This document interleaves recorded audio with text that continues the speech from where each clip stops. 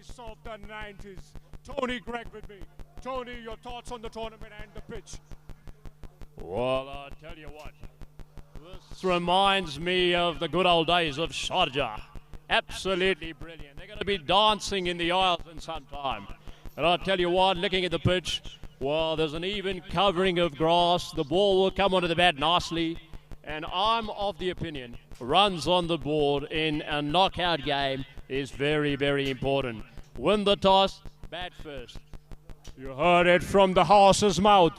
Win the toss, bat first, and let the battleground begin.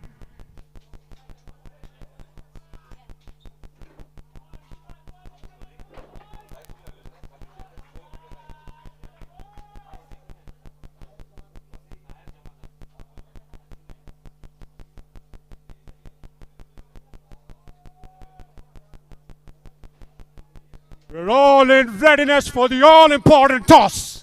The Maharashtra Stars have topped the table, but the momentum of South Stallions will make this an interesting battle.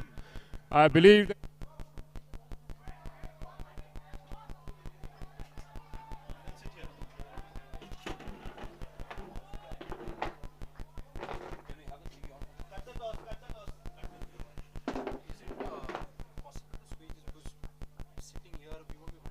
why you want to sit? Pull back here, why you want to sit? Yeah, we were planning to sit ahead and maybe get the... Watch it on the screen. You can watch it on the screen. Watch it on the screen and do the comment. Okay. यहाँ से भी आप देख लो, screen पे भी देख लो. यहाँ पे भी आएगा. Is it on? Yeah. Go ahead. The scorecard and... Scorecard is coming. Scorecard is coming. We will take 10 minutes. You want on the app पे दे दो. App पे तुमको बता देना स्कोर क्या हुआ. Just need the name of the batsman and stuff. Otherwise, context नहीं रहेगा. I don't have the pro version, so I don't have the pro version. Live में दिख रहा है.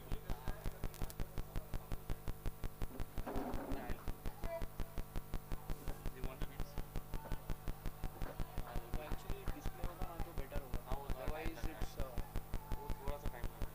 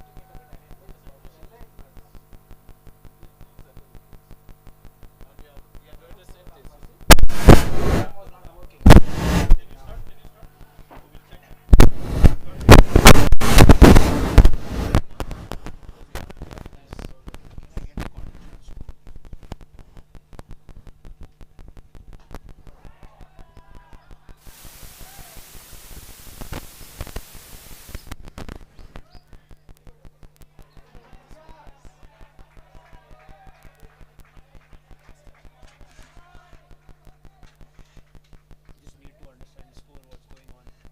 I need to have the score.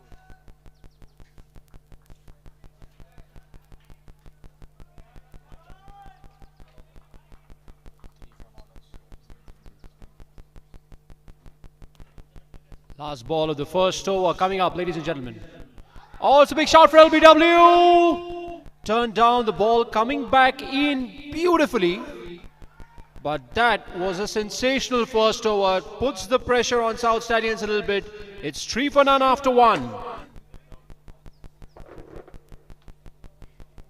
So we take a look at that replay. The ball nipping back in onto the pads, but clearly sliding down the leg side. It was a wonderful decision by the umpire. We're in for the first quarter final. The captain, Huzaifa Patel, taking strike.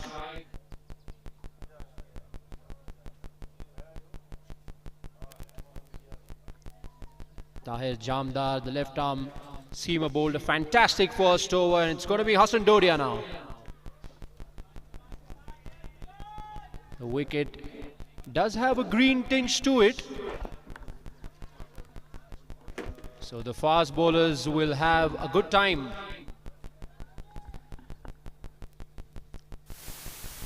Yes, the weather is cloudy, similar to English conditions where the ball seems around a bit.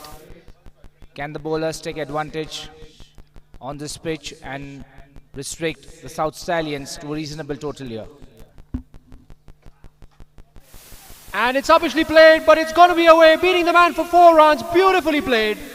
Excellent timing by the captain on that occasion.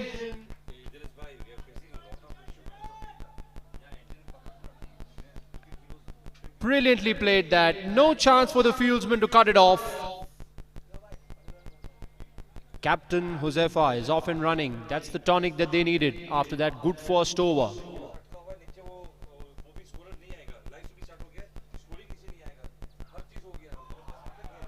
That's a good delivery. Pitched up. On the rise, he wanted to play that shot again. Similar to the first one, but that seemed to have moved a bit. Excellent piece of bowling that by Hassan Dodia. And that's moved quite a bit, in fact. Beaten the outside edge. Wonderfully bowled.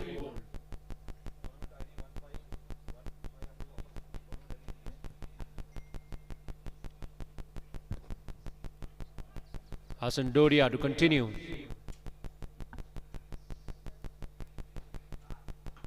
That's another good delivery, effort ball, but a well taken single on that occasion. And singles are going to be equally important. This is not an easy pitch. As you mentioned, Mufi Bhai, it's very close to English conditions. The ball hooping around, so the batsman will have to maneuver the singles.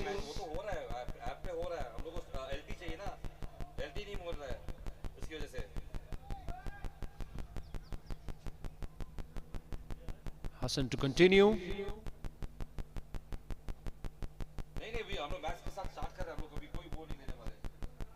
There's a bit of chat going around before the 4th delivery. Looks like there's a change in the field. Now he's going to continue with it.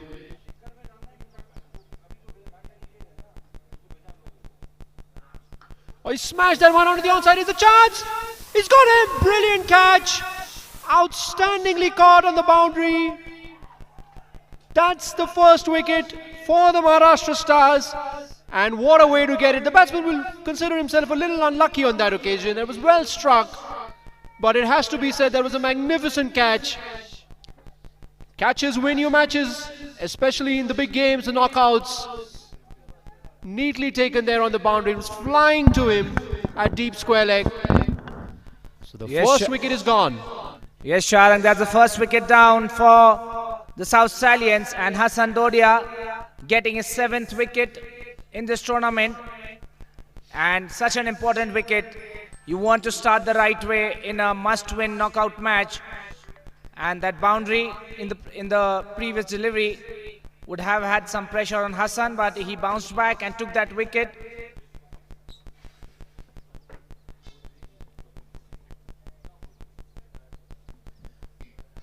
Caught on the inner half of the bat a little bit, I felt.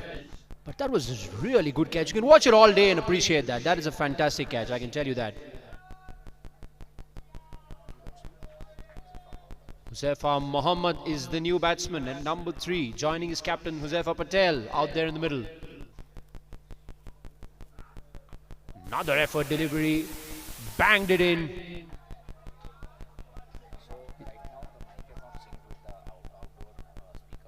Okay.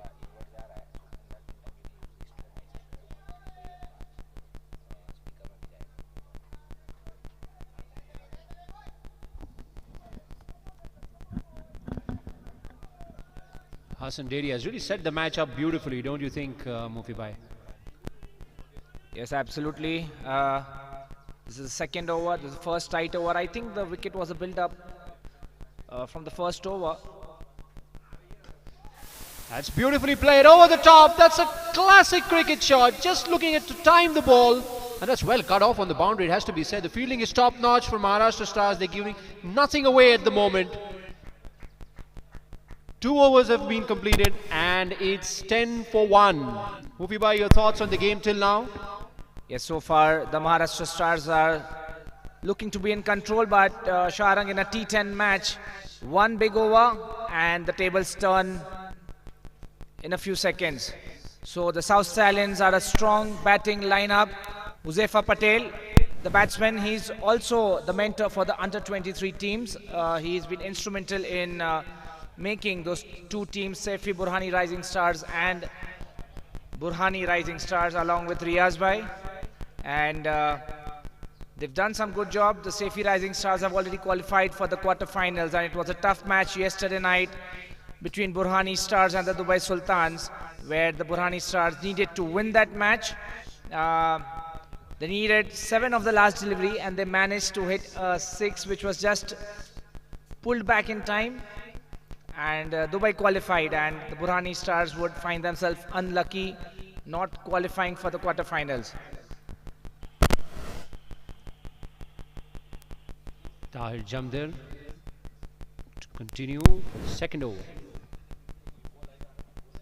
And he smashed that one away, belted away, but not quite placed. It'll only be a single, well cut off again. The fielding's been exceptional at the moment, especially on the drier parts out there. It's very difficult to get oneself in sync, but they've really been brilliant as far as their commitment is concerned. Yeah, especially in a T10 match, Sharang, it's so important to field well, catch everything that comes your way.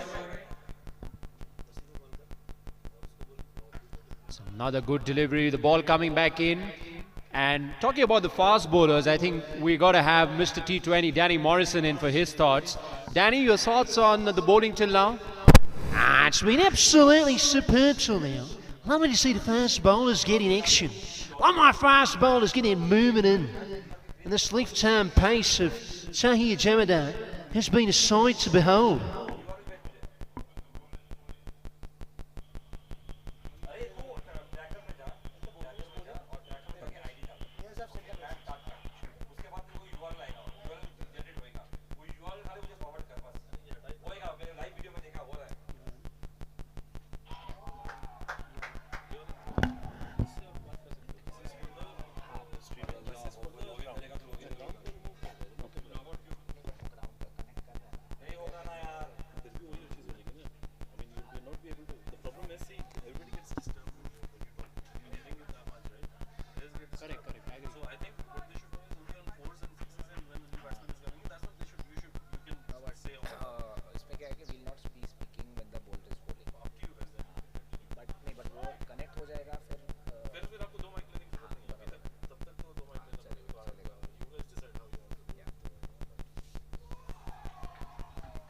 It's another good delivery there from Tahir.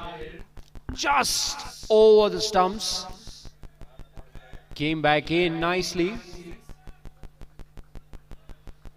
Extra bit of bounce, in fact saving the batsman on that occasion.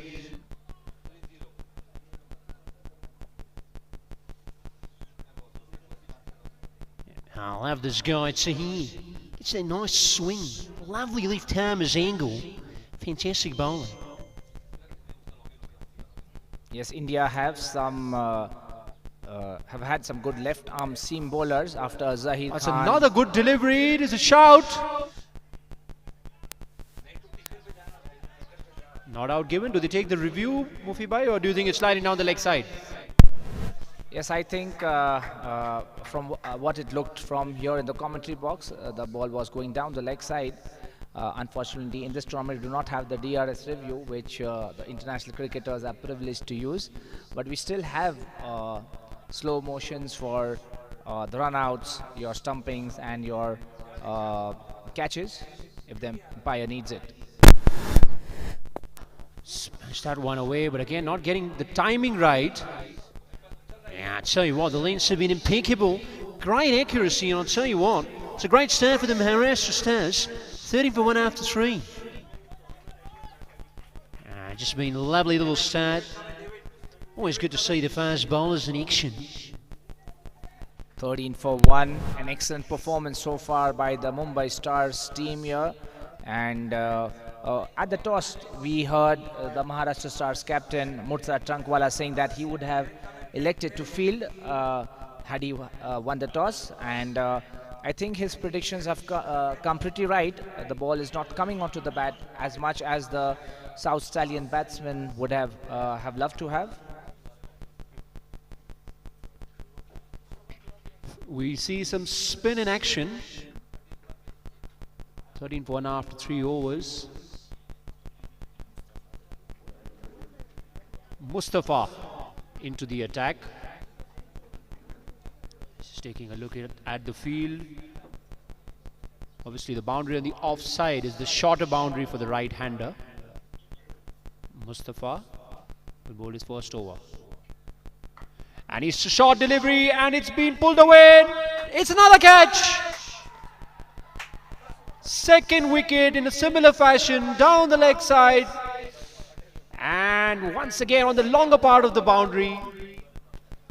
And that's the prized wicket of Huzaifa Patel, who walks back to the dugout.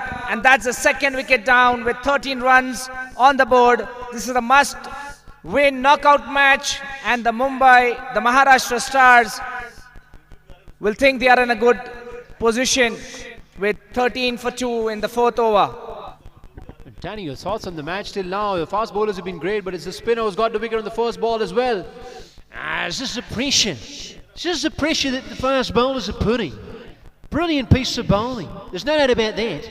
And you can see the pressure transferred when the spinner came on. Trying to tonk it over the top of the longer part of the boundary. Hold out.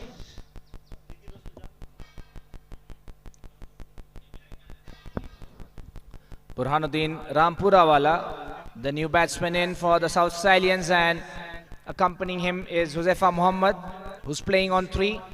They both will need to build up a good partnership here to take their team through to a good challenging total.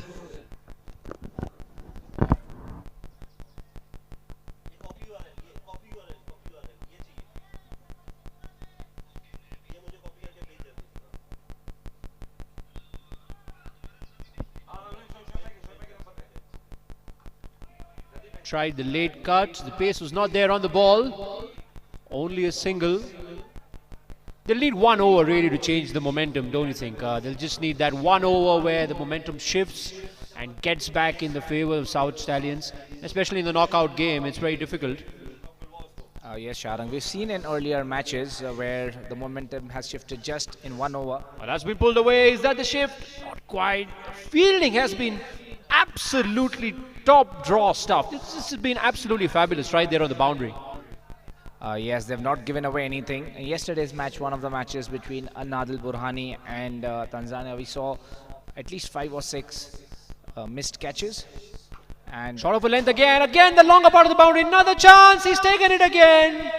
It's that longer part of the boundary again. And the fielder seems to be quite busy there on the boundary. Well, it has to be said that short of a length delivery is doing all the magic, because they're just tonking it away. But like I said, it's the longer part of the boundary, and it's going to be it's always going to be against the odds playing that shot. And with the fielding that these guys have got, well, it's just going to be very tough to get that over the fieldsman's head. Yes, Sharang, that's Abbas Hunwala, the fielder, getting his 3rd catch. He seems to have a magnet attracting the ball every time the bowler is bowling. And that was the wicket of Huzaifa Baksa, the South Stallions captain, who's walking back. And at this point, I would say the South Stallions are in a spot of bother.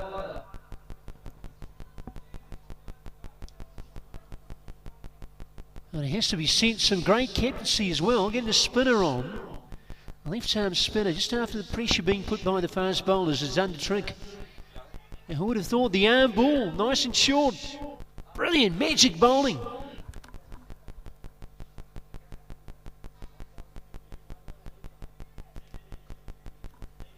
Tried to cut that away. It'll be a quick single. It's a shout. But the umpire doesn't seem to be too interested on that occasion. Excellent fielding here by the Maharashtra Stars. That was a direct hit from the point position. He could just see a single stump and he hit it. Unfortunately, the batsman was well in at that time. It was a good call for a single. 16 for 3 now, with one delivery to go in the fourth over.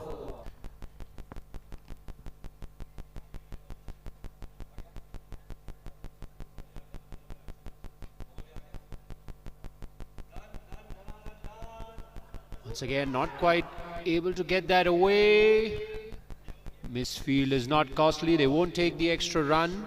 So after 4 overs, the South Stallions are 17 for 3. Not the kind of start that they would have wanted, Mufibai. Yes, at the toss, Huzaifa Baksa, the captain.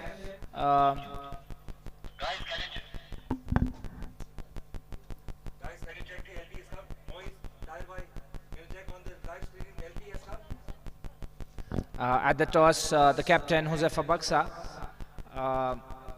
chose to bat.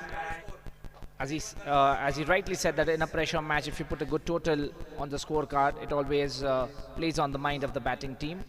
And I think they would have a score of at least 90 to 100 in mind while coming in for the quarterfinals and batting first. Ali Asgar brought into the attack, so spin seems to be the mantra for the next few overs.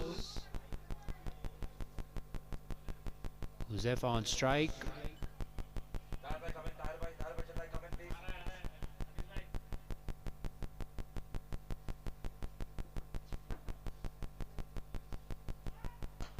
And that's been smashed away. And it's gone all the way, I think. Yes, it has. Danny, I smoked that one right out of the top draw, nailed it out of the middle of the bat. And that's the tonic that they needed. There's a bit of extra bounce in the pitch, I think, because of the grass. Uneven bounce, spinners are getting into action. But that was just, they need to break the shackles, and that was it. Brilliant from Saifee.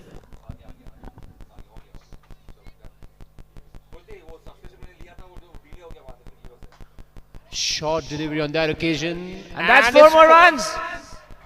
Just what the doctor ordered for the South Stallions. And Huzaifa Mohammed hitting a 6 and a boundary. And that would relieve some pressure for the South Stallions. Well, it's the previous delivery that made it bowl short. Came down the pitch, bowler short on his length, was ready to rock on the back foot and play that pull. Brilliant.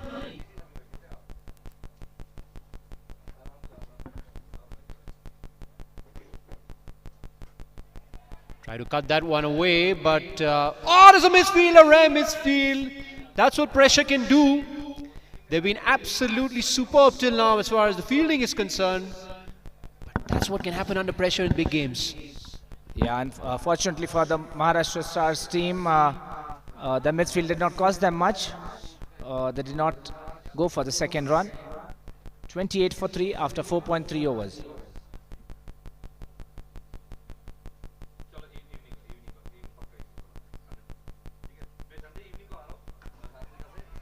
That's a good delivery on that occasion. Brought him onto the front foot.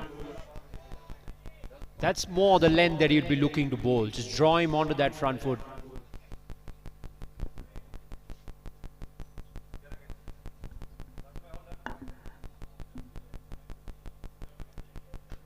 Tries to smash that one away, but again, a good end to the over, it must be said by Ali Asgar. A good comeback. It's still only 28 for 3, but it's a good over for the South Stallions. Yes, it is 11 run over for the South Stallions, which just helped them up the run rate a bit. Now they are on just below 6 runs per over.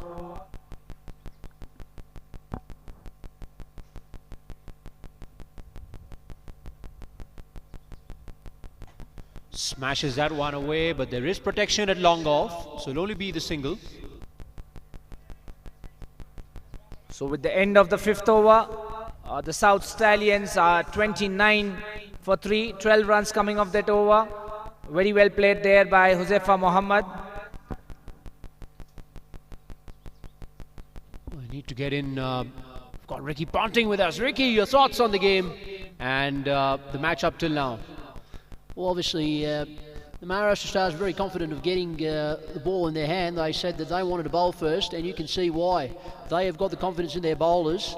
They know, they want to know what target they want to chase. I would have always batted first, but it looks like if they would have won the toss, it wouldn't have mattered.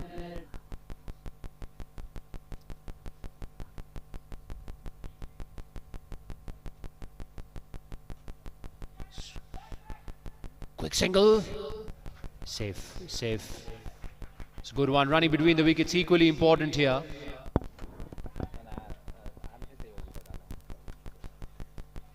Was a great resemblance to the Indian left-arm spinner Akshar Patel in the way that Mustafa has been bowling, and he certainly got that kind of results. Yes, international stars are always inspiration for young budding cricketers, and we've seen so many bowlers replicate actions of cricketing greats.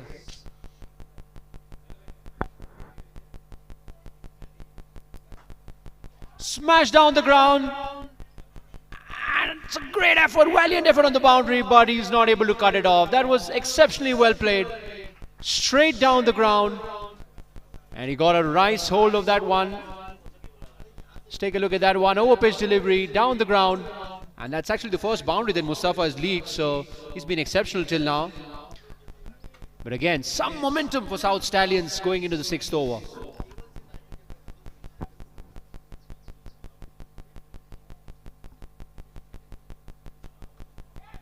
Trying to cut that.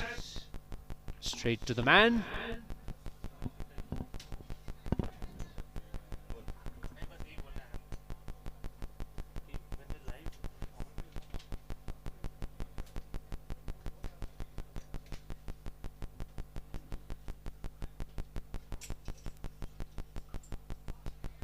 It's a quicker delivery, sharp single taken. Once again, good piece of bowling. The pace variation has got to be the key on this occasion. Yes, Mustafa has been really miserly with his runs.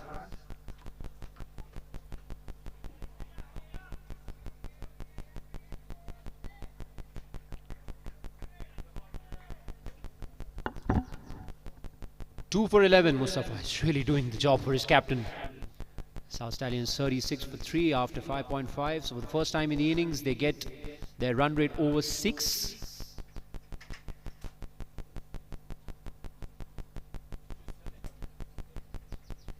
Smashes that one away. Between mid-wicket and deep square leg. Away for 4 on the long boundary. That was played right out of the meat of the bat. And a much-needed boundary to end the over. After 6, it's 40 for 3. Yes, the sweet sound when a batsman middles a shot. You could hear it here in the commentary box. Such a sweet sound, and it travels so fast. Both the fielders could just be spectators seeing the ball go past them. So the South Stallions are 40 for the loss of 3 wickets after 6 overs, and a good partnership building here between the two batsmen here. Oh, most definitely. And it's very difficult, you know, when you get 3 down in a knockout match. It's always very difficult to change the momentum of the match. Sometimes we just go down, but the South Stallions are known to fight back. That's what they've been doing all throughout this tournament, so you can expect that from them. Yes, along this tournament, they've had some upsets. They've lost some games against weaker oppositions, and they will want to, just this week, appeal for caught behind, but it was, I think, too far away from the bat. There's a bowling change being made. Captain Murtaza into the attack with his seam deliveries.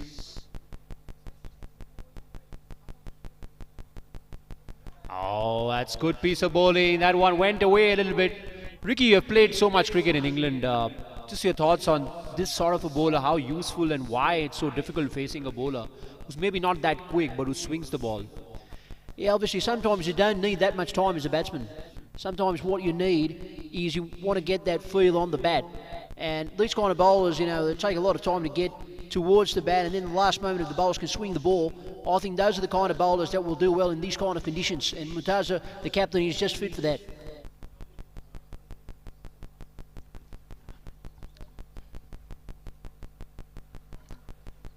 Absolutely there, gentle outswing, just stabbed it away for a single, not able to get underneath the ball, deadly accurate the captain.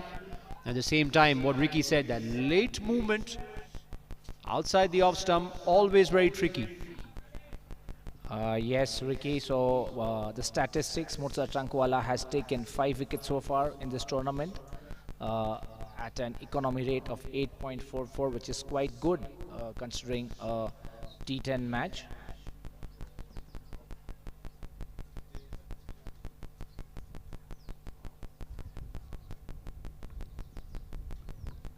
And Hassan Dodia, the opening bowler, has an economy rate of just 4.44. I mean, that is something, some exceptional figures there.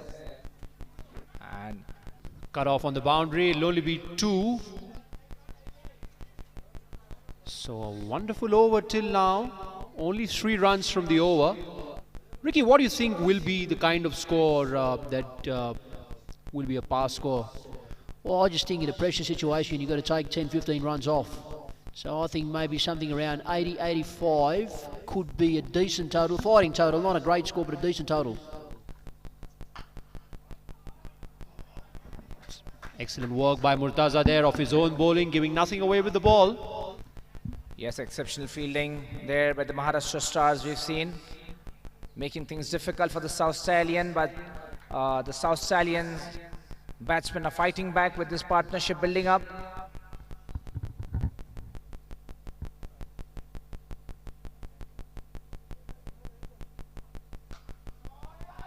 Belted that one away, and it's sped away onto the short boundary for 4, between deep square leg and mid-wicket. And you're talking about the sound of the bat, where we could hear it right there. That was absolutely smashed, smoked. Yes, it was the rare short delivery bowled by the captain Murtaza, and I think it got the result it deserved. Well, the one good thing for South Stallions is they're ending the over very well. But it just seems when the bowler has changed, they're taking some time to get set. And I think that's going to be very important now. It's just 3 overs left. And I'll tell you what, I think they will need to get something at least around 70, 75. That'll be a tough ask, but they need to get around 10 and over from here on.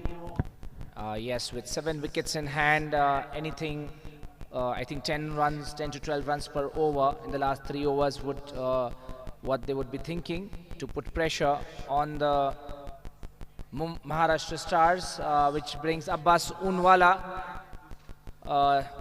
as the next bowler, who's already taken 3 catches in the same position.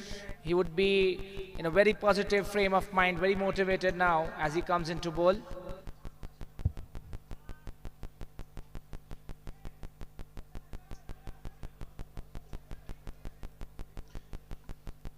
Abbas setting his field. As you can see, only 1 on the offside boundary. It's the shorter part of the ground, of course. Everyone else patrolling the onside. And he's got a good hold of that. Straight down the ground, but it'll only be a single. Cut off on the boundary. Good field placement there. Straight long off. And I think that's the way to go. Yes, I think they know the batsman is going to hit straight to the bowler when he's giving a flighted delivery, and the fielders have not been set very squarish. They're more straighter just for that reason.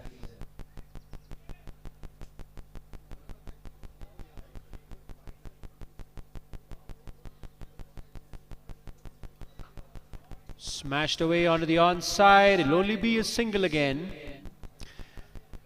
And Maharashtra has always had a great tradition of left-arm spinners. They've always been very economical. Papu Nadkarni comes to mind, a guy who had unbelievable stats, bowled 30 overs for 30 runs in England. Smashed it down the ground, not able to get underneath it.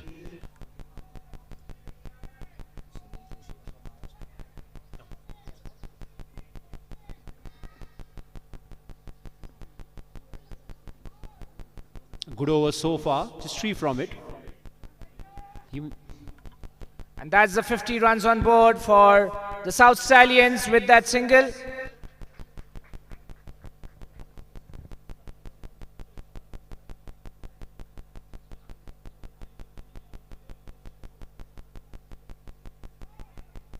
Tried the reverse sweep. Ricky, which part of the boundary do you think they should be targeting and something to get underneath? The left-arm spinners have been absolutely impeccable. Oh, I just think they've been targeting the wrong part of the boundary. That's a big boundary out there, but they've got to be able to play inside out. I know it's a tough shot to play, but if you play one shot, I think it unsettles the bowler. And they will need to play that shot just to disturb his line and length. Once again, down to mid-wicket. Will be cut off. Only a single. Singles won't hurt the Maharashtra Stars. Yes, as we come to the end of the innings with only 13 deliveries left, you would think that the South Stallions will look to up the run rate. Cut off a deep square leg, only a single, unlike the previous overs where they've been getting boundaries of the last ball. 8 gone, it's 53 for 3, and it's Maharashtra Stars all the way till now. Yes, the Maharashtra Stars will not mind those odd singles right now. The current run rate is 6.63. And I think the Maharashtra Stars will be quite happy with their performance so far. But you never know, as we said in a T10 match, the South Stallions have a good batting lineup and just 1 or 2 good overs. And if they're able to post 80-90, I think the game is on.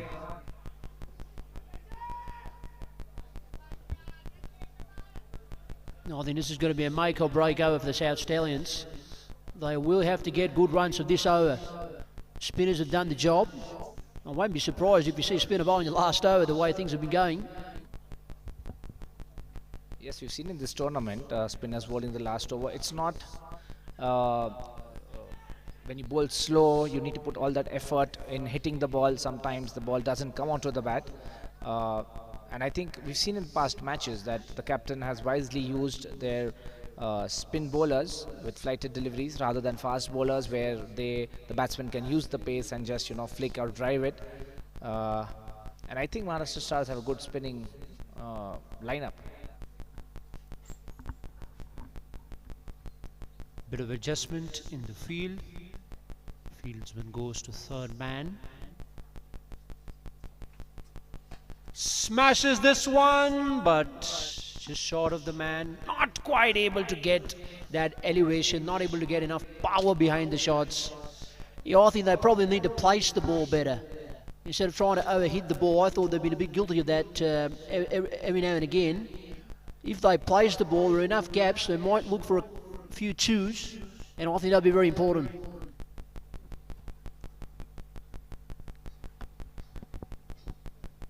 Yes, I think they are trying to hit the ball too hard and straight to the fielders.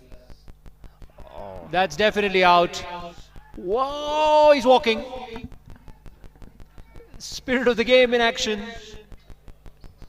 That was a slower ball by Murza Trunk. You also saw in the previous delivery bowling a slower ball, which the batsman read quite well and hit it straight to the fielder. This time, I think the pace was much slower, and this time he's actually deceived the batsman, and he was out caught behind. But I must say the keeper was also very alert, because when a slower ball is there, the keeper needs to be nearer to the stumps, and I think he did it perfectly.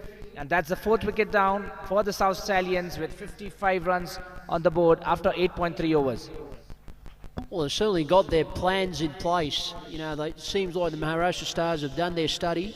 They have their plans in place, they have a method, and they're very organised in the way that they're going about their things. It doesn't seem by chance, it just seems like a methodical team going about doing their job. Yes, Sharang, and I think credit for that goes to the captain, Murza Trankwala, who's also played professional cricket at Maharashtra level. I think he would be bringing his ideas and the processes into play when he's captaining the Maharashtra Stars team, which is really very important in grooming the youngsters and get them to the stage of national and international level where the thought process of the players comes into play.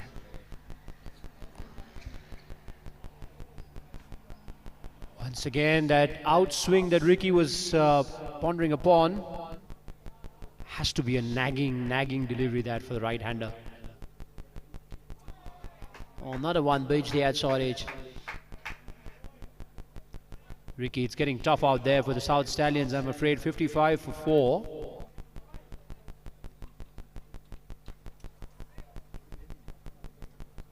Thoughts on the way Murtaza has led, Ricky? Well, he's been fantastic in the way that he's led. The field positions have been great. The bowling changes have been on point. And like I said, they've been very organised in the way that they've gone about. And the fielding's been the main attraction for me. Fielding's probably going to win them this game.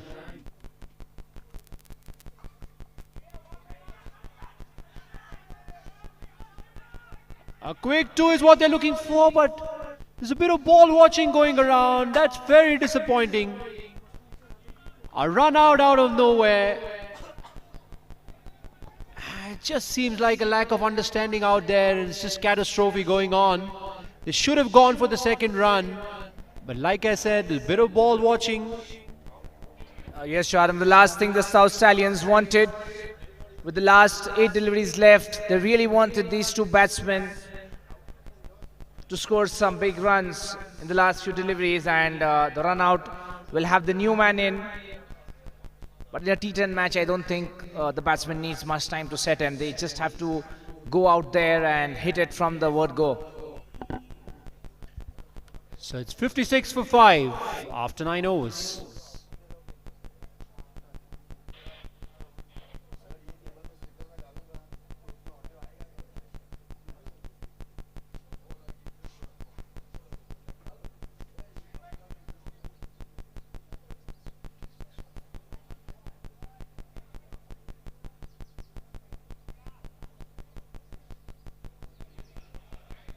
So Hassan will bowl the ultimate over of the first innings. 56 for 5 after 9 overs. It's been all Maharashtra stars till now. Can they get a last over boost? And it's very important. You never know. It's a short game and things can change quickly.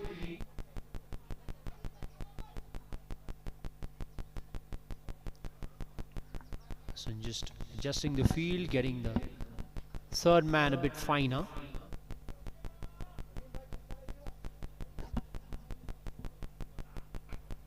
And he's hit that one away. There's no elevation. There's an elevation, but there's not the distance. And a simple catch, it has to be said. Falling like a pack of cards at the moment.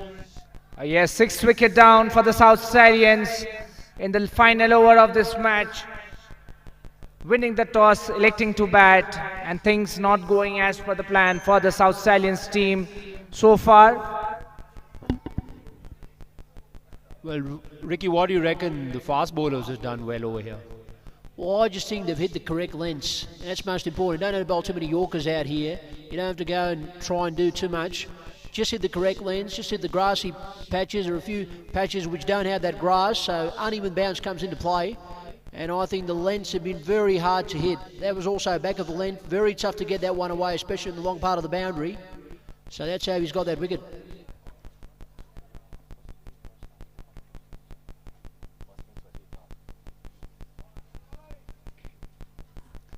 Hassan to continue. Gets his second wicket.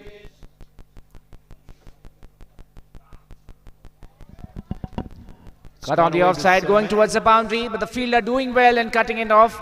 Not before the batsman. Crossover for 2 runs. I love the way Hassan bowls. You know, he bowls with a grunt. He's got a great effort behind every delivery. Mohammad Siraj certainly seems to be his inspiration. Just keeps going. Yes, Mohammad Siraj is the talk of the town currently. And I think it's the same aggression. Hassan Dodia has already taken 2 wickets, and his run rate, he's been really economic in this 10-over tournament. Just 4.5 runs per over. He'll be cut off on the boundary. They will still come back for 2. They really need the big shots at the moment. Singles and twos won't really bother the Maharashtra stars. Got their total up to 60. That's actually a very close shout. The umpire probably being a bit generous on that occasion. Yes, I was wondering if he did not show a leg by. So I was wondering if that hit the bat, but he did signal a leg by. That means there was no connection with the bat, and that means it was really close shout. In the air. And it will land safely. Another 2. Or is it a 3? That's good running. That's what they've been missing till now. Nice and aggressive running. That's what they needed. Yes, good judgment there by the South Stallions batsman. The ball was running towards the boundary. The fielder chasing it. They knew that they could keep one run for the throw. And they move on to 63 for the loss of 6 wickets. 2 deliveries left. Can they finish in a flurry with a couple of sixes or boundaries? Well, they certainly will need at least 70 on the board to give themselves a fighting chance. Not the easiest of pitches, has to be said. So they will feel they're in the game, but they do need a couple of big blows here.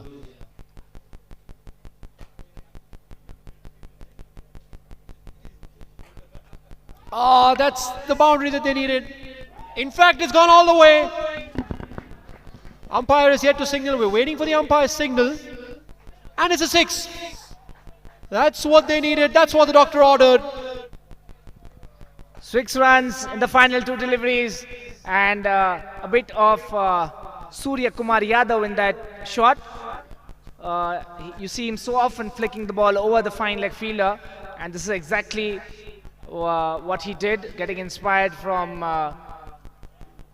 SKY. Well, the fine leg's gone back, so there's a big chance on the leg side. In fact, they don't have any protection on the leg side apart from the fine leg. They don't have the deep square leg, so that's the area that he'll target. The bowler's trying to obviously go on the offside here. And it's on the leg side, but not quite able to get it away. It'll push for 2. And it's going to be a run out eventually. So they get to 70, which we discussed. Is it a fighting total? Is it below par? We'll soon come to know. But certainly Maharashtra side will be absolutely buoyant after that first innings. Yes, the Maharashtra Stars will think they have done really well in the first innings, restricting the South Stallion batsmen to 70 runs. And when they come into bat, they'll need to score 71. Which would be quite not such an easy target considering it's a knockout match, but we'll wait and watch.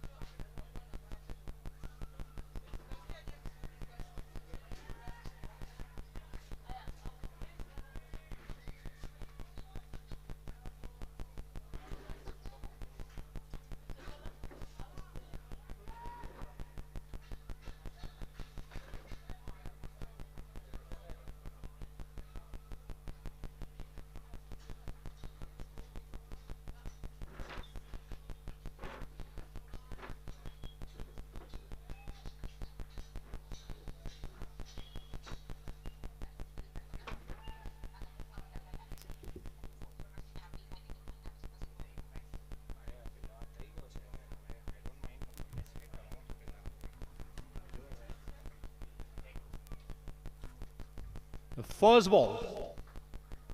Nicely bowled. And once again, left arm pace in action. Maharashtra Stars were impeccable in the first innings. They just need 71 runs of this 10 overs, but cricket's a funny game.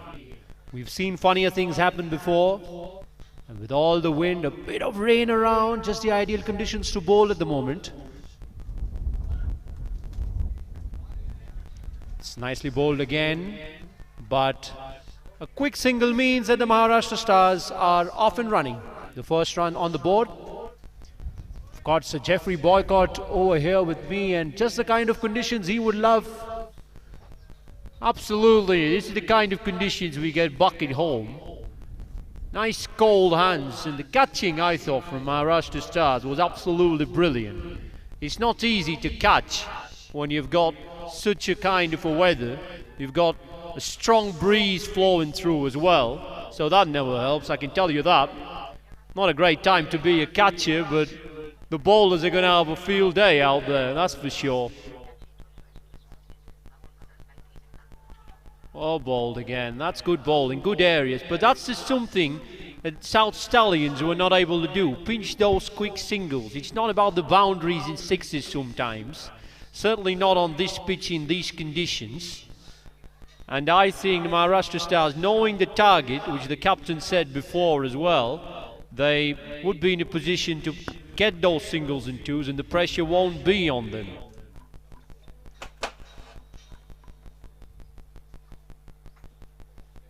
Yes, the asking run rate is not very high, and I think the Maharashtra Stars would be content in taking... Close. That would have been gone. That would have been curtains, that's for sure. If he would have hit on that occasion, that would have been gone, and they really need to get that fielding effort in. We saw in the first innings as well, that's what sets the tone, doesn't it? Fielding effort here and there, it just gets the team motivated and rejuvenated.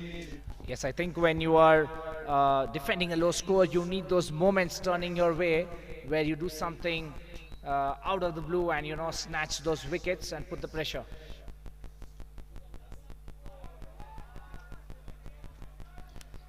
Good piece of bowling, watchfully played. So Jeffrey, your thoughts till now about the tournament, the way it's going? It's obviously heating up at the moment. We've got cold hands, we've got warm hearts. As we take a look at the fourth ball. So Jeffrey, your thoughts? Well, it's just been absolutely fantastic. The quality of cricket has been top-notch, and that's what I've enjoyed the most. You know, it's just lovely to watch. Great cricket. Just the kind of weather, like I said, we love this kind of weather. It might be, you know, for the Indians, the Pakistanis, all of them, it might be a bit tough, this cold weather, but it just sits right up my alley. Lovely Yorkshire weather. Bring in some teas and maybe some budgias if you have. Yes, Jeffrey, I was just going to say that it is similar to the Yorkshire weather, that you feel it's getting colder, and I think the ball will start doing something.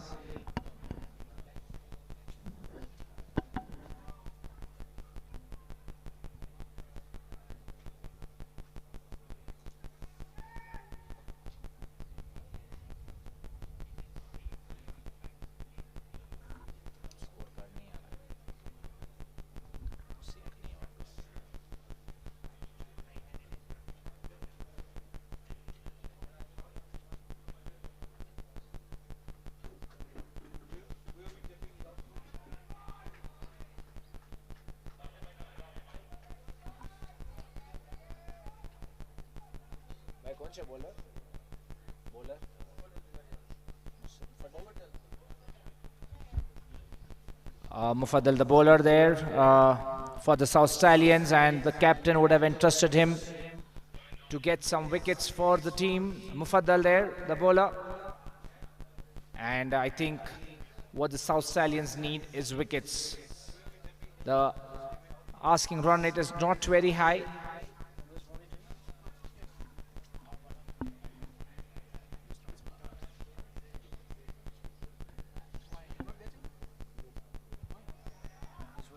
Beats him outside the off stump. They need a bit of luck to go their way as well. They need something to go their way. Extra bit of bounce on that occasion. But the good thing is that I think they finished pretty well.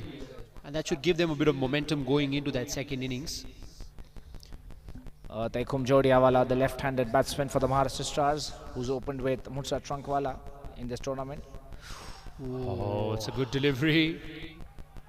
An extra bit of bounce is really troubling the batsman on this pitch. We saw that in the first innings as well. So Jeffrey, how did you go about doing it in your day? Come on, let us get back to the 1970s. How would you play this? Well, in my day, we didn't have any T10s, did we? We didn't have T10s back in my day. So you could defend the ball all day and get away with it.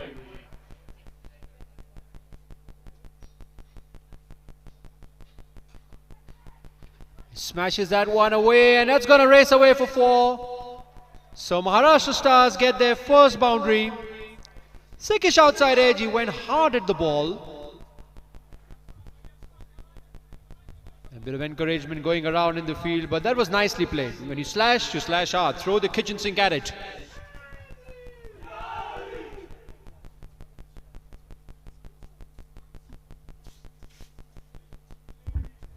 It's interesting.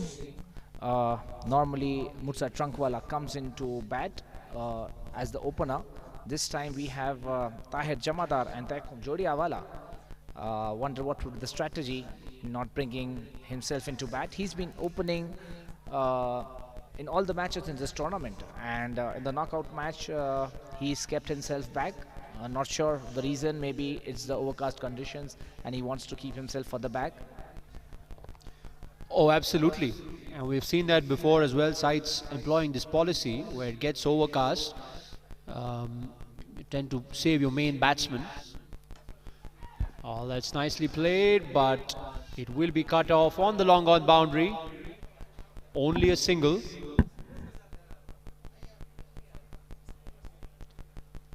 That's the end of the second over, and the Maharashtra Stars 10 for no loss after 2 overs, requiring further 61 runs and 48 deliveries. The asking run rate not very high, but the South Stallions will want to take wickets. And as we discussed earlier, this is a knockout match, and the captain Mutsa Trunkwala has held himself back. He's not coming to bat. He normally bats in the opening position all throughout the tournament, but in this quarter-final knockout match, we have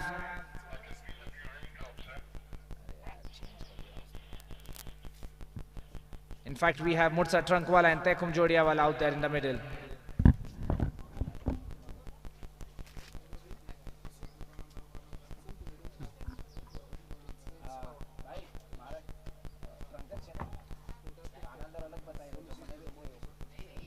Nuruddin Teenwala in action now with his left arm pace. In this match, Sharan, we've seen so many left-handed bowlers, be it pace bowlers or spin bowlers. I think there are many bowlers left-handed in this tournament, at least in this match that we are seeing. Oh, definitely. And it must be irritating for the right-handed batsman with the swing and the extra bit of bounce to face a left-arm seamer. Obviously, with the natural angle that the left-armers get, for us right-handers, it becomes very nagging. Yes, we've had left-arm fast bowlers, the legendary Wasim Akram coming to mind when we speak of left-arm fast bowling. Zahir Khan, Irfan Pathan from India have been instrumental in spearheading the Indian pace attack in the early 2000s. Yes, left-arm pace is a bit tricky, especially for right-hand batsmen, where the ball is going away and then when it nips back, you're caught off guard.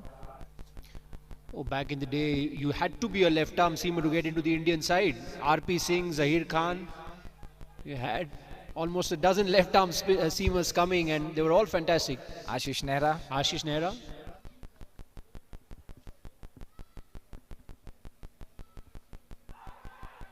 Has to be sliding down leg side here. An ambitious shout, but a good delivery.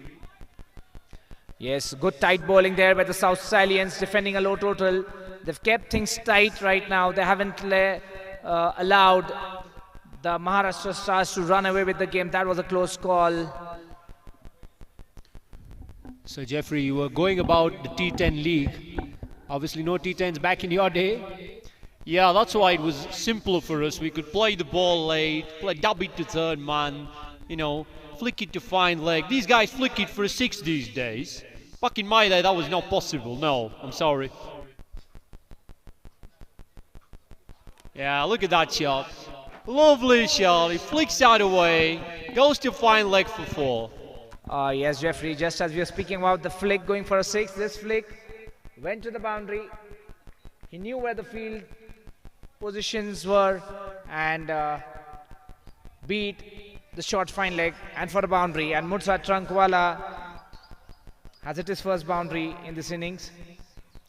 And he played it with the swing. Probably want to get one away from the right-hander, that natural left-arm seamer's angle. Oh, that's a good shot. Lovely shot, in fact. That's four. That's brilliant stuff. Yeah, over the mid-on fielder, timed it well. As I said, he knows where the fielders are and he's playing his shots accordingly. That's the second consecutive boundary for Mursa Trankwala. And the Maharashtra Stars move on to 19 now. And they are upping the ante now after a quiet start.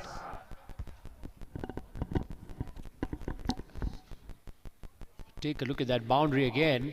It's right out of the meat of the bat.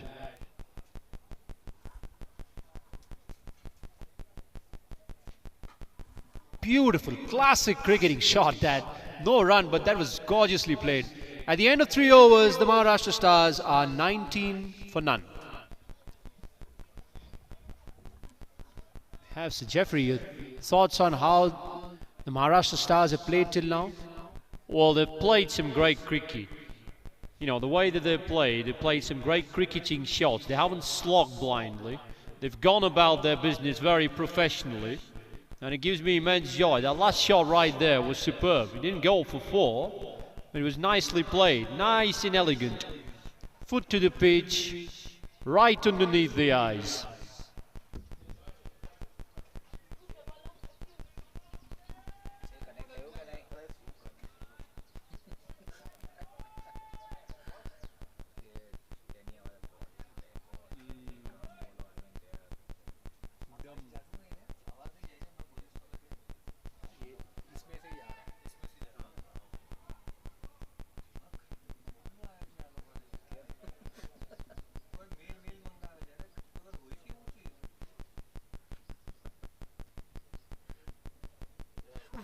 Well, that's a close call. Not out. That looked close, movie by. Yes, and signaling leg byes, that means there was no bat to it. It was a Yorker, and we'll just see in the replay and get an idea. Yes, I think it was going down the leg side. Good decision there by the umpire. The umpiring has been top notch, has to be said. They haven't had any wrong decision.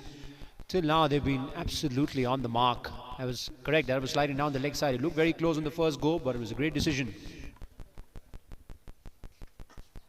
Oh, that's beautifully played. It will be cut off on the sweeper boundary, only a single. And with that, the Maharashtra Stars move on to 24 runs now. Their current run rate 7.2 and the required run rate is 7. So going on pretty well without losing any wicket. And as we discussed earlier, the South Stallions will want to pick 2, 3, 4 wickets to put pressure back on the Maharashtra Stars. Happy faces in the Maharashtra Stars camp.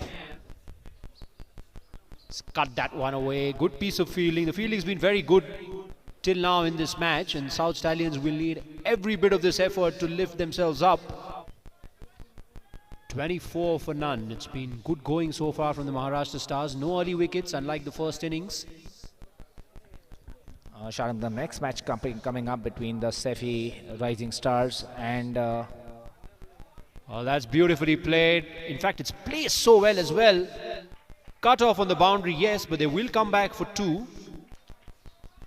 Susharang, as we're discussing, the next match, the next quarterfinal between Nadi Burhani Pakistan and the Saifee Rising Stars team, which is under 23 team. The captain from the under 23 team won the toss and elected to field. Do you think it's something to do with the conditions going on in this match and the score in the first innings in this match as well? Wide call on that occasion. Well, yes, I think they would have taken some inspiration from the first match. I think what they would have seen is when you know the target, you don't go too hard. And in these conditions, it's going to be very difficult to predict what a good score is going to be. Also, if it rains, that's what you want to have, right? You want to, if there's a stoppage in play, you want to know what target you're chasing. And with the two-pace nature of the pitch, that's going to be very important. So I think it's a very good toss to win. I think, oh, he's dropped it. Dear, oh dear. The keeper dived. That was a Nick. Dived hard but could not get his hands to it. Just got his hands to it. Goes down as a half chance, and to add salt to the wounds, given an overthrow that gives 2 runs to the Maharashtra Stars. And as we are speaking, wickets are so important. They need to take these half chances if they have to come back in this match. Do you think it might be worthwhile getting a slip in? I know it sounds ambitious, but just to get that 1 wicket in play. That's a terrific shot. The driving's been exemplary so far, and that was cut away. So we're seeing all kinds of cricketing shots here. Wonderful play by the Maharashtra Stars, and after 4 overs, it's 33 for none. Yes, perfect placement there by Mursa Trankwala, moving on to 19 runs now. As I said, he exactly knows where the field positions are, and he's just placing the ball perfectly over there. Chasing a low total, you need to take those half chances. We have had a couple of them. They are difficult, all right, I know that. But in a knockout match, these moments are something that can turn the match around. So Jeffrey, how do you get the next wicket? Well, first of all, pray. Because the way Maharashtra Stars are playing, it seems a bit tough. But you're right, I mean, they need to have aggressive fields. If anything, you just got to put the pressure on the batsman. Sow a seed of doubt in the batsman. You know, that's very important. And you can do that with aggressive fields, funky fields. Because anyway, they're not going to defend this total just by bowling the overs. Maharashtra Stars, if they play 10 overs, they're going to win this. They got to get them out. Absolutely, and as you suggested in the last over, that slip might not be a bad option. We've not seen many slips in T20, T10 matches. But yes, when you are defending a low total, you need to take those wickets, because wickets are what will turn things around for you. At the moment, the Maharashtra Stars seem to be taking the match away from the South Stallions. Josefa Patel, the bowler there, a veteran in his own way. And he's been a mentor, as we discussed, for the under-23 teams, and has been instrumental in making those teams coming to this level, the young teams, and giving them exposure. Cut away, straight to the man. Well, 7.85, the current run rate. Required run rate is obviously under 7, so things in control for the Maharashtra Stars. We have a strong breeze going around, and the breeze seems to be in favor of Maharashtra at the moment. And he smashed that one! Absolutely nailed it. Longer part of the boundary. We saw so many catches going in that area, but that's where the difference came in. That was absolutely out of the screws of the bat. That sound that made was absolutely beautiful. Unless you're a bowler, of course. Yes, the two batsmen took their time to settle in, and now once they are in, the dealing in boundaries here and getting to the total very quickly.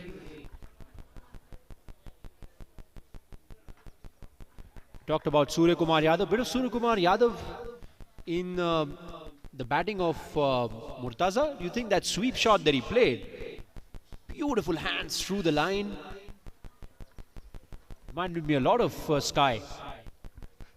Yes, absolutely. Sky has got a trademark shot where he just bends, and you know how he manages to take the ball and just, sometimes you feel that he's going to get bowled, but his judgment and his connect with the ball is so perfect that he manages to just loft it over the wicketkeeper's head for a 6. I would hate to be a spinner against Surya Kumar Yadav.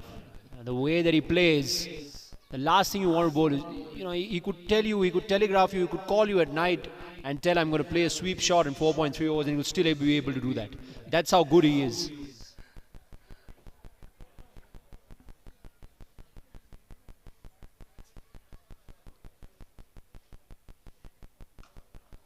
Stroked away beautifully onto the offside. It will be cut off on the deep extra cover boundary.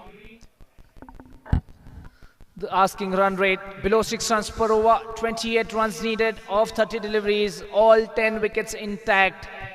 And Maharashtra Stars look favourites to win this first quarter final, but you never know. T10 games can turn very quickly, one good over with 2 or 3 wickets, and for all we know, the Maharashtra Stars can come into pressure. But can the South Stallions do something remarkable here to get their team back into the match? The bowler here, Murtaza. Can he take a couple of wickets? Can he get Murtaza Trankwala, the pillar of the Maharashtra batting attack? Try and get a bit of energy into the South Stallions. We've got David Lloyd with us. Bumble, thoughts on the game so far?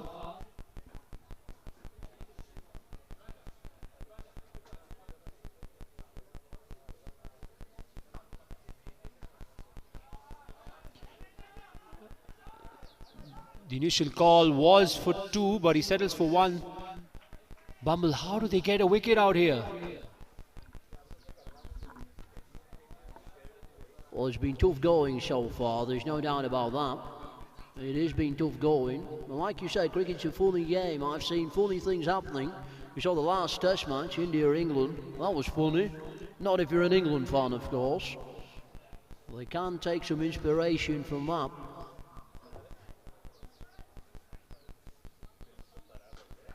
Oh, at the straight to the man. Oh, he's got it. Beautifully caught. What an outstanding catch that was. The ball was flying under pressure. He had to jump, and he jumped it to a tee. Brilliantly taken. And that's the first wicket down for the Maharashtra Stars. Taikhom Jodiawala, the man there getting holed out in the deep. That was an excellent catch by the fielder. It was going over his head. He was standing inside the boundary line, not right back, and had to do well in taking the ball over his head. That's the first wicket down, and the South Stallions will be looking to take at least 2 or 3 more in a quick succession to get themselves back into this match. Well, David Bumble Lloyd is in the commentary box, and straight away he's done the trick, it seems, for the South Stallions. David, your thoughts? And a bit of rain as well that you have brought from Lancashire, looks like. Well, I take no guarantee in what I've said. It's just all South Stallions on that wicket right there. That was a great catch. Brilliant catch. Glenn Phillips-like almost.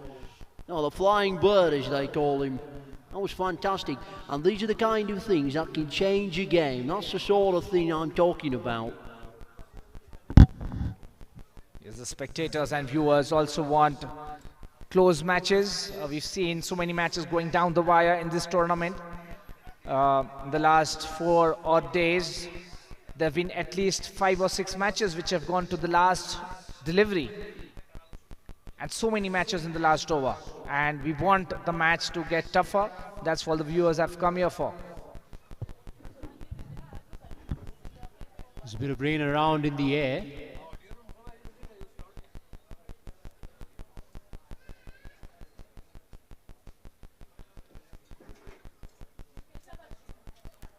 Let's cut that one away onto the offside. It'll only be a single.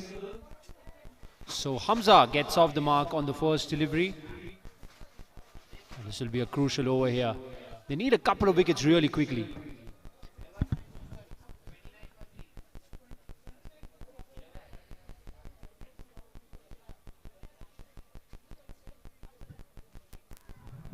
Good piece of bowling.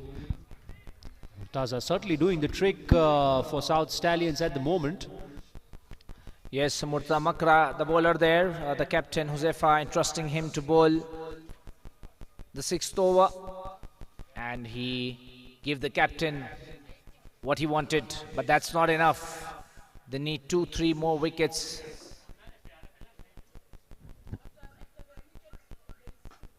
It's beautifully stroked. That's a fantastic shot. It'll possibly come back for 2, but that was a sumptuous looking drive, that.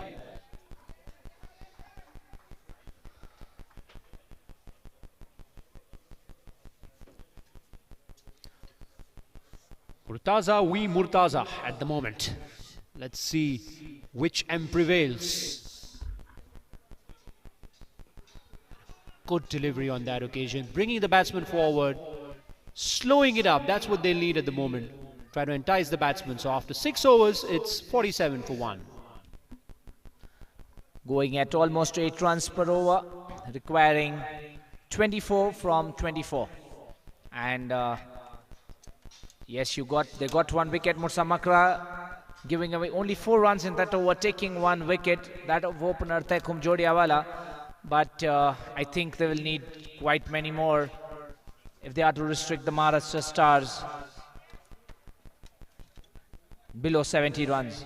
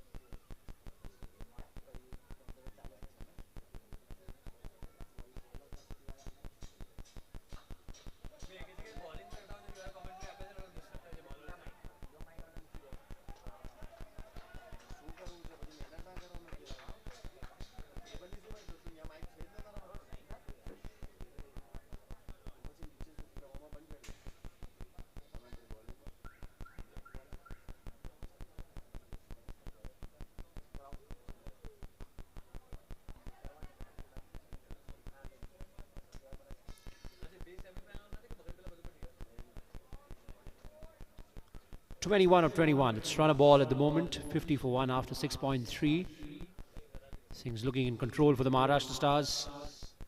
Huzaifa looking to make a change.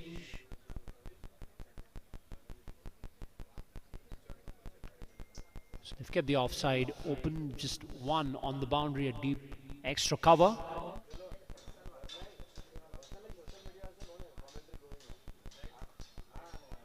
That's nicely cut away. Plays to perfection as well. That's going to race away to the fence for 4. That is a classy shot. Murtaza is really playing a wonderful innings out here. Short of a length, rocked onto the back foot.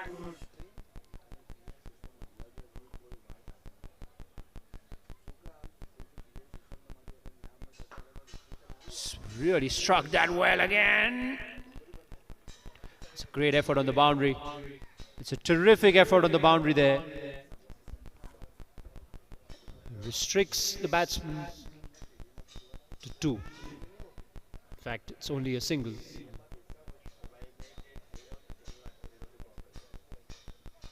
So trying to guide that one away. Straight to short third man. No damage done. After 7 overs, it's 55 for 1.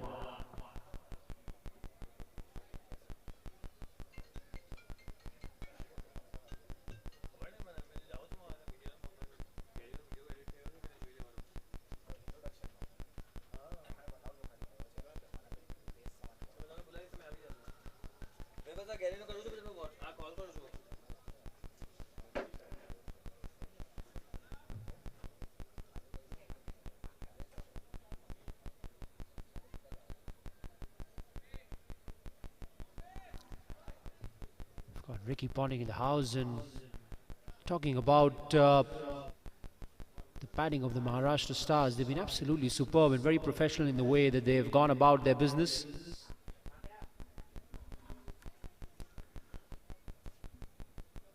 .55 for 1 after 7 overs. So the last 3 overs coming up. 16 runs needed for the Maharashtra Stars.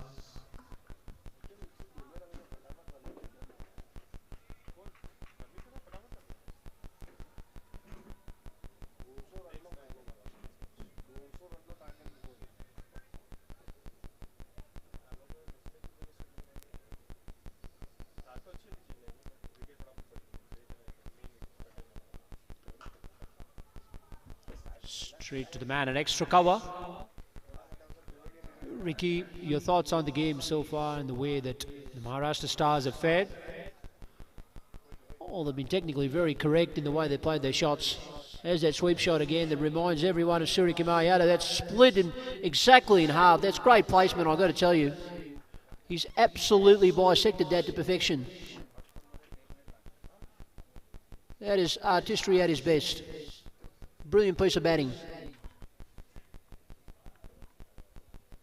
Well, it's just been a joy to watch this man play. Murtaza, technically very sound, both of the front foot as well as with the back foot.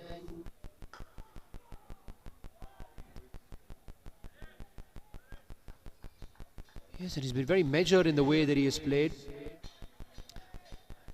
Great advantage of knowing the target is you don't go too hard when the pitch doesn't allow you to do that. I think that's where the South Stallions might have miscalculated their first innings. 11 needed now of 14 deliveries. South Stallions in urgent need of a couple of wickets.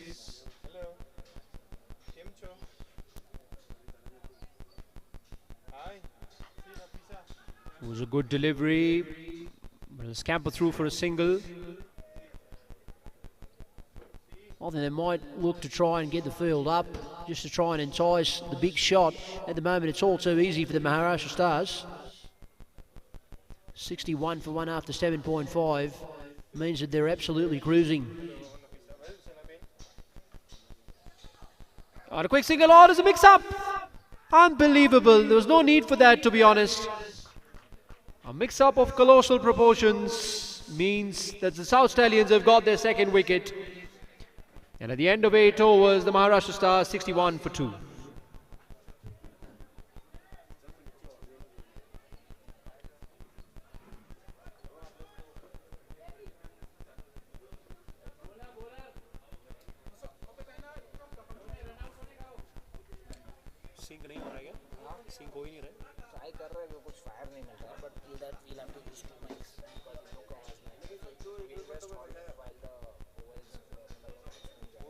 अच्छा तो continuous 2 mics they want. Bowler will bowl था. But problem is कि when he plays the shot, right, we are commentating. So is that a catch वगैरह में distraction नहीं है? He just when the bowler is doing his run up. हाँ ठीक. 61 for 2 after 8 overs. The Maharashtra Stars requiring 10 runs of 12 deliveries with 8 wickets remaining. Is there a twist in the tail, Mofi Bhai? 2 overs, 10 runs. Come on. What are the odds?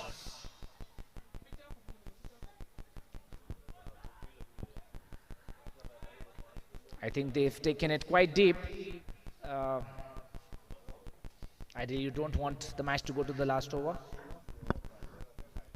There's too much pressure on the last over, you know. Even if it's you need to score 3 or 4 runs in the last over, there's always the pressure because there's no backup after that over. So you want to make the most out of it, and sometimes that brings you under pressure. Dot ball to start. 10 runs required now of 11 deliveries.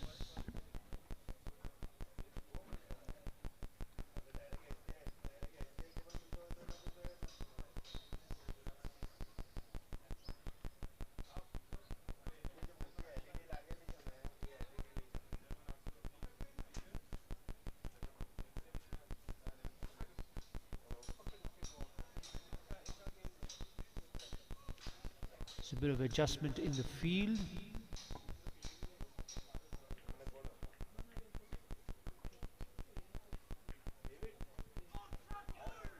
Oh, was that a drop chance?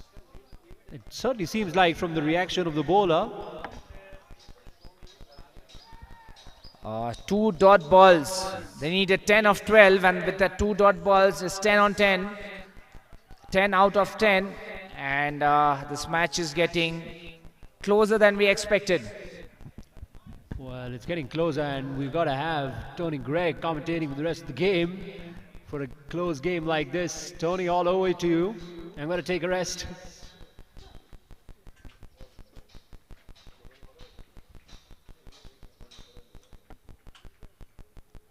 Oh, and that's a good delivery. No, they don't go for the shout, but that's good bowling. 3 dot balls on a trot. 61 for 2. Boy, things are heating up at the moment. The South Stallions have got just the start they needed in this over. Yes, absolutely. And just as we thought that the match will get over quickly, the South Stallions are keeping things really tight.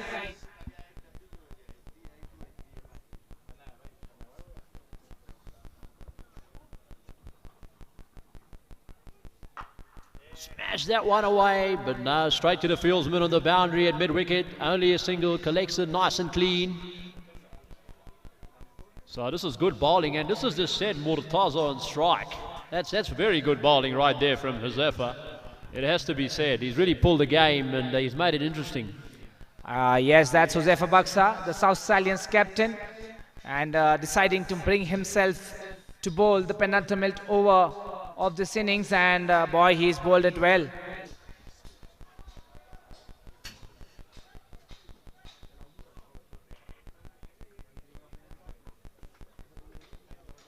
A bit of change in the field rather.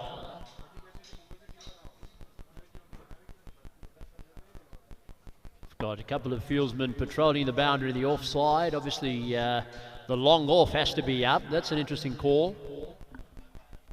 Abbas Unwala, the batsman there, who took 3 catches in the previous innings. Smashes that one away. Will it be cut off on the boundary? That's going to be a chase. Yes, it will. Only 2.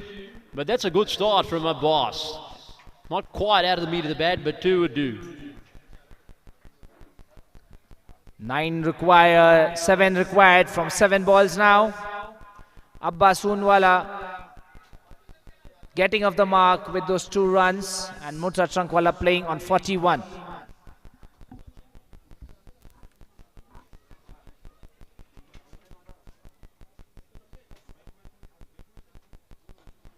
Or is it this one away through the offside? It will be cut off on the boundary, I think. Yes, it will. They wanted to push for 2, but they couldn't quite get it. So it's all boiling down to the last over now. 6 runs required of 6 deliveries. It's got to be anyone's game now. Yes, Tony, absolutely. The South Stallions are fighting it to the tee. The last over by the captain, Huzefa Baksa.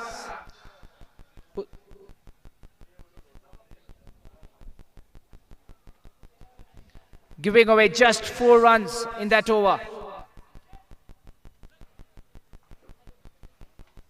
And it all boils down to the last over, as we told that the viewers want to see those close matches going down the wire. And a good start to the first quarterfinals.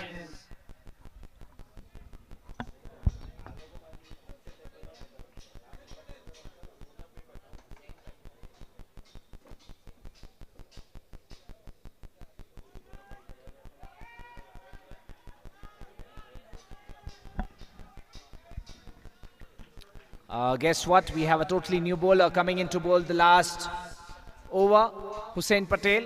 This can only happen in a T10 match where a new bowler is coming in to bowl the 10th over. 6 required of 6.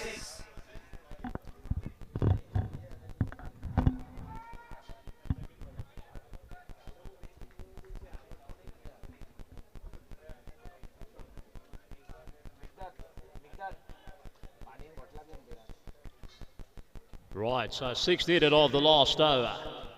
A boss on strike. Hussain with the ball.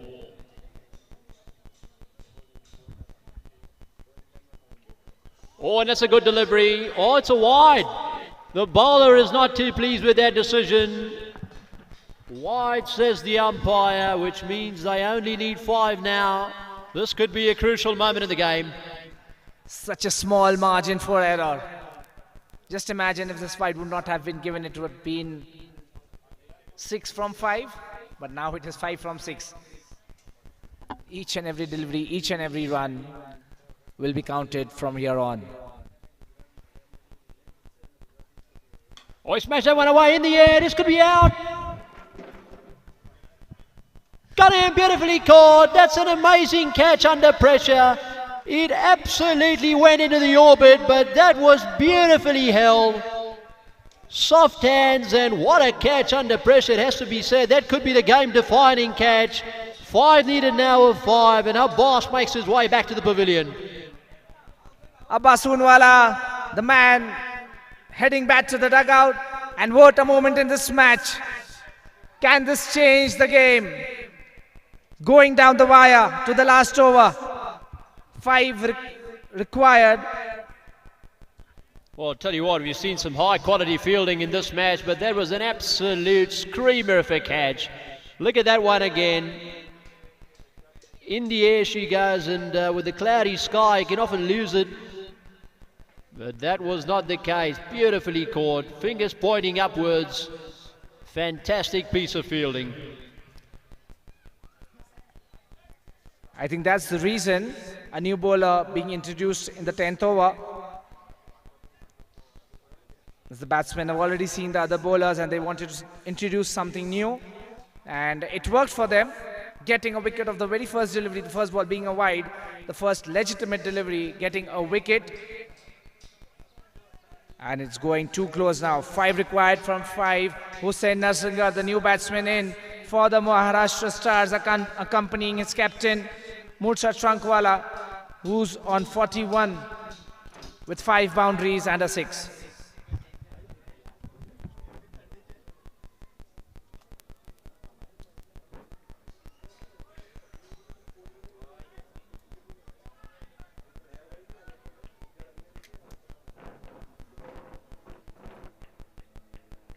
Oh, and that's beautifully bowled down to long on. Nice Yorker there, but they'll get the single anyway. But that's really good bowling under pressure, it has to be said. 4 needed now from 4. It's gone right down to the wire. Yes, with 4 from 4 and Mursa Trankwala, the captain, on strike.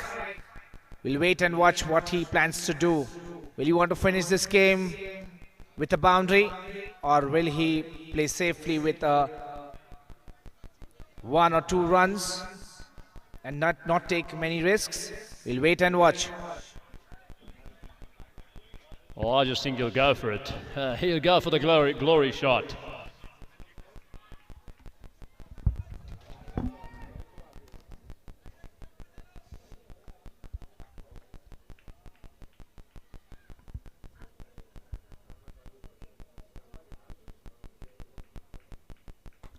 Flick that one away nicely into the gap. That's beautifully placed. In fact, they'll come back for 2. Yes, they will. In fact, they might. No, they don't think of 3. But that's beautifully played, though.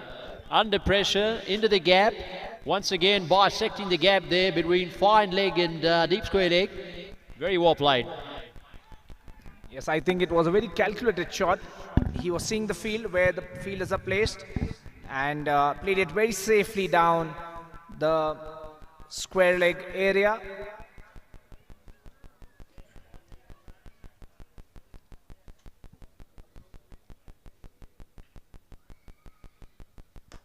Oh, and that's nicely played again. Played it with soft hands. They look for 2. They're going to come back for 2. That should do it very well for the Maharashtra Stars.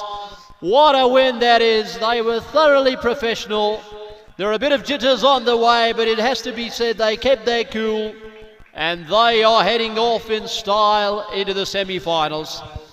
Yes, the win with 2 deliveries to spare, and the win by 7 wickets, and it seemed like Mursa Trankwala had calculated the whole innings, playing 2 delicate shots, taking 2 doubles to win this match.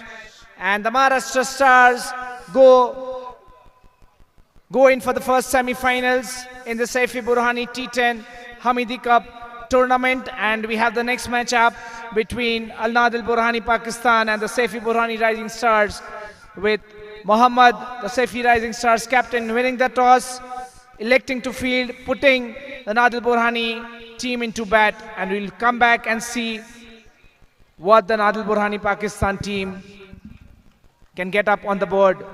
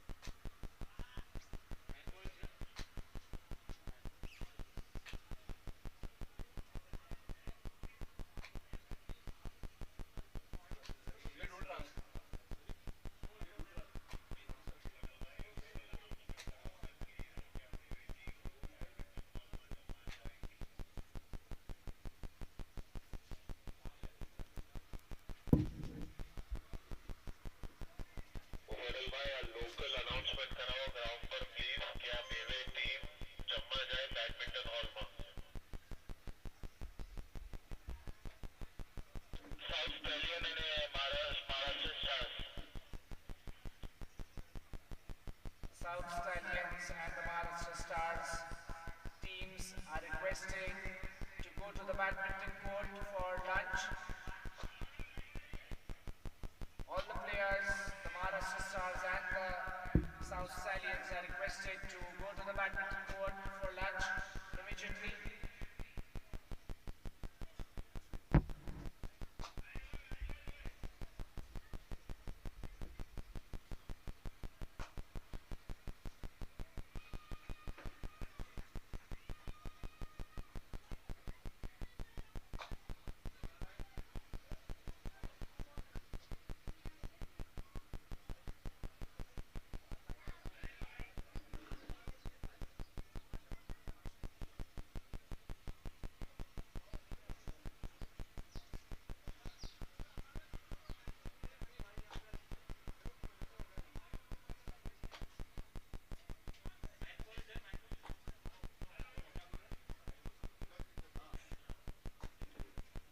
इधर ही पूरा setup के साथ ले ले, speaker पे ही बोलता हूँ, वही मतलब वीडियो ले, हाँ नहीं नहीं वीडियो ले ले, कहीं से भी ले ले, सेटअप पूरा आ जाए ऐसा, ओके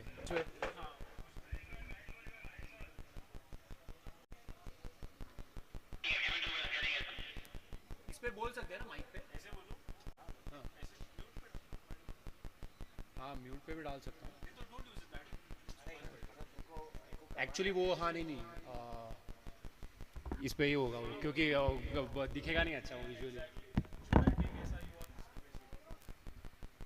हाँ ये पूरा आ रहा है क्या, ऐसे लेंगे तो, हाँ फिर मैं कैसे बैठूँ, ओके चलेगा, बिटवीन ओवर्स ले लें।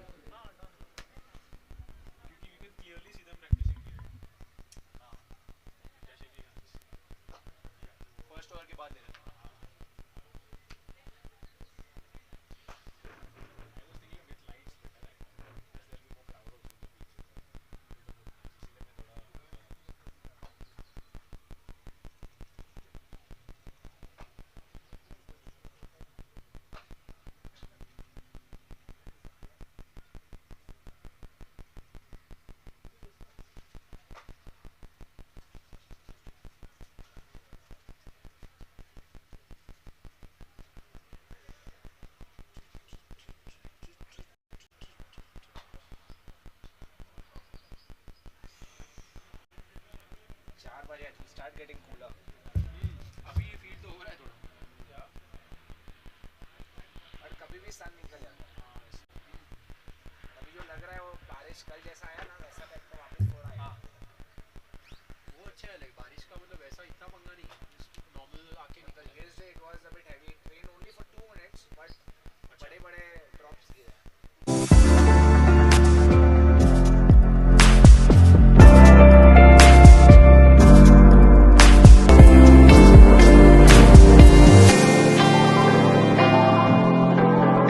इसके अंदर वो मसाई मारा.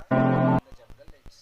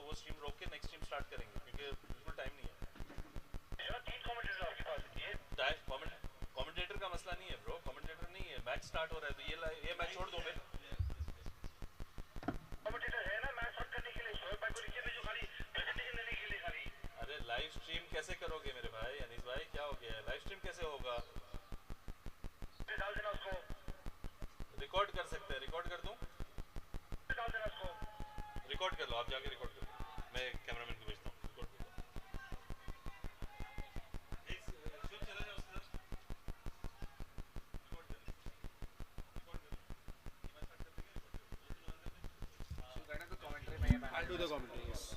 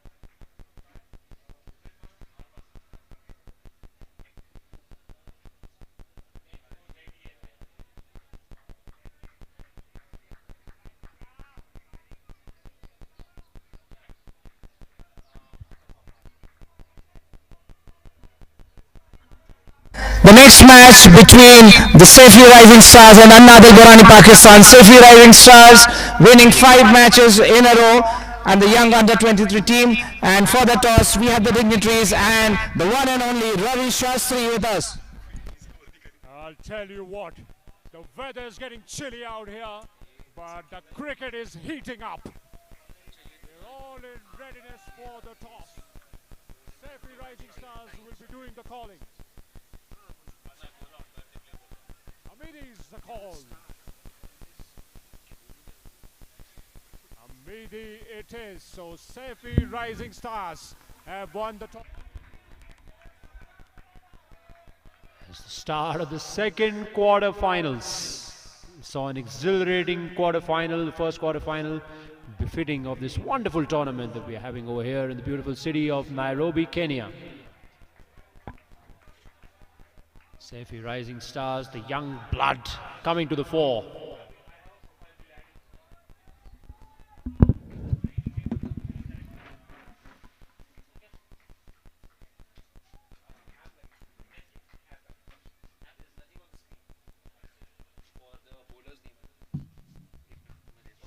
Smashed away onto the offside and well fielded.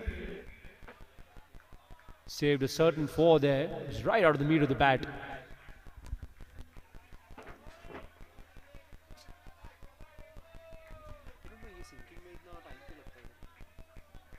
बंद हो गया होगा हाँ इसमें भी सिंकिंग नहीं हो रहा है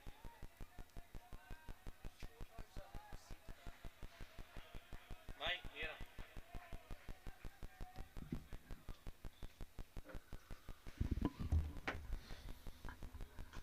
Well, let's hit it up in the air. This might be a chance. He's taken it. What a screamer. Brilliant catch.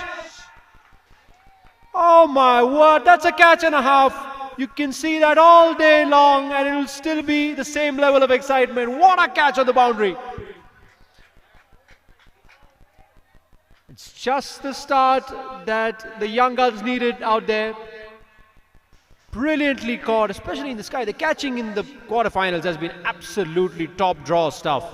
Brilliant piece of catching in the first quarterfinals as well. And over here as well, we've seen an absolute screamer to start the proceedings.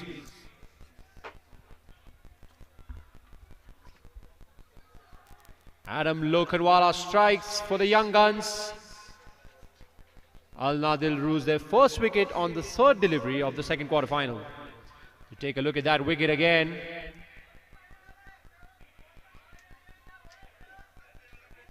Oh, that's a brilliant catch. He came in and then readjusted his position, pivoted back and took a brilliant catch, backpedaling.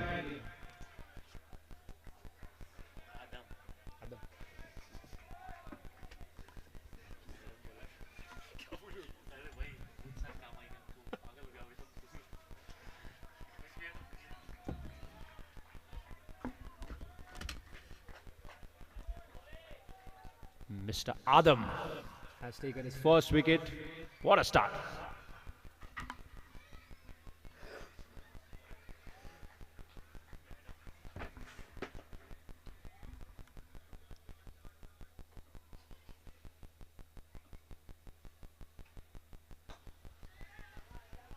A quick single means that Al Nadil Al Burhani are off and running. 1 for 1 after 4 deliveries. Muntasar Saifuddin gets off the block and Hussain Rawat now, the left-handed Hussain Rawat will face Adam.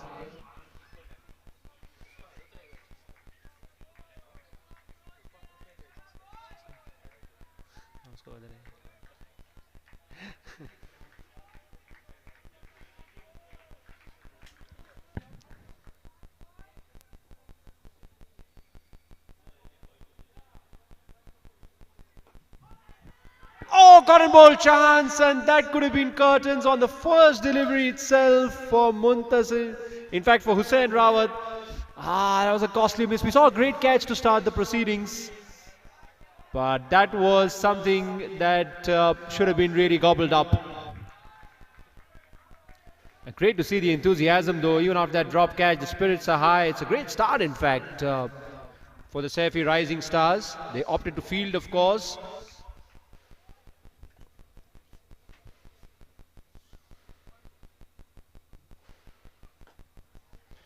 We smashed that one onto the offside field. Let's gonna race away for 4. That's a lovely shot. And you can see and hear the cheers around for the first boundary for Al Nadil Al Burhani. Hussain Rawat's off the blocks. He gets a boundary of his second delivery and it's 5 for 1 after 1 over.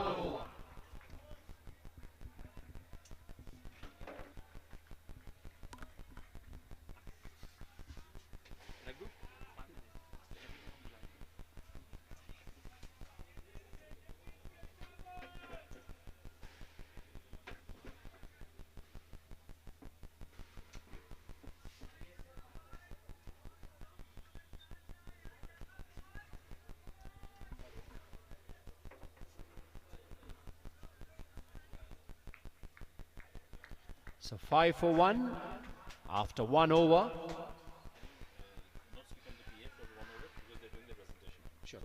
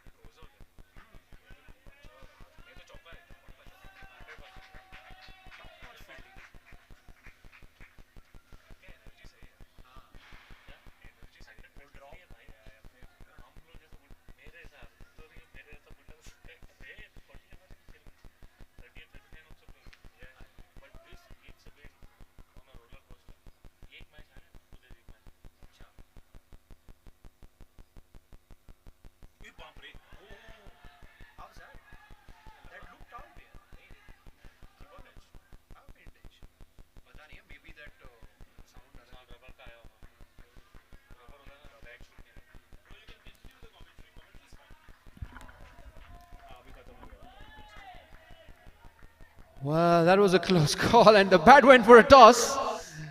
The bat having a life of its own. But Mustansir, I beg your pardon, fights to live another day. Ali Asgar with the ball. And I must say the fielding in both the quarterfinals has been absolutely amazing. Especially with the cloudy sky, it's very tough to get those high-end catches. There's so much pressure, of course, in these knockout games. It's a game of nerves.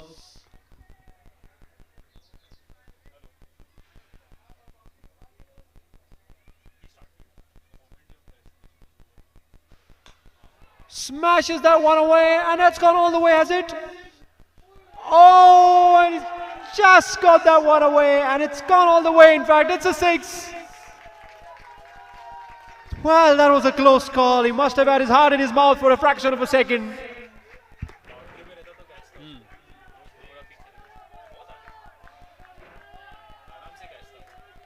Well, he might have had a chance if he would have been there right on the boundary. But those are always tough, it has to be said. It's never easy. It looks very easy on the replay, but it's always a tough catch on the boundary.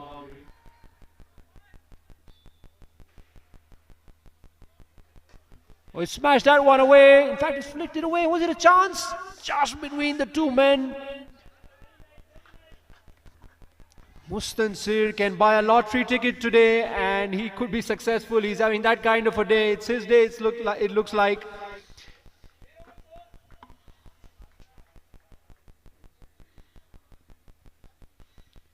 So we take a look at that chance.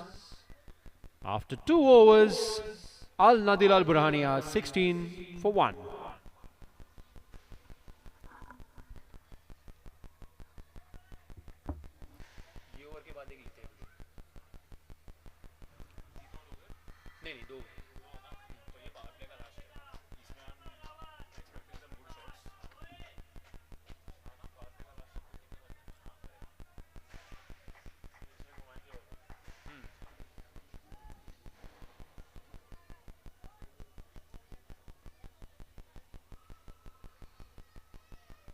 Oh, it's a brilliant Yorker from Adam. He's onto the ball. A quick single completed nonetheless. Mustansir batting on 13 now, but that was a lovely delivery from Adam right in the block hole. Super energetic young man. Took a wicket on his third delivery.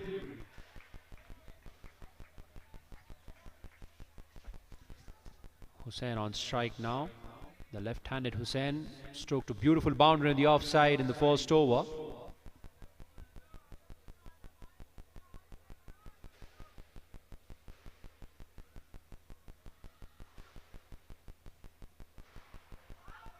Is it a close call? Tried to play across the line. The umpire denies the LBW appeal.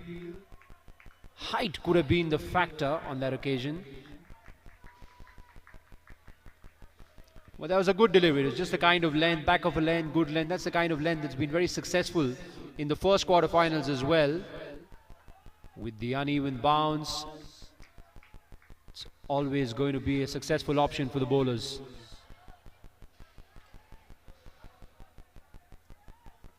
Adam continues.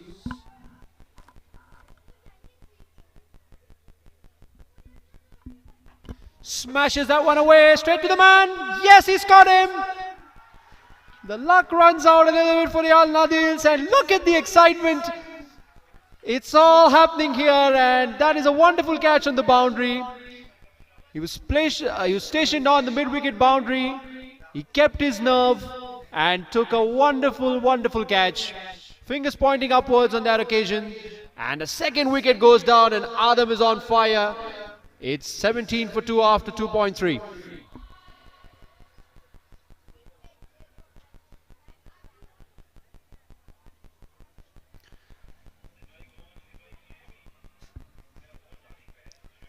We've said that umpteen number of times. The quality of catching in this tournament has been absolutely superb. Certainly in the quarterfinals, we've seen some great catches being taken. It's a feast to the eyes.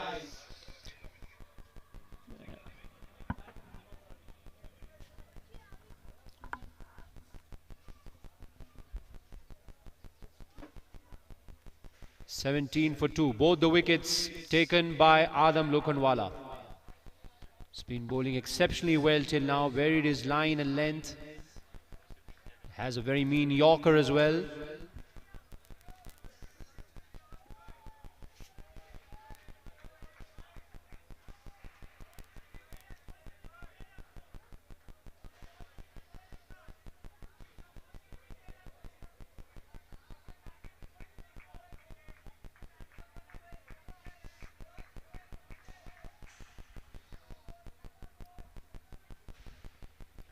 And the new batsman is Amar Mohammed, who's also the captain.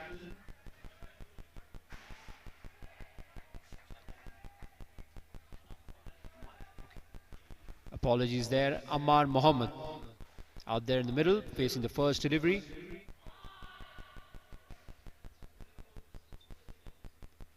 Shot of a length, and what a shot that was! Wow, he's taken a leaf out of Virat Kohli's book, it looks like. It was a short pitch delivery and he smacked it, absolutely spanked it straight down the ground. The least likeliest place to hit that shot, but that was a stunner of a shot there from Ammar. Captain's shot, one might say. Brilliant.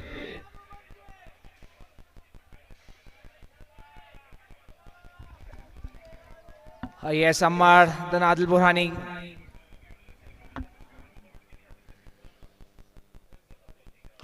Oh, another sumptuous shot, but there's a man out there in the boundary. He's gone all the way for 6. It's beaten that man. That is an absolute stunner of a shot. Look at the timing on that. Oh my goodness me, that was one hell of a shot.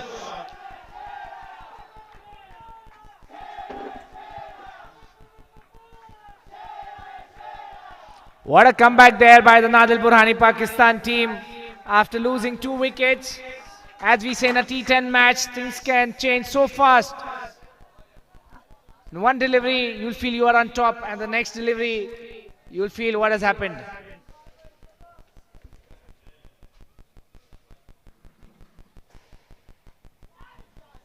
Oh, that's beaten the field line. Might not go away for 4. It should be cut off, will it? Oh, what an effort on the boundary. That is one hell of an effort on the boundary there. Brilliant piece of fielding. Keeps it down to 2, but a very good over for Al Nadil. Started off with a wicket, but they have recovered nicely. And at the end of 3 overs now, it's 29 for 2. Yes, such kind of fielding performances can be expected from under 23 players. They're fit, young legs, full of energy. And you will see it here. He's cut it on the offside. And the way the fielder chased it and pulled it back was truly remarkable. Well, we've got Navjot Singh Sidhu in the house, and he's got something to say about pressure quarter-final. Well, in these kind of games, you got to be fearless, boss. Andi hoya tufan, bal khade sina daan guru, khadag. You'll never get a 6 if you don't throw the dice. And stats don't matter. You know, in these kind of games, I rely on stats like a drunken man relies on a lamp post. Only for support, but not for illumination. Khadag.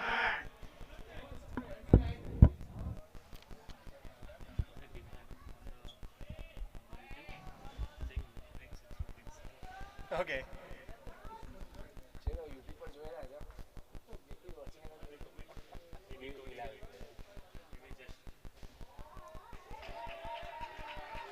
Sidhu Paji is in the house. Things are heating up.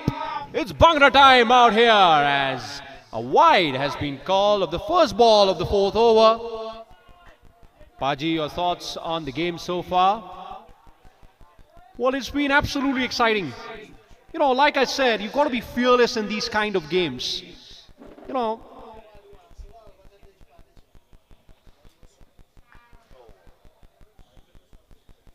cut off a third man. Yes, Sidhu Paji, you're saying something about being fearless and about a drunken man.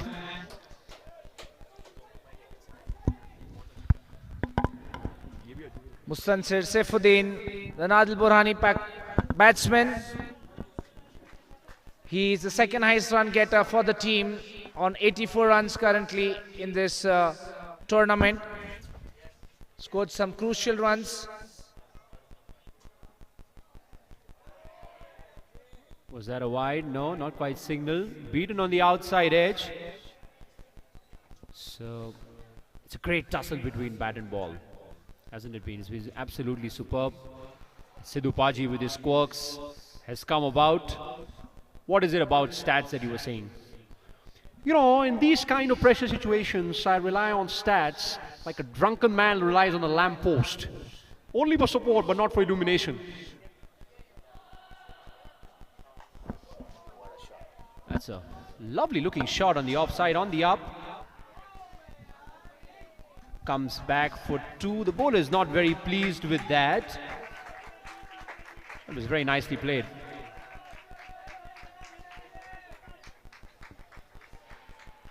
Sidhu Paji. Guru Champa ke 10 फूल चमेली की एक कली, मूरख की सारी रात चतुर की एक घड़ी. पिछली ओवर वो एक घड़ी थी गुरु.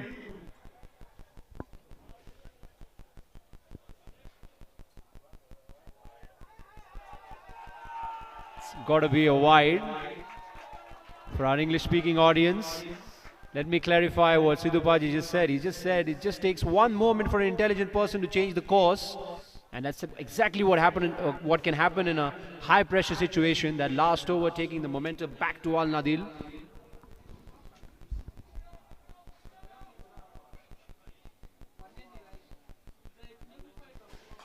Oh, he smoked that one away, all the way for 6. Look out, people in the crowd, people at houses. And it's getting electric out here. They're all, as Tony Gregg would say, well, they're dancing in the aisles of Nairobi. That's what's happening. Ammar Muhammad, the captain there, hitting that 6. Second sixer for him, and he's moved out on 20. And what a good partnership building up here after losing 2 wickets. And Nadil Burhani, Pakistan's team seems to be back on track with going over 10 runs per over now.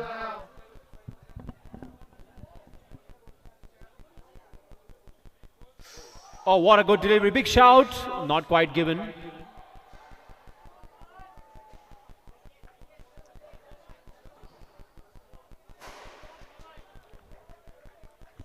We've seen a great tussle between bat and ball, and I think that's very important. You know, you don't want to see a one-sided contest where the batsmen take everything away. You want to see the bowlers coming back, and that's exactly what it's been. It's been 40 for 2, but we've seen equally great bowling, boss. It's been a close contest between number 2 and number 3 side.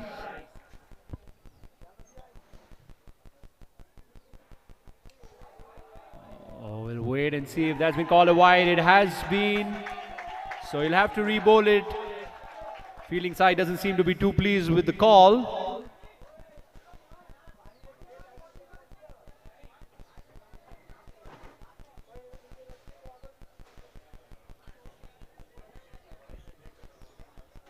The umpiring, we've said before as well, has been top-notch.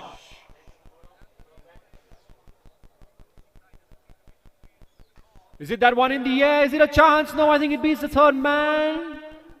Ah, it's going to go for 4. It beats both of them on the boundary. Absolutely unbelievable. And you can hear from the cheer that Al Nadil are going strong here. And the momentum clearly seems to have shifted from the first couple of overs. It's 45 for 2 after 4.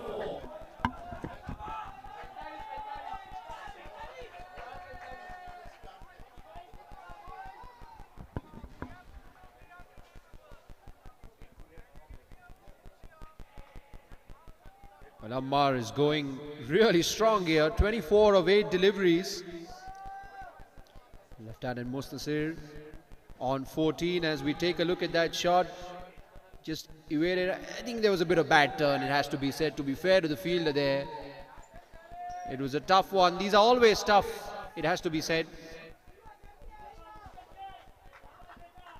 And the cheers are roaring over here, just like the Lions of Kenya.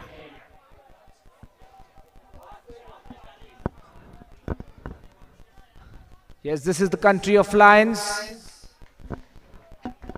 wildlife, and this tournament here being held in Africa for the first time, the season 7. This is the Hamidi Cup.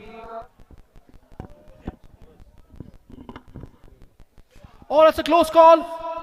Oh, for a brief moment I thought the umpire was going to raise his finger. But I think he was just signaling that the ball was going down the leg side. And a good start nonetheless for Ali Asgar. And as the afternoon is progressing, we're seeing spectators coming on the field. Oh, that's been smashed away, but it's straight to mid-wicket. Should only be the single.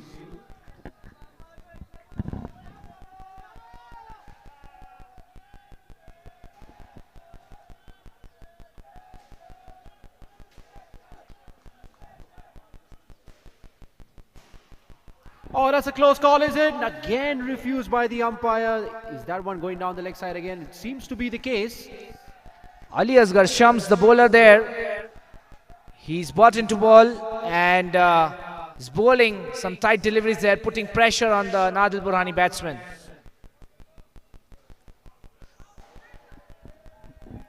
Another good delivery there by Ali Asgar. And there's that in-between length that creates that uneven bounce. We saw that in the first quarter-finals as well. The left-arm spinners coming into action straight away. And Ali Asgar so far just giving away 1 run, miserly as ever.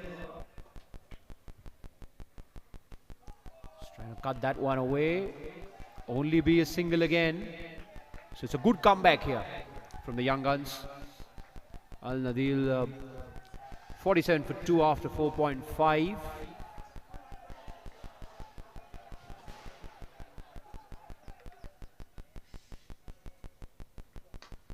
Tries to smash that one away down the ground. It'll only be a single. And at the end of 5 overs, it's 48 for 2.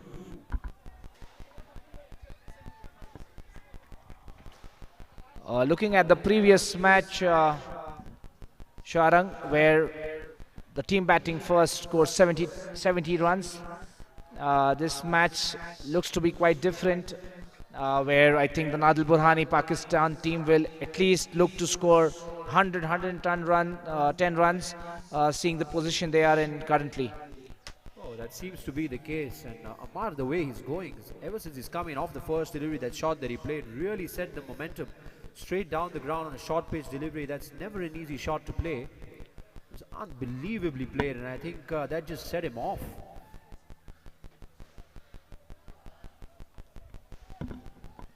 Murtaza with the ball now. Would be bowling to Mustanzir.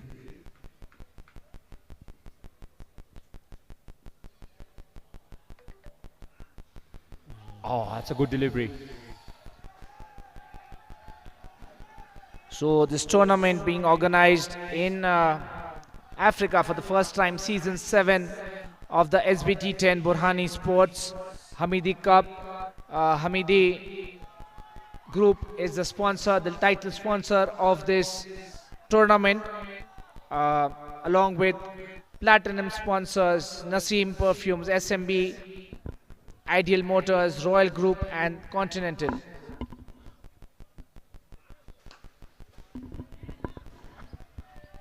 Hits it away straight to long on for a single. Danny, your thoughts on this match till now? Very different from the first match. They're getting my fast bowlers, bowling those bounces, but they're getting deposited. I feel a bit sad for them, and I'll tell you what, it's been great batting. I don't think there's anything the bowlers could have done. I think it's just been high quality batting from the batsmen at the moment.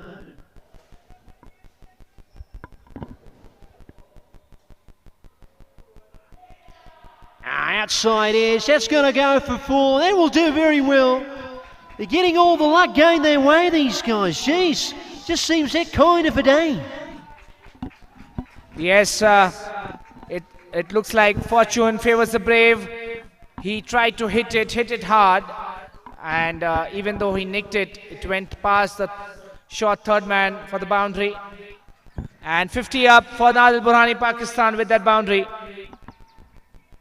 It's a brilliant start.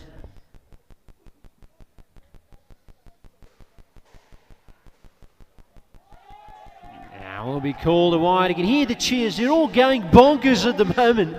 The atmosphere around Nairobi at the moment is absolutely crazy.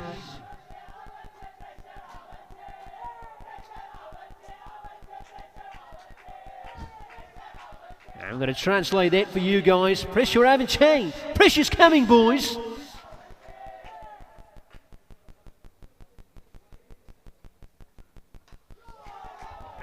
There's a chance, get there one. Oh, he's drops an absolute dolly. It's pressure makes you do funny things. There's the crowd. Come on, guys. Be a bit kind to the fielder.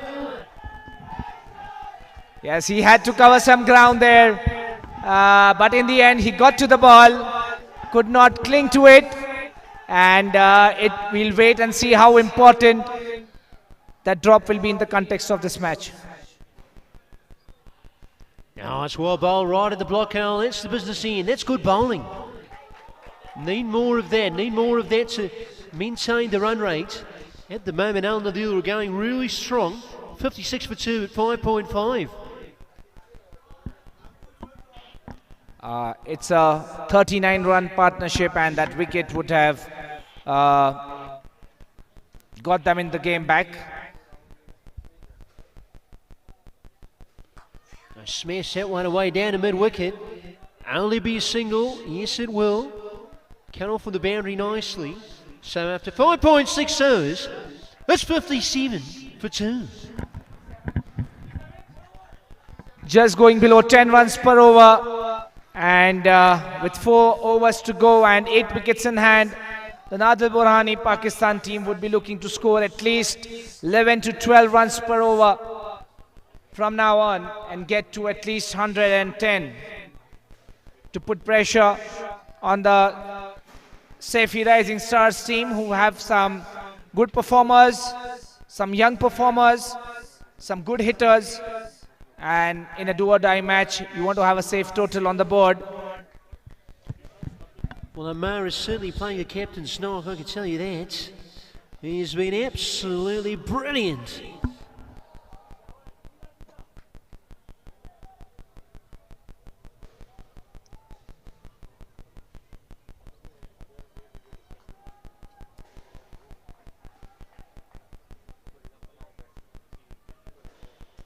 Oh, he's bowled him! Bowled him neck and crop. This is what it means to them. We're just talking about a commentator's curse coming into play. And the third wicket down for Al Nadi. It's 57 for 3 all of a sudden. Ali Asghar Shams, who gave just 3 runs in the previous over, getting to bowl again by the captain and taking a wicket of the very first delivery, clean bowled. Can this be a moment for the Saifee Rising Stars in this match where they get a chance to claw back into this game and restrict the Nadi Burhani Pakistan team to something below 80 runs? That was a quicker delivery from Ali Asghar. We're talking about the pace variation from the left-arm spinners. And Ali Asghar, well, look at his figures. 1 over 1 delivery, 1 for 3. That's absolutely amazing, son. Brilliant.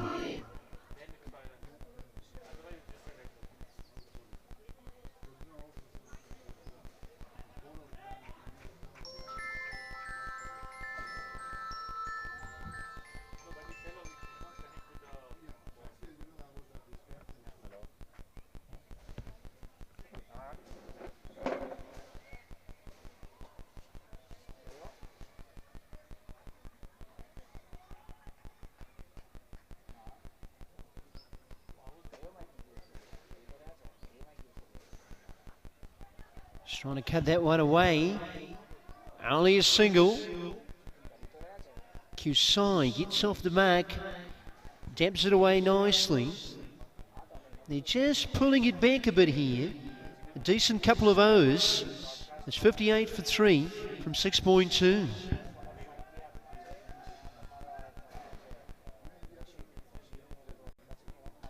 Ah, is it that one in the air? That's aerial. That's a chance. That's for sure. Takes it. Oh my goodness, Ali Asghar, you beauty. Drifting the game, pulling it out in the back of the hand. Brilliant piece of bowling.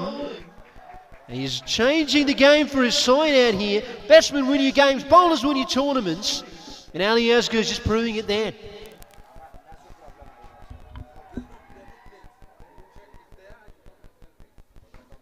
Another smart catch on the boundary. The catching's been absolutely exemplary in this tournament.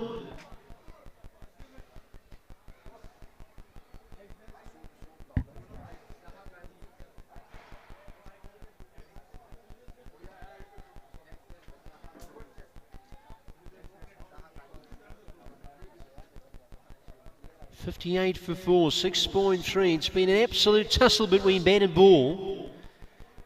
Just when you think the side is getting on top, the opposition side fights back.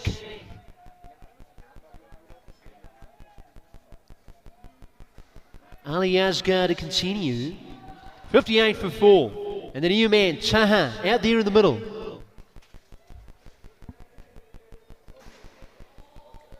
Oh, it's good bowling. Bit of extra bounce on that occasion again. There's that uneven bounce that we've been talking about all day. Nice bit of pace variation. He's got a very mean, quicker delivery, it has to be said. Very tough to pick. Off the hand, nice and quick. Yes, 2 new batsmen out there.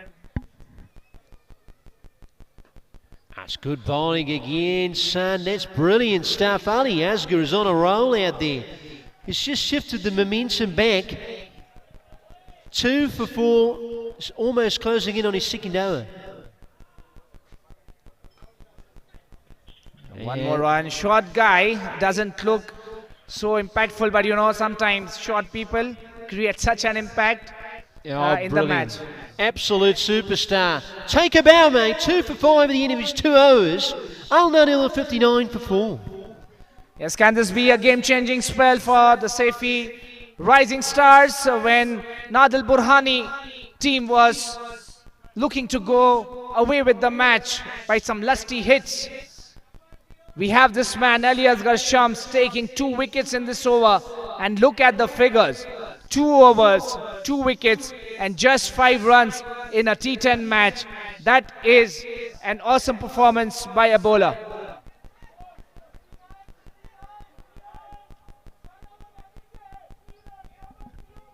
Last 3 overs remain. 59 for 4. Excitement's just begun, guys. Taha Qazi and Qusay, the two batsmen out there in the middle for Nadi Burhani team. Oh, he's hit that one away. Save your houses, close your windows, guys. It's coming. Onto the onside, brilliant heave by Taha. Gets him a 6 on the shorter part of the boundary. Yes, and as in a T10 match, you see, things change so fast. 2 wickets in the previous over, and the batsman just comes in and hits a 6 and changes the momentum. Oh, it's been a real tussle between bat and ball, that's for sure. It's always great to see, isn't it?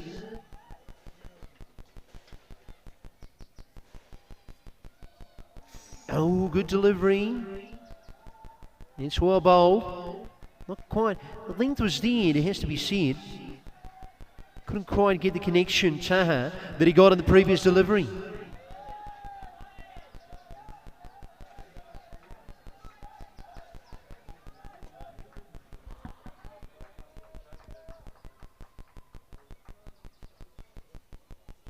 Oh, he's got a hold of that.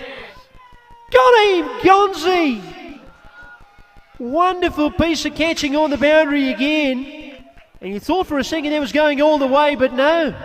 The fieldsman coming in, running and taking a smart catch means that Al Nadil have lost their 5th wicket. Danny, if you just see that one catch which was dropped, apart from that, the Saifee Rising Stars have caught each and every ball. And we were saying that we will see in the context of this match if that drop catch affects too much, but I don't think so, because immediately after that they've hung on to some amazing catches and brought the team back into the match. The Saifee Rising Stars are planning to restrict the Nadi Burhani Pakistan team to something below 90 runs, which is quite achievable. Oh, it is. And the best part about that drop catch was they went up to him and they said, it's okay.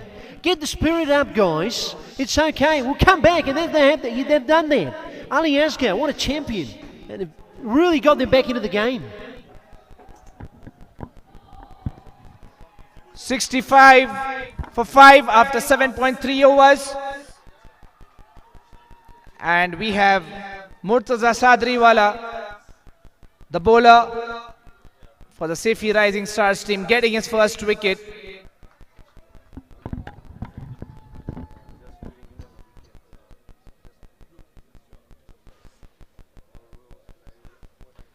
Oh, it's the sky out. That's going to be another chance.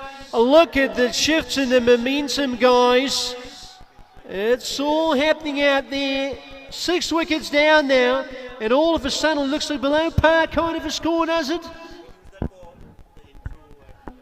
Yes, and I think it was the same fielder who dropped the catch 2 overs back, and this time it was his moment to say that that was just a rare instant, and I don't drop too many. And that's a 6th wicket down for the Nadi Burhani Pakistan team. Redemption arc, you mean? Brilliant. You've got all the stories in one game. Fascinating. Yeah, it took it nice and low. Allowed the ball to come to in soft hands. Beautifully taken. Gobbled up.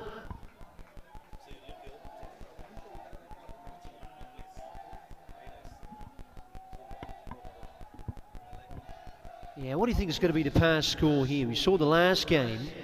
Went down to the wire. I think it all depends on how you bat and how well you bowl. You see in the previous match, the Maharashtra Stars putting application into their batting, and in the end won it with 2 balls to spare, and at one point of time it looked like they will be chasing it quite easily. So the momentum keeps shifting, and you have to take your moments in the match. Murtaz is on a hat-trick. Sorry to cut you off. He's on a hat-trick at the moment. Oh, he dodges the hat-trick. Lovely to see always get my bowlers the hat-trick. Just love to see them. I got one against India all those years ago in '94. Seems like 1,000 years ago. But I know that feeling. It's an amazing feeling to get 3 and 3. Yeah, especially in this era where the batsmen dominate the ball. In most of the versions, especially in T10s where the batsmen are all out, going out to thrash the bowlers, and in those moments when you get a hat-trick, it's really commendable.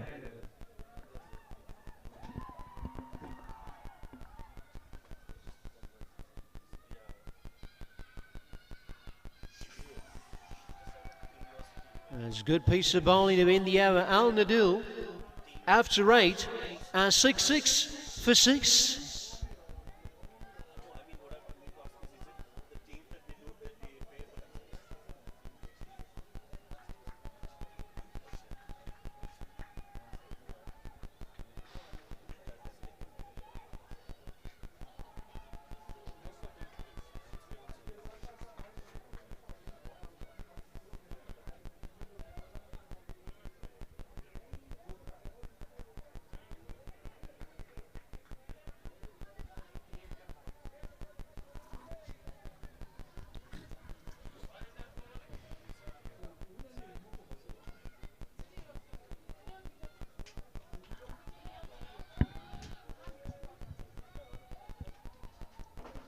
So we'll wait and see who comes out to bowl the penultimate over in this first innings of the second quarterfinals of the SBT10 Hamidi Cup from Burhani Sports, the second quarterfinal, and the Nadi Burhani team are 66 for 6 after 8 overs.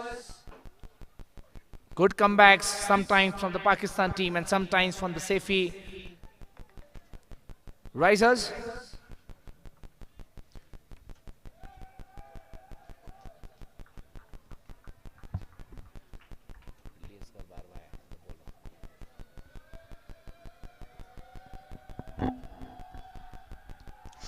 Oh, he's just missed again. They're not able to get the boundaries, Mufi Bhai. They've just dried up like an absolute famine.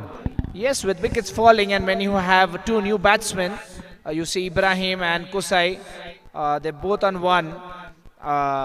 Takes time to set in, not that you have too much time when you're playing a T10 match. But yes, that's what quick wickets can do, and that's what the bowling team will want.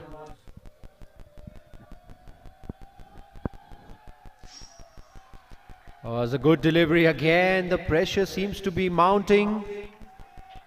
Pressure works in both ways. We saw how the bowling team was put under pressure by Al Nadil, but the rising Saifee stars have really come about and they've really held their own. It's very difficult when the momentum's shifting against you in these pressure games, but the composure that these young boys have shown has been absolutely top-notch. Yes, Ali Asghar Barbhai, the bowler there. 2 dot deliveries, and I believe the pressure will be on the batsman. Just 10 deliveries to go. Well, he's hit that one. That's gone absolutely into some other galaxy, it looks like. Oh, what a catch. Oh my word. The catching has been simply phenomenal. We have run out of adjectives, ladies and gentlemen, for the catching, for describing the catching in this tournament. We really have. We need another dictionary. Maybe Oxford's not enough. Absolutely brilliant. That went miles up in the air, and from the commentary box it looked like it would cross the boundary very easily, but the fielder was judging it beautifully and in the end taking it quite comfortably. Ladies and gentlemen, we've said it 1,000 times before, but we'll say it again. No amount of praise is enough for this, because in this cloudy sky it's very, very tough to judge a catch while you're taking it, judge a white ball basically in the sky. It's very, very tough, and the way these fieldsmen are doing it has just been absolutely superb. So heartening to see, so wonderful. High quality cricket on display, ladies and gentlemen. There were 57 for 2, the Nadi Burhani team, some time back, and now within a space of a couple of overs they've lost 5 wickets, just adding 11 runs on the board. What an excellent comeback by the Saifee Rising Stars team over here. And it's that left arm spin once again in this game that has done the impact. Ali Asghar, 2 overs, 1 for 5, just shifted the game in his side's favour.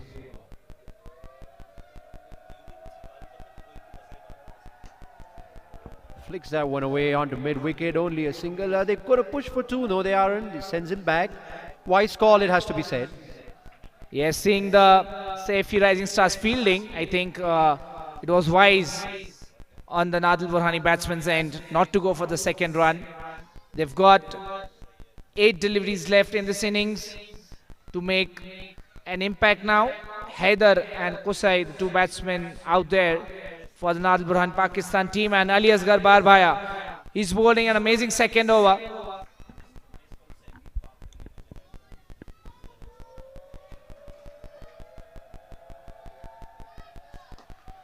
It was a good delivery, but that's a wonderful shot on the offside. Oh, and it's gone away, a rare missed field. It was a tough one, it has to be said. It wasn't the easiest of pieces of fielding, but that was struck ferociously hard there by Kusai. I was about to say he might be targeting the short boundary on the leg side, but that was a good delivery, but an equally good shot from Kusai, and high quality cricket once again on display.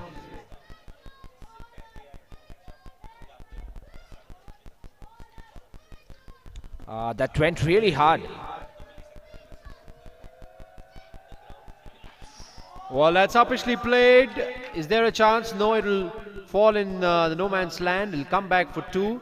And once again, it's that hard length. That's the length that you probably want to target on this pitch. Back of a length, uneven bounce. Always a tough shot to play.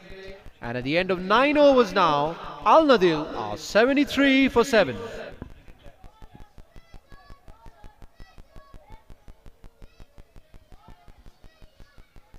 See happy faces in the crowd cheering for their favorite team. It's an absolute atmosphere out here in Nairobi. Everyone's having a gala time. And it's just a wonderful, wonderful event. Everyone who's been associated with this has enjoyed themselves to the core. And the party's just begun. It's just the second quarterfinals. All to play for as we head into the last over. 73 for 7. Can they somehow scrape their way to 80, 85 maybe?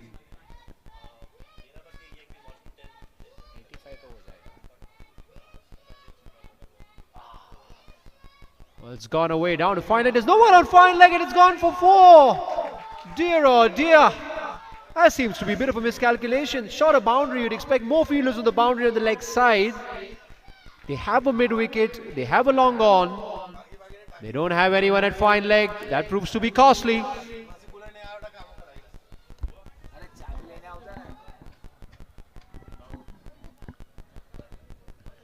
So boundary of the first ball and 85 suddenly looks plausible.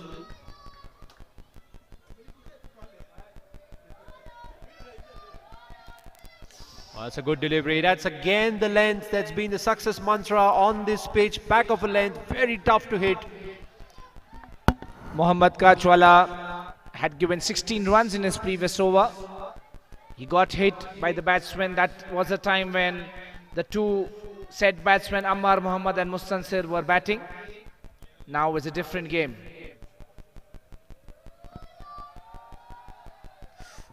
Tries to guide that one to third man. Third man is up. They've got protection on the offside, so clearly the strategy seems to be try to bowl on the offside.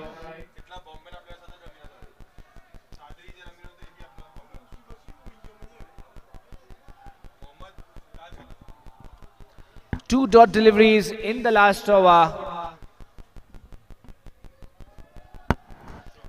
Short of a length. It will be cut off at mid-wicket. Only a single.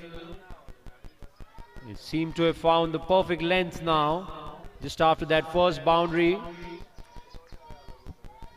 78 for 7. 85 is what they would be targeting. When Ammar was going all guns blazing, it looked like 100, 105, 110 maybe was possible. But things have just flipped.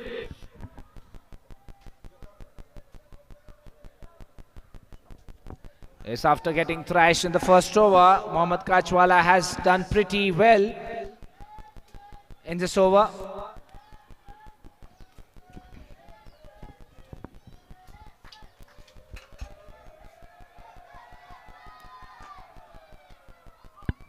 Should only be the singles. Singles won't hurt the fielding side here. 79 for 7. 9.5 last over. It's been absolutely tense. You can feel the tension in the air out here in Nairobi.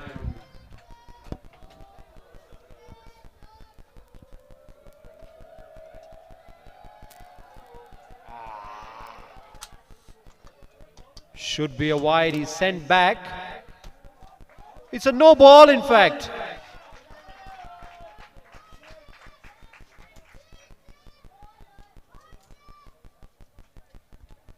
The no ball seems to be for the fielder. And it's a free hit. In all fairness, though, it is a free hit anyway, in the sense that it's the last ball. They're going to go for it anyway.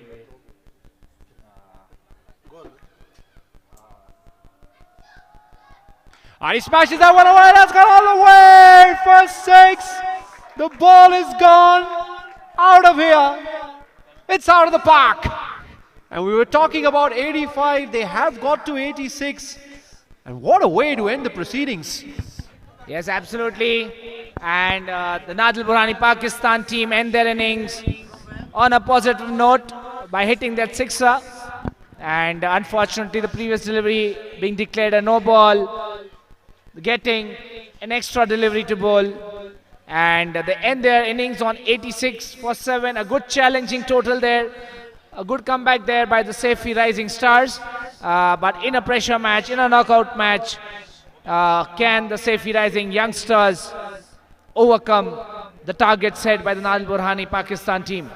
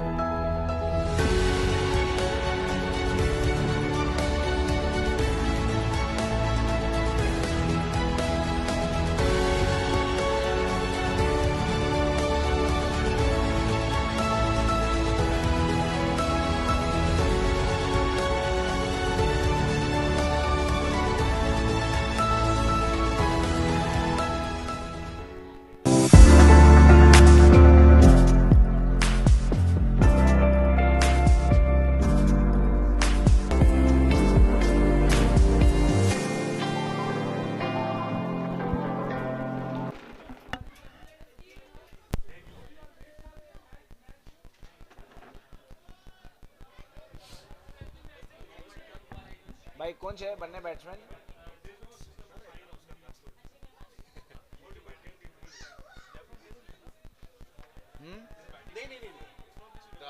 नहीं, batting team is under 23 youngsters from mix of cities. Mumbai, Dubai सब mix है उसमें. वो team out हो गई.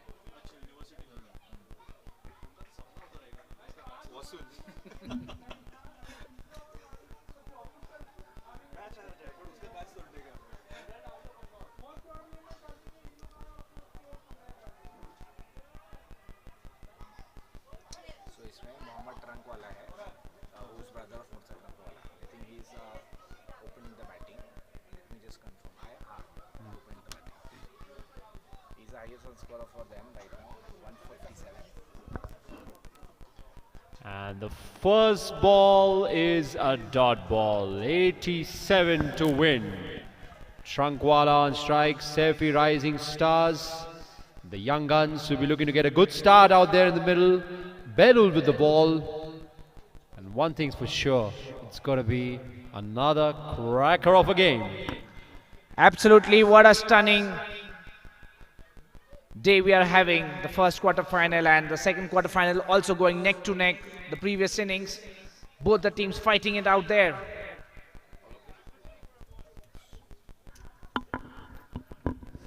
Oh, it's a good delivery. Very close to the outside edge. Belul with the ball. And is certainly charged up. Mohammad Trunkwala, the batsman there, brother of the Maharashtra Stars captain Murtaza. He scored 157 runs so far in this tournament with a strike rate of 154. And he'll be looking to take his team through.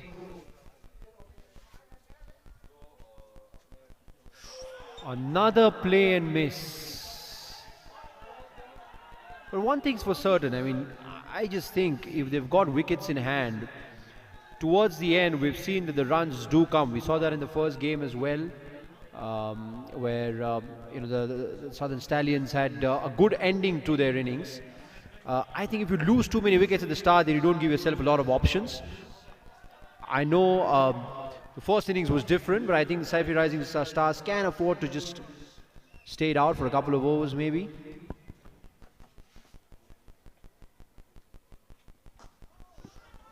Made a good sound of the bat, only a single that gets the young guns off. So that's the first runs on the board of the fourth delivery.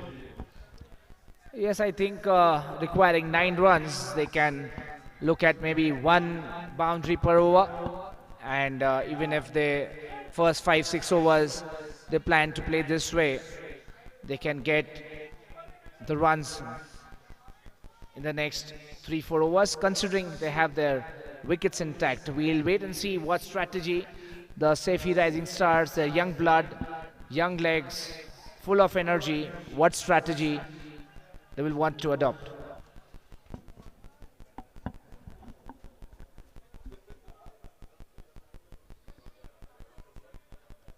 It's a good delivery, guided away down to third man for a single.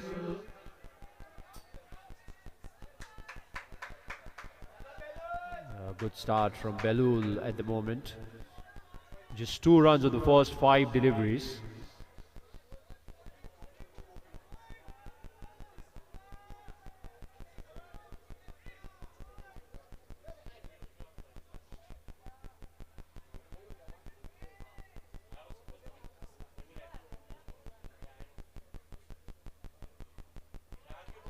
That's a wide. In fact, it's disastrous. That's going to run away for 4. It's 5 runs. Spoils a perfectly good over on that occasion. A valiant effort by the wicketkeeper, but that was always going to evade him. Yes, things can change so quickly within a span of 1 delivery. So far, it was going as a fantastic over, but that 1 wide has spoiled the statistics. 1 delivery yet to be bowled in this over by Behlul.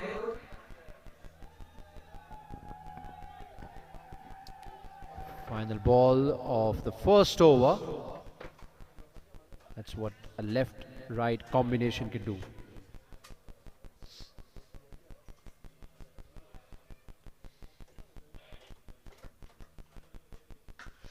smashed that one away right out of me to the bat. That made a beautiful sound. It was a full toss, but it had to be deposited. That was one hell of a shot. Away she goes for 6.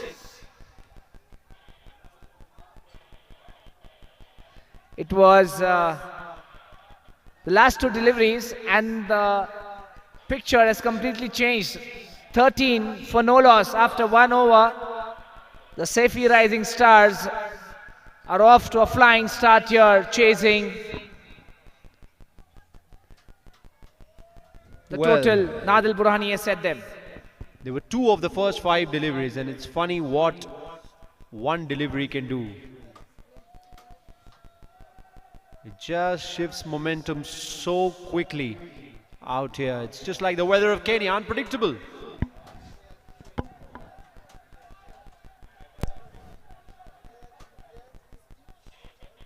Abbas now coming into bowl, and we see a bit of early spin. Yes, we've seen spin bowling introduced very early in the matches.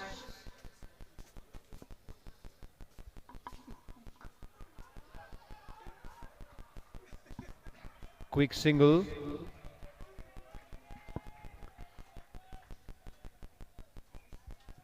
The opening partnership, they would be targeting to score at least 40 runs on the board, so that the batsmen coming down have the liberty to hit some shots.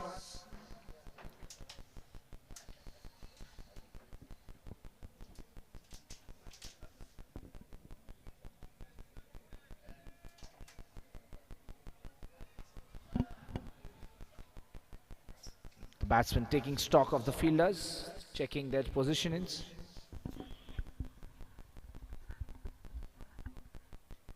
That was a good delivery. A quick single snatched. Nadi will be slightly disappointed there. It was a good delivery, but that's well played. That's the smart cricket that we keep talking about. Whenever you see good bowling, just put your head down, get a single, get off strike. That's the name of the game. The singles put a lot of pressure on the fielding side, I can tell you that.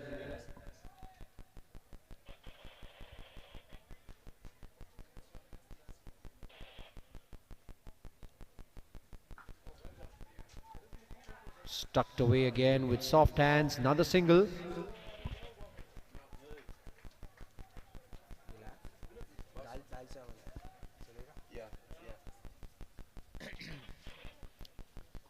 Hatim on strike now, the left-hander.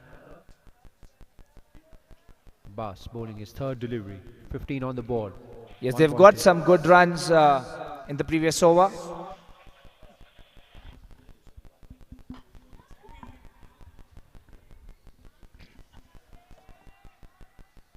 They're playing sensibly now, not taking too many risks. They're ahead of the asking run rate at the moment.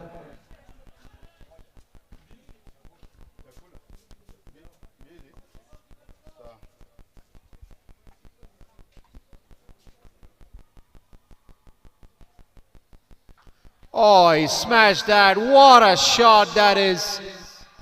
As they say, that's a crowd killer. Watch out, guys. Brilliant from Trankwala. Lovely piece of batting. That's the same area where the Nadal Burhani Pakistan batsman had hit the ball in the last delivery of the previous innings, and he targeted the same area this time. And Mohammad Trankwala has moved on to 14 runs with 2 sixers and 22 for no loss. It's the score with 1 delivery yet to be bowled in the 2nd over. Well, I hope the real estate prices don't drop for that location.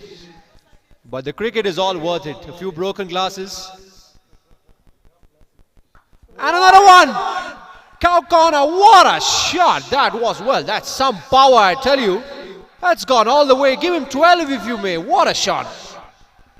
That's what you call out of the park. It was literally out of the park. You cannot, I don't think they'll find the ball. They'll have to take a new one unless someone goes there to fetch the ball.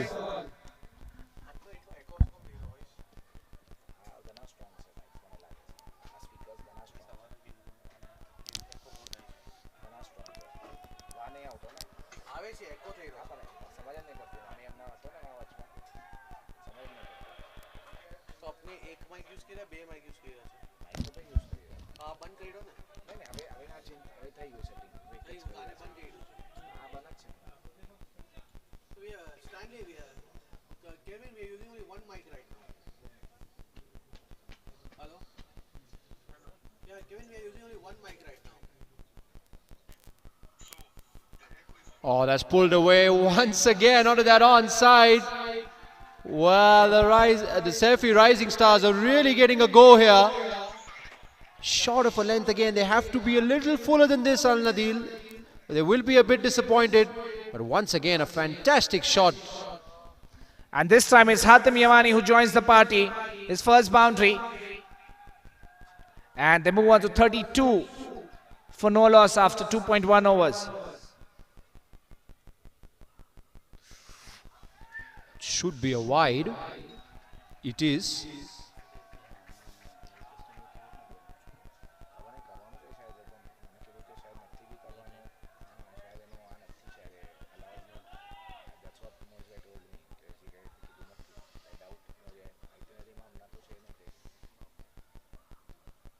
That's well bowled. And they got back the ball, I think, and it's very important because you don't want to be losing that ball which is striking very well. It's 33 for none after 2.2.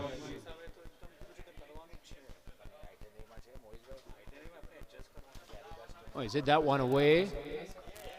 Wasn't quite able to get the elevation, only be a single.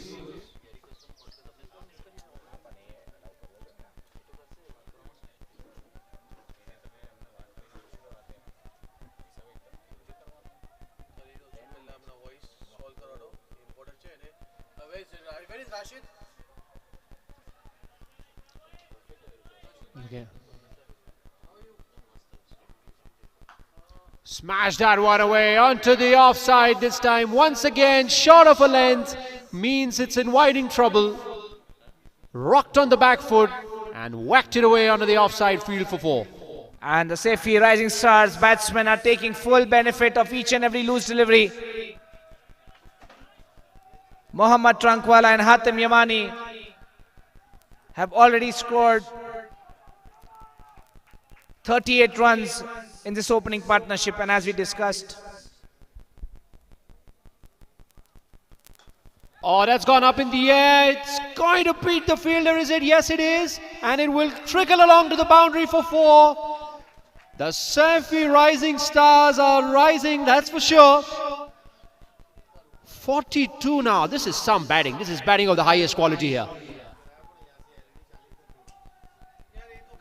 And Mohammad Trankwala moves on to 28 runs, started with 3 sixers and 2 boundaries.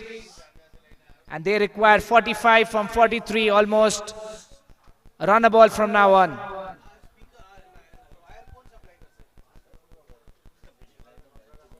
It was a good delivery. In fact, it's been called a wide. Called a wide, which means he'll have to re-bowl that again.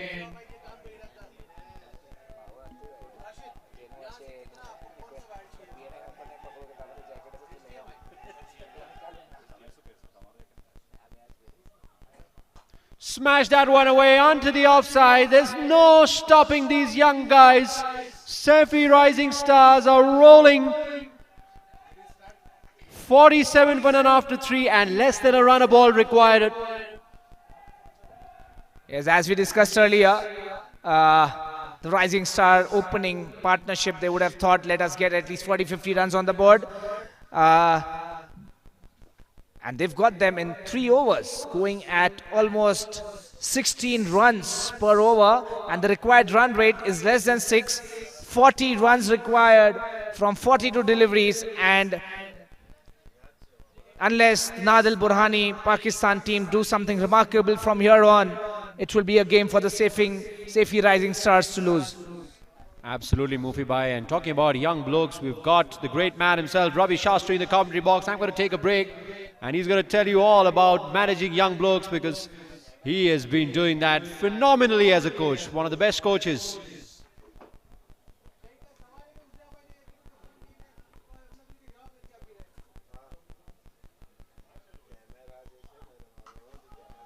Smashed away under the offside. will be cut off on the boundary. They will come back for 2. So we've got Ravi Shastri in the house. Ravi, by your thoughts on the game? Well, as we speak, there's a no ball being bowled, and what's impressed me the most is the maturity with which the Rising Stars have played. You know, you could almost sense that they've played cricket for many years. It almost seems like a team which is rich on experience. And, well, there's a free hit coming your way, and I'll tell you what, the way that they have struck the ball, the head's been stable, they haven't fallen across, and the power with which the ball has gone. I can't trace a bullet. 50 runs on board for the Saifee Rising Stars in the previous delivery.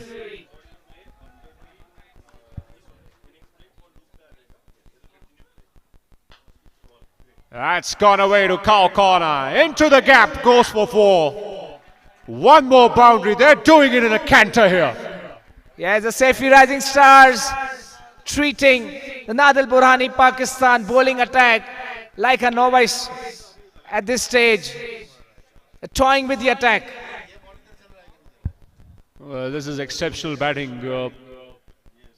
Once again, they played all round the field. That's what's impressed me the most. It's been clean hitting, no slogging, great cricketing shots.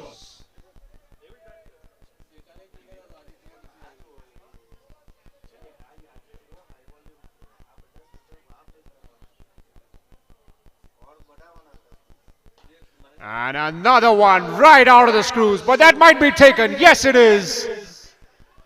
So the first wicket goes down, just a break. Nadi lead it. And will this turn the tide?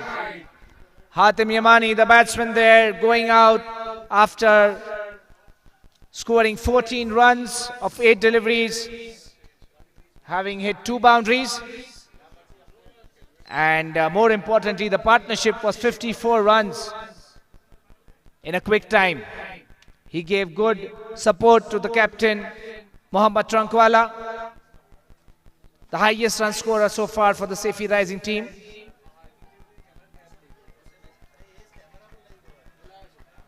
And Ken Kusai, after getting the first wicket, take a few more and put the pressure back on the Saifee Rising Stars team. We'll wait and watch. I think the spinners will have to bowl better. And I think after that wicket, they would be buoyed. Just at the right time, just when you felt they were running away with the game. A wicket at the right moment.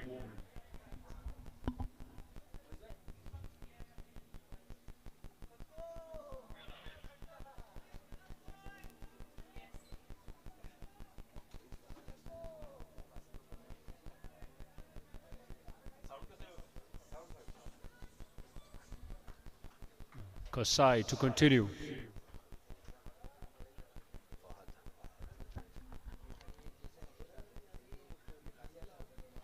Oh, that's a good delivery.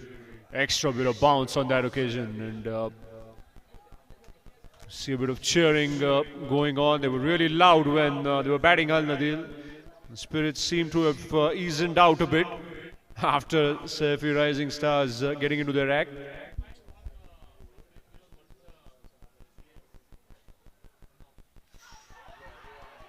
Well, that's a shout. Is it a shout for a catch or stumping? In fact, he's stumped.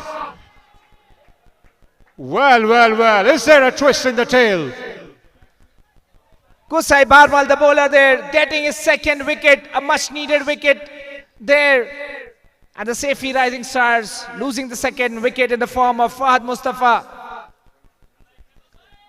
Such an important moment in this match. These 2 wickets, can they turn things around? Well, that's outstanding work by the wicketkeeper there. Extremely well collected. Collected with soft hands, and he was quick as a flash to get the bails off. Brilliant stuff.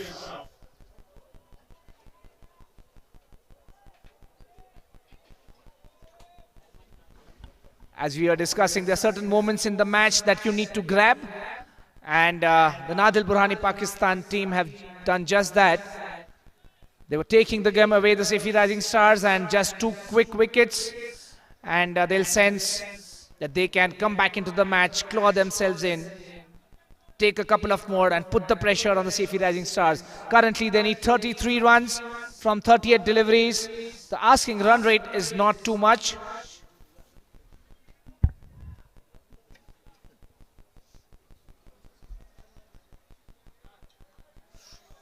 Another good delivery. Seems to be deceptive with his pace.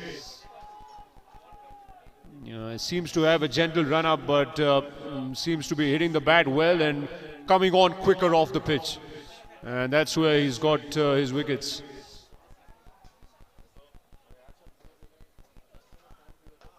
Well, that might have been a slower delivery. Excellent deceived. And a brilliant over that for Al Nadir. It's still only 32 of 6. So Saifee Rising Stars still well ahead in the ascendancy, but definitely a change in momentum in that last over. Yes, absolutely. But I think the key is who handles the pressure better. These youngsters have a lot of flair, but they need to play with maturity now. Being ahead of the asking run rate, they need to play really smartly from here on. The Nadil Burhani Pakistan team will look to put pressure on the batsmen. Their experienced lot, Ammar, the captain, coming to bowl himself this over. The 5th over in this match. Can he take a couple of more wickets now and turn the tide in their favour?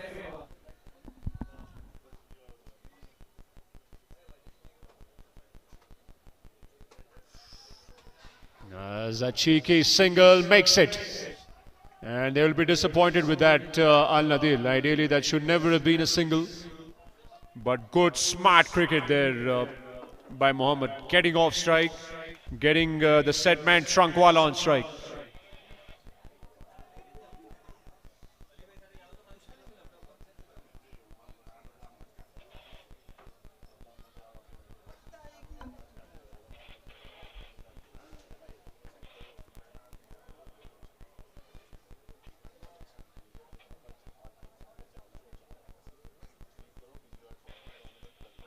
And tries to cut that one away. More short of a length, so another dot ball. Pressure building up a little bit here. Skipper Ammar.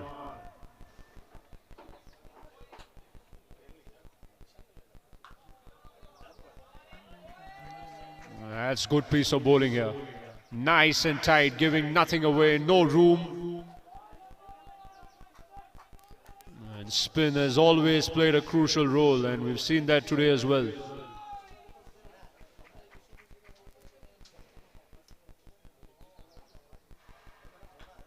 Let's try to pull that one away. Only be a single, will be cut off. And still got the run rate in check, the Saifee Rising Stars, so there's no need to panic. 30 required from 32, so it still seems to be their game.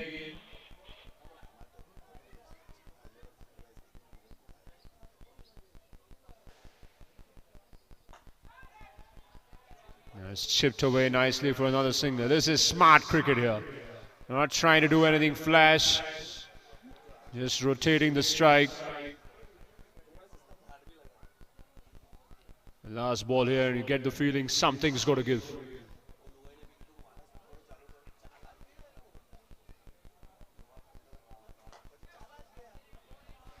Stops it nicely. So at the end of 5 overs, Saifee Rising Stars are 58 for 2.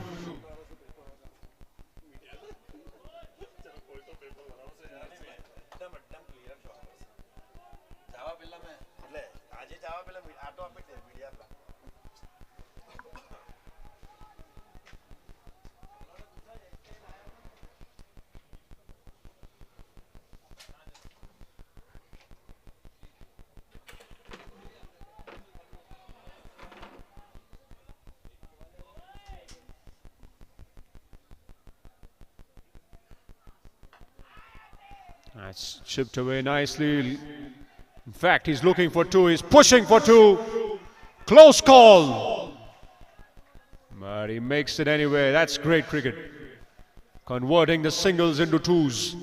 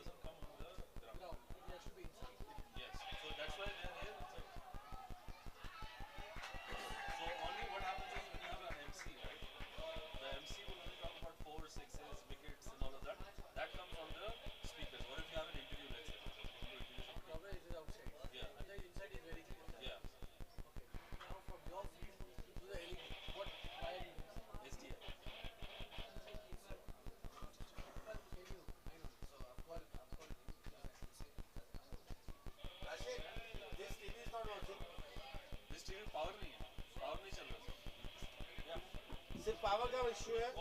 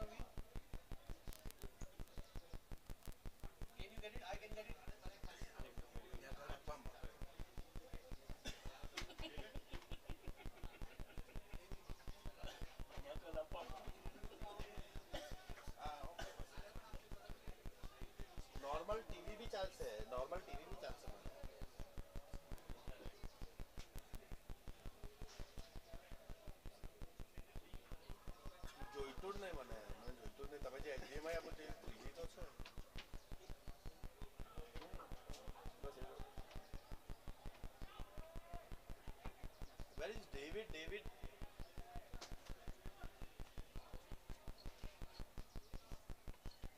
David, are you giving me 4K? 3 for 3.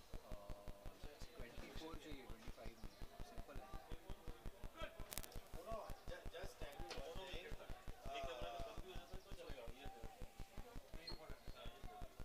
Are you giving me output from 4K or 3G? No, it's not 4K. It's 3G. Okay, can you start that monitor so we can just check if That monitor doesn't have like that flap. You see the flap which is there? Give him 10 minutes. Give him 10 minutes. Let's just do and then tomorrow. David, remove one camera. No problem. Sir, tomorrow I'll bring the You just connect this back the way it was. You see? How you found it? You just put it back. Put it back. It's normal. It will automatically connect. It's right there. Okay, it's back to normal.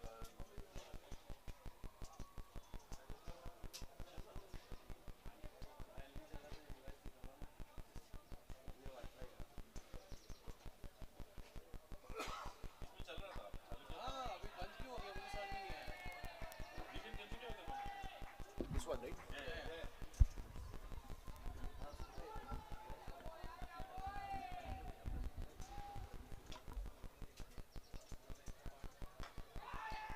Oh, was that a half chance? Not quite. Oh, is it a chance for Ronaldo? Oh, absolutely catastrophic. There was absolutely no need of a run there. Dear, oh dear, That's just gifting away a wicket. That's what pressure can do, though. And you can see from the reaction, the disappointment. Hussain has to walk back. As we take a look at that wicket again, there's no need of a second run out there.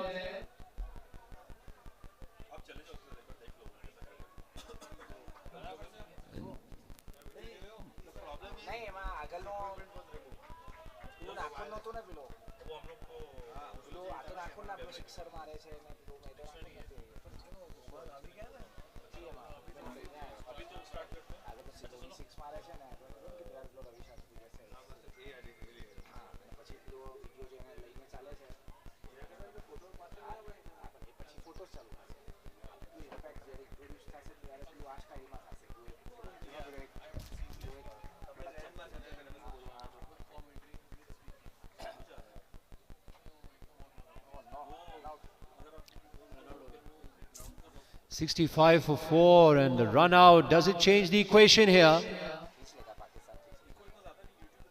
22 of 22, run a ball still. So very much within the reach of Saifee Rising Stars. They just have to keep their head cool like they have been doing till now. Nothing fancy, nothing out of the ordinary.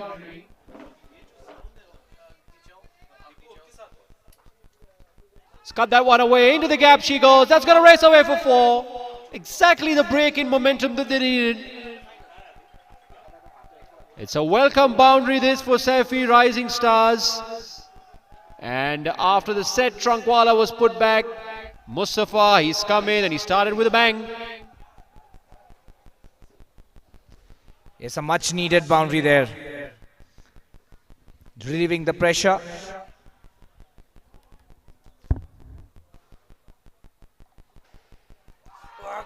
Oh, that's a close game with them. Absolutely unbelievable scenes out here. We're seeing the game drift in a matter of seconds. Well, this is high quality bowling, it has to be said. We take a look at that wicket again. Mufi Bhai. It was a close call. Batsman was a bit disappointed. But the umpire adjourning in the favor of the bowler. The batsman really upset with the decision. Mustafa Hassan Ali scoring a boundary of the very first delivery and adjust LBW of the next one. Ammar Muhammad, the captain, getting that wicket, and such an important wicket. That is 69 for 5, and just when the Saifee Rising Stars were looking to take the game away, the Pakistani team have come back with a flurry of wickets, and the equation stands 18 runs from 20 deliveries, 5 wickets in hand. And the roar is back. We hear the cries, we hear the roar of Al Nadil that was missing for a while when the Saifee Rising Stars were going with full flow, but it seems to be back.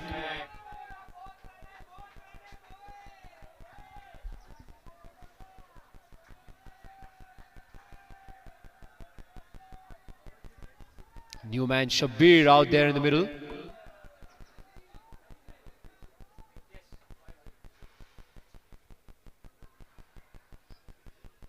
There's a good flighted delivery, nudged away on the leg side for a single. So Shabbir is off the mark. The equation stands at 17 runs required from 19 deliveries. On a normal stage, I would have said it was a cakewalk, but it's a pressure situation. It's a quarter-final, all to play for. Shabbir, Dohad and Hussain Musaji will be looking to take their team through.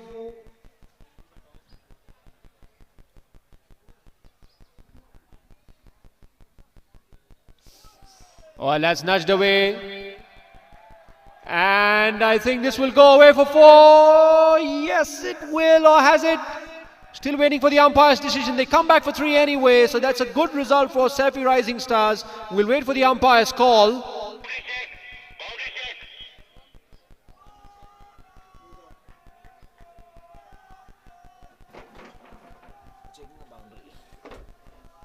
And the umpires are checking whether it's a boundary, whether we have a good camera angle.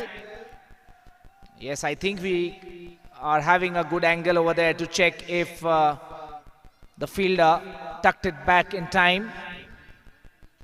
Oh dear me, there's some interception. Oh.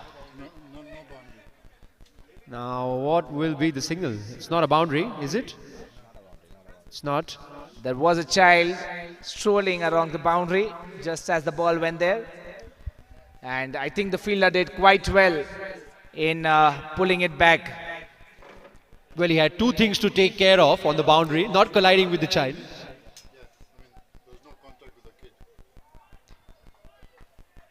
The fielder has done an exceptional job to take care of two things, the ball and the child.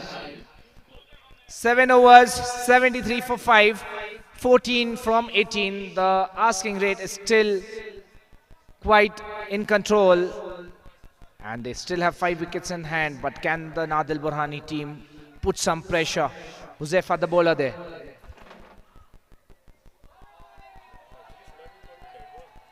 Huzaifa, the bowler, giving away 19 runs in his previous over. And the captain has got him back, seeing the back of the two set batsmen.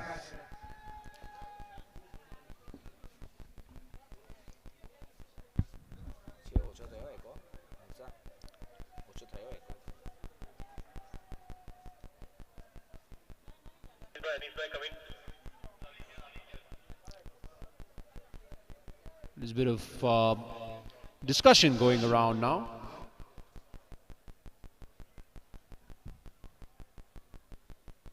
There's a halt in play.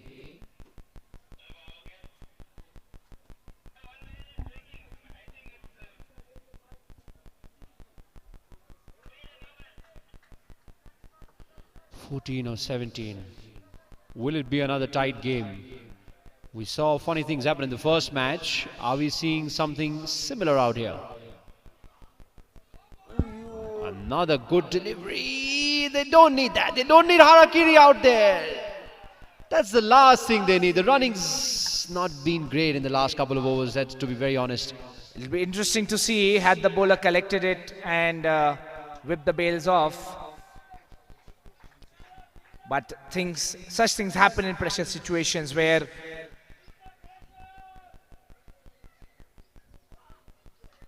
it's cut that one away, and it's a bit of bad bounce on the way, to be fair. Only a single though, not the worst possible result. It could have been even bad with the bad bounce. It might have just rolled away for 4. But on that occasion, getting his body behind. So good piece of fielding, it has to be said. So what the flying start in the opening partnership has done is that it's given the liberty to these batsmen to take singles and knock the game off over here. You're absolutely right about that. Imagine the pressure if this required run rate was around 7 or 8. That would have been really tense. It's under 6, it's still tense. Oh, they're going again for a quick single, and that seems to be well taken. It was a short delivery. The arm ball's been the strength of Huzaifa. He's really fired them in. No flighted deliveries. A quick single means Saifee Rising Stars require 13 from 15 now, and they're happy to do it in singles. And that's what you see from an under-23 team. Young legs, fresh blood. They are able to dive, having good fitness levels. Maybe a senior, experienced person would not have been able to do that. It's a dot ball. There's one more ball to go for the penultimate over.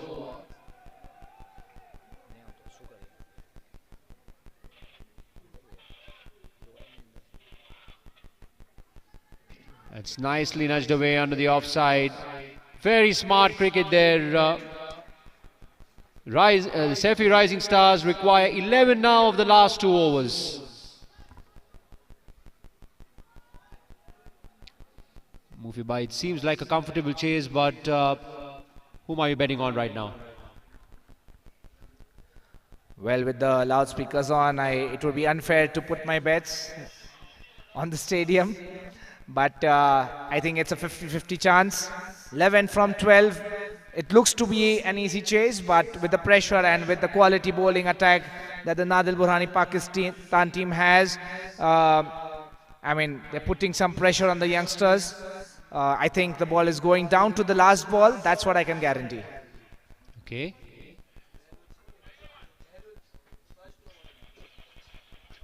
We'll have the last couple of overs. The legendary Bill Lawry with us, ladies and gentlemen. Bill, over to you.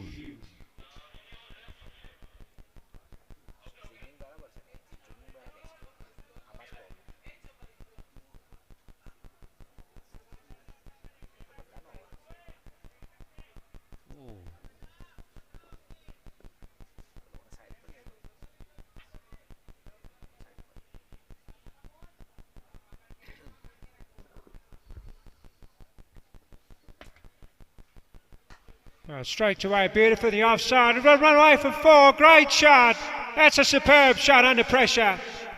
Dear oh dear, they've got the chase under control now. 80 for 5. That's a wonderfully timed shot under pressure, it has to be said. Placed it to perfection as well. Beautiful piece of batting. Looks like now 7 runs required of 11 deliveries. Surely now Saifee Rising Stars is for there to lose.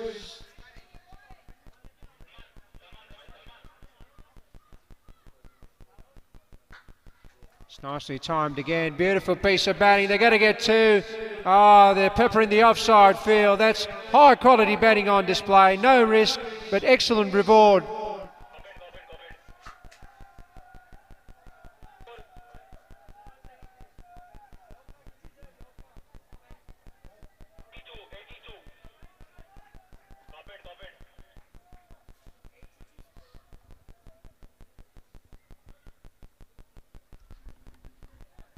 Oh, would that be a no ball? I think it will, yes. Dear oh dear, it's falling like a pack of cards for Nadi at the moment. And Saifee Rising Stars just require 3 runs of 10 deliveries. What an over this has been. This is Behlul Turab, who bowled the first over, giving away 13 runs after 5 good deliveries, but the last 2 deliveries were not quite in his favour. And I think that trend is continuing in his second over as well. 21 runs so far, 1.21, that's a no ball as well. And that will be a free hit for the batsman. A bonus, 3 required from 10 balls. Oh, the 50-50 bets must have changed, I can tell you that.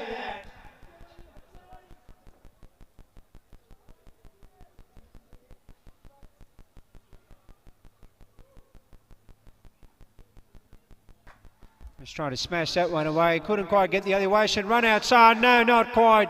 Will they come back for 2? Overthrow. They've got to come back for 2. Is the run out? Surely. Oh, that's close. Not out, says the umpire. That means they only need 1 now. Surely this is their game. The scores are tied.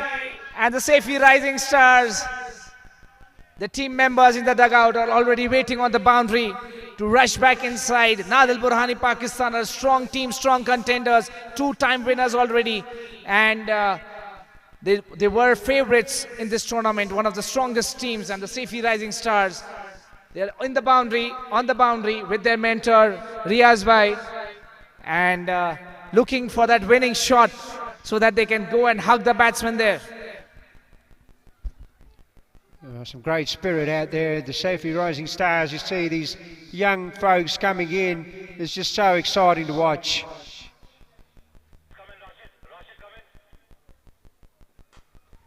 Oh, that's been timed away. Beautiful stuff. This is a victory of the highest quality there by Saifee Rising Stars. And look at the young folks going wild. It's all happening here in Nairobi. Fantastic scenes out here. Oh, this is so good to watch. Look at the young blokes going out, and the maturity with which they've played has been absolutely superb. Yes, absolutely, Bill. The Saifee Rising Stars win the second quarter final, advance to the semi-finals, which will be played tomorrow here at the Nadal Jamali ground in Saifee Park, Nairobi. And what a performance it has been. They were under pressure, solid pressure, but they've gone through.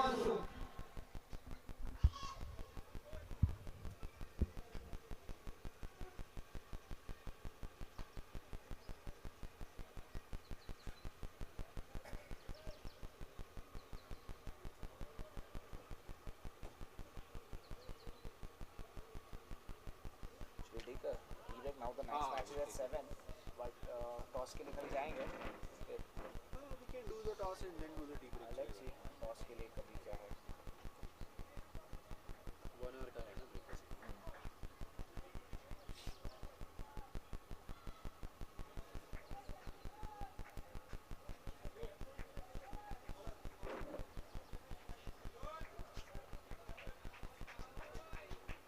Want to do the pitch report in the evening time? क्या करना है? pitch का अभी वापस नहीं करना है. would have stayed the same.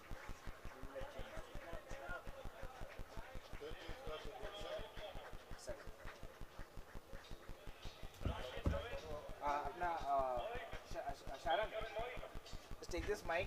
Because फिर नीचे से ही चले जाएंगे. तो नीचे ये mic.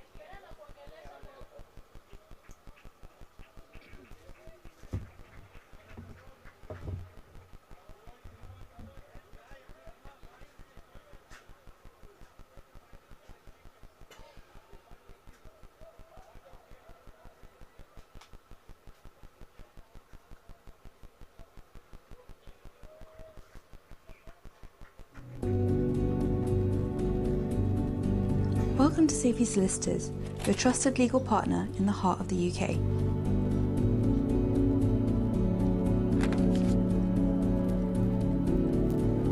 With decades of experience across immigration, property and private client services, our lawyers deliver results with precision and care that cross borders and build futures. From dealing with property transactions and securing visas to protecting your legacy through wills and probate, we tailor legal solutions to your lifestyle.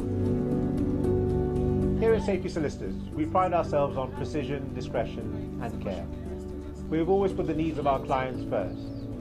Our team is deeply committed to your success, be it locally or globally.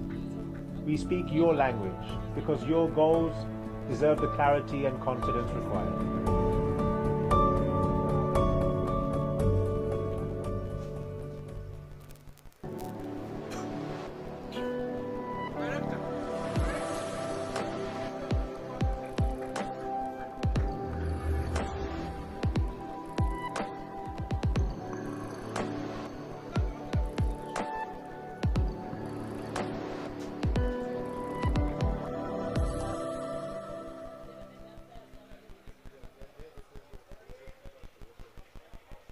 SMB Properties, built for life, built for you.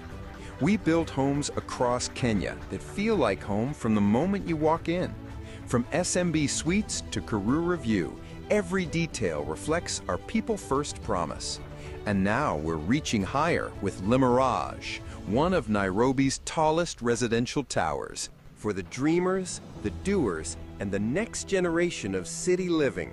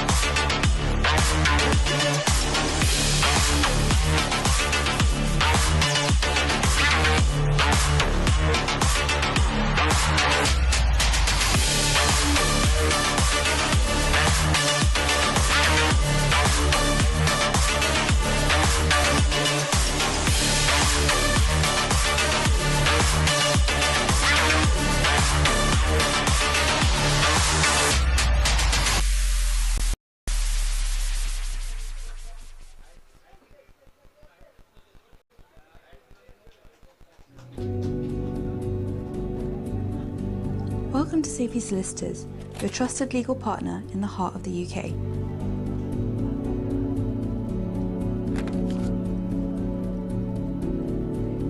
With decades of experience across immigration, property and private client services, our lawyers deliver results with precision and care that cross borders and build futures. From dealing with property transactions and securing visas to protecting your legacy through wills and probate, we tailor legal solutions to your lifestyle. Here at Saifee Solicitors, we pride ourselves on precision, discretion and care. We have always put the needs of our clients first. Our team is deeply committed to your success, be it locally or globally. We speak your language because your goals deserve the clarity and confidence required.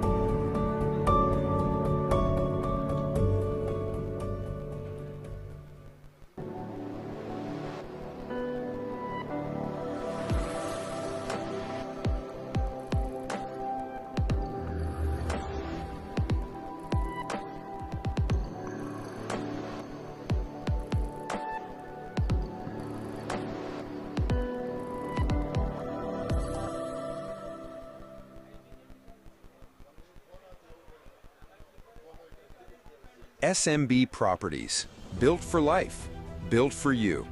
We build homes across Kenya that feel like home from the moment you walk in. From SMB Suites to Karura View, every detail reflects our people-first promise. And now we're reaching higher with Le Mirage, one of Nairobi's tallest residential towers. For the dreamers, the doers, and the next generation of city living.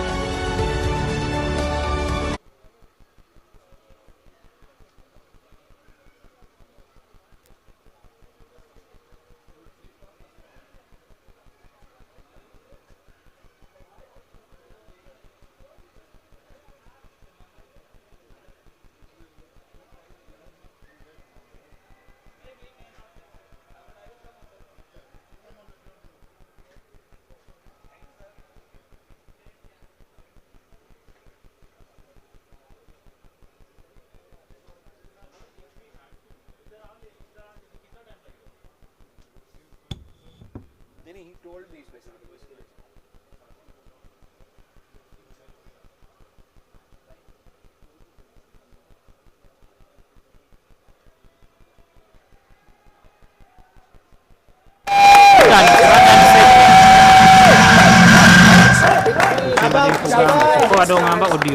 Burhani Pakistan team favorites, and the Stallions are worthy underdogs coming into this series. Under 23 team, and they packed this quarterfinals, going into the semis.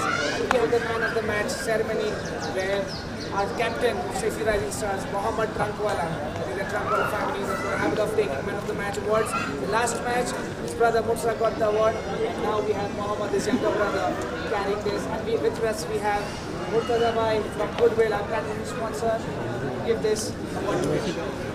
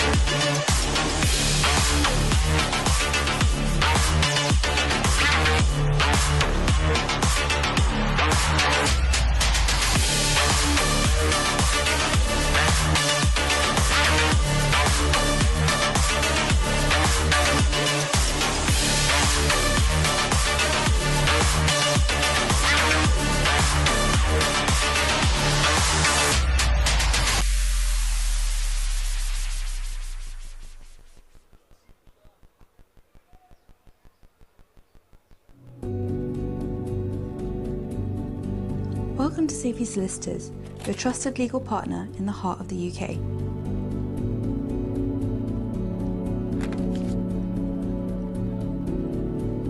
With decades of experience across immigration, property and private client services, our lawyers deliver results with precision and care that cross borders and build futures. From dealing with property transactions and securing visas, to protecting your legacy through wills and probate, we tailor legal solutions to your lifestyle. Here at Saifee Solicitors, we pride ourselves on precision, discretion and care. We have always put the needs of our clients first. Our team is deeply committed to your success, be it locally or globally. We speak your language because your goals deserve the clarity and confidence required.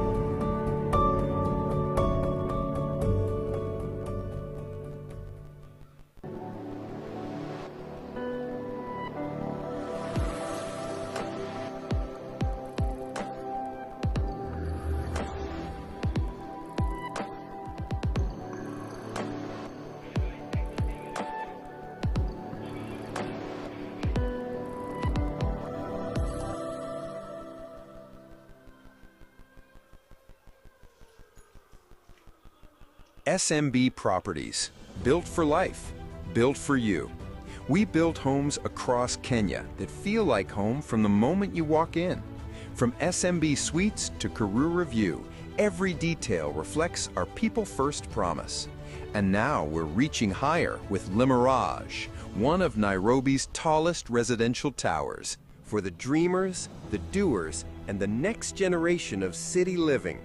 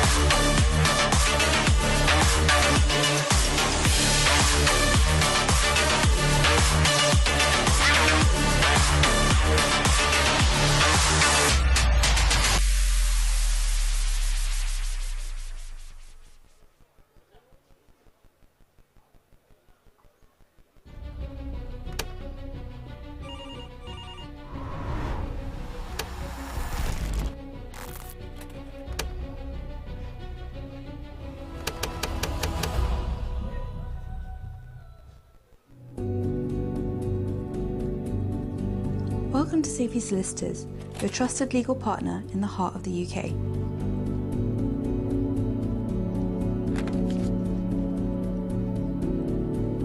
With decades of experience across immigration, property and private client services, our lawyers deliver results with precision and care that cross borders and build futures.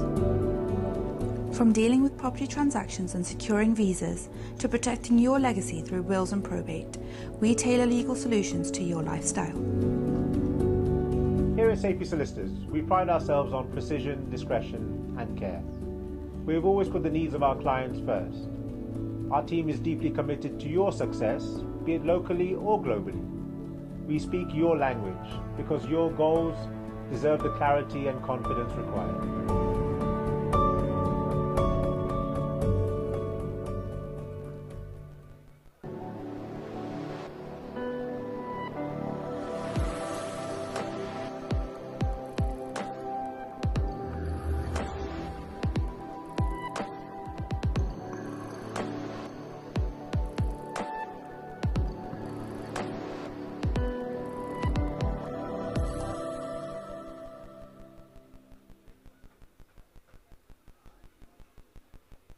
SMB Properties. Built for life. Built for you. We build homes across Kenya that feel like home from the moment you walk in. From SMB Suites to Karura View, every detail reflects our people-first promise. And now we're reaching higher with Limirage, one of Nairobi's tallest residential towers, for the dreamers, the doers, and the next generation of city living.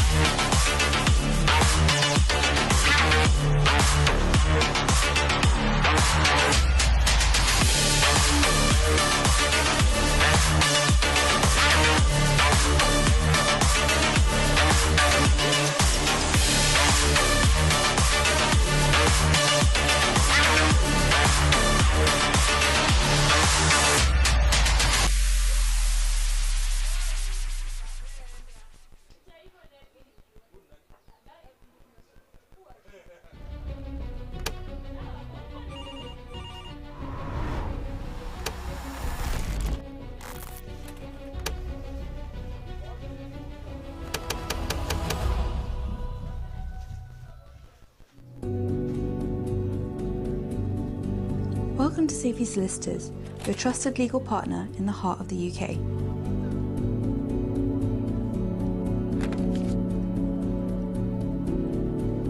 With decades of experience across immigration, property and private client services, our lawyers deliver results with precision and care that cross borders and build futures.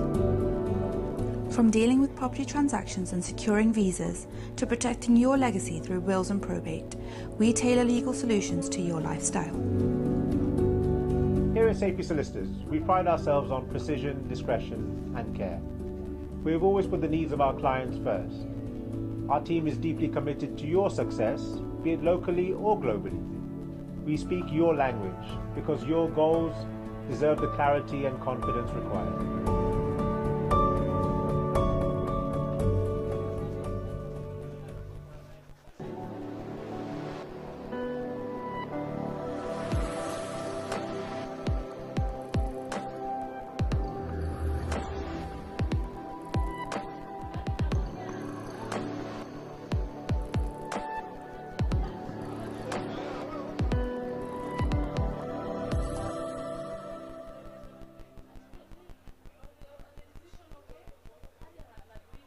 SMB Properties.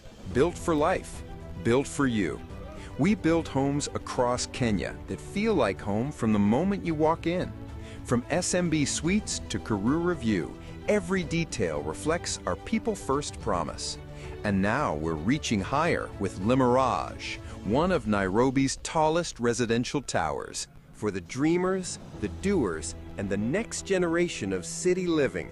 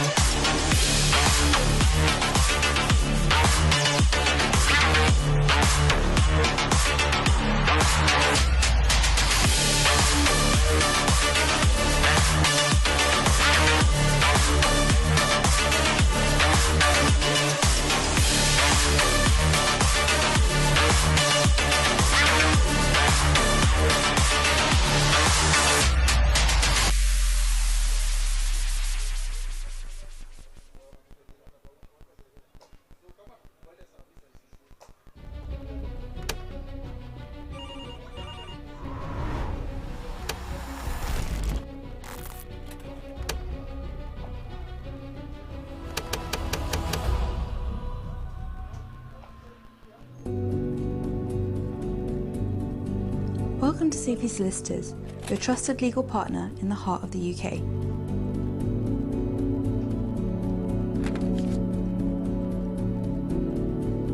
With decades of experience across immigration, property and private client services, our lawyers deliver results with precision and care that cross borders and build futures. From dealing with property transactions and securing visas to protecting your legacy through wills and probate, we tailor legal solutions to your lifestyle. Here at Saifee Solicitors, we pride ourselves on precision, discretion and care. We have always put the needs of our clients first. Our team is deeply committed to your success, be it locally or globally. We speak your language because your goals deserve the clarity and confidence required.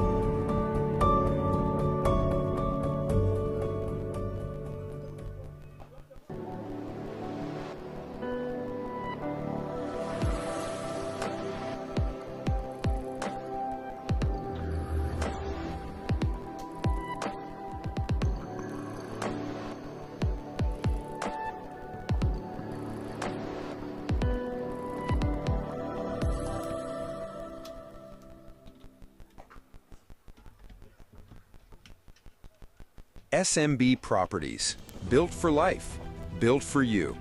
We build homes across Kenya that feel like home from the moment you walk in. From SMB Suites to Karura View, every detail reflects our people-first promise. And now we're reaching higher with Le Mirage, one of Nairobi's tallest residential towers. For the dreamers, the doers, and the next generation of city living.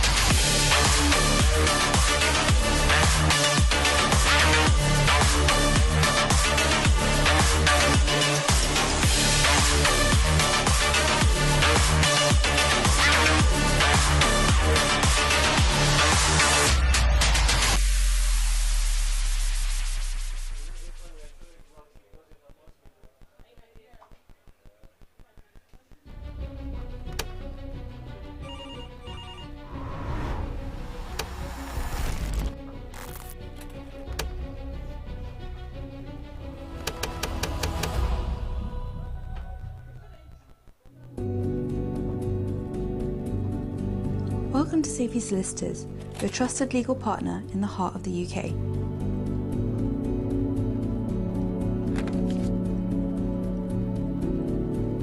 With decades of experience across immigration, property and private client services, our lawyers deliver results with precision and care that cross borders and build futures. From dealing with property transactions and securing visas to protecting your legacy through wills and probate, we tailor legal solutions to your lifestyle. Here at Saifee Solicitors, we pride ourselves on precision, discretion and care. We have always put the needs of our clients first. Our team is deeply committed to your success, be it locally or globally. We speak your language because your goals deserve the clarity and confidence required.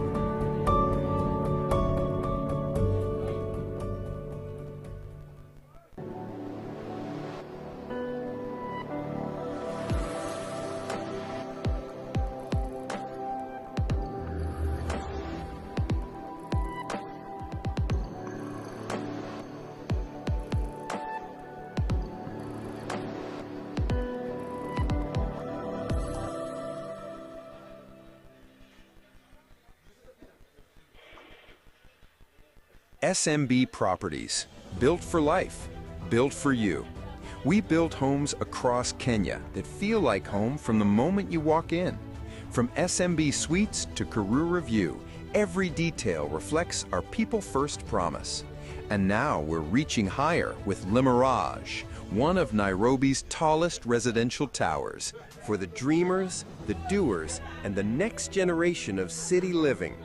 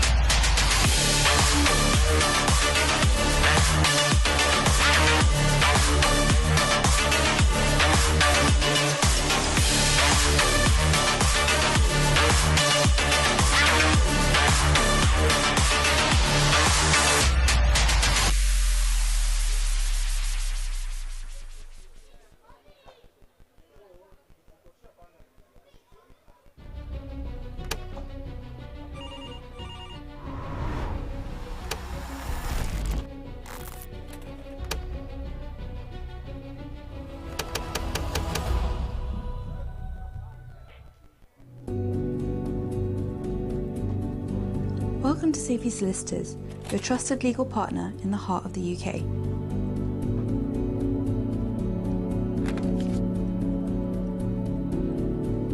With decades of experience across immigration, property and private client services, our lawyers deliver results with precision and care that cross borders and build futures.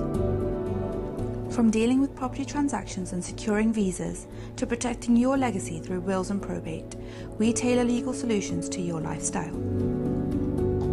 Here at Saifee Solicitors, we pride ourselves on precision, discretion and care. We have always put the needs of our clients first. Our team is deeply committed to your success, be it locally or globally. We speak your language because your goals deserve the clarity and confidence required.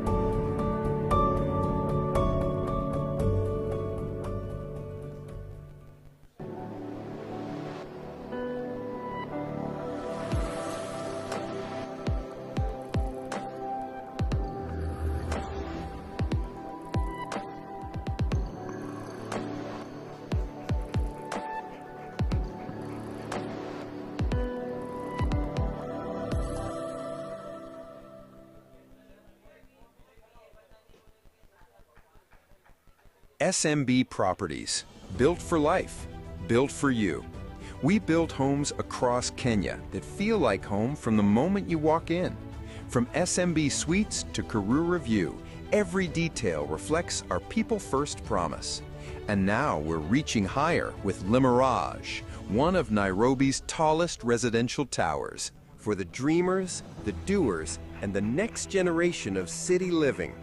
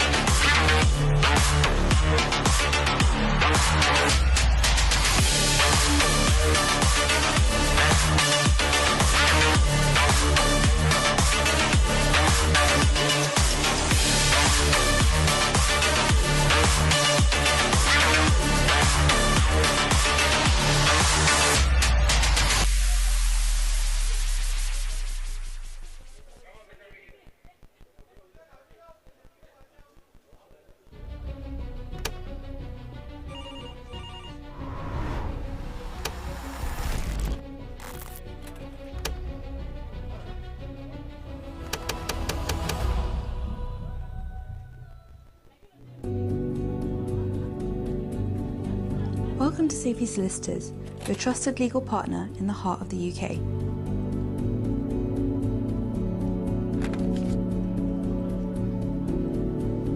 With decades of experience across immigration, property and private client services, our lawyers deliver results with precision and care that cross borders and build futures. From dealing with property transactions and securing visas, to protecting your legacy through wills and probate, we tailor legal solutions to your lifestyle. Here at Saifee Solicitors, we pride ourselves on precision, discretion and care. We have always put the needs of our clients first. Our team is deeply committed to your success, be it locally or globally. We speak your language because your goals deserve the clarity and confidence required.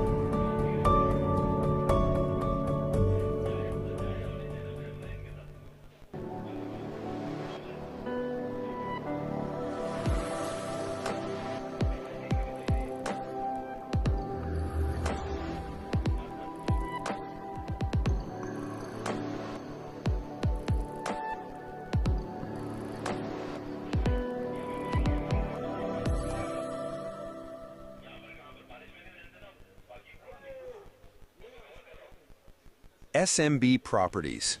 Built for life. Built for you. We build homes across Kenya that feel like home from the moment you walk in.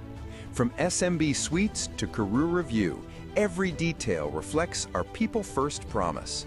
And now we're reaching higher with Limirage, one of Nairobi's tallest residential towers, for the dreamers, the doers, and the next generation of city living.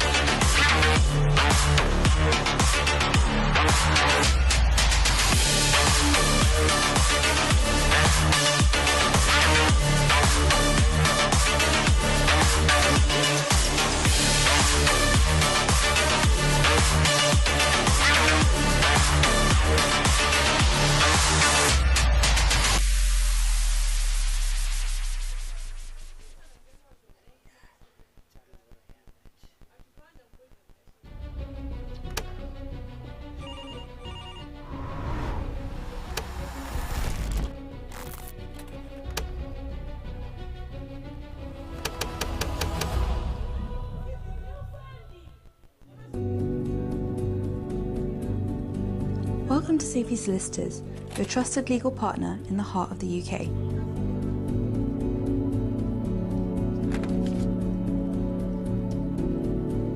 With decades of experience across immigration, property and private client services, our lawyers deliver results with precision and care that cross borders and build futures.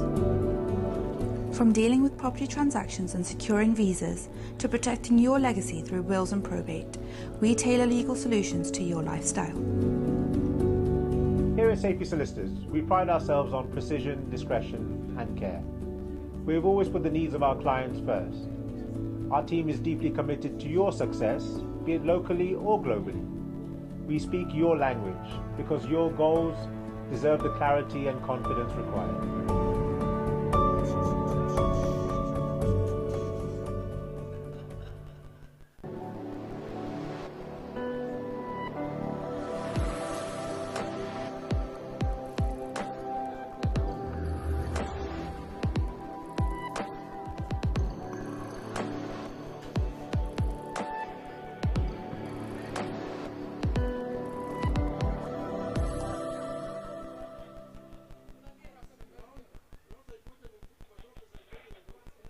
SMB Properties.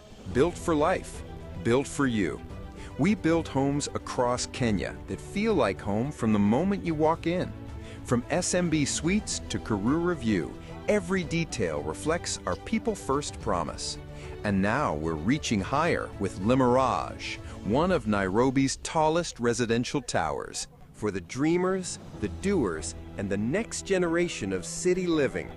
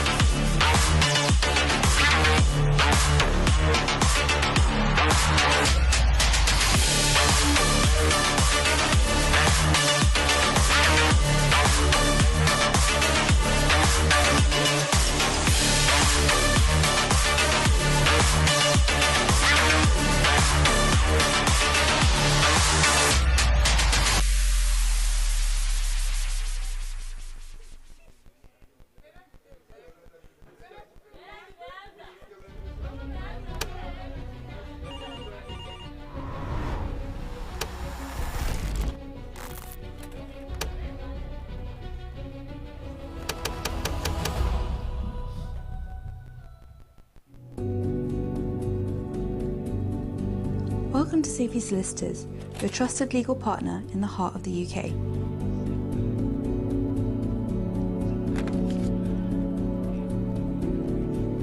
With decades of experience across immigration, property and private client services, our lawyers deliver results with precision and care that cross borders and build futures. From dealing with property transactions and securing visas, to protecting your legacy through wills and probate, we tailor legal solutions to your lifestyle. Here at Saifee Solicitors, we pride ourselves on precision, discretion and care. We have always put the needs of our clients first. Our team is deeply committed to your success, be it locally or globally. We speak your language because your goals deserve the clarity and confidence required.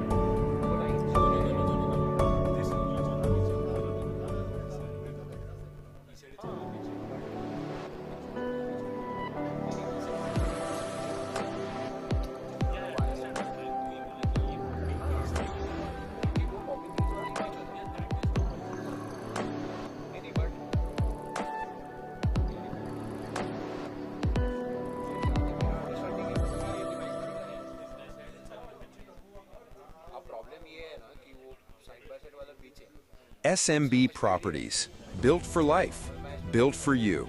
We build homes across Kenya that feel like home from the moment you walk in. From SMB Suites to Karura View, every detail reflects our people-first promise.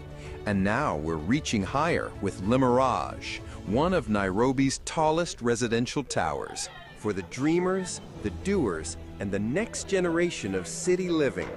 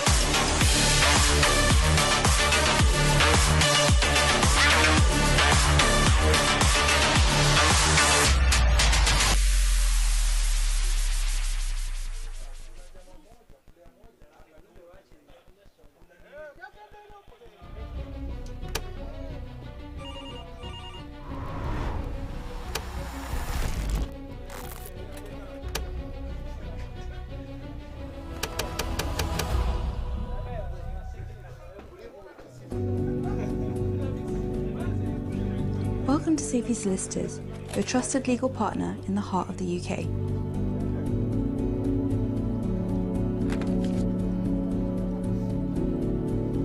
With decades of experience across immigration, property and private client services, our lawyers deliver results with precision and care that cross borders and build futures.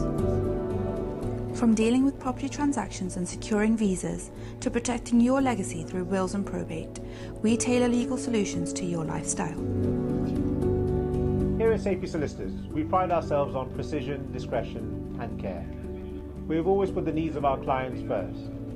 Our team is deeply committed to your success, be it locally or globally. We speak your language because your goals deserve the clarity and confidence required.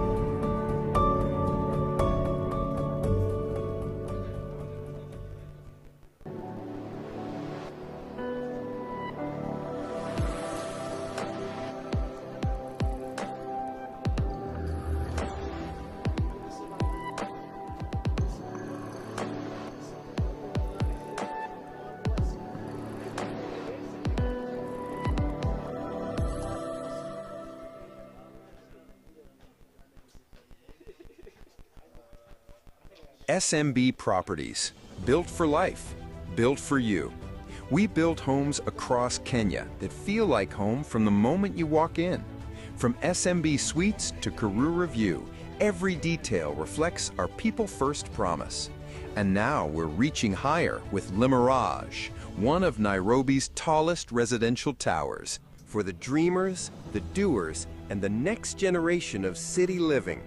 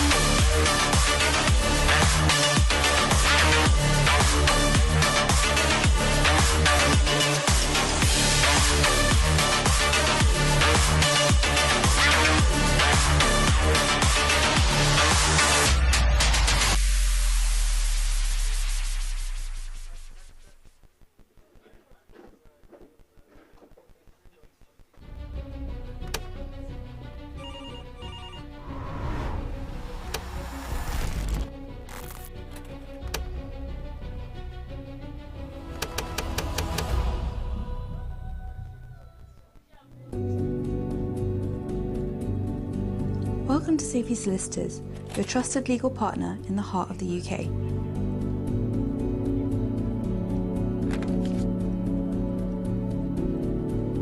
With decades of experience across immigration, property and private client services, our lawyers deliver results with precision and care that cross borders and build futures. From dealing with property transactions and securing visas to protecting your legacy through wills and probate, we tailor legal solutions to your lifestyle. Here at Saifee Solicitors, we pride ourselves on precision, discretion and care. We have always put the needs of our clients first. Our team is deeply committed to your success, be it locally or globally. We speak your language because your goals deserve the clarity and confidence required.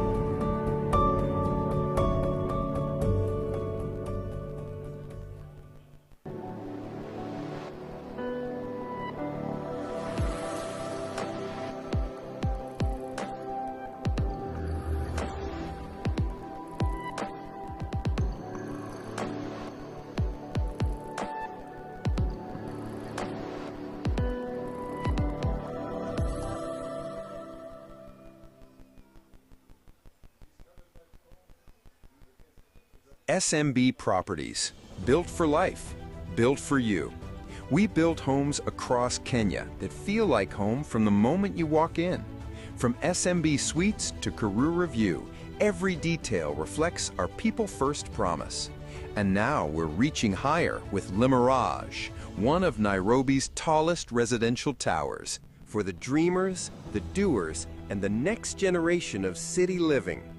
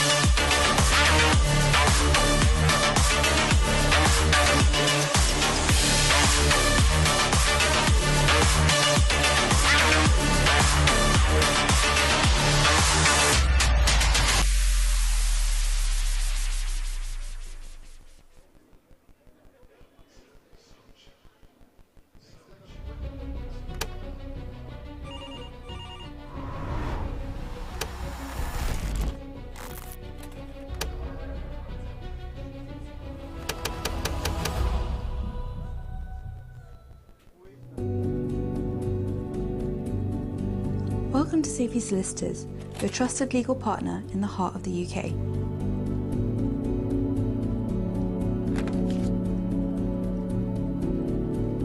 With decades of experience across immigration, property and private client services, our lawyers deliver results with precision and care that cross borders and build futures. From dealing with property transactions and securing visas, to protecting your legacy through wills and probate, we tailor legal solutions to your lifestyle. Here at Saifee Solicitors, we pride ourselves on precision, discretion and care. We have always put the needs of our clients first. Our team is deeply committed to your success, be it locally or globally. We speak your language because your goals deserve the clarity and confidence required.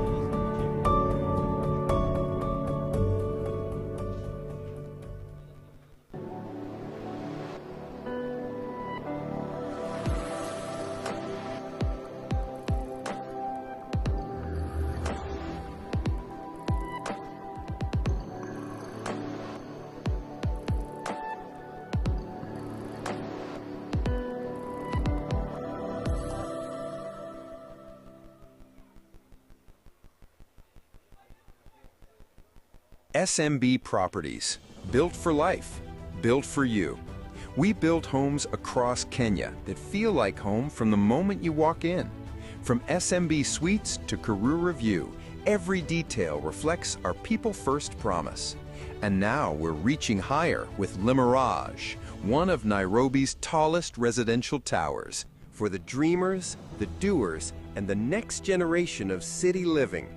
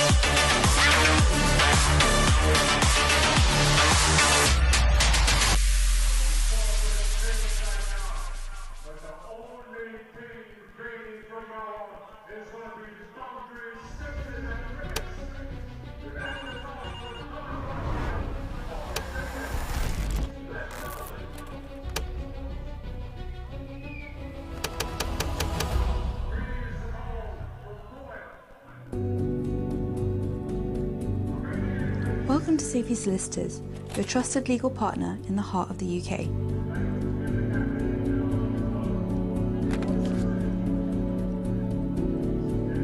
With decades of experience across immigration, property and private client services, our lawyers deliver results with precision and care that cross borders and build futures. From dealing with property transactions and securing visas, to protecting your legacy through wills and probate, we tailor legal solutions to your lifestyle. Here at Saifee Solicitors, we pride ourselves on precision, discretion and care. We have always put the needs of our clients first. Our team is deeply committed to your success, be it locally or globally. We speak your language because your goals deserve the clarity and confidence required.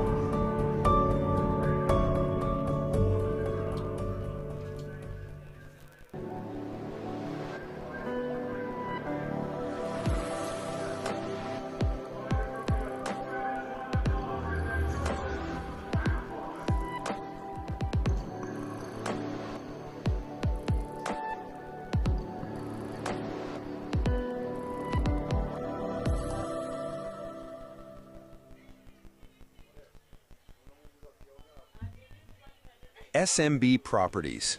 Built for life. Built for you.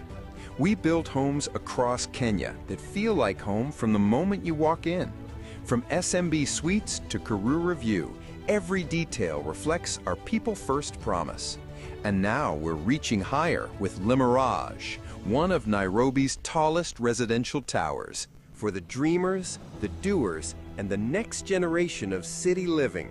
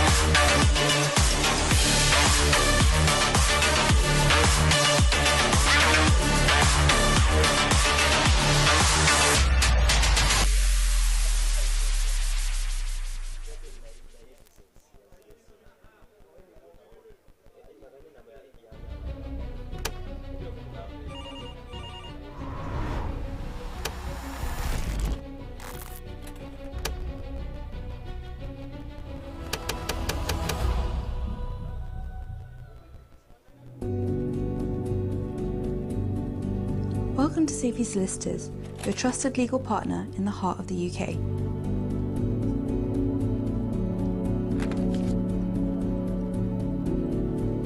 With decades of experience across immigration,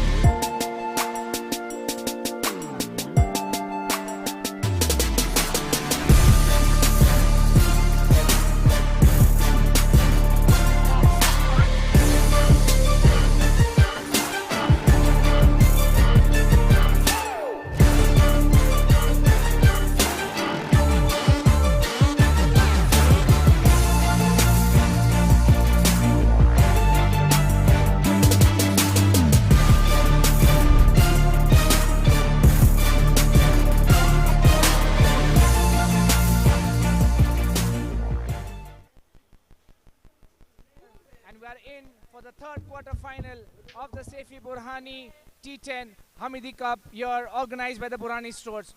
We already have two semi-finalists, Maharashtra Stars and Saifee Rising Stars, and the third quarter-final match between the Dubai Sultans and the Kuwait Challengers. Dubai Sultans have already won this tournament twice, and the Kuwait Challengers have won it at the Wankhede Stadium in Mumbai.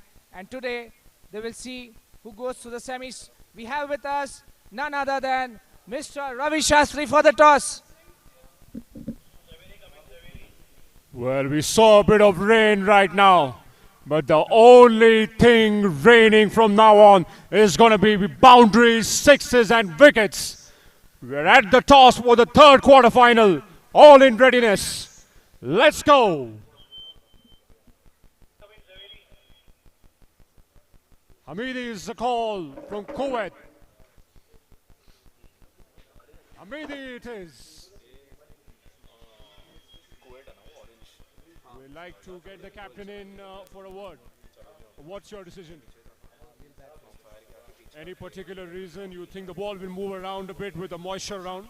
Yes, it will definitely, but I think that it's a knockout game and the runs on the board, and inshallah we'll put pressure on that. Okay, you're playing with the same combination as your last game. Yeah, we are playing with the same. Perfect. Go well. I would like to ask the captain of the Dubai Sultans, what do you make of this? You'll be bowling first. What are your thoughts? We are bowling first. It's a knockout game. Score on board is always in pressure, but still, when you have a target, you can plan your game accordingly. And what do you think will be the pass score on this pitch? There's a bit of rain around, so the ball will nibble around. We'll try to restrict them below 85. Below 85. Confident for today's game? Yeah. Go well. So you heard it from here. Kuwait has won the toss and they have chosen to bat first.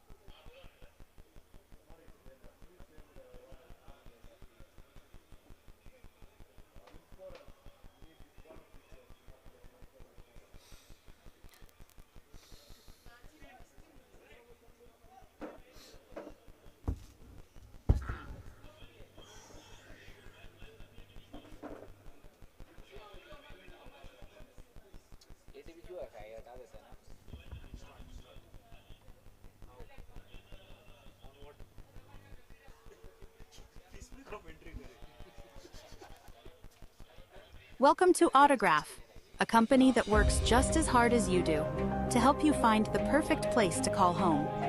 Whether it's property management, portfolio guidance, or a promising investment opportunity, our brokers work endlessly and are available 24/7 to cater to your needs.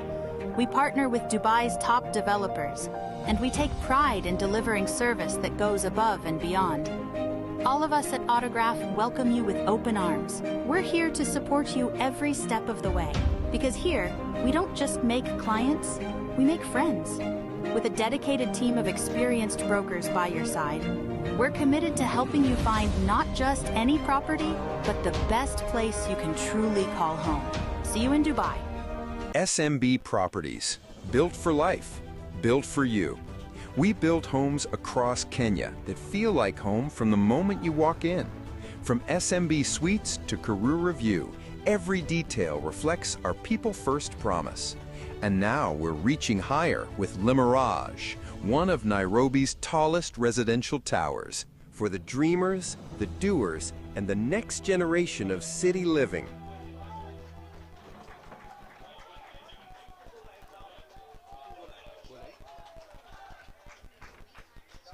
It's time for the third quarter final of the SBT10 Cup.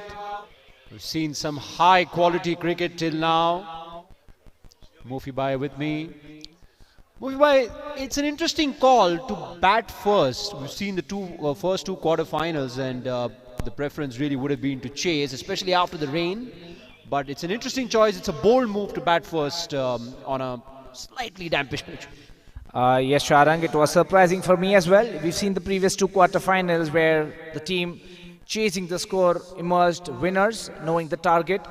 They could space out their innings very well, and with the pitch not quite being a high-scoring one, I would have thought that the team winning the toss would have elected to field first, but I'm sure Ibrahim Raghib, the Kuwait captain, must have some strategy in mind while electing to bat.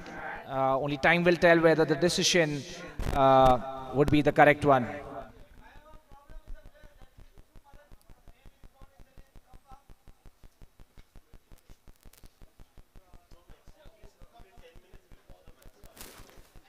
Well, one thing's for certain, it's going to be a cracker of a game. Both the games that we witnessed till now had their own twists and turns. That's what it's all about, really. We've already seen the two quarterfinal matches before that, where, as you rightly mentioned, the game changing with each over. At one point of time, we thought that the batting team is the favorite, and within a couple of deliveries the tides change. Such is the format of the game, the T10 game, that things can be brought to control very easily.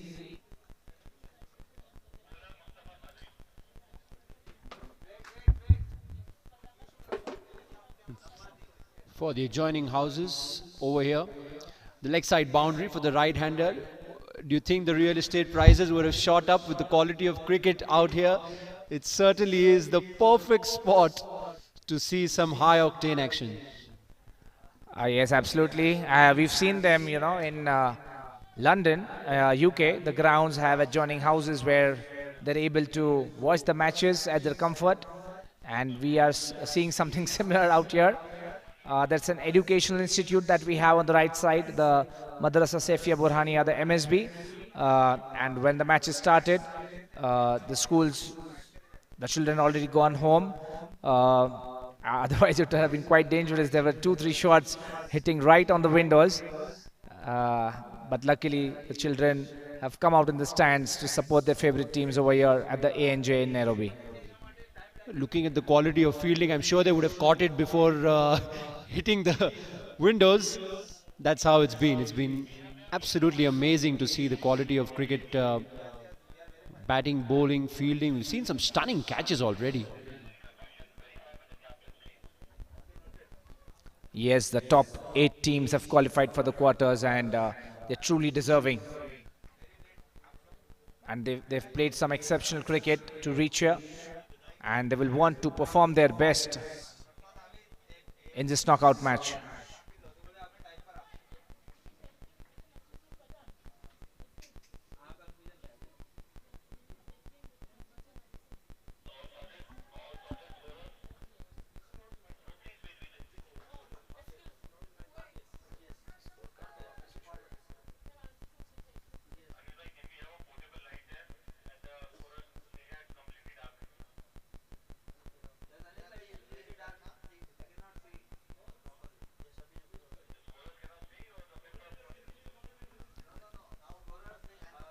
You can see a bit of dampness on the ground already as well. So fielders will have to be a bit careful. They're putting everything on the line, and these are the kind of conditions where sometimes you may have to hold back a little bit. But from what fielding we have seen, I don't think anyone's holding back. Shot a couple of days back, there was some rain during the evening matches, and what we saw, the outfield was much quicker just after the rain. Maybe that is something that the Kuwait captain Ibrahim would have in mind while selecting to bat.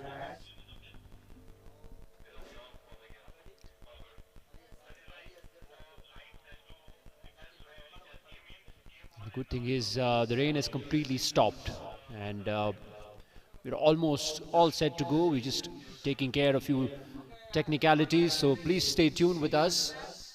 We'll be getting the game started very soon.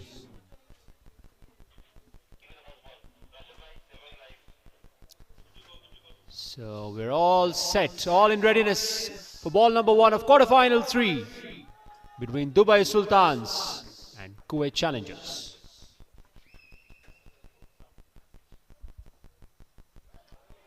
And a wide to start off with. Lovely carry, I must say. That zipped through. The rain certainly would help spice the pitch up. That really took off.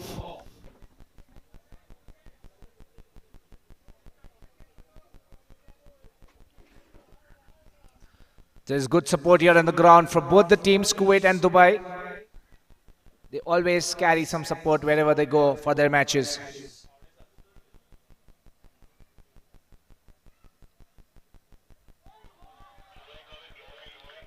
Left outside the off stump.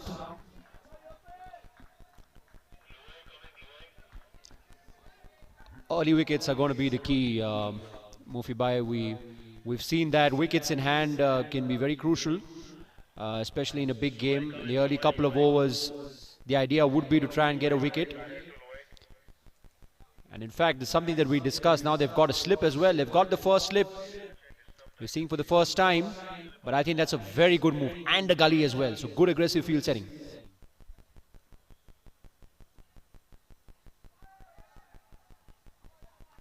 There's good pressure in the field. And Sharang, just as I was mentioning, these two teams always have excellent support in the stadium. I would also like to mention that back home in Kuwait and Dubai, their fan following is quite a lot, and they are watching this match live on the Burhani Sports YouTube channel and supporting their favorite teams here in the quarterfinals.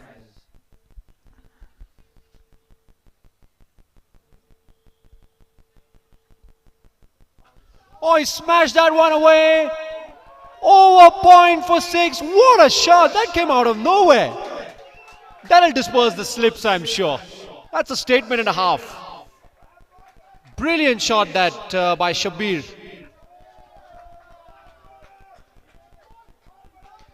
A bit of Sanat Jayasuriya, a bit of Virendra Sehwag, a bit of everyone in that shot. What a splendid shot that was. Yes, just bending down and hitting it out. It was a superb shot. Great timing, great placement.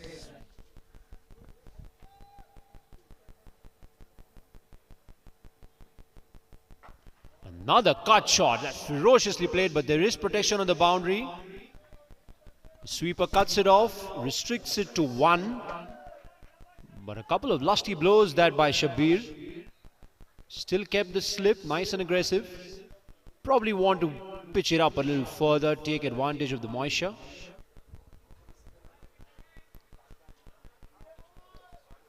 Ali Asgar now is facing his first delivery as Mustafa gets ready.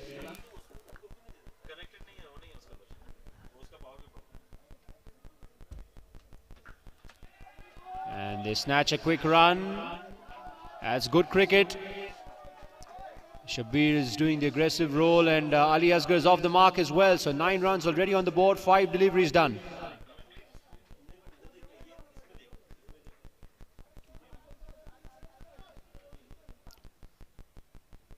Mustafa has slightly been on the shorter side. Want to get that ball right up there. There's a slip waiting, there's a gully as well.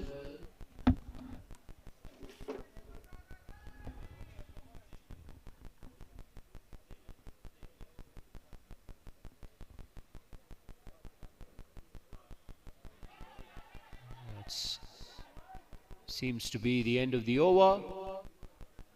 And it's 9 for none after 1. Just a bit of swing. And that's what we will see. We will see a bit of swing, and that's more the length that he would want to bowl. Probably the line, he'd probably want to shift it somewhere around off stump or middle stump ideally. But that's the perfect length. You don't mind getting driven. We don't want to get cut in these conditions. Mustafa Sadriwala completing the first over. 9 runs coming off it. It will be interesting to see whether Hatim Patwa, the Dubai captain, brings on another seamer from the other end, or will it be a spinner, as we've seen in the past matches in the quarterfinals, spinner being introduced in the first 2-3 overs. Left arm spinner has really been a menace. The pitch holding up a little bit too paced. We've seen some good quality left arm spin with good arm balls coming through as well. Always a challenge. Shabir will now take strike. In fact, it's Ali Asgar, beg your pardon, on strike, and Yusuf with his first over. There's Yusuf Lambati, tall fellow, would want to take advantage of the bounce. Ali Asgar has so far played just 1 delivery for 1 run. That's nicely played away onto the offside, straight to the man, but he will scamper through for a single. Another left arm seamer. It's so good to see this variety. Just love to see a left arm seamer in full swing. It really is a sight to behold. A tall left arm seamer. Reminds me of Mohammad Irfan from Pakistan, who used to bowl from first floor. 7-1.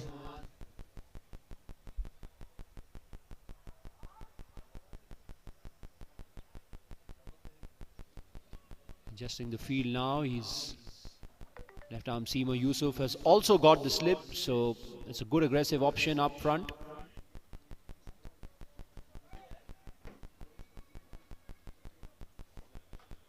Trying to cut that one away. Didn't quite have the pace on that to cut it away.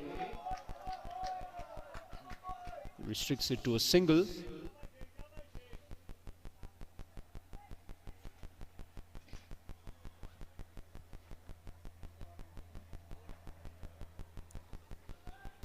Dubai Sultans captain said something around 85 would be a total that he would fancy chasing.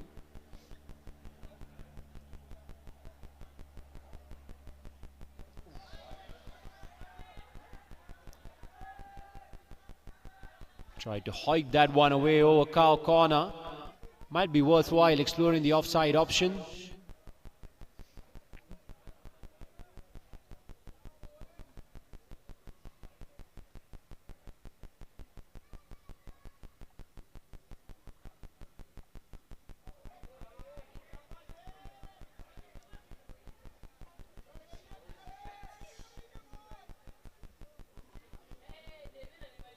The Dubai Sultans every now and again have been slightly on the shorter side. They ideally want to get it right up there to the batsman. Like I said, you don't mind getting driven in these conditions. That's where the wicket will come.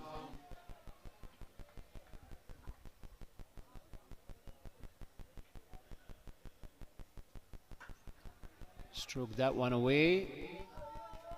Not quite perfectly timed, so he will have to settle for a single. Well, Ali Asghar Zakir is a destructive batsman. If he gets in full flow, it can be threatening for the Dubai Sultans. So far, they've kept him under control. 13 for no loss after 1.4 overs. This over has been bowled well so far.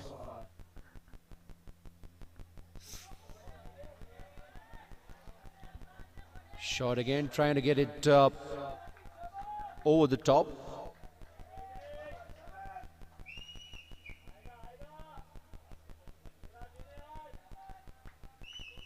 Picture going around for the Dubai Sultans. You can see the fans enjoying themselves out here. It really is a festive mode on. The vibe has been absolutely superb all throughout the day.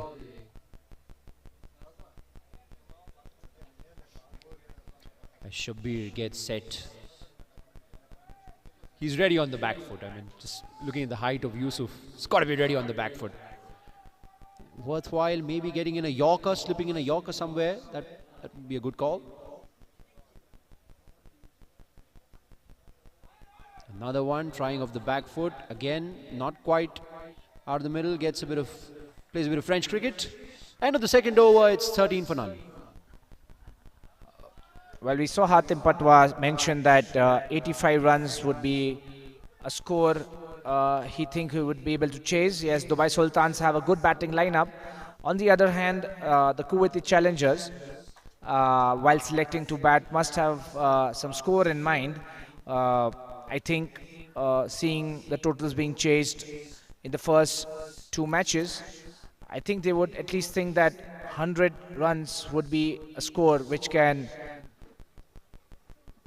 set pressure on the Dubai Sultans batsmen, and that's what I think the batsmen would have had in mind while coming in to open the innings.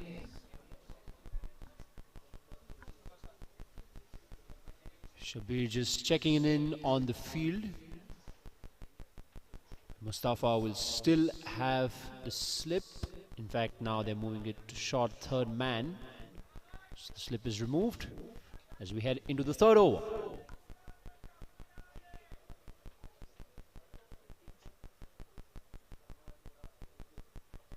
Oh, he really tried to go for it there.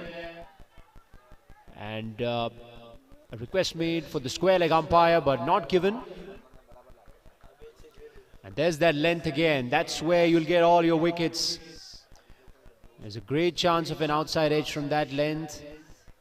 And that natural, beautiful outswing, a wonderful presentation of the seam, means that there's every chance in the world to get that caught behind.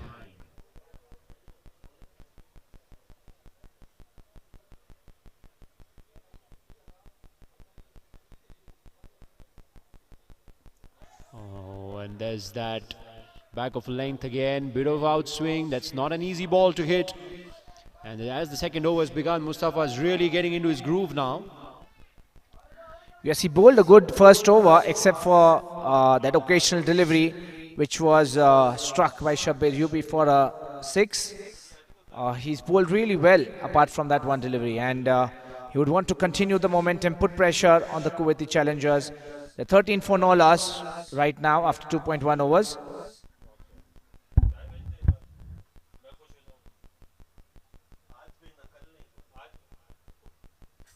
Oh, another beautiful delivery. 3 play and misses. Outstanding line, outstanding length, and that presentation of the seam, well, oh, play that if you can. It was a perfect outswinger.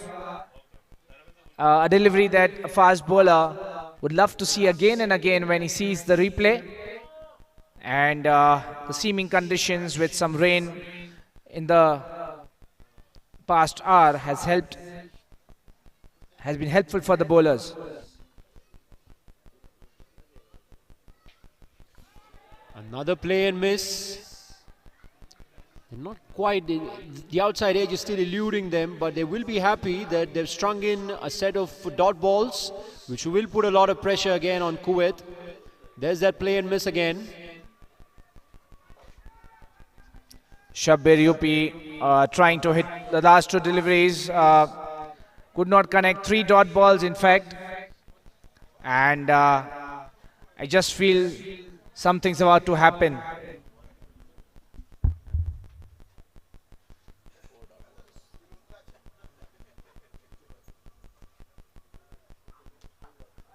He's got that one away. Oh, it was a missed chance. It's a really tough chance. It has to be said. It was a great effort. That was a half a chance. It would be very harsh to on the fielder there to call. Oh, that is a brilliant effort. Outstanding effort there. As the batsman timed it well, but he played it in the air. And the batsman will feel he's lucky not to be caught out. And 1 run, he's off the strike now.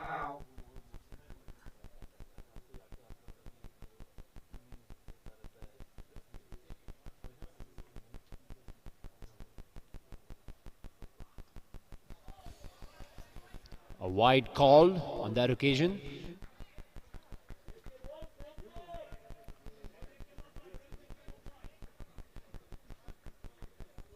It's been a very good over till now.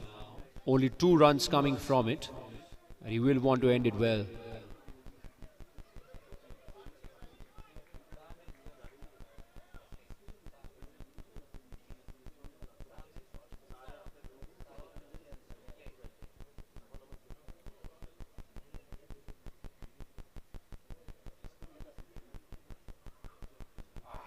Another beautiful delivery. What an over this has been.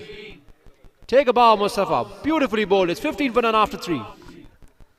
Yes, well bowled, Mustafa. 2 overs, 10 runs. And in the last over, it looked like he will pick up a wicket in at least 2 of those deliveries, which were really very well bowled and really foxing the batsman there. And after the end of the 3rd over, the Kuwait challengers are 15 for no loss. 11 runs in 2 overs.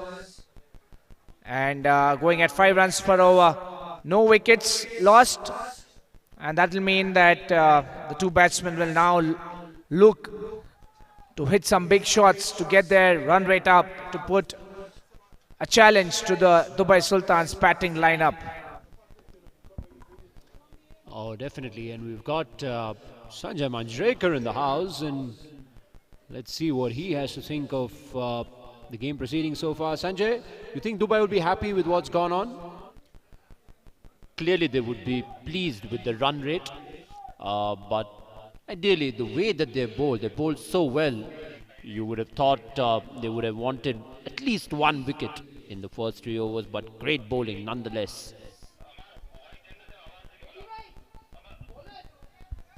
Well, Sanjay Hatim Patwa, the captain, brings himself to bowl the 4th over. The Kuwait batsmen have struggled to get the ball going as of now, and I think Hatim would want to take full advantage of the pressure which has been created by the bowler in the previous over. Strong seam attack for Dubai Sultans. Hatim now will take charge, and that allowed Mustafa actually to bowl those 2 overs because they've got enough resources to cover at the end.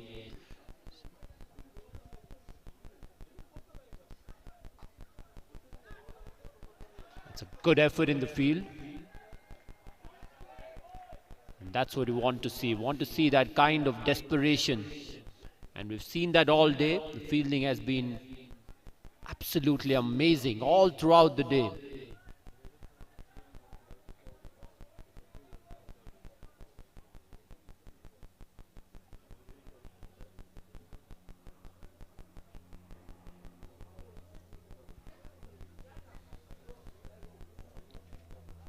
The groundsmen also have done a wonderful job.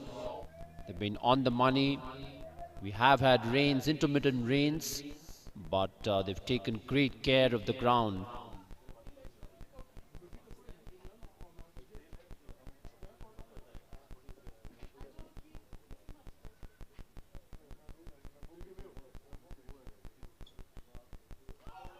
It's another good delivery, pitched up. Yorker not able to carve that away. He was looking to carve it away down to third man. They've got the short third man, so any kind of connection will fetch him a boundary.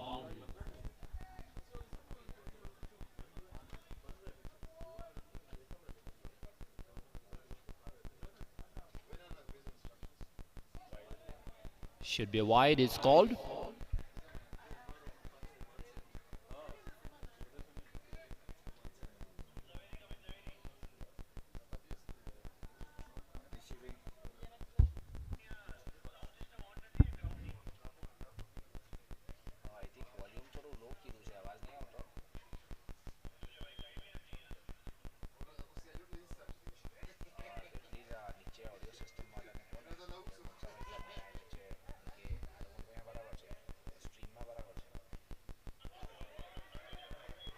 Outside the off stump, we wait for the umpire's decision, and it's a wide. It's a late decision by the umpire.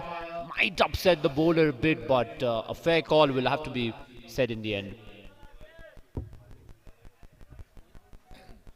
Hatim not particularly pleased with that wide call. Take another look at that and dissect it. It's a good delivery, it's pitched up, and you can see the perks of pitching the ball up. We've been saying that. With the lateral movement around, it's a very difficult length to play.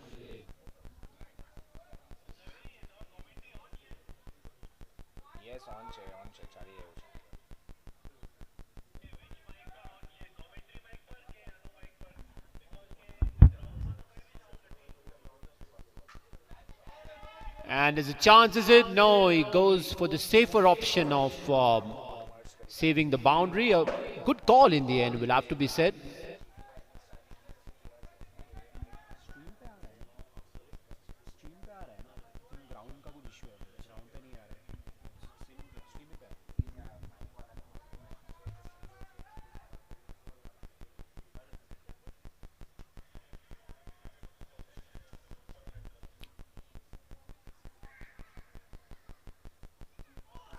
Oh, another close call, in fact a wide given by the umpire, so a few extras helping the cause for Kuwait challengers, but by and large it's been good bowling from Dubai Sultans.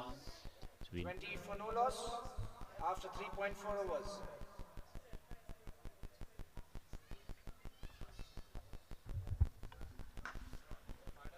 Trying to heave that away out to cow corner, mid wicket will get there. And a good throw. Excellent piece of fielding. Yes, the runs are not coming off very easily right now for the Kuwait team. And the Dubai Sultans are bowling well, but one good over and things can change very quickly.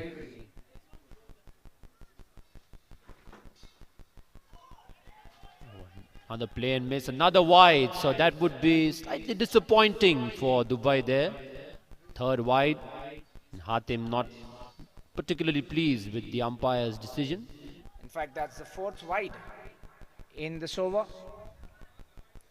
And giving some bonus runs to the Kuwait team. Umpiring has been top-notch.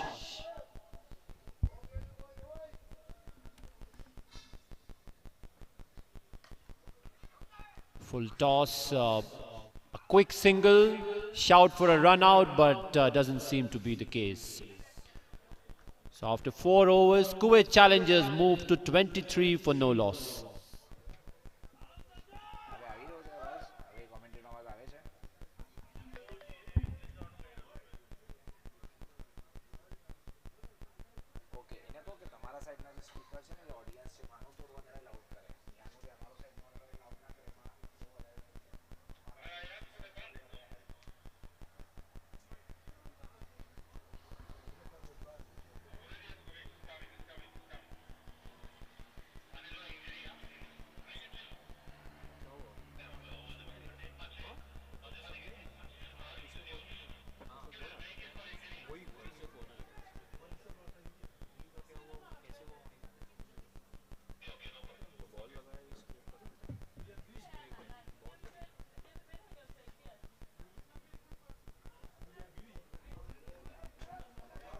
So one of the players seems to be having some trouble. We hope it's nothing that will prevent him from playing further, but I'm sure the medical team is taking care of it.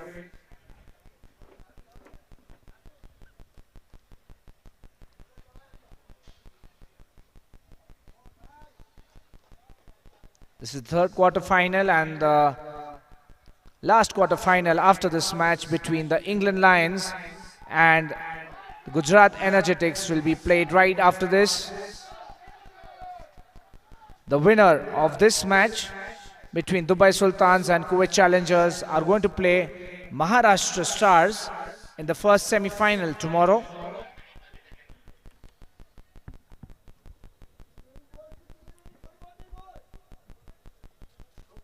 $23 for none.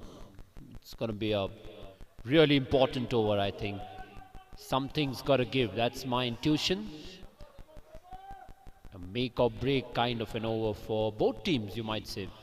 Yes, it's been 4 overs, below 6 runs per over. Have kept all their wickets intact. It'll be interesting to see what Shabir and Ali Asgar do from here on. 10 from 13, Shabir, and 6 from 11, Ali Asgar. Both can be very good hitters. That's why they're opening. But somehow they haven't been able to get the ball rolling. Some spin being introduced, different dimension now. Murtaza making sure his field is in order.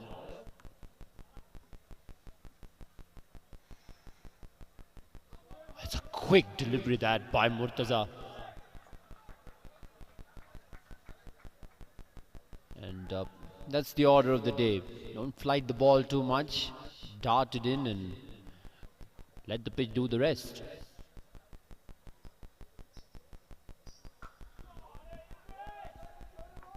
Sweeper on the boundary will cut it off. Only a single.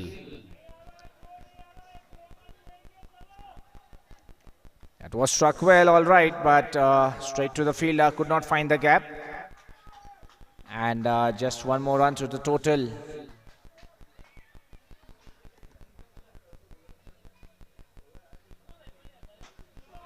That seems...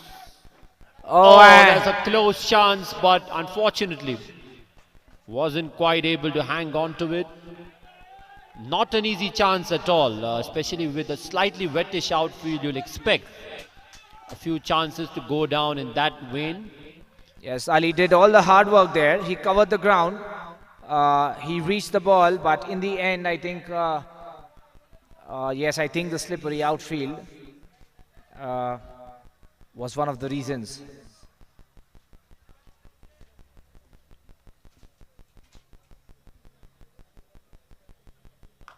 A short delivery and he smashed that one, and this was another chance on the boundary. But once again, the catch being spilled. Not sure if it is because of the effect of the wet outfield.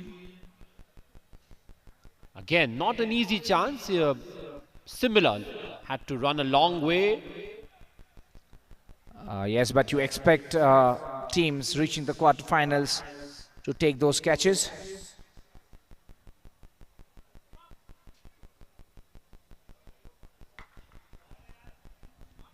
Once again, not enough power behind that shot. We'll have to settle for a single.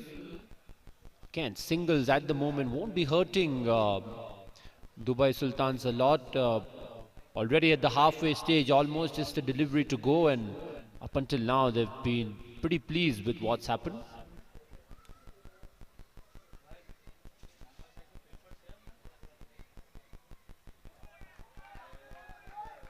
Another quick delivery to end the over, and it's 28 for none at the end of 5.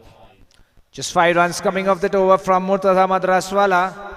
28 for no loss after 5 overs, and the Kuwait challengers haven't been able to up the run rate as of now. Just 1-6 coming in this innings, which came off the first over, which was hit by Shabbir in Mustafa Sadriwala's over, and since then 29 deliveries, there haven't been any boundary. The Dubai Sultans bowler have kept things tight, bowled really well. They haven't held on to the catches. We saw in the previous match the Saifee Rising Stars taking such kind of catches. Somehow the Dubai Sultans, maybe due to the wet outfield or the ball being wet, haven't been able to grab those chances, but so far it hasn't hurt them too much.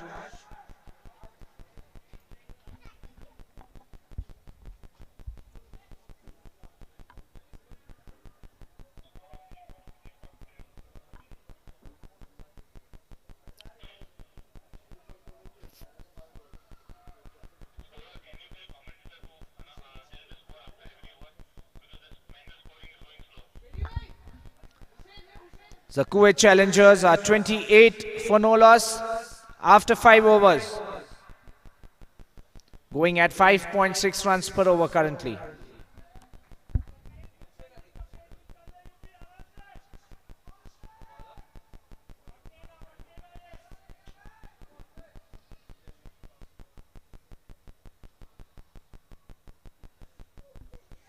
There's a quick delivery. Waiting for the umpire's signal, not being called. And a good start from Hussain. Nice and quick. I'm talking about Hussain. Let's get another Hussain in the commentary box. Nasser Hussain. What are your thoughts for the play up until now, the third quarter final? Yeah, it's been some high-octane cricket. There's no doubt about that. A few drop catches, but you do expect that on a slightly wettish outfield. The fact is, they haven't let the game go away from them. Kuwait, 28 for no loss, and Dubai will have to be the happier side.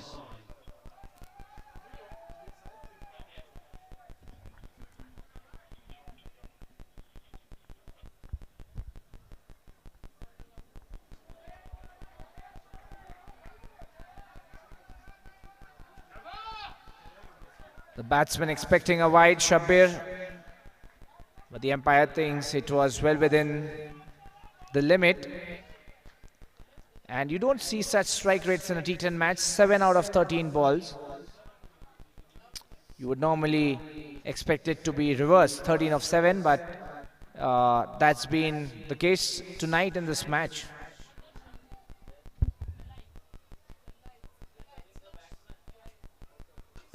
Oh, that's a shot and a half. There's one on the university. That's what we were waiting for. And that is a great shot on the offside. That's a tough shot to play, ladies and gentlemen. Great hands through the ball, free-flowing, fantastic shot. Yes, what a good shot.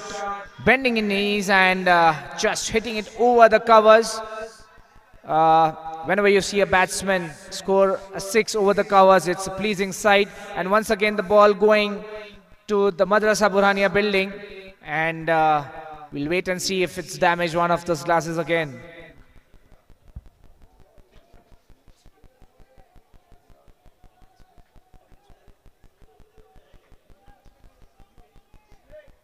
Beautiful wrist going through the shot, wasn't it?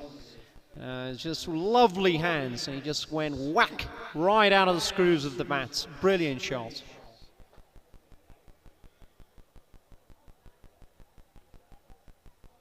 Slower delivery, it's not quite got it, I think. Oh, it's another drop chance. They'll come back for 2. Clever bowling, that pace off the ball. That's been the mantra for the day. Yes, that was a tough chance. I know that what went high up in the air, the bowler had to, the fielder had to cover a lot of ground there, as you can see here.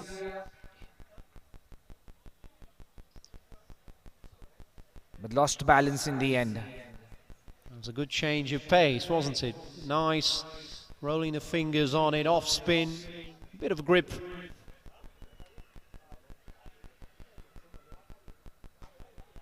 Oh, he smashed that away. There's another chance, and there's another one spilled again. It's a tough chance again. They're not quite getting the easy ones, are they? And it's another one in the books, unfortunately. Yes, the Kuwait batsman trying to hit each ball, but somehow not middling them, and it's falling in front of the fielders. Getting 2 runs, and they move on to 38 for no loss after 5.5 overs.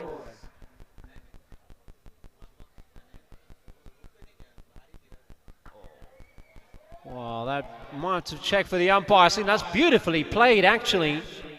He had to adjust and readjust, and he did it really well in the end. In fact, it is a no ball. That's what we were searching for. That would mean a free hit and a change in momentum in this over.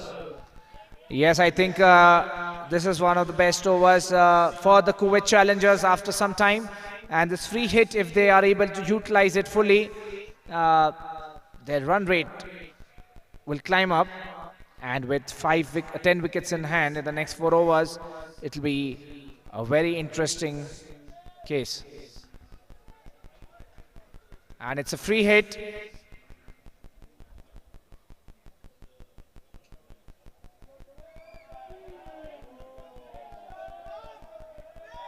A bit of pressure being put from outside the ground. A bit of chance going around. A bit of gamesmanship.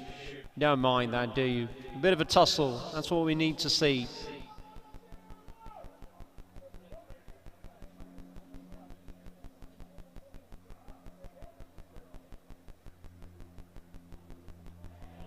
Trying to cut that one away. The free hit not proving to be costly on that occasion. 6 overs are done. It's 41 for no wicket.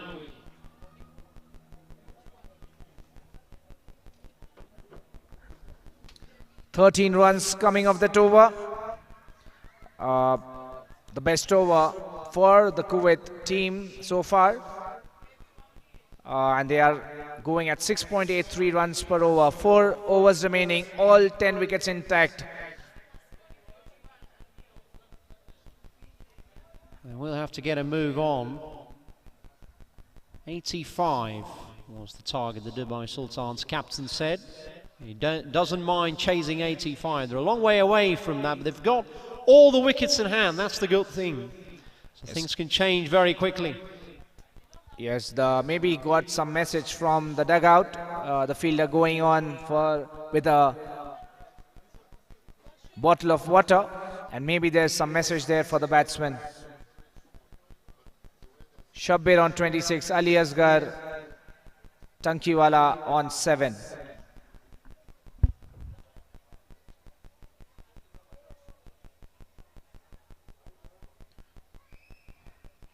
Hassan with his wrist spin coming in. In fact, it's Murtaza.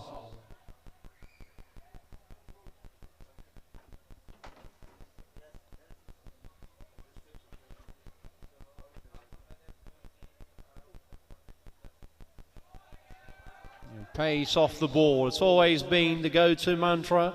Difficult to hit. Murtaza bowled a really good first over. He started off exceedingly well here as well.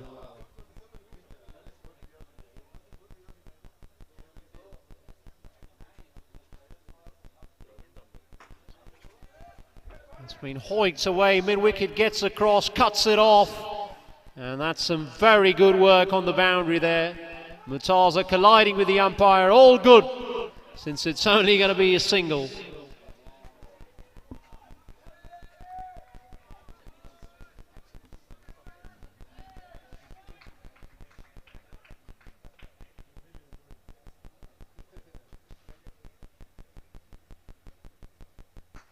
Smashes it straight down the ground. Is it a chance? Another one spilled.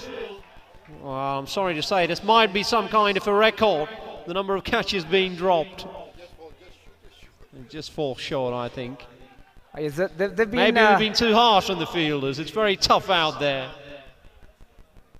Have a look at the action replay. No, it's he carried, that's for sure. I think this is the 5th catch.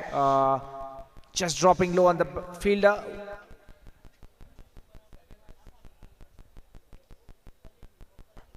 Well, that's gone in the air. That's got to be taken. It is taken. Finally, they have one. Well, Murtaza would be delighted by this. He's been bowling absolutely splendidly till now. And the first wicket is down for Kuwait challengers. Ali Asghar makes a long walk back. Yes, if you ask me, it was quite a struggle for him out in the middle, scoring 7 runs out of 14 deliveries, quite unlikely than what he normally plays. And the first wicket down, and this is one of the rare shots that carried to the fielder very easily. There have been a few chances there where they were half chances, where the ball was coming in front of the fielder and they had to really dig the ball out of the ground, but this was a lollipop. And what would Jeffrey Boycott have to say with that for that lollipop catch? Well, it was a lollipop. You mentioned it absolutely right. He had to take it and he had to suck it. That's what he do. That's what he did. He gobbled it up. Lovely stuff.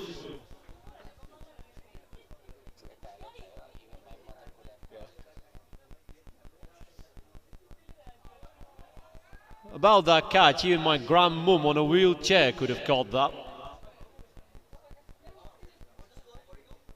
Now it's 43 for 1, 6.5 overs. Zafar on strike.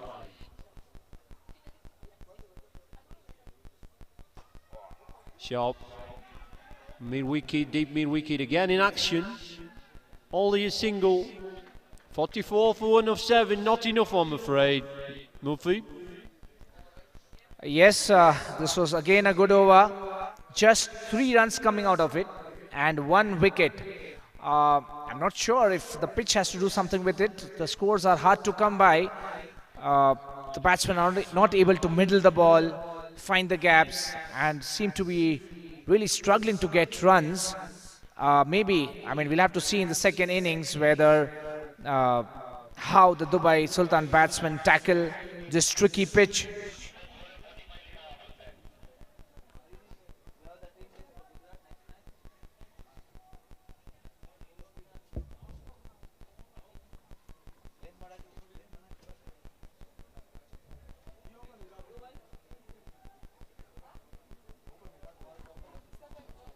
Now Shabir is the set batsman now. He's got to be able to carry the Kuwait challengers innings. He's got to have to play through, but he's also got to have to take a lot of chances.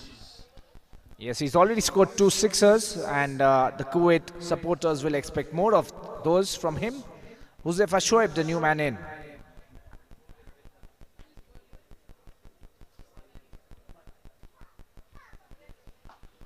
Sharp. That might be all the way. Yes, he finally have a 6. Lovely shot that.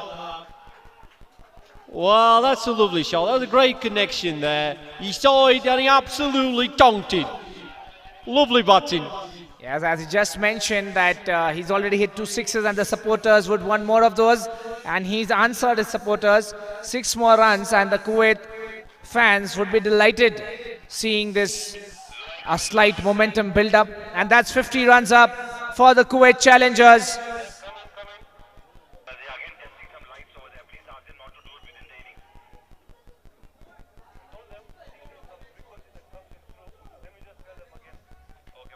Is this the over that they're looking for? I think it is. Come on, something's got to give. Give us one more, come on. Right in the com box. Maybe next over.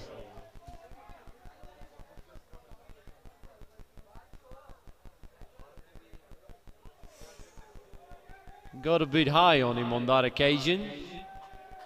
Trying to get underneath the ball, hook it away.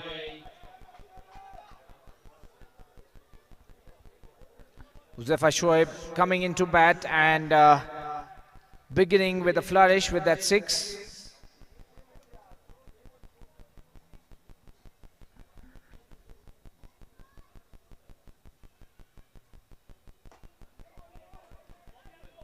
No, it'll only be a single, be cut off. Oh, they're going back for 2. That's good running. He's broken the bails, but that's broken by his hands and not by the ball. Good running, aggressive running on that occasion. A better throw would have had him in trouble, but the throw was wide and the bowler unable to collect it. 52 for 1 after 7.3 overs.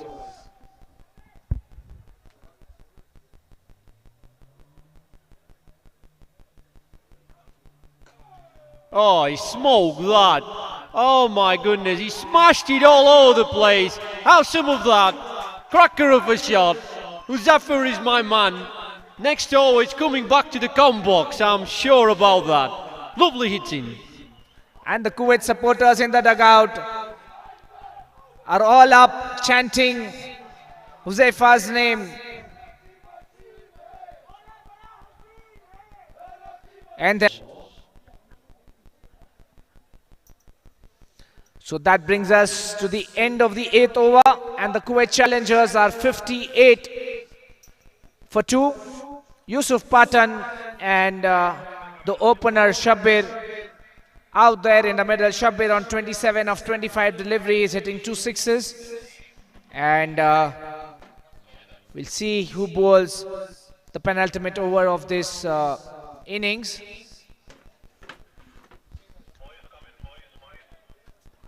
The Sultans have been going pretty strong till now. And for the last couple of overs, we have the voice of the great Tony Greig.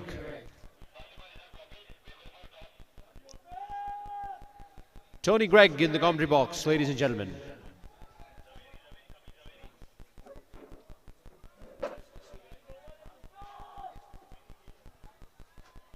We've got 2 more overs to go, obviously.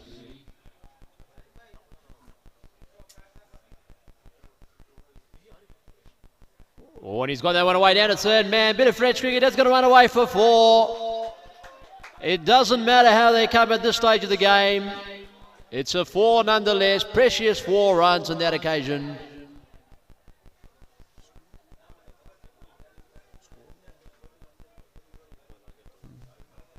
All you can see there, it's gone off the bottom edge of the bat. Away she goes for 4. It doesn't matter how they come. It all adds in the scorebook.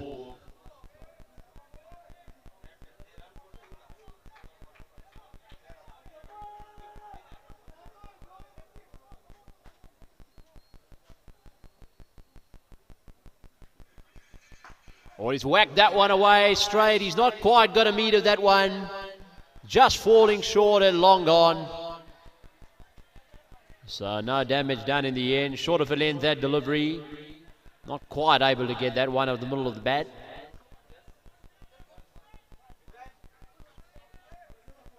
$64 for 2, 8.2 overs.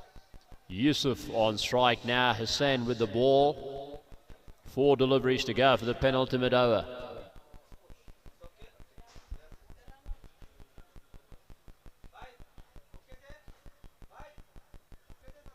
Oh, and he's missed that one again.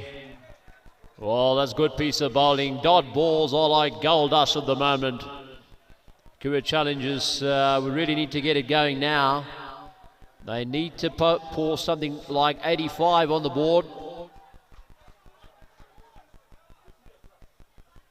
Yusuf, the new man, never easy to come in without getting set. But that's the name of the game. That's what the lower order's got to do.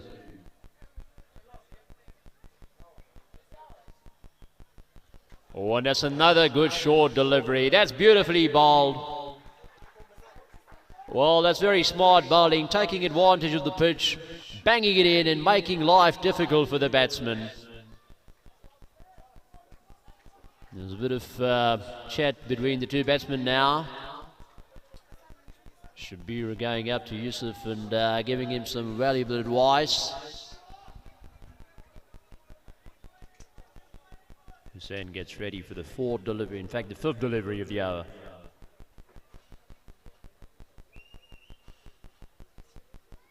Well, another short pitch delivery. This time it's called a wide. Well, that will help the cause a bit for Kuwait, but that's the length that he's been targeting. Back of a length and short of a length. And he's really got good rewards for that.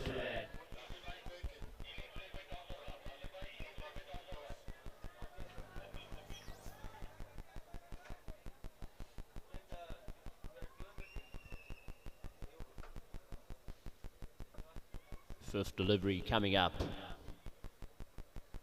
Interesting phase of the game.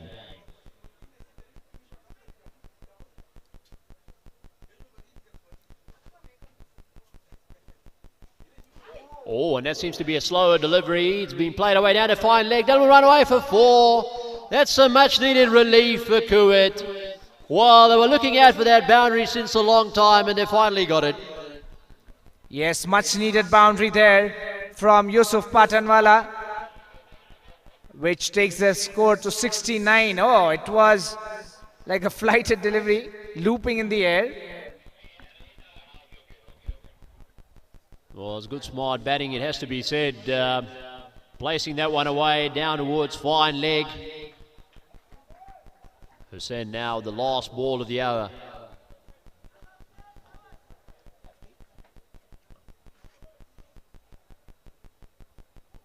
When he's had to stop. Not the first time we've seen that happen, obviously with the ground being a bit wet. Not the easiest of conditions for the fast bowlers, and well, Dubai has got their set of fast bowlers. Boy, they've got four of them going around. I think because of the pitch, it's really assisting the fast bowlers, and Dubai have been really smart in putting the fast bowlers against the Kuwaiti batsmen.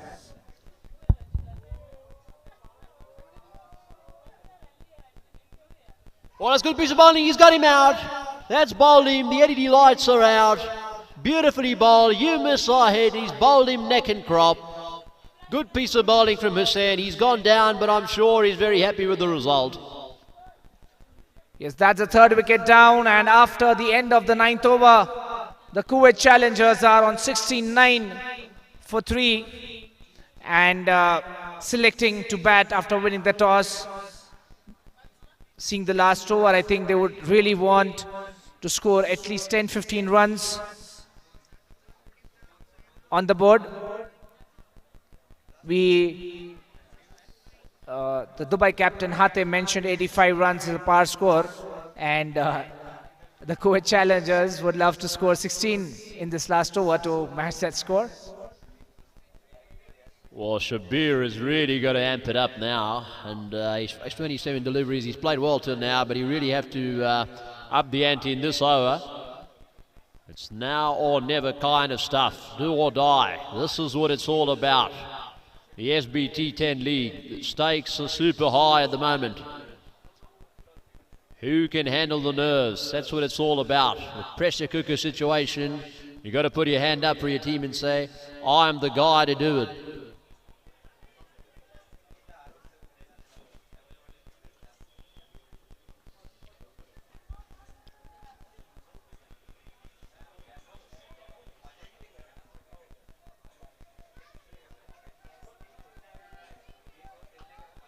Hatim gets ready for the last over of the first innings. On his bowling, beautifully bowled. 2-2 now for Dubai. This is superb bowling. Yorker. Well, it reminded me a little bit of Waqar Yunus there. Lovely in-swinging Yorker. And the Kuwait are 69 for 4. Yes, the Dubai team taking full advantage of the seaming conditions here. And Shabbir, the man out there who was there till the end, who came opening the innings. Well, that was a brilliant delivery. There's nothing that the batsman could have done about that one. You just got to put your hand up sometimes and say, well bowled. Brilliant piece of bowling. Middle stump Yorker. And there was a bit of in-swing to it.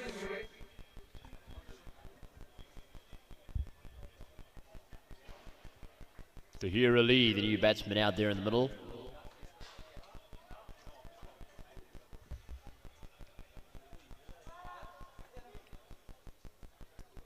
Hatim now, it is searing Yorkers. What a fantastic first delivery that was. Runs in the bowl to Tahir Ali.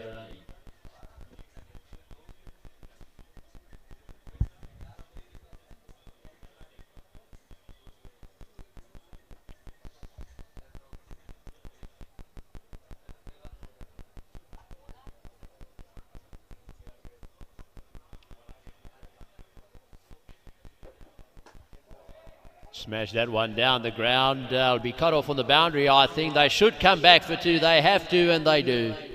Scrape through for 2 there. Just missed the Yorker by a little bit on that occasion. But not the worst result. Singles and twos won't really hurt the Dubai Sultans too much. Yes, it's the last over. And the Dubai Sultans will not want to give away any boundaries or sixers.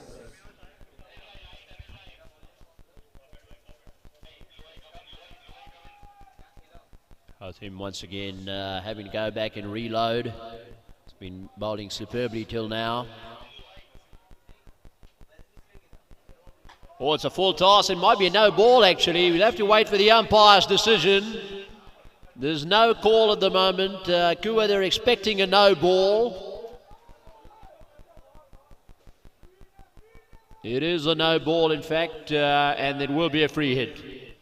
So that's the chance now for Kuwait to get some runs under their belt at the moment.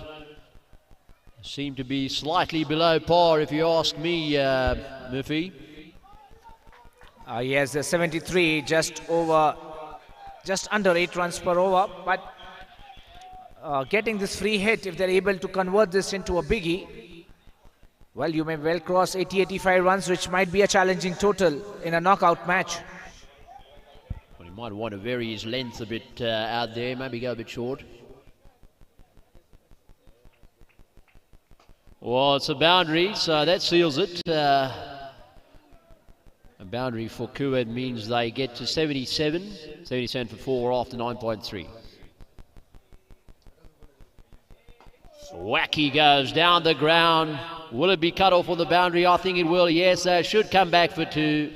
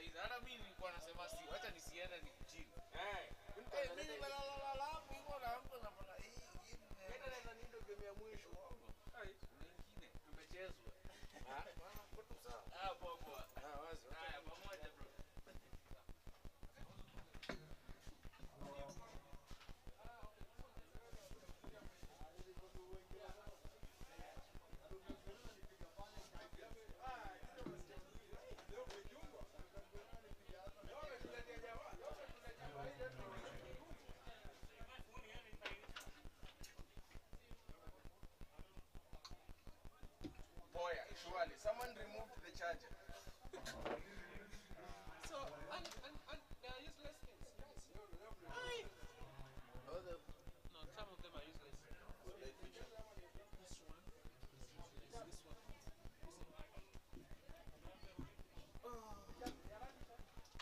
These people who are trying to move to for me. Who are trying to act like they are engineers.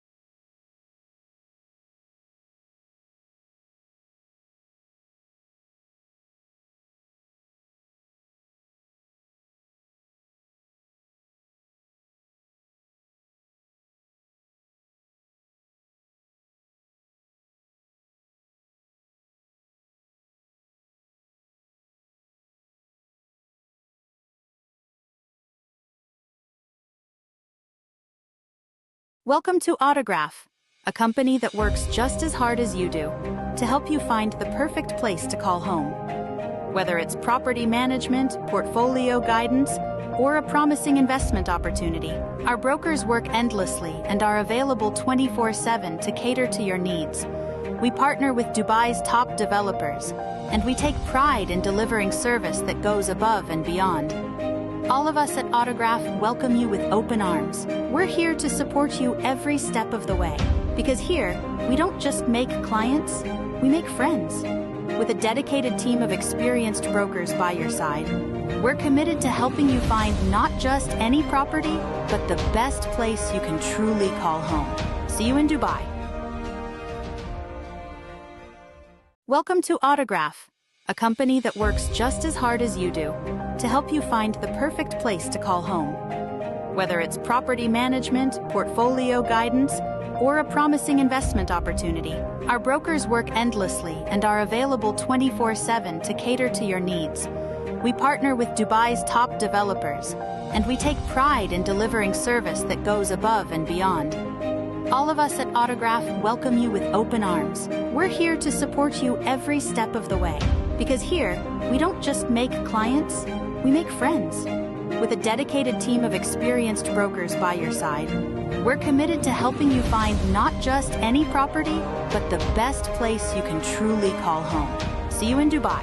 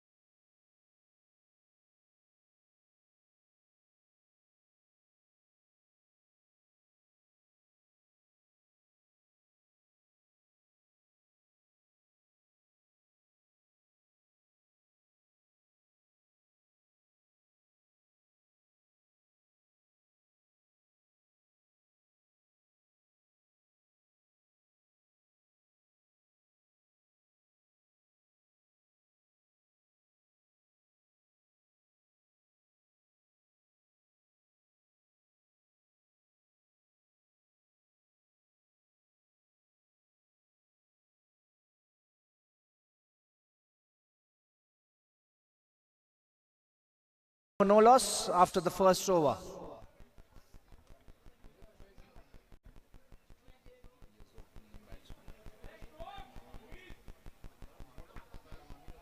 Good delivery, watchfully played by Yusuf.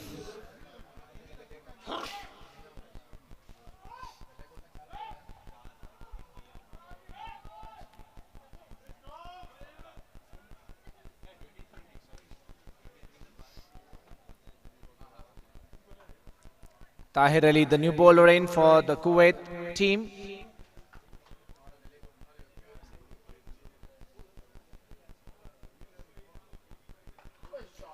Cut away, but not quite able to middle it or time it. Yusuf on strike.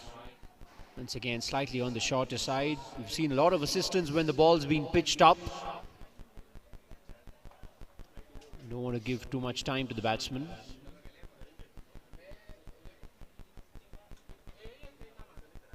Oh, he smashed that one away, but there's a fieldsman on the boundary, in fact. So that's good field placement.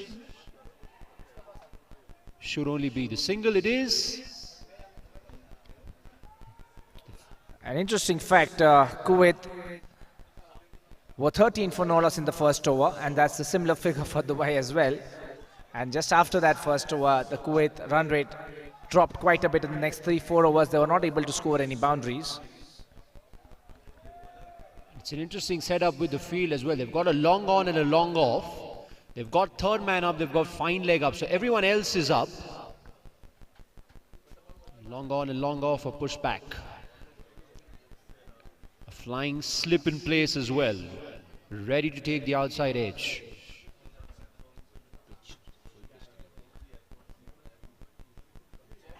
Oh, he's absolutely smoked that one. Go fetch that. Rolling away into the boundary for 4. That was beautifully timed in the vacant area, deep square leg. No one patrolling the boundary, of course. He really got a good hold of that. Got underneath it, got the elevation, and smashed it away for 4.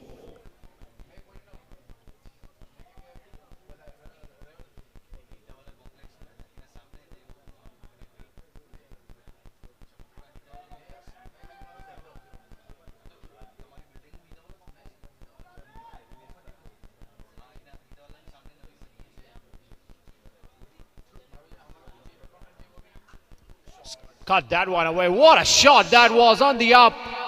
Beautifully punched through the offside field. Away she goes, racing away for 4. Murtaza Madraswala seems to be in the form of his life. He's on to 15 already, and what a shot, sweetly timed into the gap.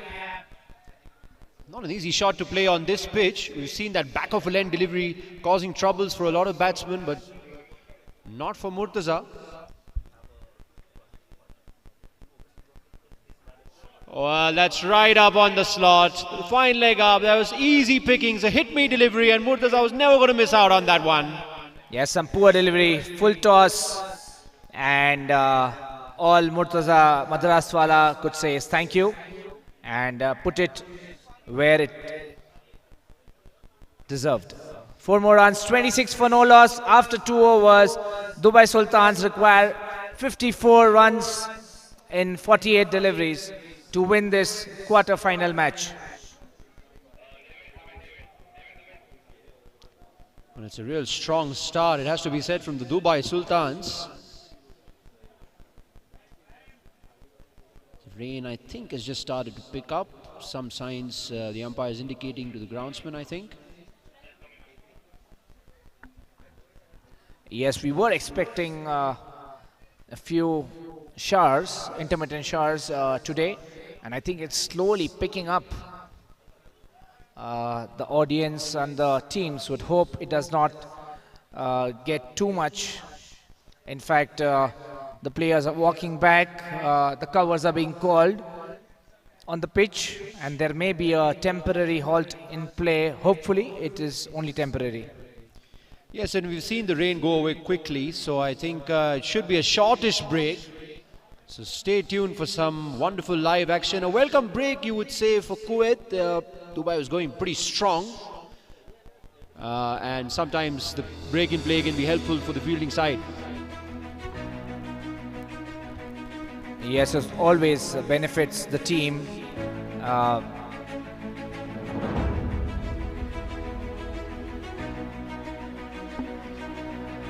It always benefits the team who's having the lower hand at that point of time.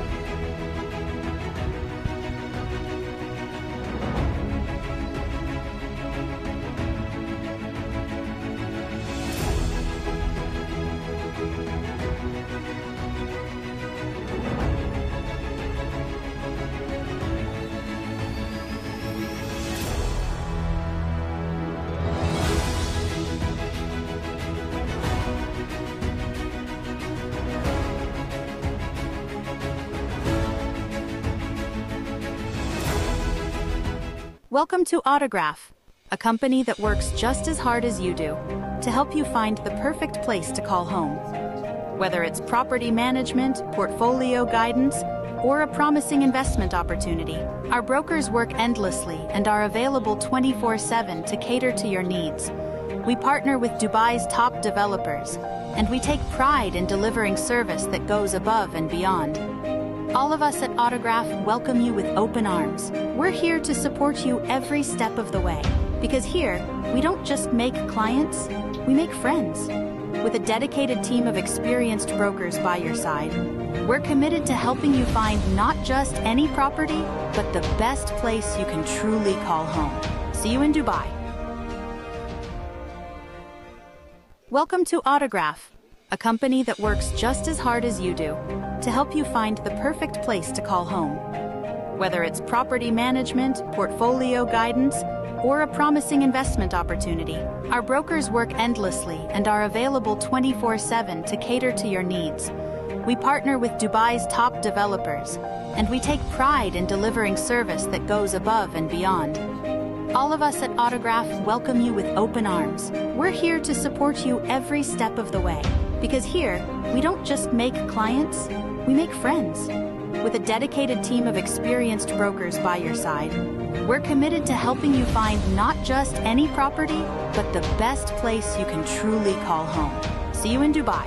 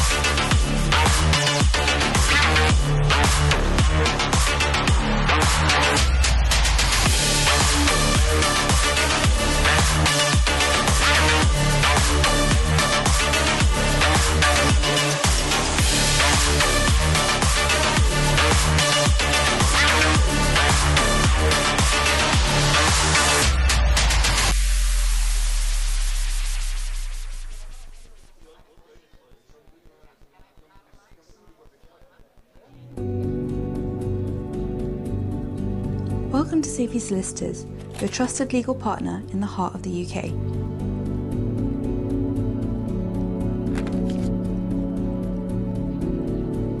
With decades of experience across immigration, property and private client services, our lawyers deliver results with precision and care that cross borders and build futures.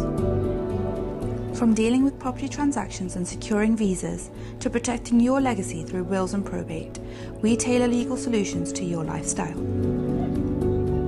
Here at Saifee Solicitors, we pride ourselves on precision, discretion and care. We have always put the needs of our clients first. Our team is deeply committed to your success, be it locally or globally. We speak your language because your goals deserve the clarity and confidence required.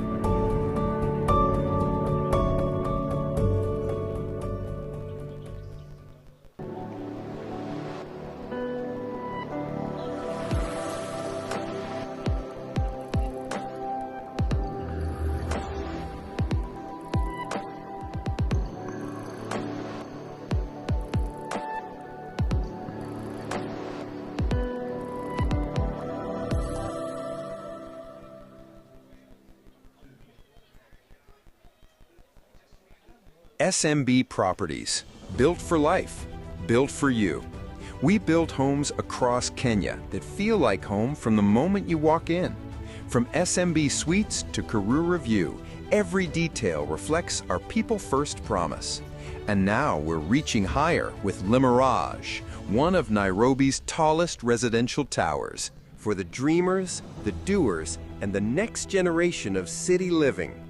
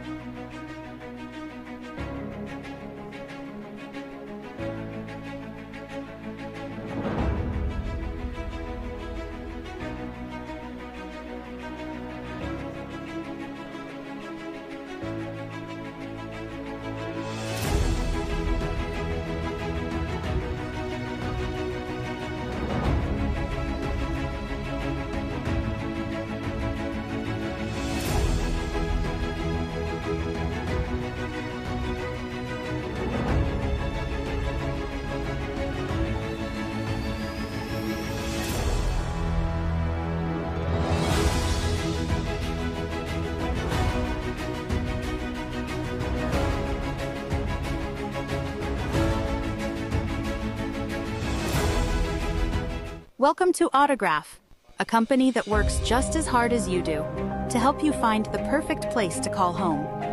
Whether it's property management, portfolio guidance, or a promising investment opportunity, our brokers work endlessly and are available 24/7 to cater to your needs. We partner with Dubai's top developers, and we take pride in delivering service that goes above and beyond. All of us at Autograph welcome you with open arms. We're here to support you every step of the way, because here, we don't just make clients, we make friends. With a dedicated team of experienced brokers by your side, we're committed to helping you find not just any property, but the best place you can truly call home. See you in Dubai.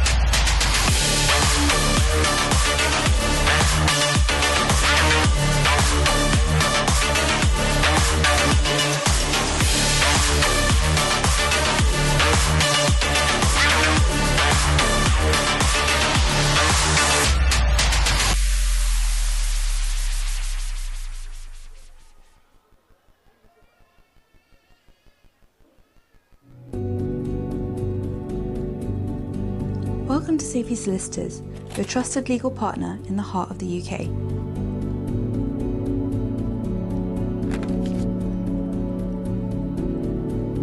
With decades of experience across immigration, property and private client services, our lawyers deliver results with precision and care that cross borders and build futures.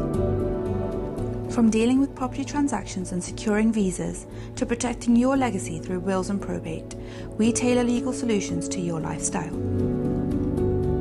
Here at Saifee Solicitors, we pride ourselves on precision, discretion and care.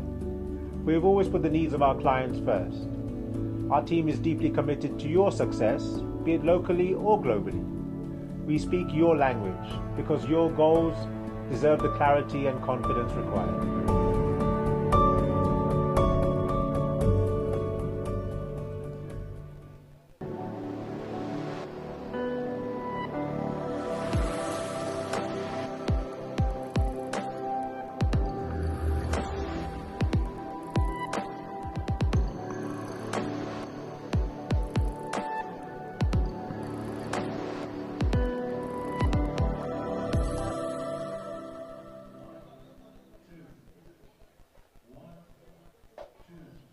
SMB Properties, built for life, built for you. We build homes across Kenya that feel like home from the moment you walk in. From SMB Suites to Karura View, every detail reflects our people-first promise. And now we're reaching higher with Le Mirage, one of Nairobi's tallest residential towers. For the dreamers, the doers, and the next generation of city living.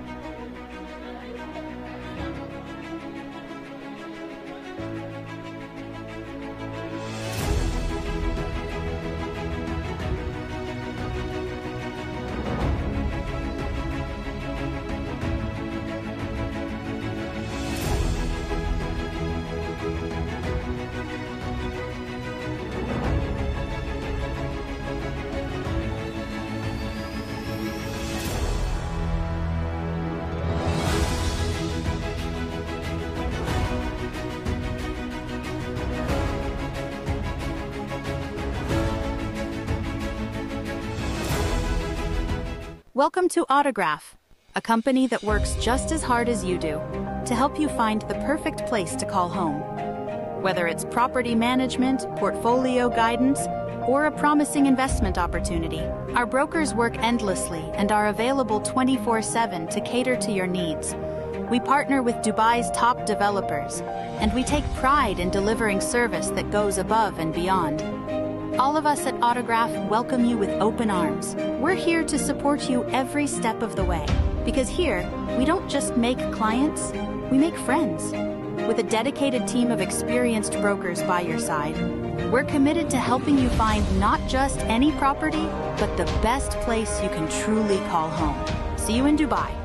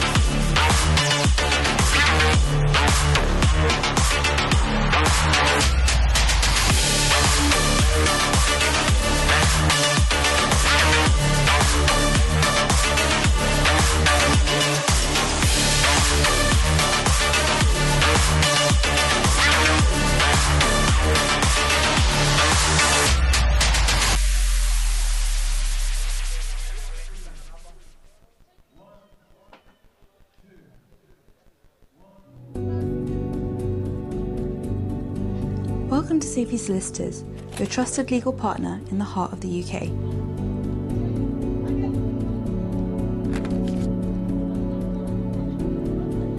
With decades of experience across immigration, property and private client services, our lawyers deliver results with precision and care that cross borders and build futures. From dealing with property transactions and securing visas to protecting your legacy through wills and probate, we tailor legal solutions to your lifestyle. Here at Saifee Solicitors, we pride ourselves on precision, discretion and care. We have always put the needs of our clients first. Our team is deeply committed to your success, be it locally or globally. We speak your language because your goals deserve the clarity and confidence required.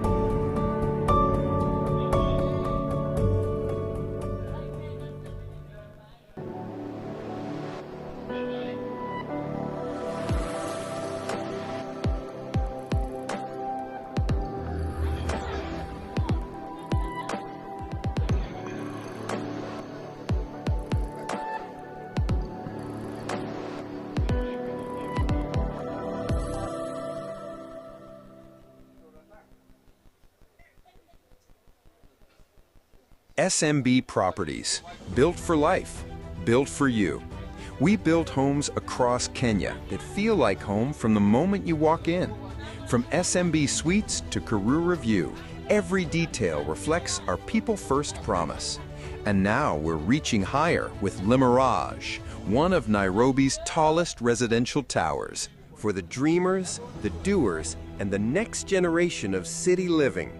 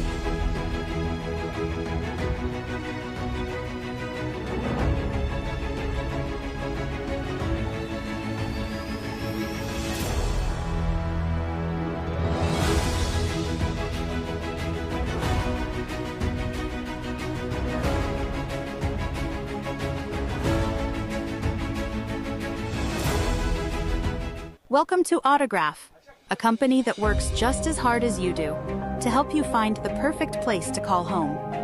Whether it's property management, portfolio guidance, or a promising investment opportunity, our brokers work endlessly and are available 24/7 to cater to your needs. We partner with Dubai's top developers, and we take pride in delivering service that goes above and beyond.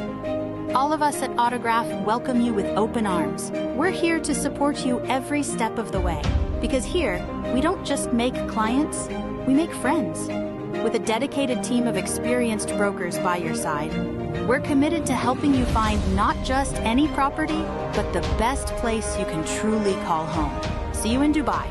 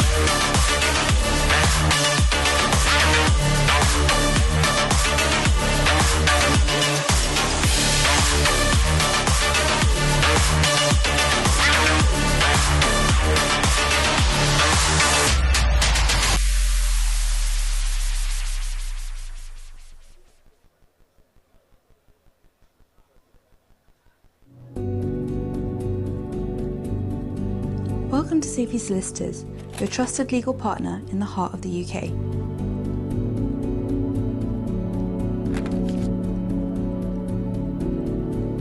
With decades of experience across immigration, property and private client services, our lawyers deliver results with precision and care that cross borders and build futures. From dealing with property transactions and securing visas, to protecting your legacy through wills and probate, we tailor legal solutions to your lifestyle. Here at Saifee Solicitors, we pride ourselves on precision, discretion and care. We have always put the needs of our clients first. Our team is deeply committed to your success, be it locally or globally. We speak your language because your goals deserve the clarity and confidence required.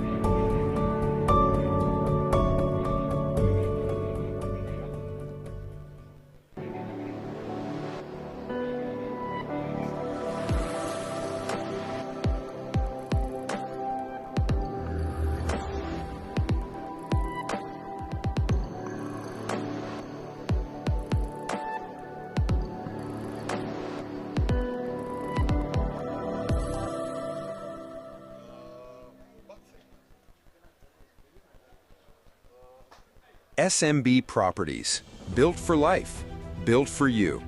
We build homes across Kenya that feel like home from the moment you walk in. From SMB Suites to Karura View, every detail reflects our people-first promise. And now we're reaching higher with Le Mirage, one of Nairobi's tallest residential towers, for the dreamers, the doers, and the next generation of city living.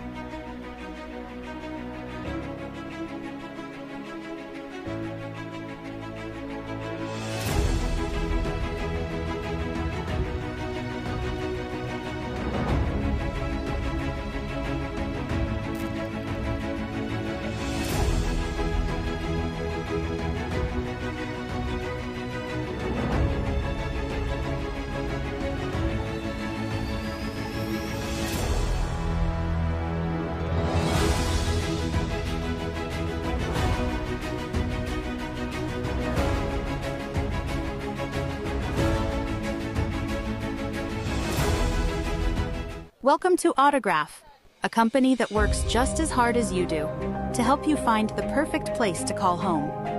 Whether it's property management, portfolio guidance, or a promising investment opportunity, our brokers work endlessly and are available 24/7 to cater to your needs. We partner with Dubai's top developers, and we take pride in delivering service that goes above and beyond. All of us at Autograph welcome you with open arms. We're here to support you every step of the way, because here, we don't just make clients, we make friends. With a dedicated team of experienced brokers by your side, we're committed to helping you find not just any property, but the best place you can truly call home. See you in Dubai.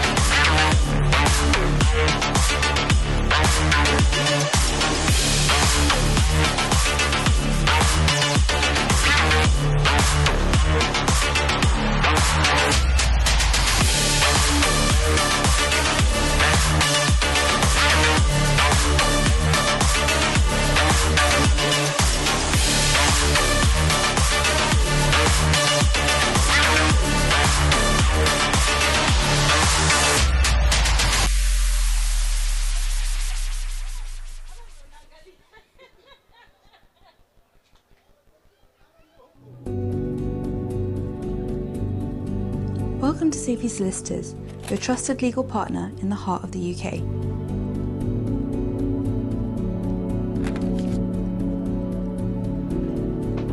With decades of experience across immigration, property and private client services, our lawyers deliver results with precision and care that cross borders and build futures. From dealing with property transactions and securing visas to protecting your legacy through wills and probate, we tailor legal solutions to your lifestyle.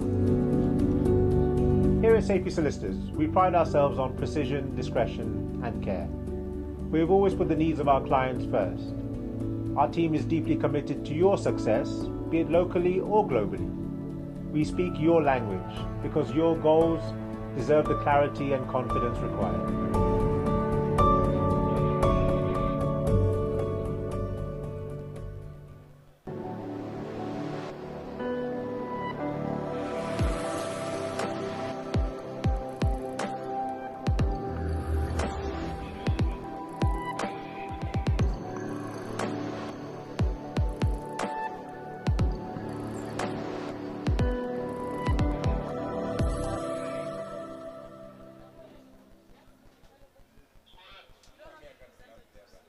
SMB Properties, built for life, built for you. We build homes across Kenya that feel like home from the moment you walk in. From SMB Suites to Karura View, every detail reflects our people-first promise. And now we're reaching higher with Le Mirage, one of Nairobi's tallest residential towers, for the dreamers, the doers, and the next generation of city living.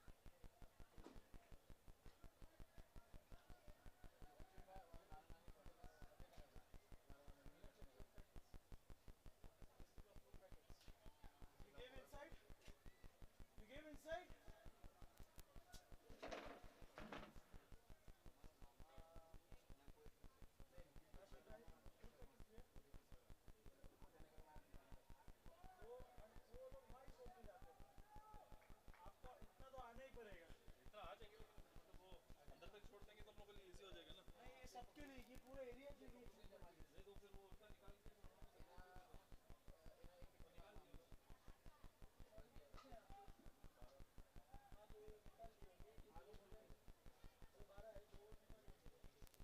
You guys removed all food packets? You took your food? You took your food?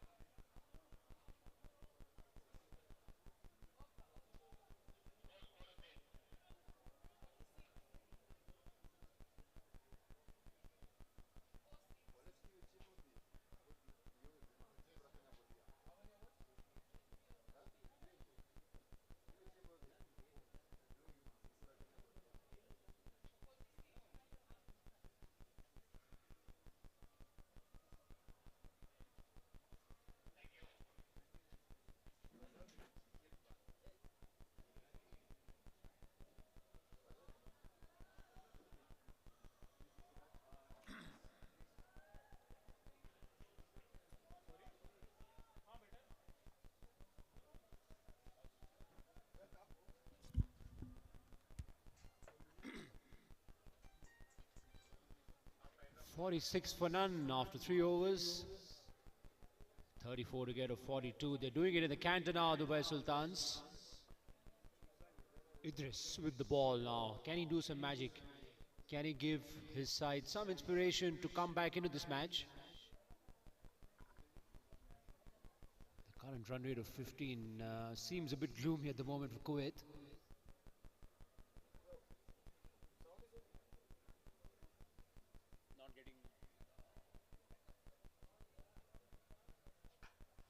Oh, he's connected that beautifully. Oh, valiant effort on the boundary. Went for the catch. He will trickle away to the fence for 4. For a moment, I thought that was going out of the stadium, but he couldn't quite get a hold of it. But the correct decision made by the fielder. He was going for the catch, going for the wicket.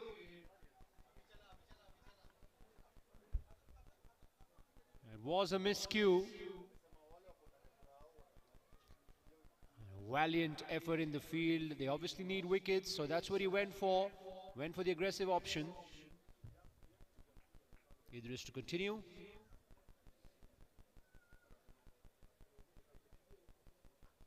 Cuts that one away. Should only be a single. They push for 2 and they will get it. It's been excellent batting so far from both Murtaza and Yusuf. 28 needed now, and it's been absolute domination till now from Dubai Sultans. They've been absolutely phenomenal in this match.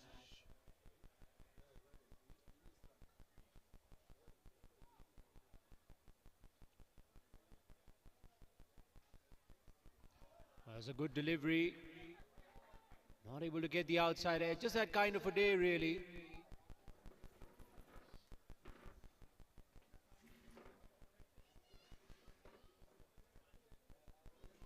Idris just finding that corridor of uncertainty there and thereabout, just around that fourth stump. With a little bit of nibble, that's always a dangerous delivery.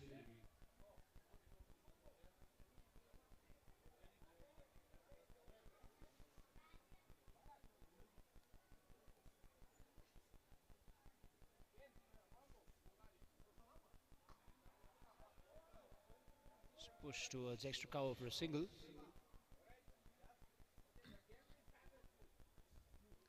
Murtaza, 27 of just 8 deliveries. He's certainly got a train to catch. He's going to do it in the canter. Yusuf is also striking at a very healthy strike rate. 23 of 14 as Idris continues. Looks to get something out of this game.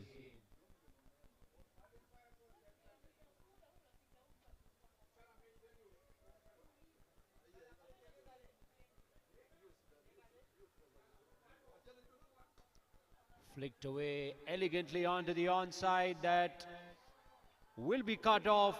Very nicely done on the boundary there at deep square leg. Valiant effort for his side, but they scampered through for 3 anyway. That's what it all means. It's all about commitment. Every run matters. Brilliant effort on the boundary. Ended up saving 1 run. So it's 56 now on the board as we are heading towards the 4th over.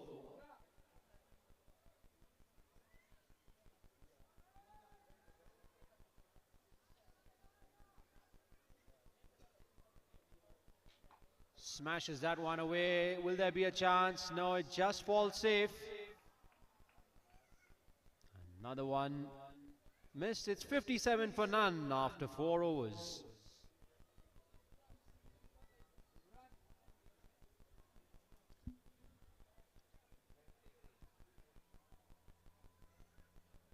A bit of rain, the ground slightly on the damper side, so never easy to feel. It's just been that kind of a day. We've had 2 or 3 interruptions of rain.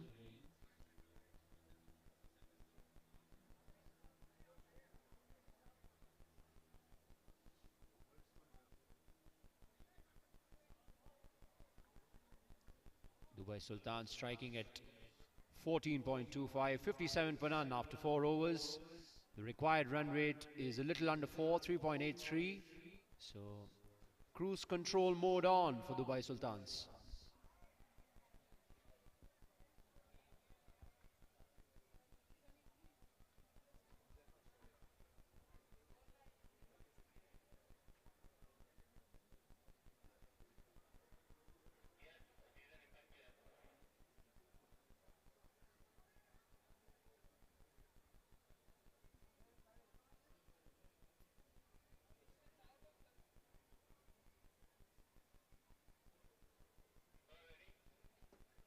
Ibrahim with the ball.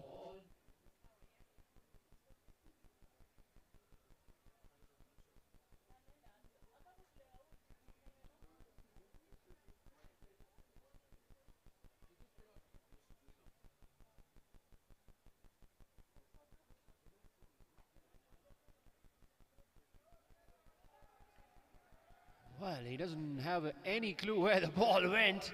Not sure how it landed up there. It's just that kind of a night, I guess, for Kuwait. I've got to have a look at that replay. How the hell did it end up there? And just as we speak, there's a bit of rain again. Doesn't seem too heavy at the moment. We'll hope it stays away. We've had our share of interruptions today.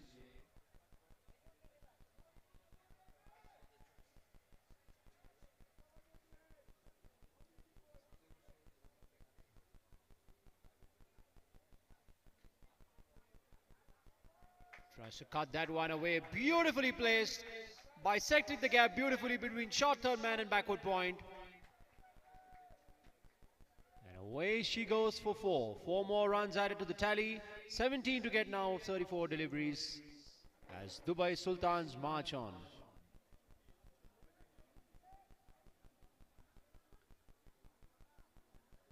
Seems like they want to do it with all 10 wickets in hand. Yusuf batting on 30 at the moment.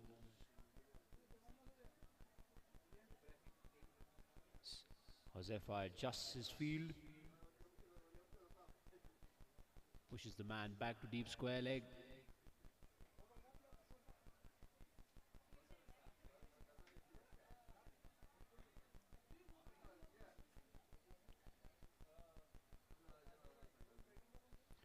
The ball's just getting wet, obviously, with the wet outfield. Never easy for the spinner to control.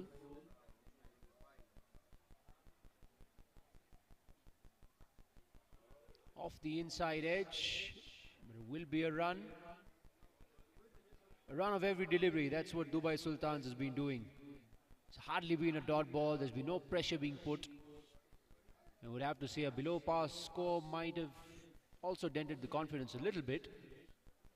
But the bowling just leaving a little to be desired. Tough conditions, obviously, sometimes the ball getting wet.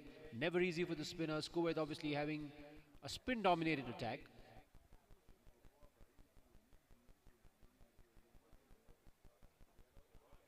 It's well bowled in the block hole on that occasion, and a rare dot ball. Murtaza on 29.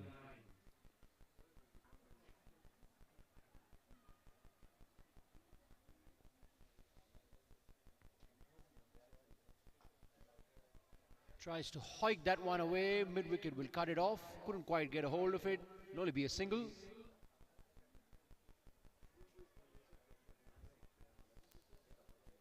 (15) required now of 31 deliveries as Yusuf takes strike. The ball striking has been phenomenal from both the batsmen.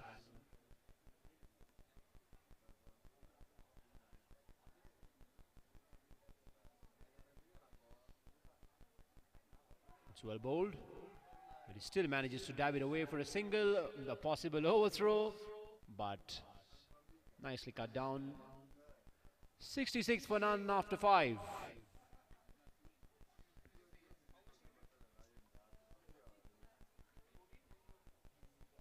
And you can see happy faces for the Dubai Sultans. And conversely, Kuwait would have to say a night to forget for them. It can happen, you can have an off day, but it stings a bit when it happens in a knockout match.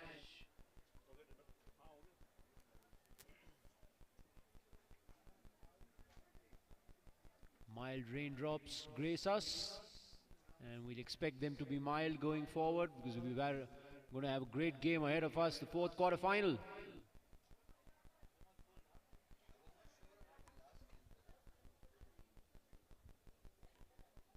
Ibrahim now with the ball.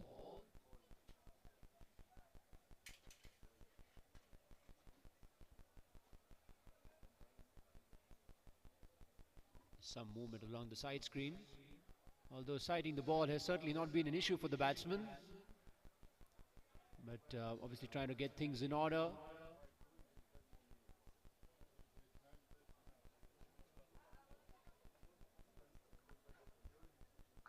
Whack he goes. Oh, that was a great effort. He struck very, very firmly. And he had to have a dive, full stretch dive. Couldn't quite catch the ball, but managed to stop the 6. It was a rang long hop. I could have put that away anywhere. Didn't quite get the elevation. Hit it very firmly. But a great, great effort on the boundary.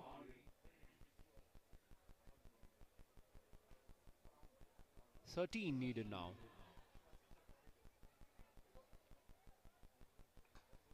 Well, he smashed that one away. He's got a hold of that. There's no stopping that one. Races away for 4 at deep mid wicket. It's only a formality now. 9 needed. A thoroughly professional performance from Dubai Sultans.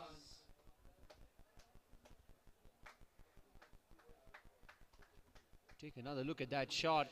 Absolutely nailed that. Sped away to the fence. And there's a bit of reverse sweep. There's a bit of shenanigans going on. Like I said, sighting the ball has certainly not been a problem. You could have a wide side screen and they will still smash it for 6. That's the way they've been batting today.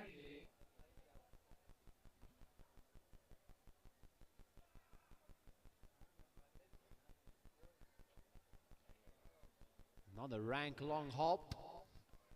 Gets away with it. It's a wide. But anything in his arc that would have really gone the distance.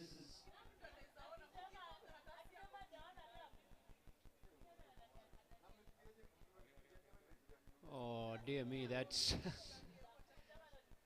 it's a very tough ball to describe, to be honest. It was flighted in hope, and he almost caught it.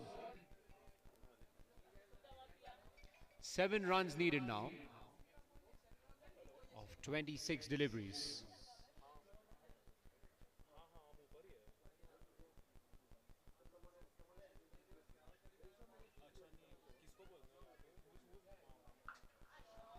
Gives it a whack. Lovely little full toss means that he deposits that into the crowd. 1 needed now. It's only a formality, and they are doing it in royal style, the Dubai Sultans.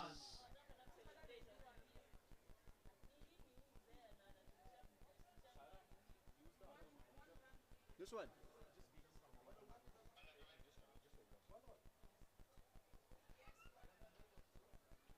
Hello, mic check.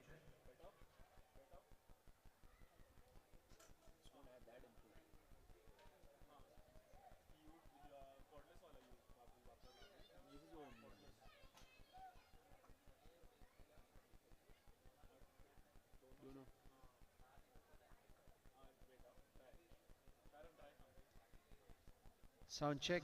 Last over. The last ball, rather, of the over. 5.5 overs, 79 for none.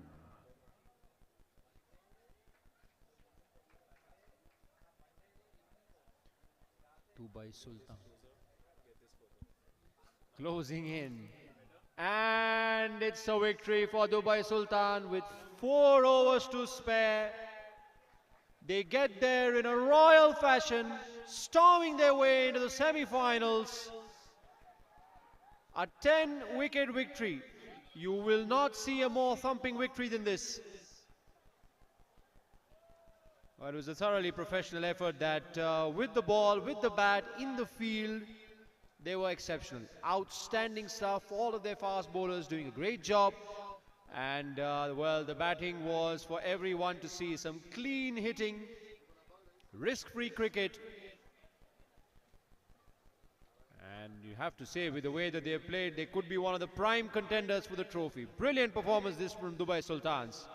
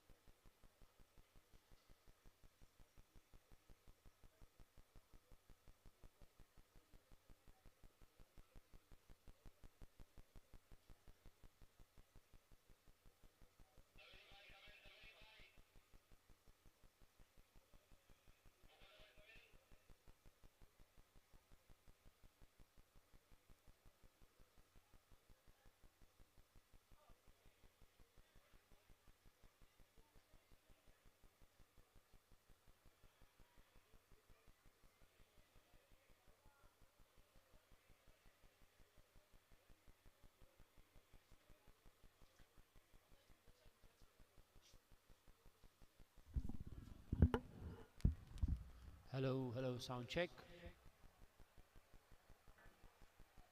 Are we hearing anything?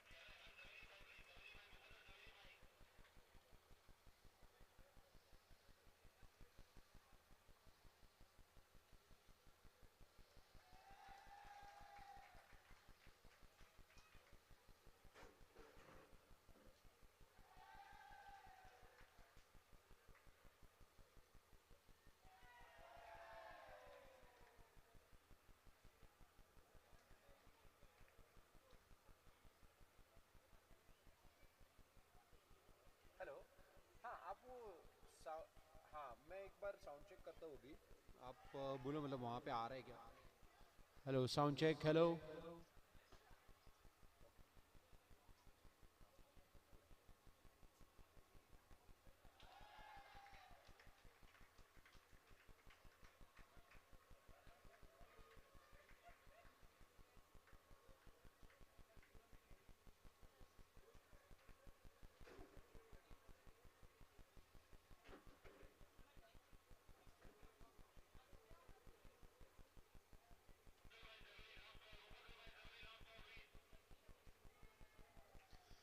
Hello, we're doing a quick sound check.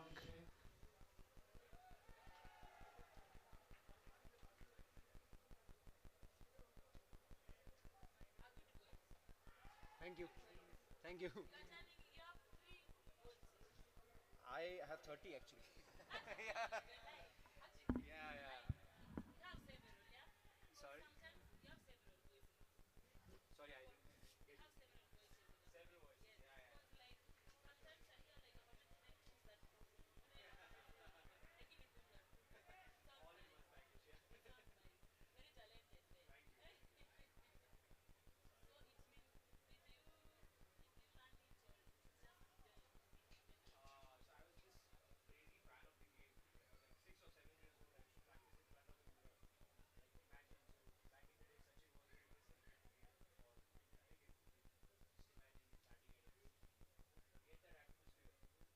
practicing the voices of some of the Australian commentators. So that's how, yeah. I think what you pick up in that childhood sort of stays with you for the entire life.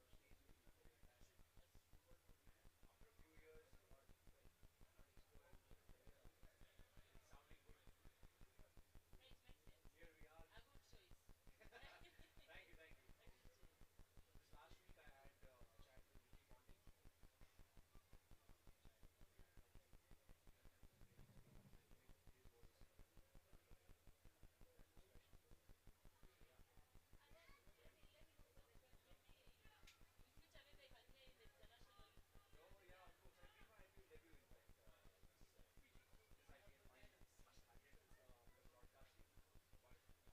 Mic test. Are you? Hello.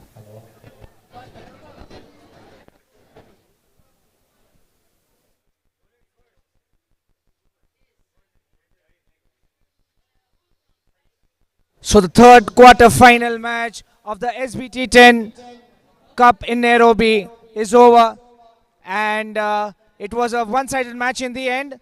The Dubai Sultans winning quite comfortably, defeating the Kuwaiti challengers. And here we have the man of the match, Murtaza Madraswala.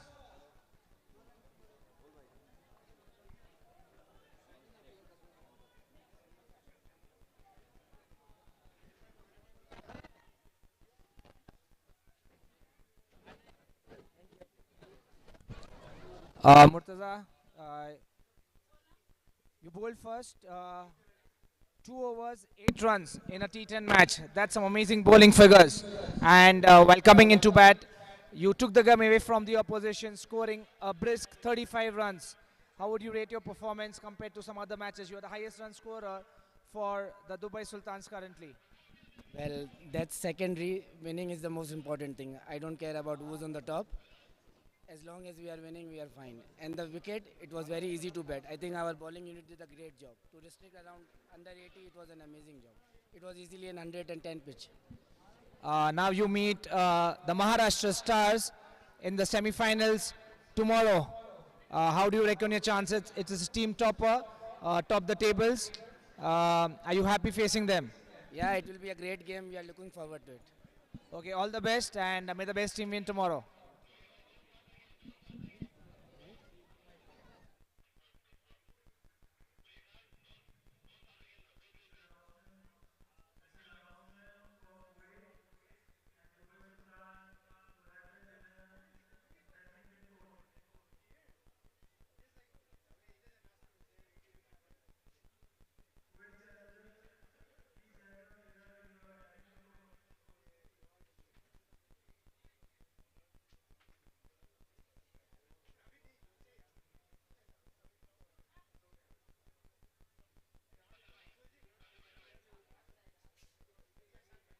Is this audible?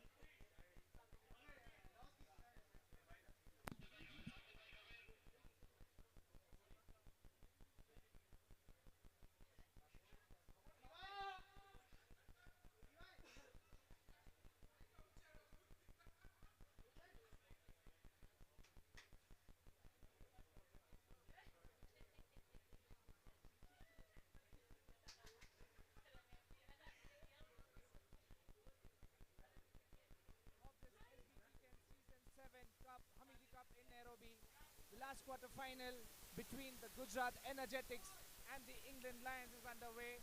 And with us for the toss is none other than the legendary Ravi Shastri. It's young, ladies and gentlemen. It's raining a bit out here, but things are heating up.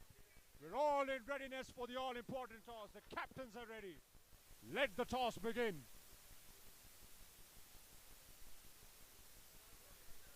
T10 is the call.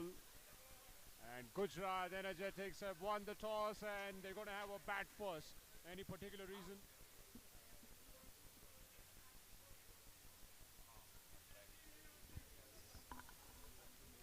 Hello, hello, sound check. Sound check, sound check. This is the commentator's mic.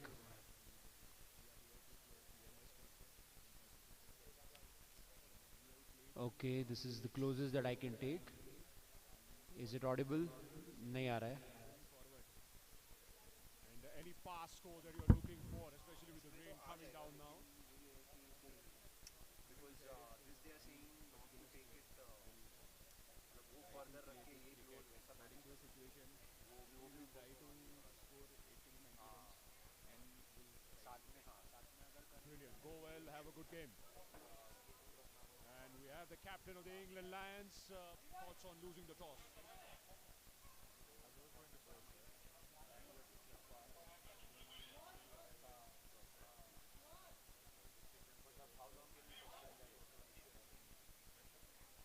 And what's the pass score you think? Now again, the weather gods have shown.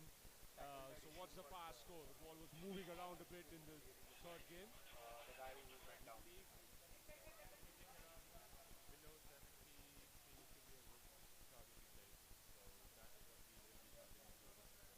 We're going in with the same team. ठीक है चलेगा आप आ जाओ ऊपर देखते हैं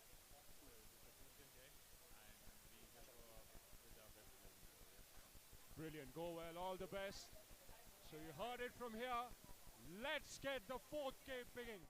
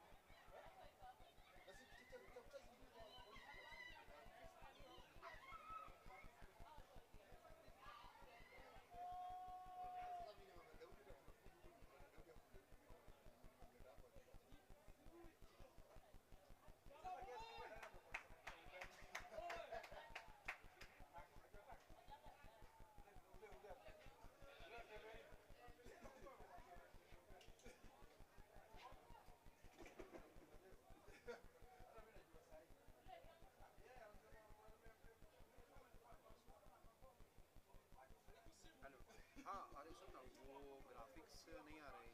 That the guy that is looking into.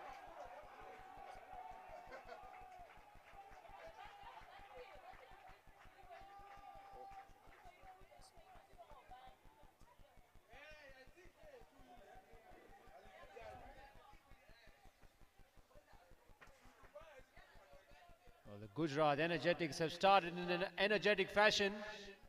I have to say, a lot of Brian Charles Lara in that shot. That lovely high backlift and a free swing.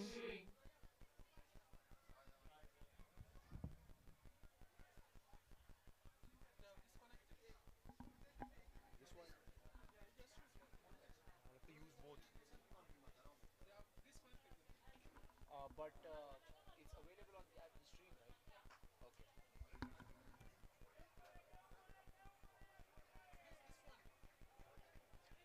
No, but there's no output from this one over there. You use this one. They are echoes.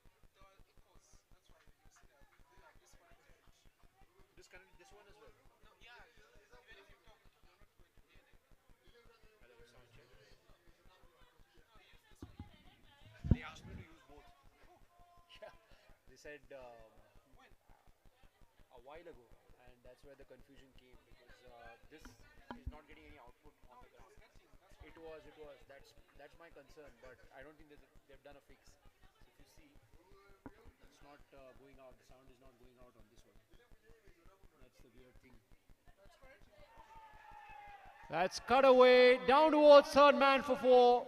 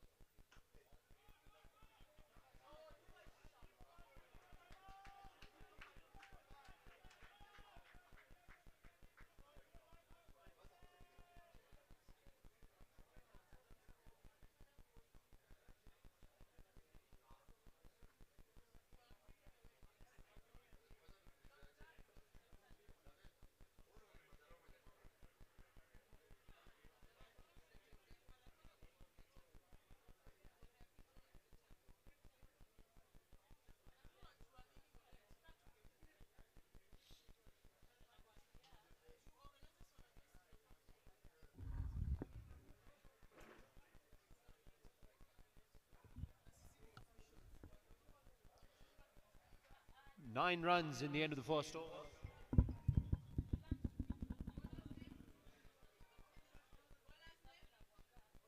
हाँ बोलो ना.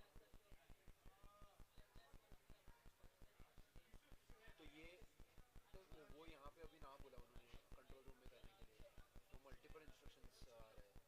Not sure. So I've asked Suven to check because हाँ मतलब after till that I'm doing the नहीं the local guy ऊपर. So he said कि वो close हाँ idea was to close that off because इसमें वो drain और वो आ रहा था. So he said कि for now just do it on the stream वाला commentary, stream वाला mic.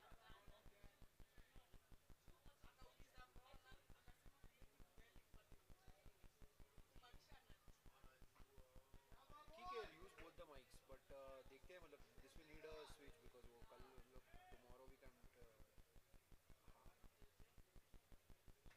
ठीक है चलेगा. I'll just yeah no issues. चलेगा no worries. हाँ चलेगा.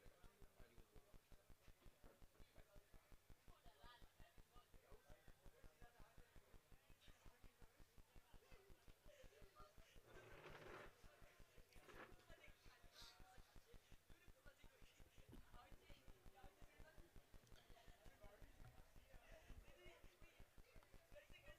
Ten for no loss. 1.1 overs. Gujrat Energetics with an energetic start. Yusuf to continue.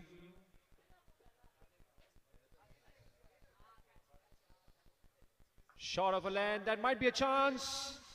Oh, just falls in no man's land. Oh, shot for a run out. Nothing from the umpire. It looked very close.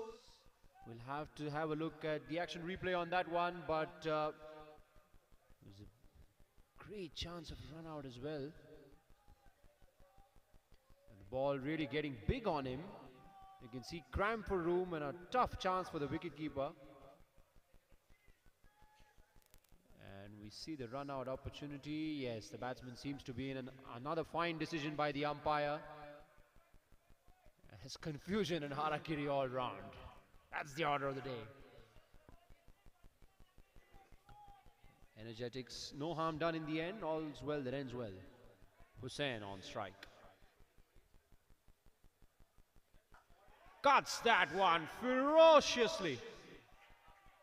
And it beats the sweeper on the boundary as well. A bit disappointed he must be not to have been able to cut that off. It was a well-timed shot, but he had ample time to get round it on the long boundary. But Hussain gets going. Short of a length, wide outside the off stump, and he absolutely threw the kitchen sink at it. Trying a bit of footwork on that occasion.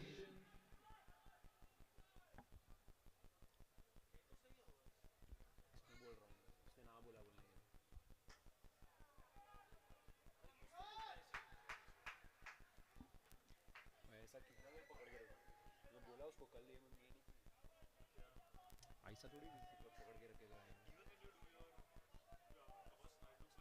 हाँ तो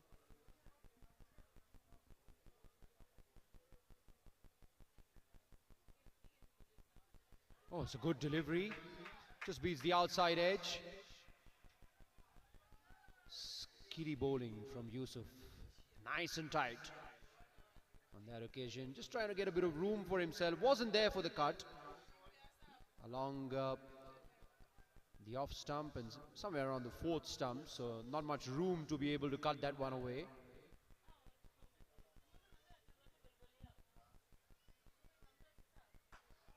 Smash that one away. That's gone over mid-on, comfortably sailing away to the boundary for 4. Another well-timed shot means that the Gujrat Energetics have an energetic start. It's 18 for none after 2 overs. Hussain's got going as well. We saw a brilliant shot played by Abbas. As we take a look at that one from Hussain. Again, cramped a little bit for room, but he absolutely nailed that pull shot. Brilliantly played in front of square. 18 for none after 2.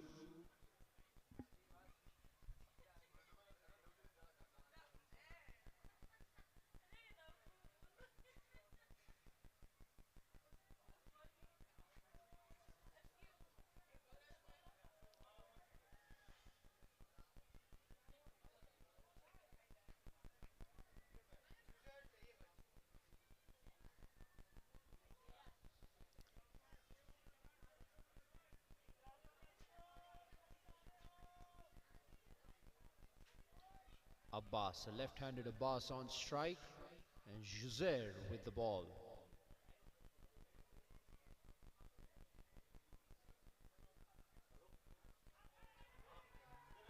An ambitious shout, it looked like. From the first go from here, it looked like it pitched outside the leg stump. But Abbas really reminds me of that famous Brian Lara backlift. He really is in that mode. Carbon copy there of the great man Brian Charles Lara. Certainly has his inspiration in place.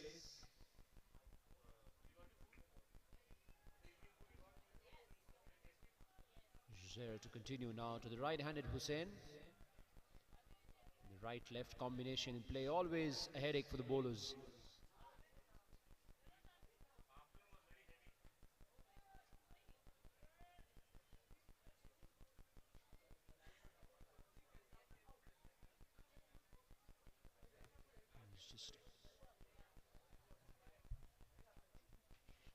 bit of adjustment now to the field.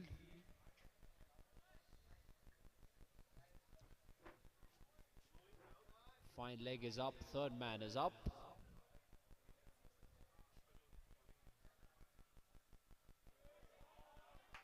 Just beats the outside edge. Interesting, they have the long off in place. So that seems to be a strategy that we'll have to see if it works or not. The long on area is vacant.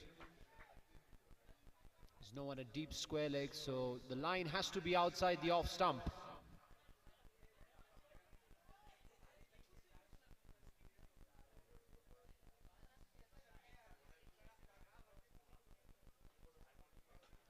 Oh, he's not quite got a hold of that. Is there a chance? Again it falls safe. The wicket eludes the England Lions.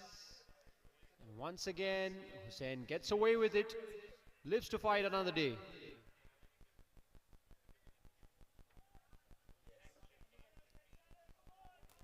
$20 for none up to 2.3. After a rollicking start, it has to be said. Not devoid of any risks, but that's the nature of the game. T10. As Abbas gets ready to face Gujrat.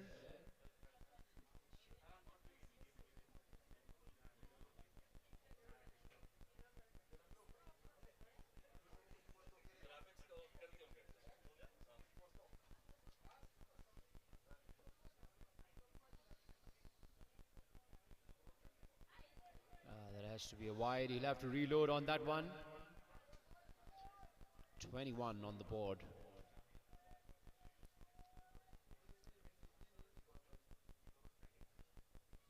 We're looking to get something in the range of 90, 95, maybe 100. A good start will allow them to get that.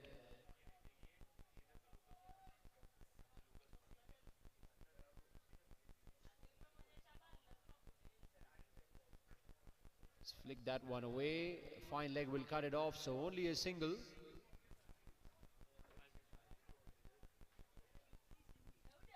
Abbas going at a runner ball and Hussain being the aggressor in this partnership with 13 runs of 9 deliveries.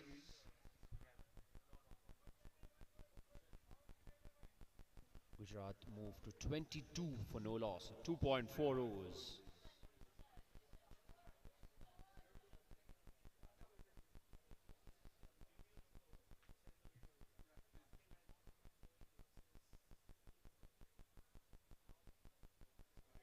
Well, he had a swipe at that one. It was wide outside the off stump. He still wanted to explore that gap on the leg side and have a free swing. But as it ends up, it was too wide outside the off stump. Means that Gujrat will have to reload that one.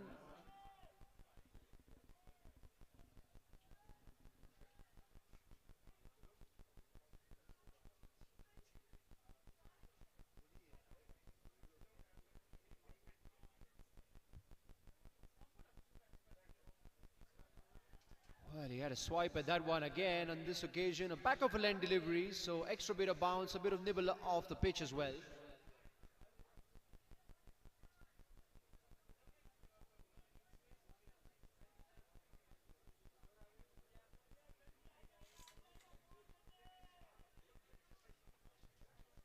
Gujrat now bowling the last ball of the third over.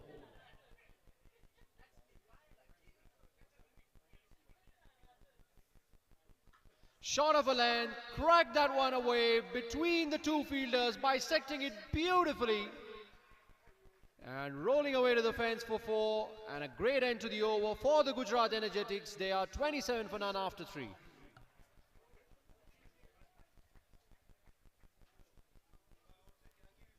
Let's take another look at that shot. It was short of a length and Hussain was set on the back foot. Hit it in front of square. Absolutely nailed that one away.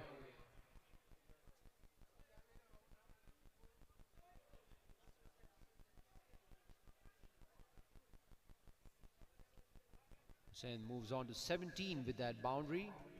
A lovely momentum for him.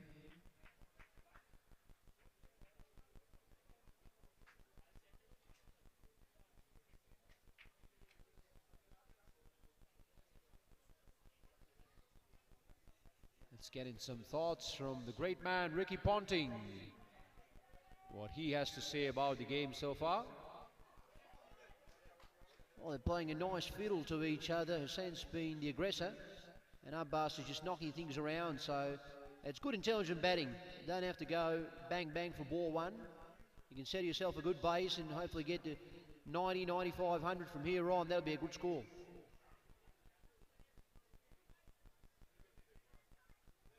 I talked about Abbas. He must remind you of your old mate Brian Lara, the way that he plays. Oh, absolutely. And Brian Lara has inspired everyone, every left-handed, right-handed batsman all around the world to have that magical little backlift and the full flurry of the bat. And Abbas certainly has that. He's got his hero in place.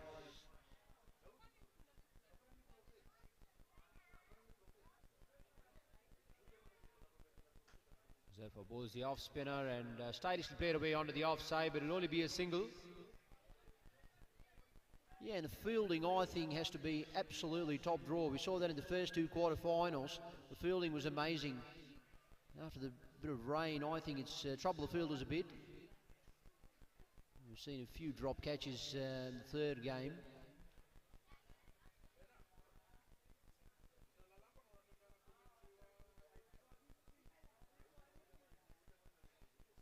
Zephyr with his off spin, just adjusting the field.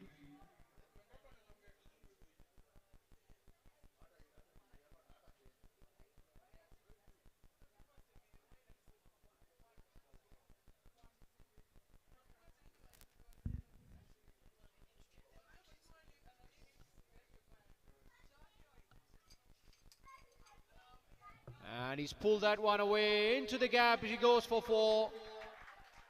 Short of a length, and the moment he goes short, Hussain is going to climb onto it. Moves on to 21 now with 12 deliveries. We take a look at that again. Just slightly short. Wasn't too short, to be honest. He rocked onto the back foot very nicely into position. And whack he goes to deep square leg for 4.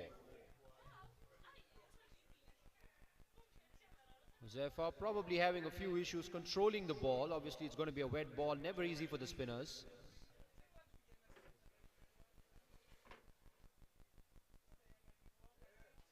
Another short ball. He did well to get underneath that one, and that'll be another boundary. Certainly having a few issues controlling the ball, Ricky. Yeah, he has, and I think he needs to go full. It's okay to get smashed down the ground. I think it's short. It's very easy. They're just getting onto the bat nicely with the moisture on the pitch. I think it's getting easier and easier for the batsman, so he needs to go full.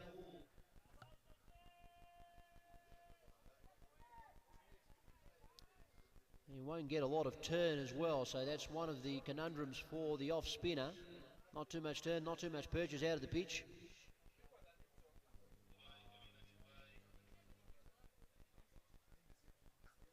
And he goes again, he goes short again. I certainly feel the pass score might have increased. These are good batting conditions now. And if we don't have an out-and-out fast bowler, quality fast bowler, this might hurt you. So I think they will be trying to get in the range of something like 100, maybe a bit more than that as well.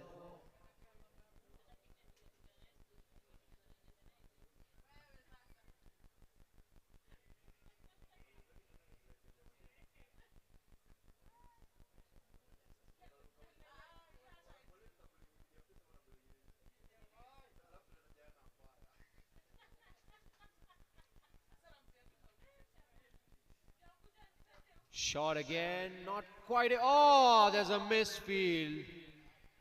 Be disappointed with that. Trying a bit of football. Seen that before and it's not worked. Luckily enough, doesn't speed away to the boundary, just the 2. Abbas moves on to 10.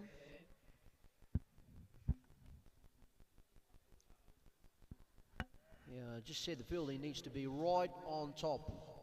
These pressure situations, that's what creates all the pressure in the world. Fielders have to be on the top of their game.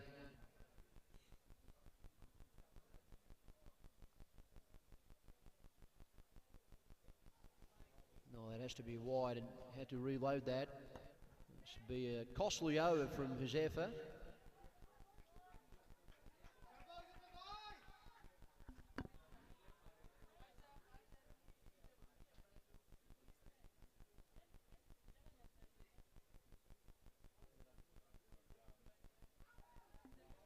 Well, it was a close call. I tell you what, for a moment he would have had his heart in his mouth, Abbas. Eventually what happens is he settles for 2 and he take that result all day of the week. That was good bowling, beat him in flight. His 4 overs gone, it's 42 for none.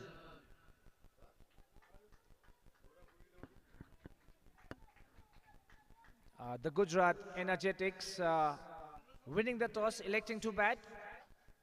Something what the Kuwaiti challengers did. And we thought that maybe they should have elected to field first. But now, as we see, they're batting well. Abbas Mandapwala, the captain, on 10. And it seems like they're batting on a different pitch than what the Kuwaiti challengers were. Yeah, I reckon the pitch seems to have eased out a bit, and obviously for the spinners it's going to be very difficult now. So the pass score, I think, increases to 100, maybe 105. We saw the spinners having difficulty in controlling the ball. Yes, the Gujrat Energetics have a good, strong batting lineup. There are Mustafa Messi, Stokes, as they fondly call him. There's some big hitters there, and with 4 overs, all 10 wickets intact, they'll be fancy their chances scoring at least 110, 120.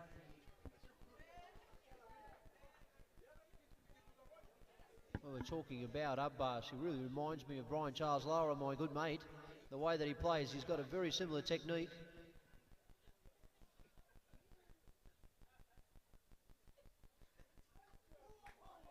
Oh, he's hit that one very nicely, in fact. That's one bounce into the fence for 4. You can't be bowling short to Hussain. He will punish you all day.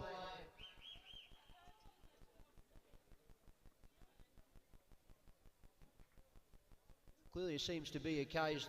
The wet ball is obviously very difficult for the bowlers, and that's really costing a few runs. It was nice and short and sit up to be hit.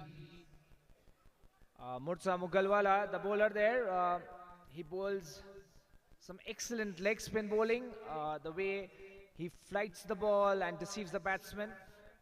I think we'll need his team will need his skills today,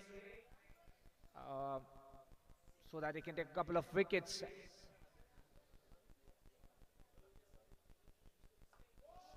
Well, that is an amazing shot. Reverse sweep into the gap. That is a high skill shot from Hussain. While he's on a rampage at the moment, he's gone on to 34 from 16. That's great batting, it has to be said. And with that boundary, the Gujrat Energetics reach 50 runs in quick time, just in 4.2 overs, going at 11.5 runs per over, with all 10 wickets intact.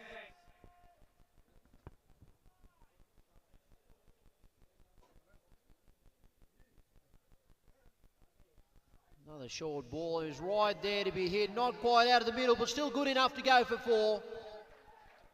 This really puts the pressure now on the leg spinner, Murtaza. And I'll tell you what, leg spin is a difficult art in itself, and bowling with a wet ball is very, very tough. So I feel for the bowler, but at the same time, Hussain's having a field day at the moment.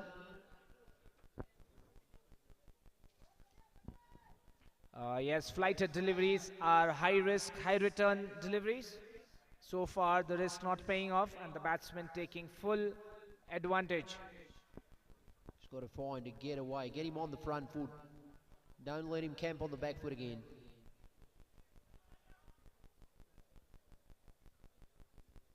Murtaza adjusting his field.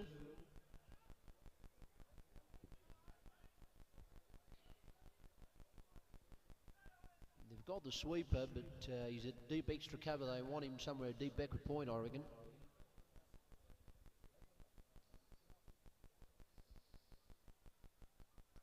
Well, and Hussain goes the other way, this time on the bounce to the field. They're not quite able to get the gap. Will settle for a single. So he's pestering both sides of the field, Hussain.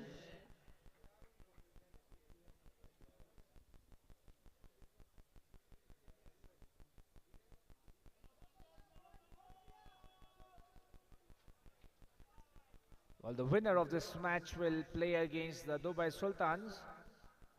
Would just like to remind the viewers, Murtaza Mughal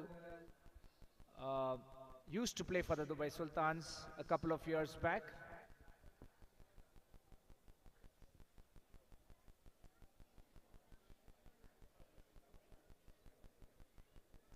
And if they do qualify for the semi-finals, he would be playing his old teammates in the semi-finals. That would be an odd situation for him. Nonetheless, they would love to move into the semi-finals.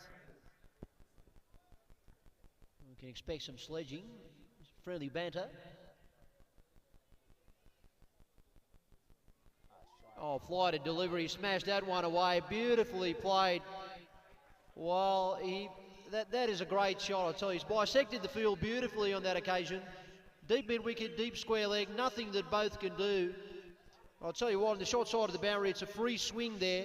Fly to delivery means there's always high risk. Well, the Gujrat team seems to be flying away with the game. The way they are scoring, just toying with the bowling attack, scoring boundaries at will.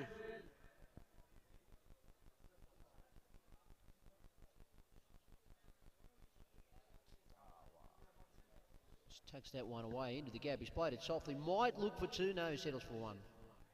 So at the end of 5 overs, the Gujrat Energetics are 60 for none.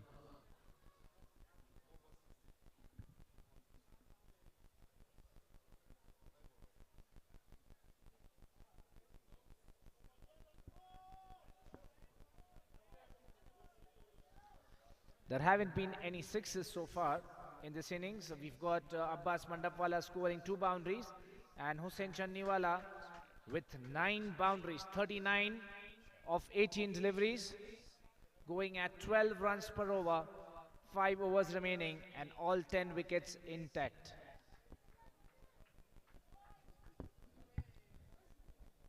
We've got the famous English commentator Michael Atherton in town. Athers, thoughts on the game? Well, it's been very exciting so far nonetheless, and some non-Mike Atherton-like batting, so as to say. Jeffrey Boycott's Atherton obviously bats it in a very different mould altogether. These amazing skills on display out here from the Gujrat Energetics.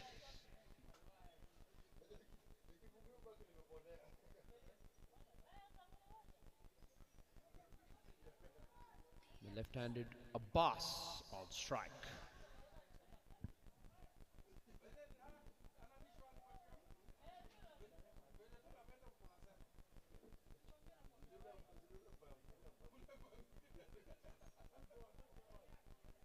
Safely maneuvers it away. Certainly been a great skill display by both these players, and at the same time great maturity. Abbas has played the second fiddle and he's managed to string together a healthy partnership with Hussain. Well, Hussain's gone absolutely bonkers at times, playing some great shots, unorthodox and effective.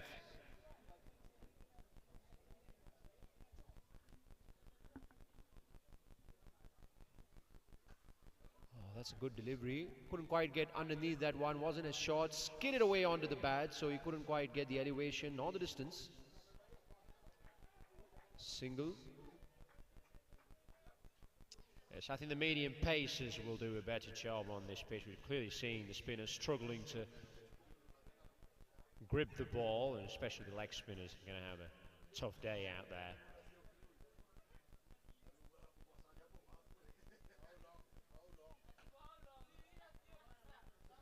Either cuts that one away. There's a sweeper on the boundary, means it'll only be a single.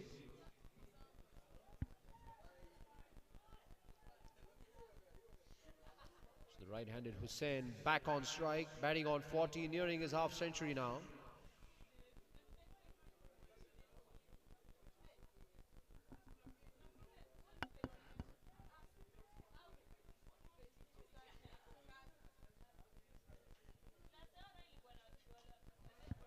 That's gone over the top, I think, and it should trickle away for 4. Will remain to see. I think it has gone for 4. We'll still wait for the umpire signal. Burhanuddin, the fielder there. It was always going to be a tough chase, Mufi Bhai. It was well over the top, and really had to do a big sprint to get anywhere close to it. Yes, Burhanuddin Jamali, the fielder there, trying his best to stop the boundary, but in vain, and 4 more runs to the Gujrat Energetics. That's a good delivery. Full of a length, and we've been missing a few full deliveries. We've been calling for that. We had Ricky saying the same thing. You have to be full. It's okay to get punished for a half volley. That should be okay on this pitch. Especially with Hussain, the way that he sets up. He really sets up to play that back foot punch or the cut shot. So, got to try and get him onto the front foot somehow.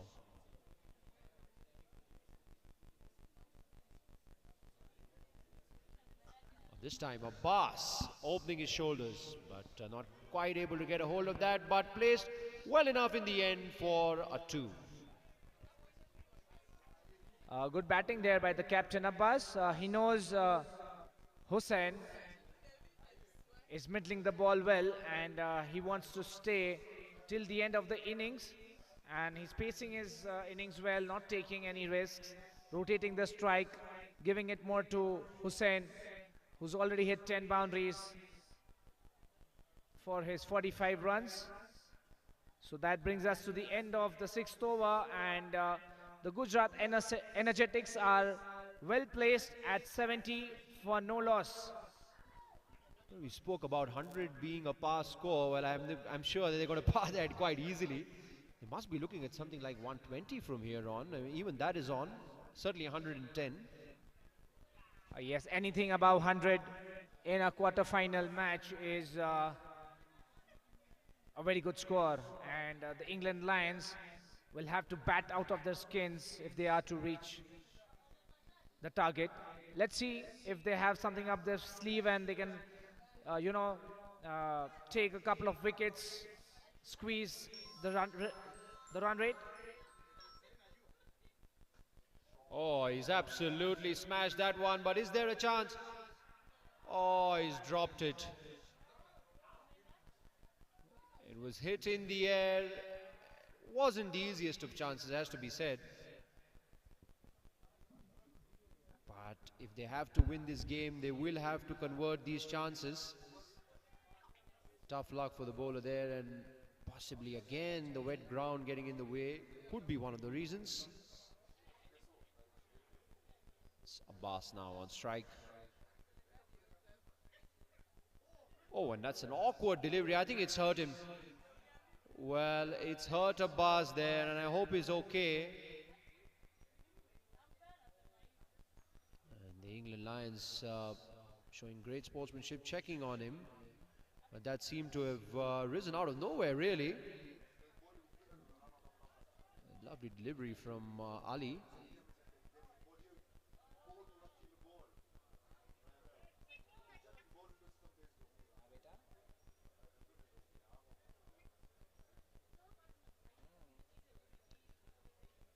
Abbas is going to get some help from the medical team.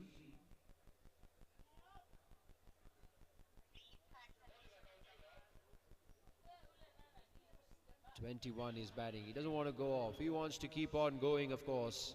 He's got all the momentum in the world. He's batting on 21 as Ali continues.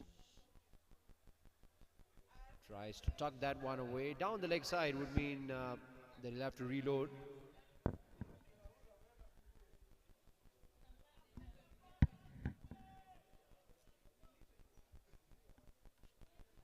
Really need to get a breakthrough here, England Lions, to hold the momentum of the Gujrat Energetics, who've been absolutely splendid till now.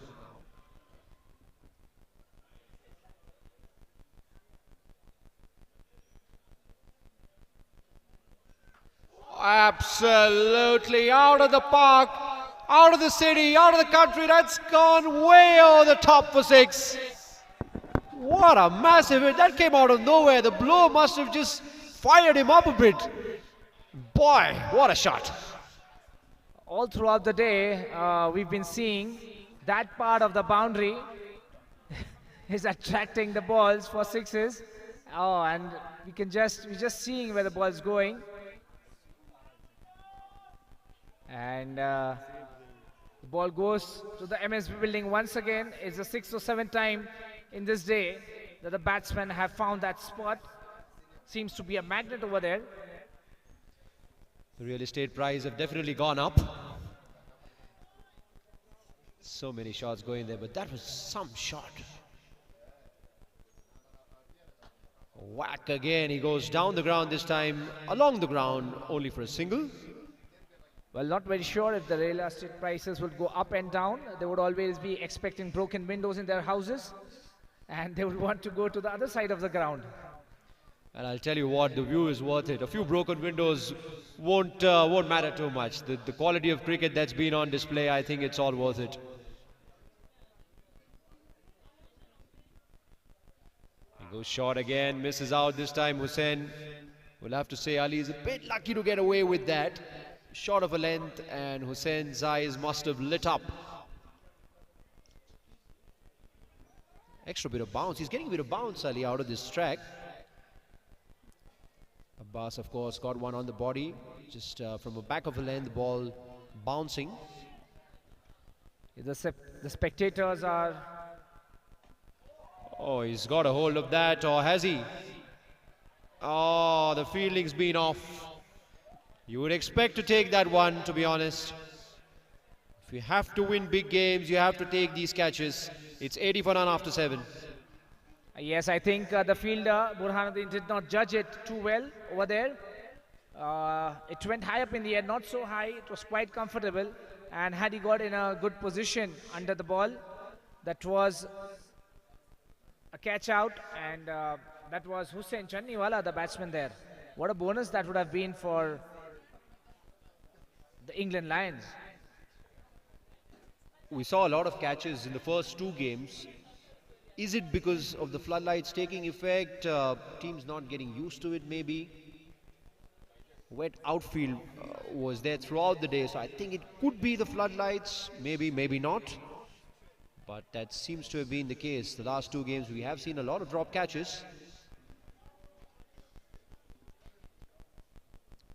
It's not very sure if it is because of the ball or is it because of some misfielding on the fielding sides. We've said that before as well. Pressure makes you do funny things. We've seen a lot of funny things and we've seen a lot of pressure. So after 7 overs, 80 for no loss for Gujrat Energetics. Well, he's got a nice hold of that. It'll only be a single though, straight to long off. Didn't quite get under it to elevate it. Yusuf Shoaib, the captain, coming in to bowl the 8th over. Very well knows that they need to pick up wickets if they want to slow the run rate. So far they're going at 11.5 runs per over. This is a very crucial over, of course. 8th over of the game. Current run rate 11.3.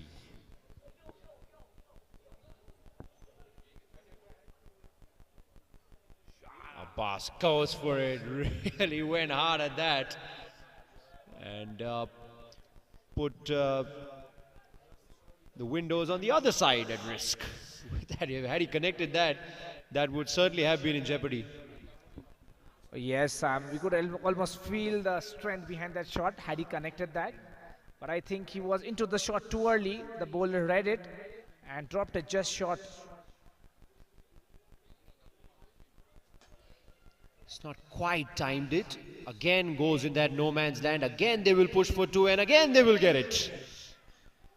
Good running. The England Lions will be disappointed with the number of 2s that have gone. As they put pressure in the field, they've converted those 1s into 2s. The Gujrat Energetics.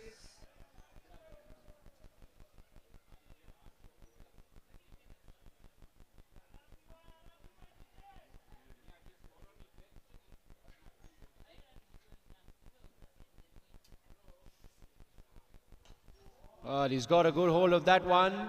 Will fall safe though. Should only be the single.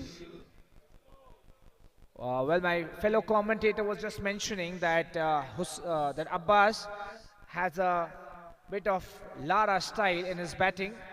I would also like to point out the jersey color is almost West Indian. Oh yes, absolutely. Nice, lovely maroon West Indian jersey. It was a beautiful jersey that they had, and certainly Gujarat Energetics have a wonderful one as well.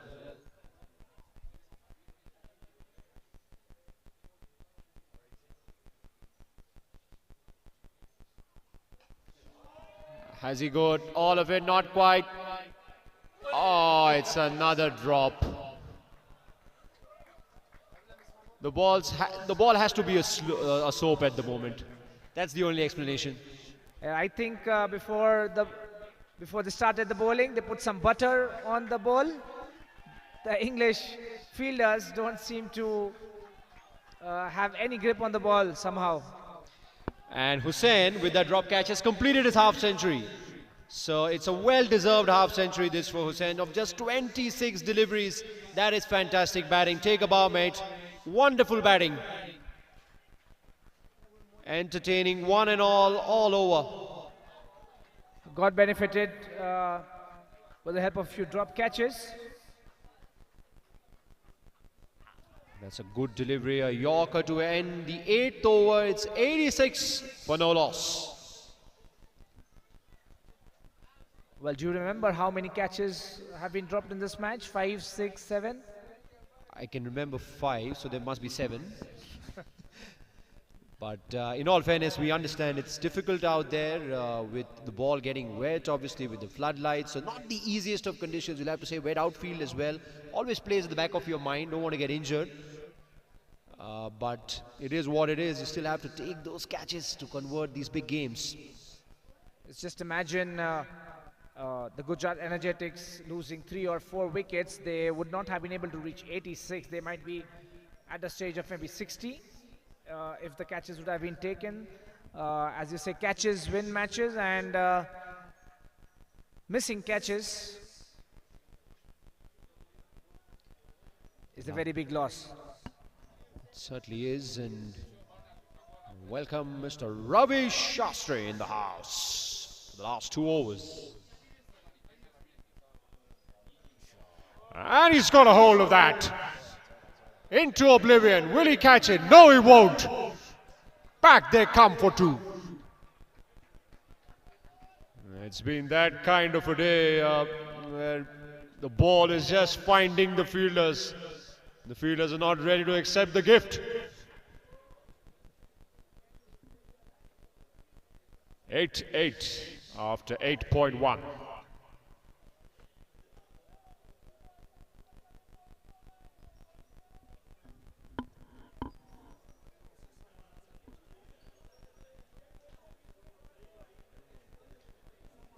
There's a bit of adjustment in the field going around. There's a left-handed Abbas takes strike again.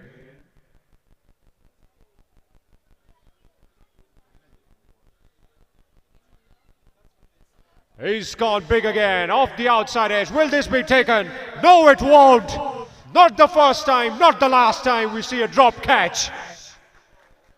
Well, the moment it went up in the air and the fielder was running behind, it didn't seem like he would get to the ball. He was there exactly where Srisant was for the right-hander, of course. A good thing he didn't drop that back in 2007. Yes, it does remind me of the 2007 World Cup. That's a good delivery. The best part about bowling Yorkers is you don't have to rely on the fielders. You know, a lot of Pakistani bowlers would have known that with the fielding that they had. Yes, but as you know, Yorkers are very difficult to bowl. A slight error in the length, and it might end up as a full toss or a half volley. You need to be very precise while bowling those Yorkers, which Jasprit Bumrah has mastered to perfection.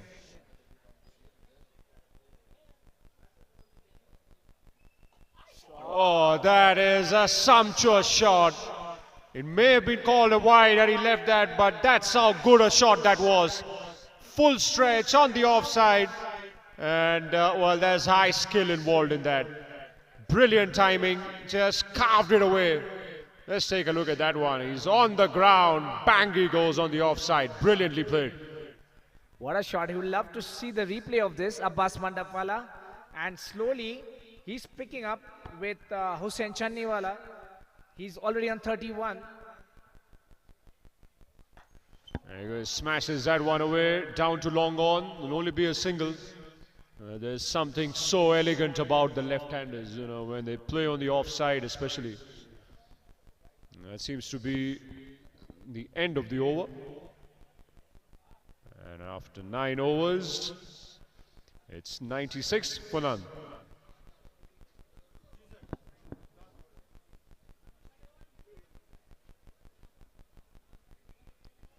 So talking about the left-handers is something very elegant and royal and regal about the way they play their shots, you know, on the onside and especially on the offside.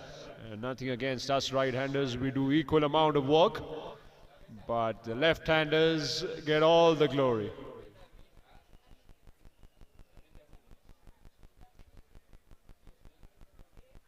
It reminds you of the Prince of Kolkata and how Jeffrey Boycott used to speak about him.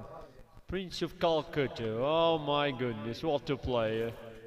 Brings back a few memories, huh? Come on, show us some cover drives, the Ganguly. Now I'm hungry for them.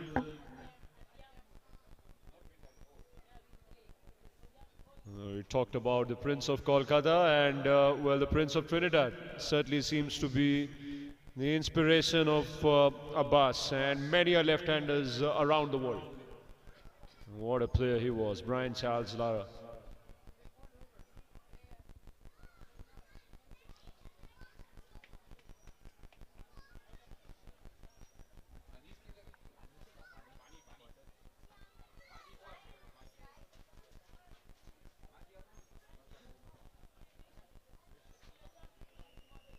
So it's going to be Ali who will be bowling.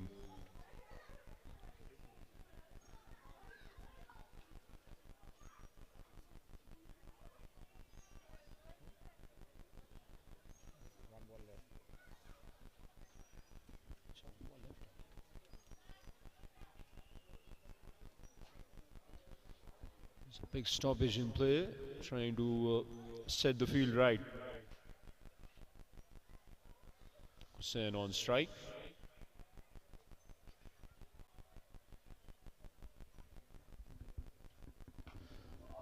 That seems that he's connected it well. Another chance, another drop. Dear, oh dear. A soap catching competition is not going well at the moment. The English fielders have applied butter on their fingers before coming into field today. Not even one catch, the 10th instance, and few of them were half chances, but this was as simple as it can get.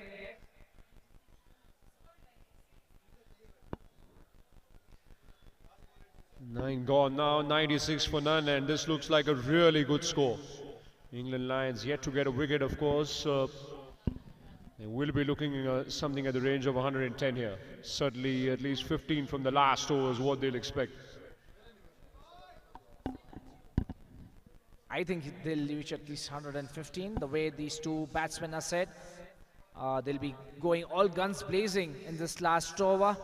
License to attack.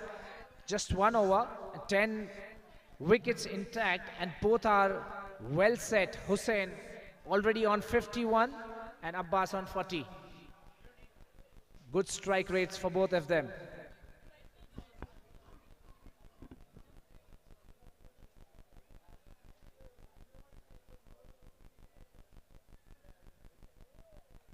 And he's picked that up beautifully. Away she goes for 4. Fantastic batting from Hussain, and he's really taken a liking to that short delivery.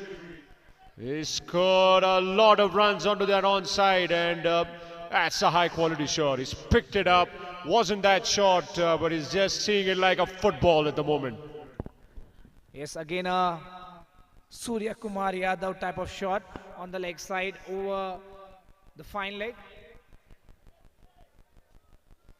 And with that, 100 runs on board for the Gujrat Energetics.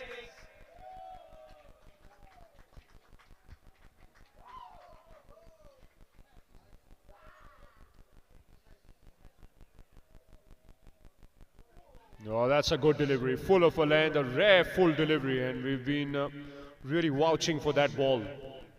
It's a difficult delivery to pull off the Yorker, but just the way he sets up Hussain to play, he's just waiting for the short ball to come his way.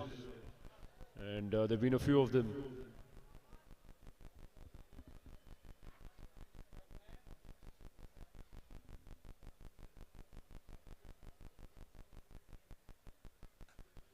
Tries to hoik that one away. In fact, he's got a decent connection. And it will go to the fence. Always the danger of getting the fine leg up. I still think they need the fine leg back with the way that he's hoiking in that area. I can see Mustafa Messi in the dugout, waiting for his turn. Since quite a few overs, but I think he'll just have to play the waiting game for now, the way these two batsmen are going. Saw him smiling in the dugout some time back, waiting for his turn. Might look to change the pace here and bowl on the offside because far too many boundaries have gone in that leg side area.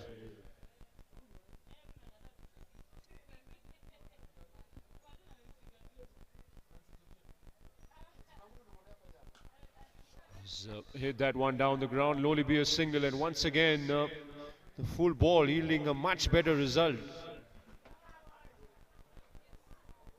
Hussain moves on to 60, and well, Abbas, well, he's got his chance of scoring a half century himself. A boundary and a six, and he'll get there.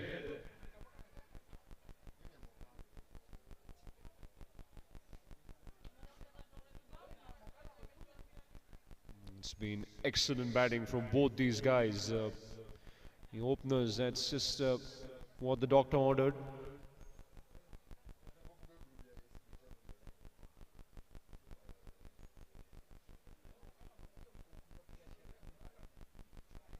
That's a wide, so he'll have to re-bowl that again.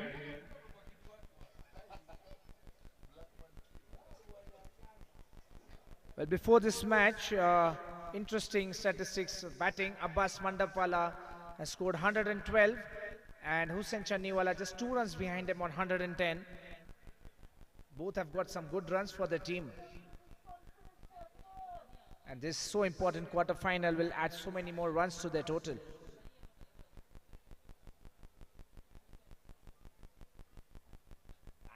Well, that's gone off the inside edge. That will do well. It should reach the fence. No, it's cut off well on the boundary. That's a good effort on the boundary there.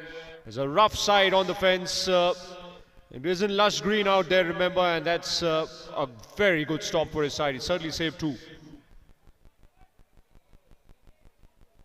And that takes the Gujrat Energetics on 108 for no loss.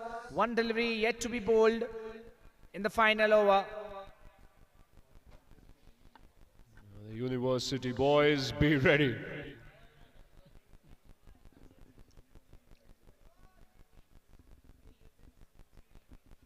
And there he goes on that offside, but not quite able to get a good connection. He should come back for 2, or does he? He has to. Oh, there's complete harakiri. They don't take the run out, but I tell you what, this has been a splendid batting performance from the Gujrat Energetics. After 10 overs, they've scored 110 runs. And guess what? They haven't lost any wicket. So the openers have done the job for the Gujrat Energetics. And now it's up to the bowlers to take it forward.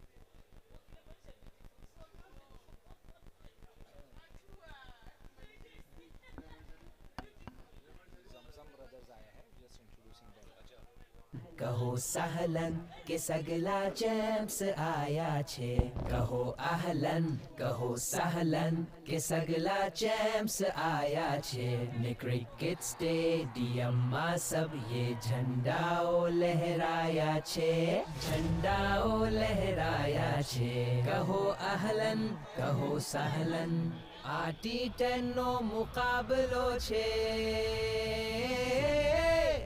कोई कोहली कोई गिल छे कोई कोहली कोई गिल छे यहाँ So we have a surprise guest appearance, and guess who is here?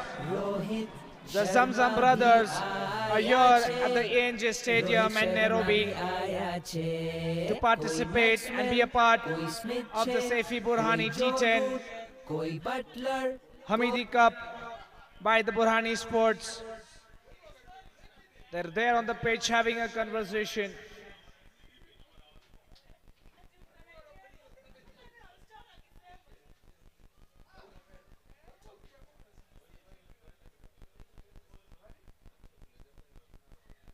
They're the owners of a multi-million-dollar chain store, Zamzam Electronics Trading.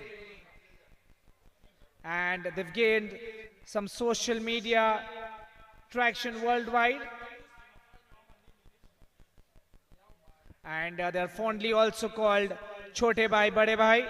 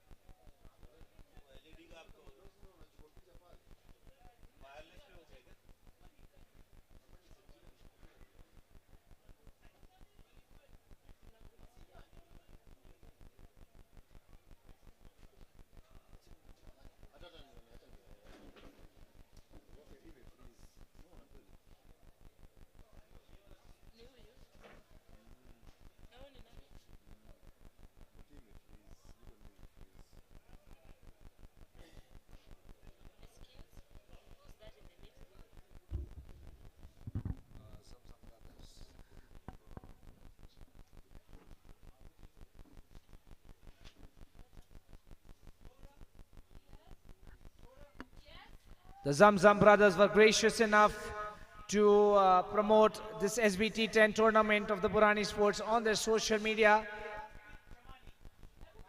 And their love for the game and the organizers have got them here to be a part of this tournament with us.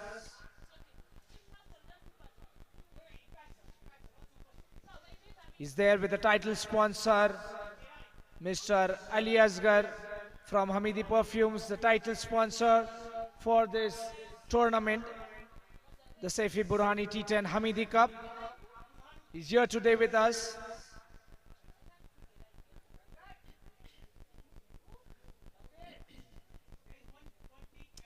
And they're going to show their cricketing skills here. We've seen their business skills their social media skills, and now today we'll be witnessing their cricketing skills.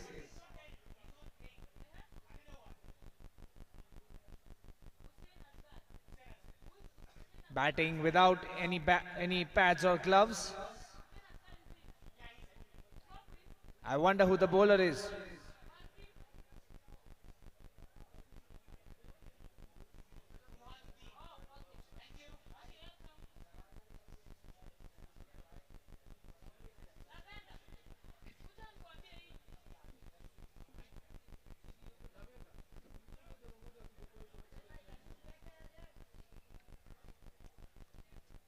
And that's an underarm bowling competition.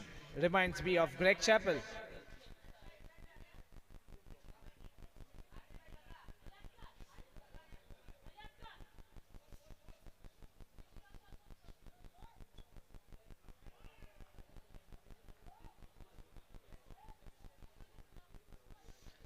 That was a trial ball.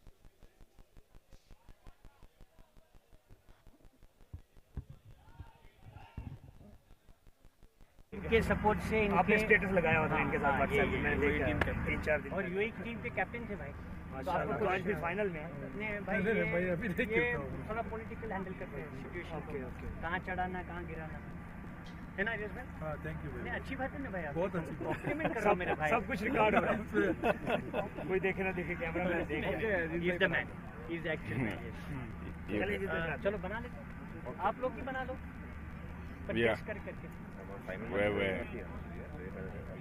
Semifinal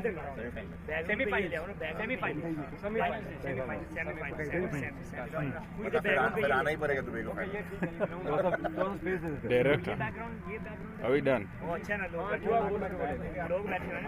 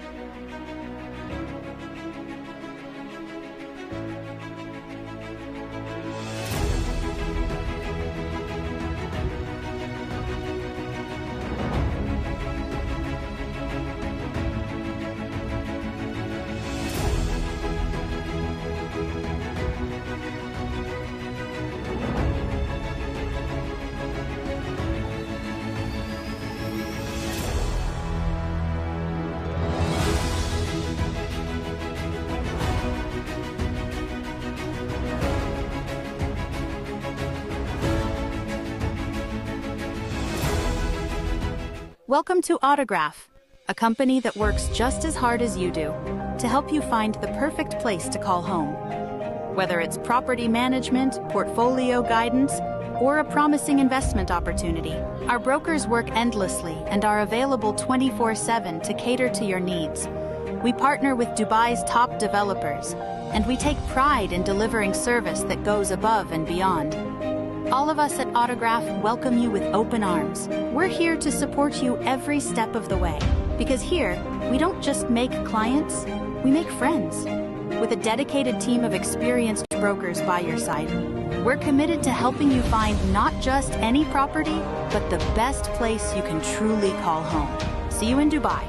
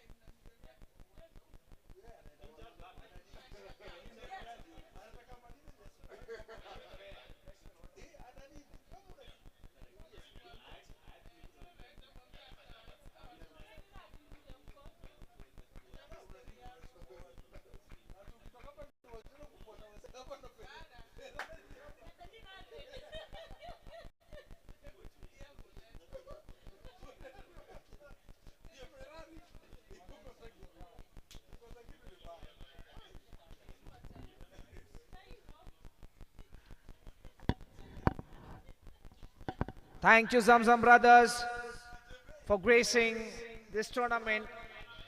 And now we have the England Lion batsmen coming out to chase 110. They need to score 111. Nelson to win this quarter-final match against the Gujrat Energetics.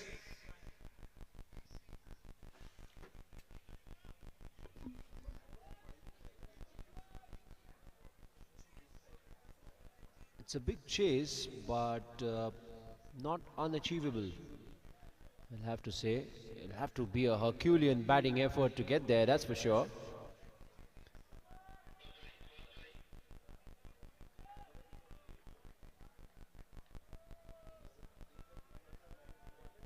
Well, one thing's for sure, gripping the ball is not going to be easy.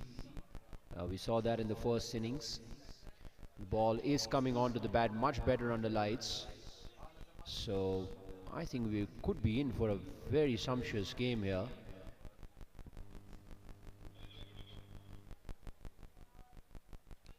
One to get off 10 overs.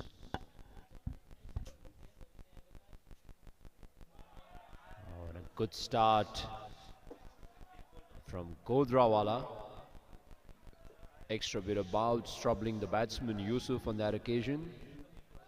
In fact, we have a Yusuf square out there in the middle. Yusuf S and Yusuf E out there in the middle.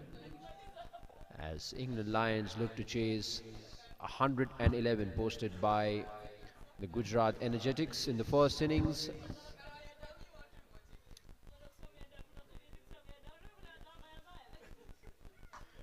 Oh, he smashed that one away. But the mid-on fielder does smart work, tidies up, and only a single. Yusuf Shoaib, the captain, and Yusuf Ibrahim, both out there in the middle. They'll need to bat out of their skins if they are to go catch the total of 110.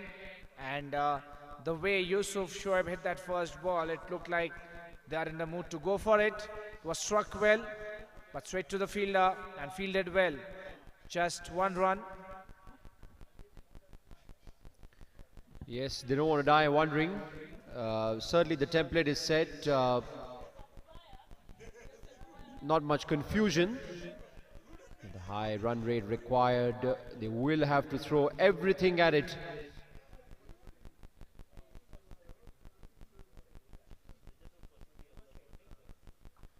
Oh, that's pulled away. Bit of confusion, but gets back.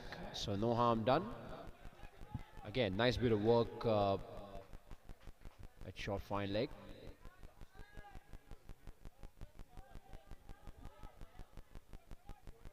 It's an interesting field position, to be honest. It's somewhere between square leg and short fine leg, and it went straight to him. So that is some amazing captaincy going around.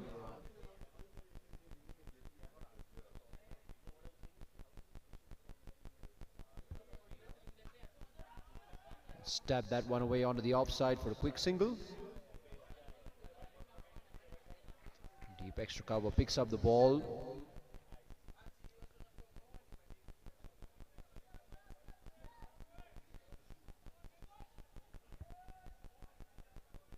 Spectators enjoying the game. It's been one of those amazing days of cricket where we've got 4 knockout matches. It's really been a feast for us cricket fans.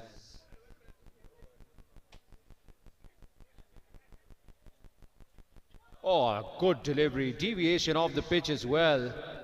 That one took off.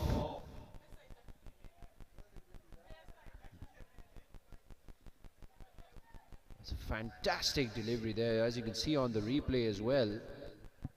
It almost moved away like a leg cutter. Yes, good bowling there by Hossain Godrawala. Has kept things tight. The England Lions are chasing a big total. And each and every dot ball adding to the required run rate. 109 required of 55 deliveries.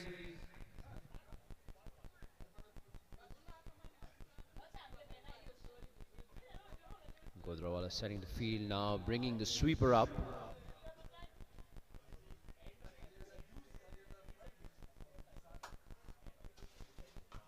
Oh, he smashed that one away through the offside. What a fantastic shot. Really had class written all over it. On the rise, spanked it away through the offside field. Spoils a perfectly good over. Still a decent over, mind you. One gone, it's 6 for none. Yes, excellent shot that by Yusuf Shoaib, the captain. Perfect cover drive. There were 4 fielders there in the circle on the offside. And all they could do was see the ball go towards the boundary, piercing the field. Just look at that shot. Oh, that went like a rocket, didn't it? Opened the face of the bat on the up, and you perfectly summed it up. It really was the perfect cover drive. Need more of those from both these Yusufs who've come in to open the batting. They would be looking to at least score 50 in the opening partnership in 4 or 5 overs to give them a good chance in qualifying for the semi-finals. Sometimes chasing a big total can be beneficial to the batsman. It just clears the mind up. A cluttered mind can be a tough situation in a knockout game, but in this kind of a situation where there's nothing to lose, the template is set, you can play with a free will, you can play with a free mind, and that often gets the best out of a lot of players.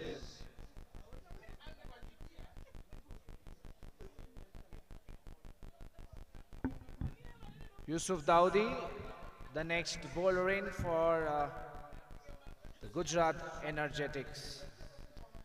Yusuf trio out there in the middle, both the batsmen as well.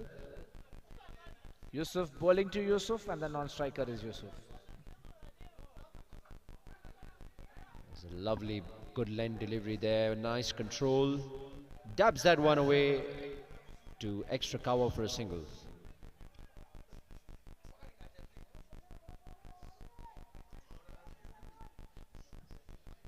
The winners of this match will face the Saifee Rising Stars team in the semi-finals, who've played some exceptionally good cricket in this tournament. Yusuf to continue.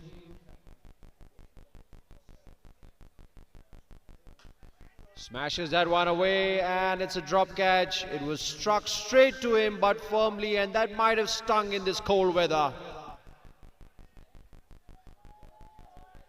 Was hit straight to him, but pretty firmly as well, if I may add. So not the easiest of chances. And he was there at short extra cover. He wasn't right there on the circle, so even tougher. It's good bowling, a bit of change of pace. And that full length, and that's been impressive of the first 3 deliveries that he's bowled. He's kept a full length. Anything short has gone the distance. You've got to be full with that new ball.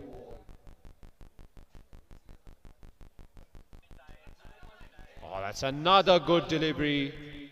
This is excellent control from Yusuf here.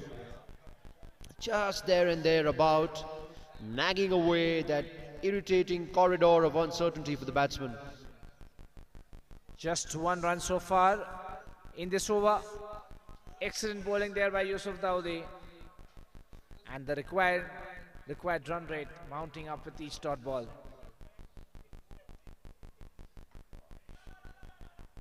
Lack of pace on the ball means that he couldn't quite get the timing right. But this has been an outstanding second over from Yusuf. Just 2 from it from 5 deliveries. Let's see if he can close this over well.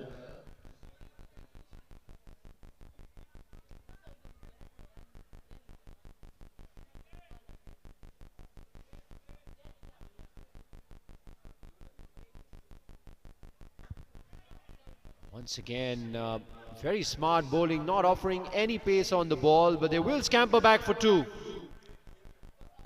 So at the end of 2 overs, it's 10 for no wicket.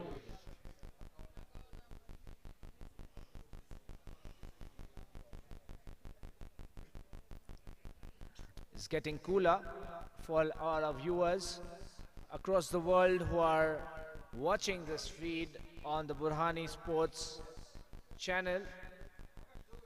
It's quite cold out here in Nairobi. It rained in the evening for quite some time.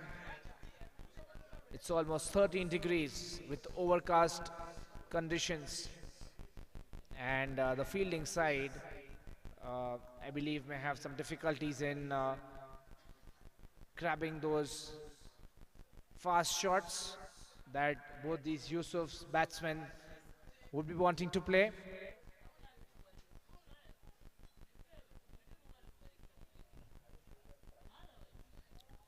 Get a dose of spin with Hamza into the attack.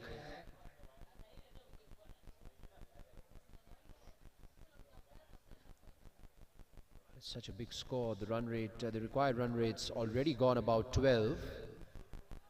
And well, this has got to be the over really that England Lions will have to go for it. That's one more left spinner. Well, do you remember, I mean, in each and every match you've seen left arm spinners in plenty. Absolutely. Left arm spinners, left hand batsmen.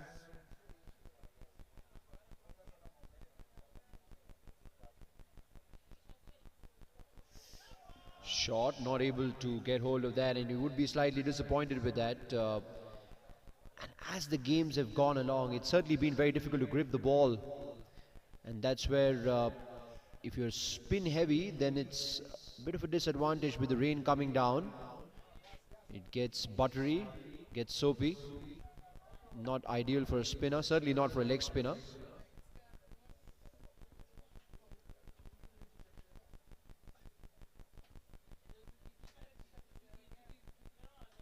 Once again, short. We've seen, there's a bit of a misfield. Seen spinners erring on the shorter side. They come back for 2. It's really been tough going for the spinners. Seen a lot of short balls being put away into the stands. And after every delivery, the towels coming out.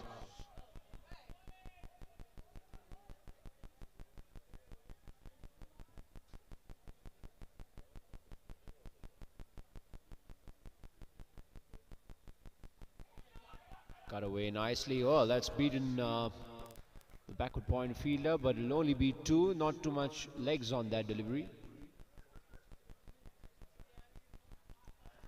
I'm not sure if those ones and twos are helping them reach their target. They required 96 runs and 46 deliveries, almost 12 and a half runs per over. They are 15 for no loss right now. They've got all their wickets intact.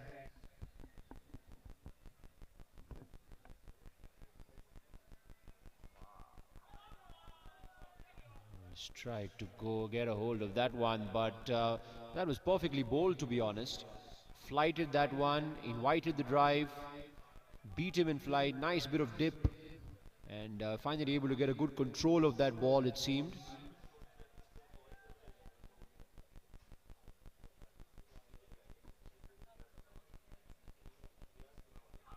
Well, there's a big shout for caught behind, not given. It seems Hamza has found the perfect length that a lot of other spinners have struggled with since the commencement of the second half. And there you can see a good length delivery from Hamza as he continues.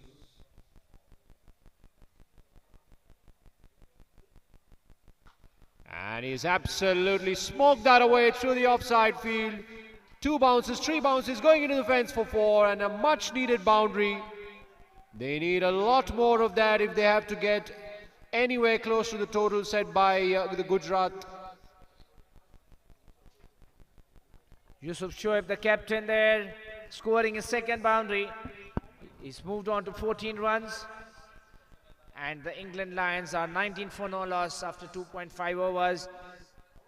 They're going at a run rate of just over 6 runs. They need to double that.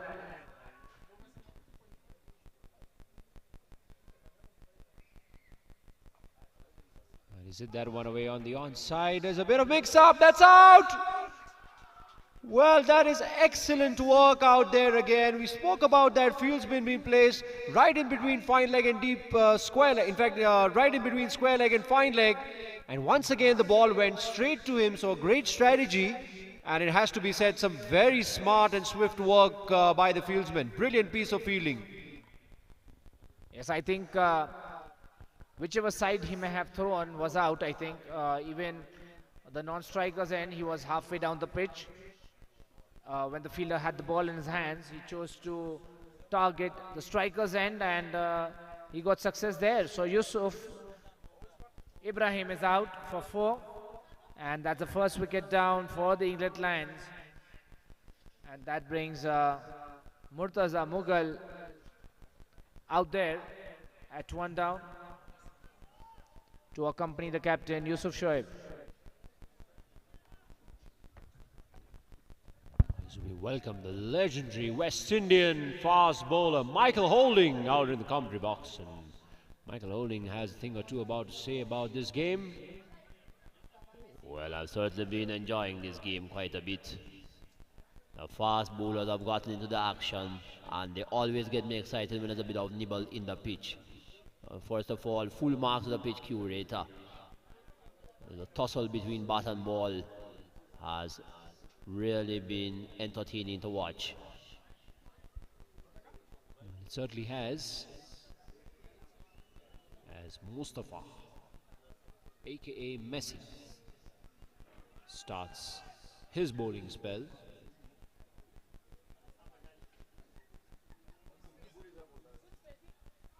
That's a rare long hop. You missed out on that, Mikey. Well, I was expecting the ball to come in the commentary box. Didn't quite come out well out of the hand. But the batsman chose to leave that one away graciously. Another short delivery, and well, a misjudged catch again that could have been caught. Well, on all levels, I think everyone associated will be a bit disappointed with that. Not the perfect delivery. Should have taken the catch, and the batsman as well, you would have felt would have made better utilization of that poor delivery. Mustafa continues.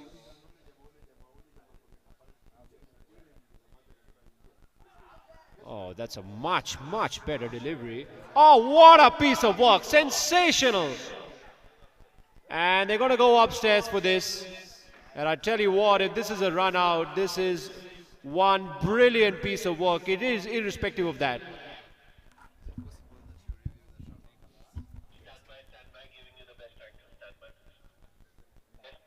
So we're still getting the angles for the run out. Outstanding work there by the wicket keeper.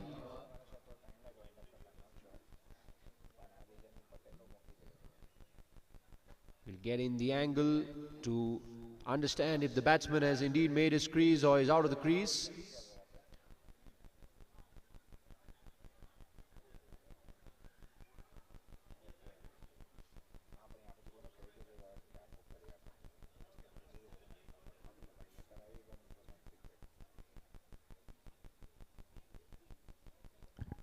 We're still awaiting the required footage to adjourn.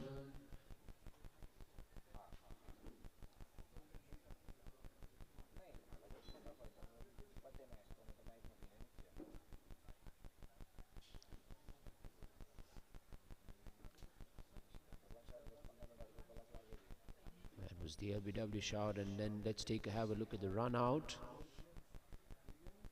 Do we have any other angle on this? This looks like a front-on angle. If you can get a side-on view.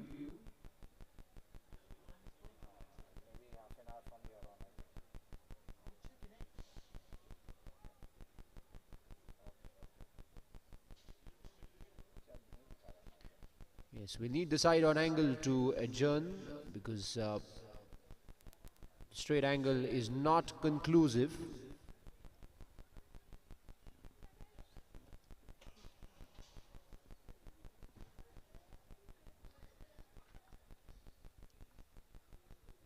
Might be facing some technical issues with that, but that was great work by the wicketkeeper, it has to be said. This is the straight angle. Is that the only angle we have? Can someone confirm on this?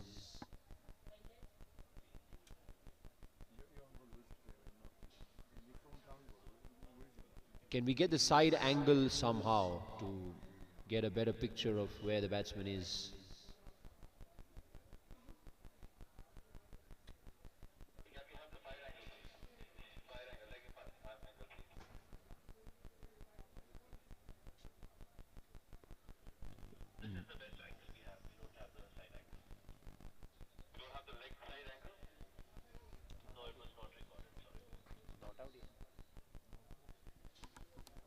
Well, unfortunately, we don't really have the side angle available at the moment. That's what I'm getting from the technical team.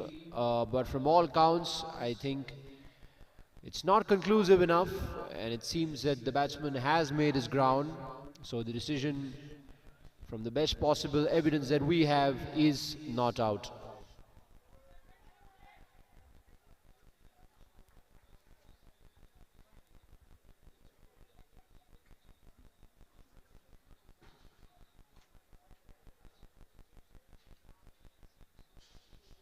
Nonetheless, it was some amazing skill shown there by the wicketkeeper.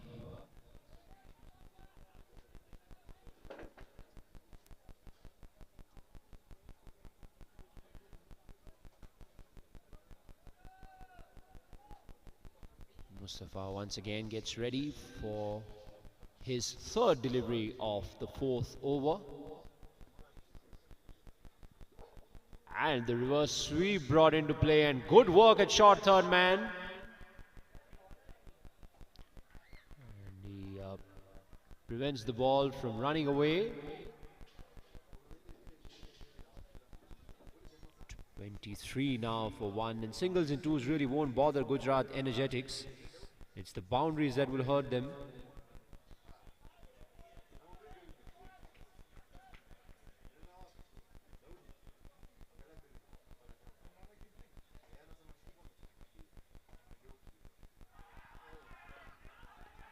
And he's given him. Mustafa has his man. That was good piece of bowling. He was pitched up, tried to guide it to third man. Looked like a slightly uncertain shot. Not sure whether to go on the back foot or the front foot. Ended up just nicking it to the wicket keeper. And Mustafa gets a well-deserved first wicket. as England Lions stumble to 23 for 2 at 3.4. Yeah, just trying to guide it away, and it was again great work by the wicket-keeper. It was a huge deflection. Thick edges like these are very difficult to judge, but we've seen some outstanding work with the gloves in this over so far.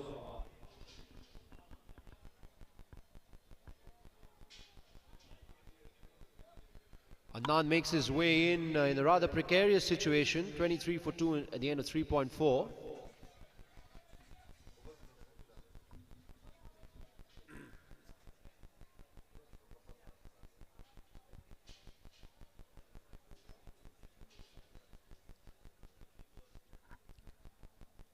Adnan takes strike, takes the middle stump guard. Mustafa to continue.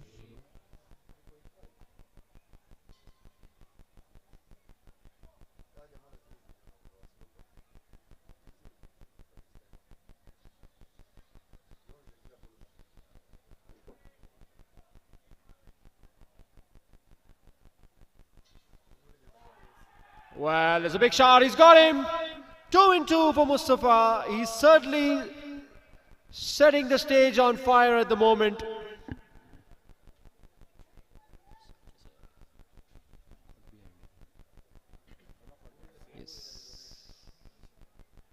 Mustafa is on a bit of a roll, and he's going to be on a hat-trick, so this is a big moment for him. And let's see if he can get that first ball. Adnan trying to hoik it away. And once again, the wicketkeeper coming into the action. Mustafa Messi, the bowler there, fresh from meeting the Zamzam brothers and having a photo with him, seems to have energized him, getting 2 wickets. And he's on a hat-trick.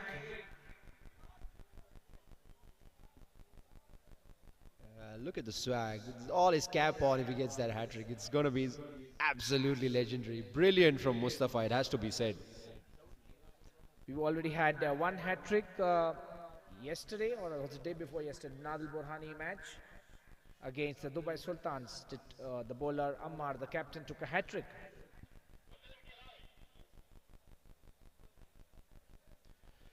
Here we go.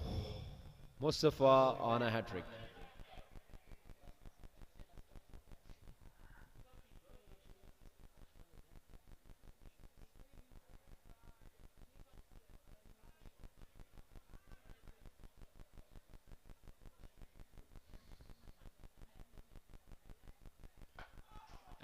He almost had his man full of a length. For a brief moment there, would have been jumping up in excitement, but nonetheless, it's a fantastic over from Mustafa. Brilliant stuff, rare guard action out there. The England Lions are 23 for 3 now after 4 overs, just going around a run a ball, and they need a mammoth run rate to catch up with the Gujrat Energetics.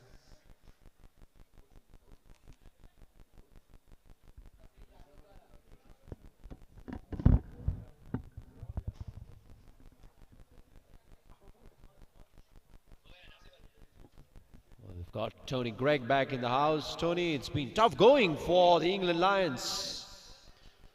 Well, it's certainly been a tough week for them, for the main team as well as for the England Lions. Gujrat.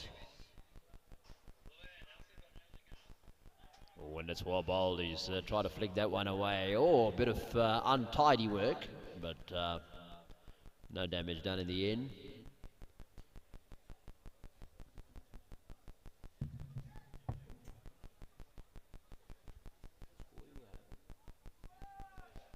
So good. England Lions having a tall order out there. Well, they need a few boundaries to get going, that's for sure. The singles are not going to help them out. Oh, and he flicks that one away, but not enough power behind that shot. Only be a single.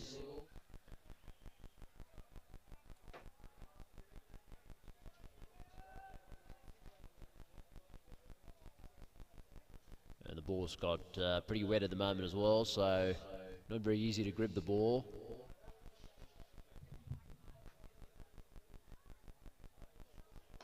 Well, he smashed that one away, straight to long on though. It'll only be a single. They really need a few boundaries to get them going at the moment.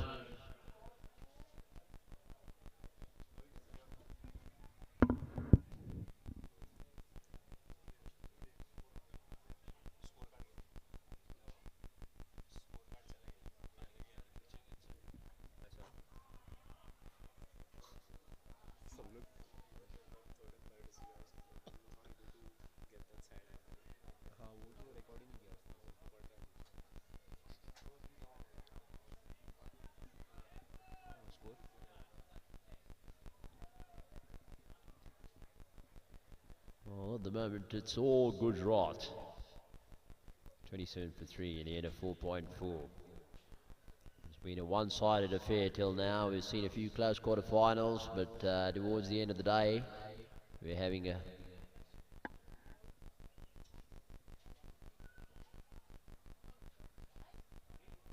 oh, that will be a wide. He'd have to bowl that one again.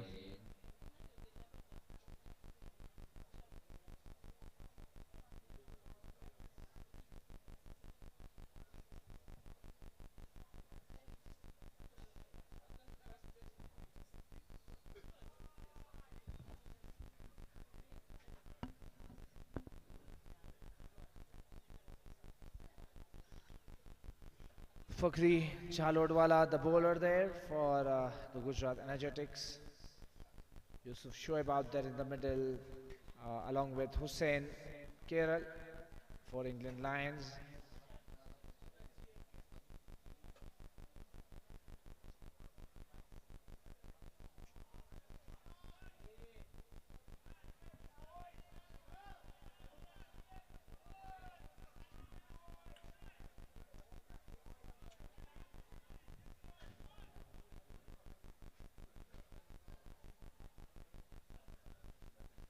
Oh, and he's bowled him. Well, he beat him in flight. He got all over the place. He got entangled, in fact. Tried to sweep that one away. And, well, if it's as full as that, it's very difficult to get that sweep shot away, of course. So another one bites the dust. 4 down now for the England Lions.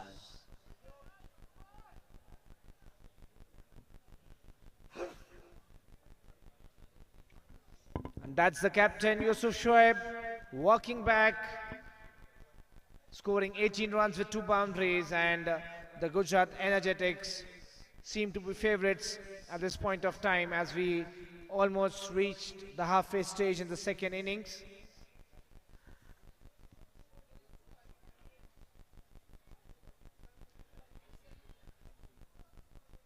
Well, it certainly has been slow going for the England Lions. They haven't really been able to get off the blocks. It's been very, very good measured bowling by the Gujrat team. They've been very impressive here with the bat as well as with the ball. Very professional.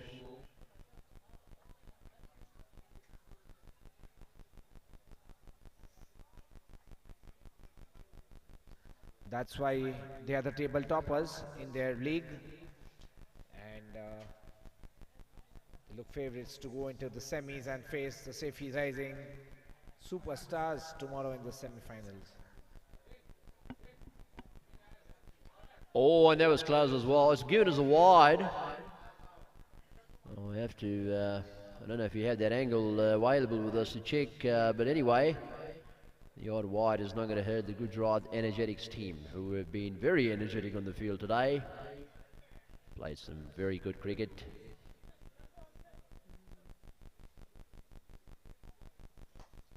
Once again, nicely flighted away.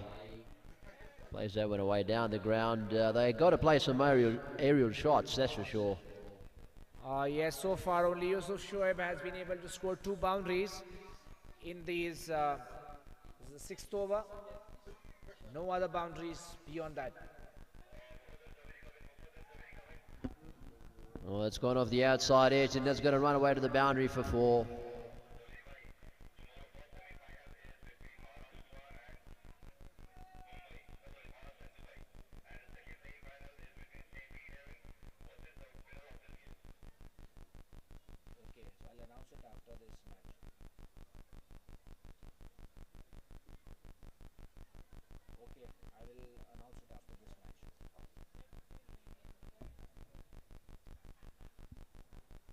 They need a few more boundaries to go their way. They need a few sixes to go their way as well. Well, the appeal was made but denied by the umpire.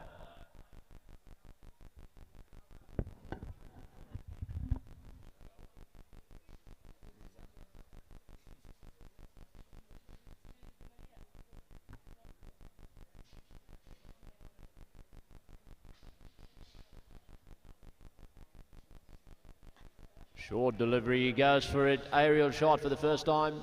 Oh, and he drops it. That's been the story of the night so far. Plenty of drop chances. It might not hurt them a lot over here in this game, but come the semi-finals, they can't afford to be dropping catches, that's for sure.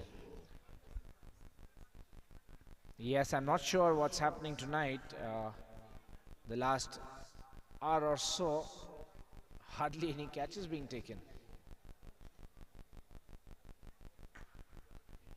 Tries to smash that one away down to mid-wicket. Oh, and fumbles that one, but no damage done, only a single. So at the end of 6 overs now, the England Lions are 40 for 4. So the first semi-final tomorrow, the toss is going to be at 1:30. The first semi-final between the Maharashtra Stars, the current champions, and two-time winners, Dubai Sultans. That's the first semi-final, the toss at 1:30. It's going to be an interesting match. The viewers will be eager to tune in to the Burhani Sports channel to watch that first semi-final. Well, before the toss, if you can give me your pick, who do you think is going to be the favourites going into that match? Boy, that's going to be a mouth-watering contest.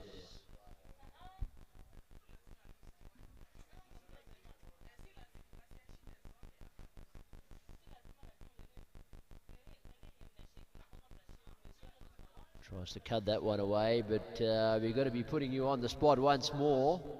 Who do you think is going to be the favourites for that game?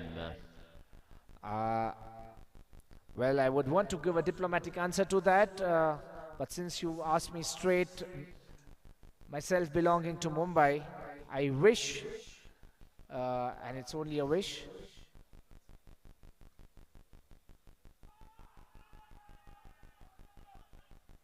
yes, I would love to see the Maharashtra Superstars win this match, but if you ask me which is a stronger team, I would say it's even Steven. Both have got some amazing batsmen, some good bowlers. They both are a good fielding unit, and I think it's going to be one of the most mouth-watering contests in this tournament. They've both been in different leagues, so this will be the first match tomorrow in the semi-finals.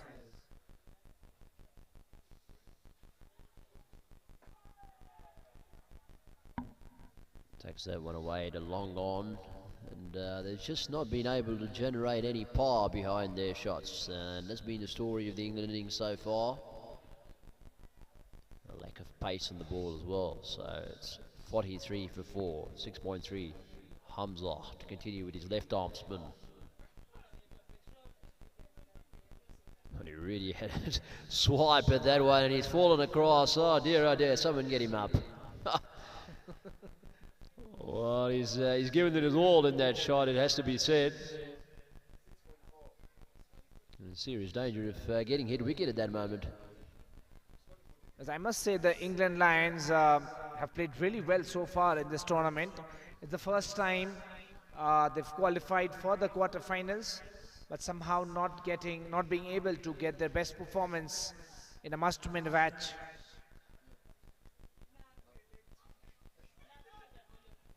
They're not able to connect the ball to bat. Yes, it's been one of those disappointing games for the Lions. Obviously, they would have come in with a lot of hopes. Going in, chasing 1-1-1 was always going to be very difficult.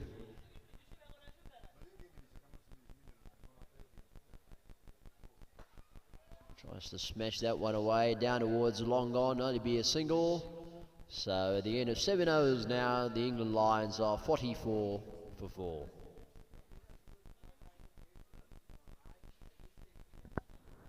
We've seen some good fan support out there in the middle. Fans staying back and enjoying some wonderful cricket, and it's been that kind of a day. It's been a real feast. 4 wonderful games on display. Yes, we're seeing youngsters coming in to watch the cricket matches, and that's one of the reasons that the Burhani Sports and Fitness organization has organized this tournament in Nairobi this time to get that much interest in the game. The youngsters are there, they're watching these players, and someday they will also get to play in such tournaments at this level.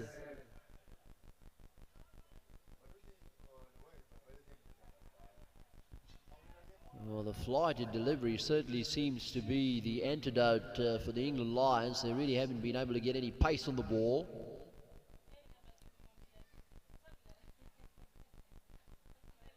Once again, nicely flighted. This time squeezes that one through the offside field and gets a much needed boundary. Well, a bit of cheers going around in the ground. They've been few and far in between, that's for sure. A boundary after a long time. That was a flighted delivery, and the batsman was, his eyes lit up once the ball went up in the air. Once again, not able to get onto the pitch of the ball. I think he needs to go down the pitch here and have a real hoik at that one.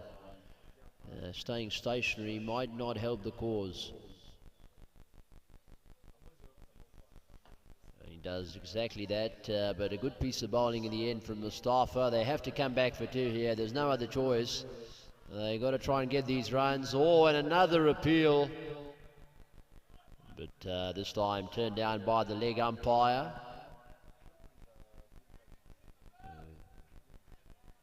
Gujrat Energetics camp seem to be very happy and pleased with the way things have gone about. It was a dream batting effort, no wickets lost. That's what dreams are made of. That's what you imagine in your dreams. T10 game, you don't lose any wickets, play out all the 10 overs and get a score of 110. It's really good stuff.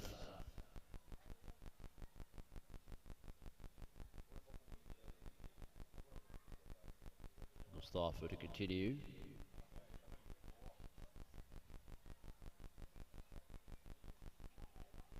A bit of an inside edge saves him, otherwise that would have been curtains for Ali.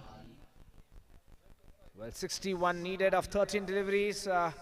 Looks quite far away.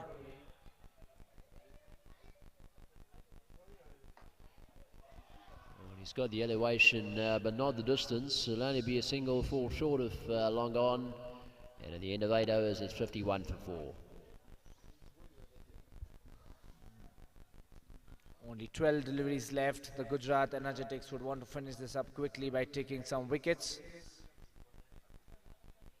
And the winner of this match will play against Saifee Rising Stars tomorrow at around 4 p.m.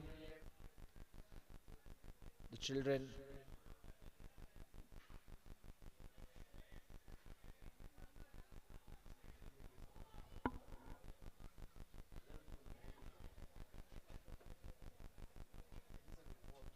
Right, 2 overs left and the required run rate is 30. And boy, that doesn't make for a good reading. But, that's the domination that Gujrat has shown in this game. 51 for 4.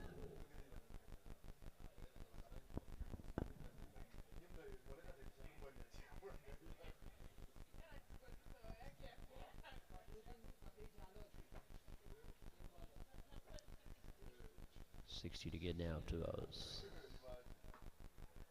Flight to delivery, not able to get anything on it. He will scamper back for 2, that's for sure.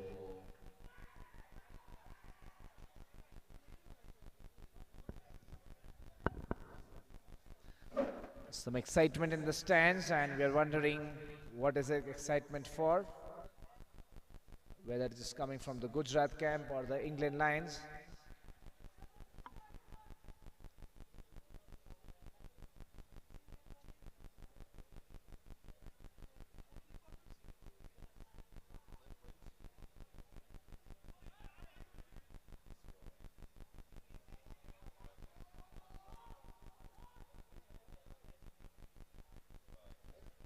By signal, and we've got about 10 deliveries to go now, with an unrealistic target of 57 ahead of the England Lions. Once again, just not able to time it properly. They could come back for two, they choose not to. They settle for one.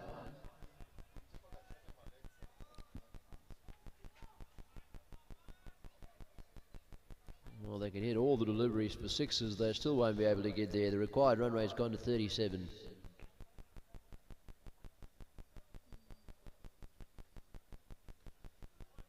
Well, he's bowled him, I think, in a slightly unclimatic way. Fakhri didn't quite celebrate the wicket, but it is a wicket nonetheless. That's well bowled, and that means England Lions are now 55 for 5.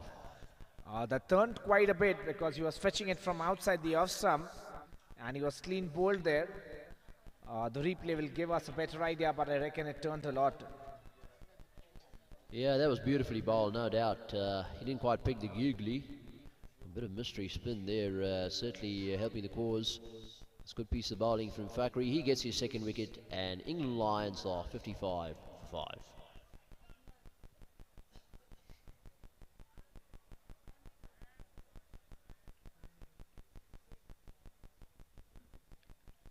Anand makes his way out there in the middle.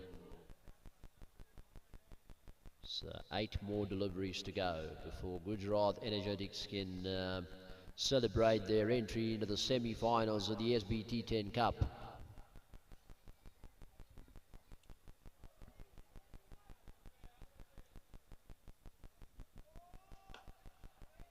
Oh, he's hit that one pretty well. Where was this guy before? Well, I'll tell you what, first delivery, smashed it straight down the ground. He's made a statement. He has to be promoted in the next tournament, that's for sure. That was as straight as a rocket. Straight past the bowler. And 4 runs. What a start. 59 for 5. 7 deliveries to be bowled in this innings.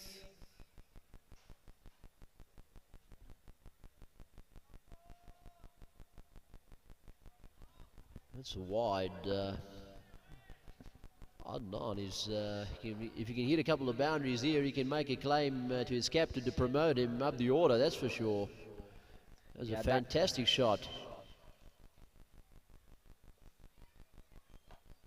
Oh, he's played that one pretty well as well. Trickle down to mid-wicket, deep mid-wicket for 1. In fact, they might go for 2. No, they don't. So the end of 9 overs is 61 for 5.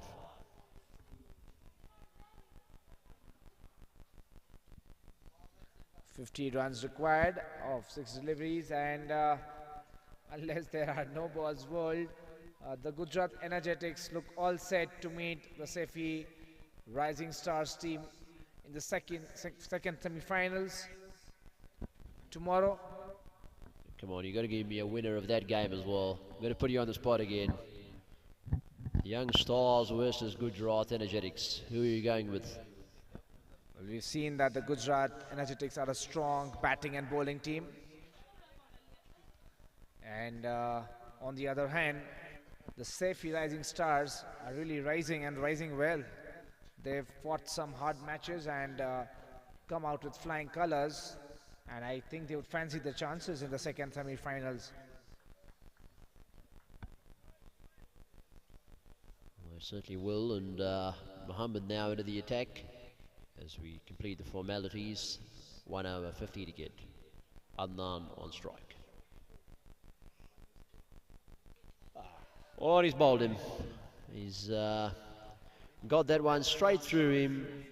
So adding insult to injury now, it's 61 for 6, England Lions.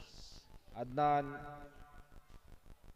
Khandwala, the batsman there, getting out to Mohammad Silva, also fondly called Afridi. 6 wickets down with 61 runs on the board. 5 deliveries yet to be bowled in this innings.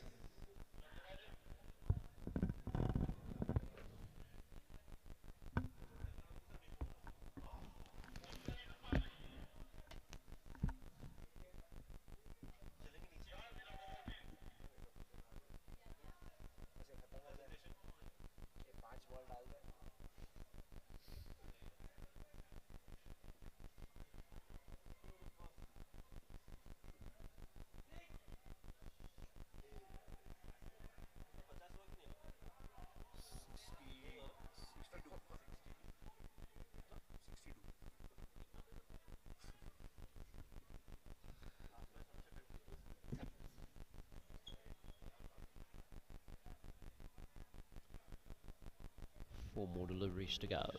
49 to get.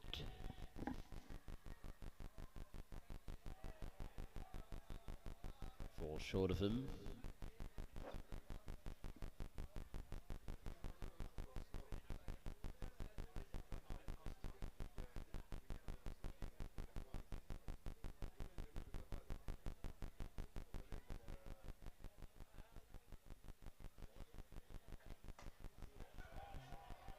So the fieldsman at deep mid-wicket will cut it off, so only a single on that occasion.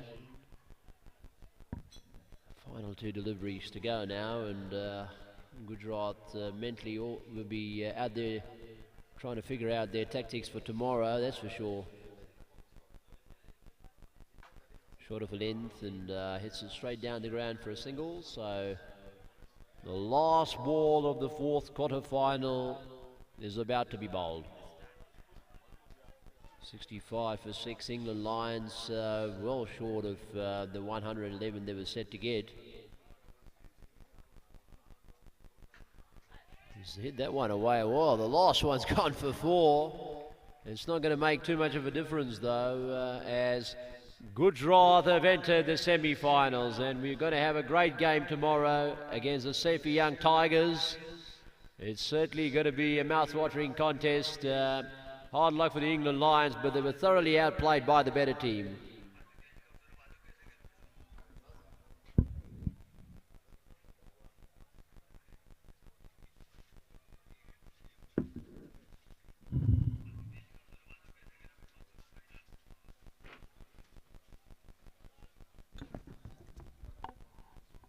So that's the end of the penultimate day of the Saifee Burhani T10 Hamidi Cup in Nairobi. All the quarterfinals are played, so the final standing for tomorrow. Semi-final 1, Maharashtra Stars versus Dubai Sultans at 2 p.m. The toss will be at 1:30 p.m. And the next match at around 4 p.m. between the Gujrat Energetics and the Saifee Rising Stars. See you all tomorrow. We'll be shortly doing the presentation ceremony for the 4th quarter final. And the referee will adjust the man of the match.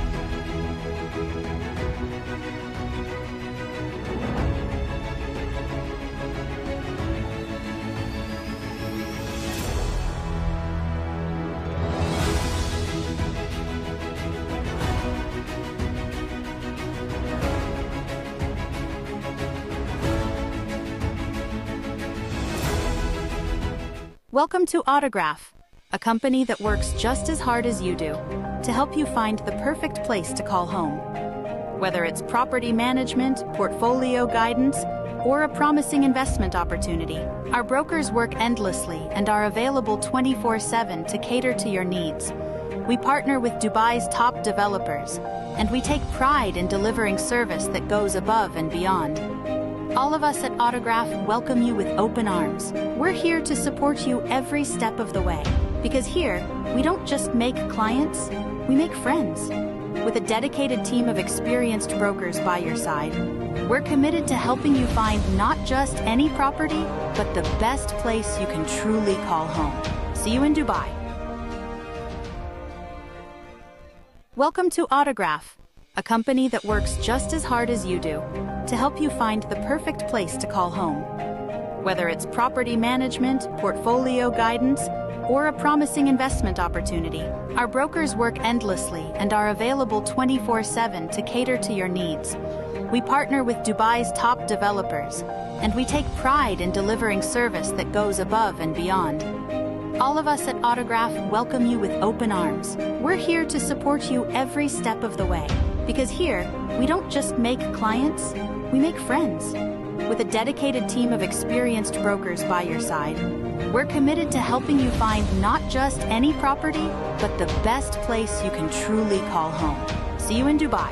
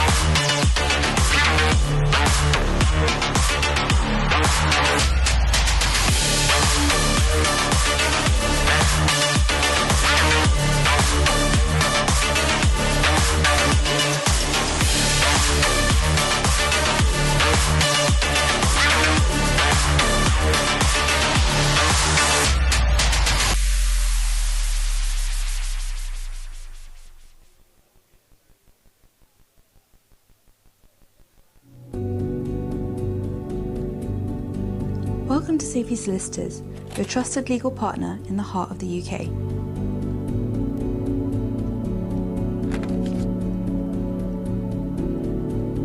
With decades of experience across immigration, property and private client services, our lawyers deliver results with precision and care that cross borders and build futures. From dealing with property transactions and securing visas to protecting your legacy through wills and probate, we tailor legal solutions to your lifestyle. Here at Saifee Solicitors, we pride ourselves on precision, discretion and care. We have always put the needs of our clients first. Our team is deeply committed to your success, be it locally or globally. We speak your language because your goals deserve the clarity and confidence required.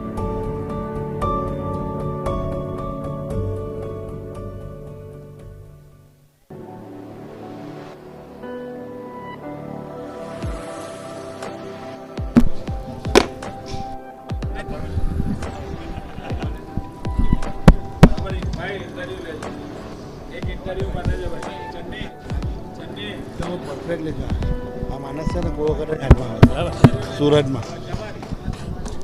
test. Hello, mic test. SMB Properties, built for life, built for you. We build homes across Kenya that feel like home from the moment you walk in. From SMB Suites to Karura View, every detail reflects our people. Being as just the man of the match, scored 60 plus runs in almost 30 deliveries, taking the match away from the opposition single-handedly. Hussain, how would you rate your performance today? I think till 40 runs I was middling the ball pretty well, and I was quite confident I was able to find the gaps.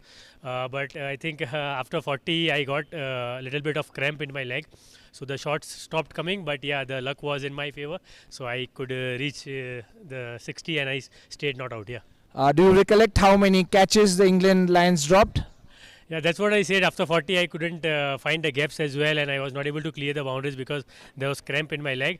I don't remember actually, but I think 3 to 4 catches maybe. Okay, overall I think they dropped around 10 catches. And you are the highest run scorer for the Gujrat Energetic so far in this tournament. And I'm sure you would want to score many more in the semi-finals and hopefully the finals too. 100%, yeah. My goal is that anyhow I want to make this team win the cup, and whatever I could contribute, that's what I want to give my 100%. I don't want to, keep 1% also less in my effort. So that's what I'm trying to make this team get a cup. That's an amazing commitment. All the best for the semi-finals tomorrow against the Saifee Rising Stars. Thanks a lot.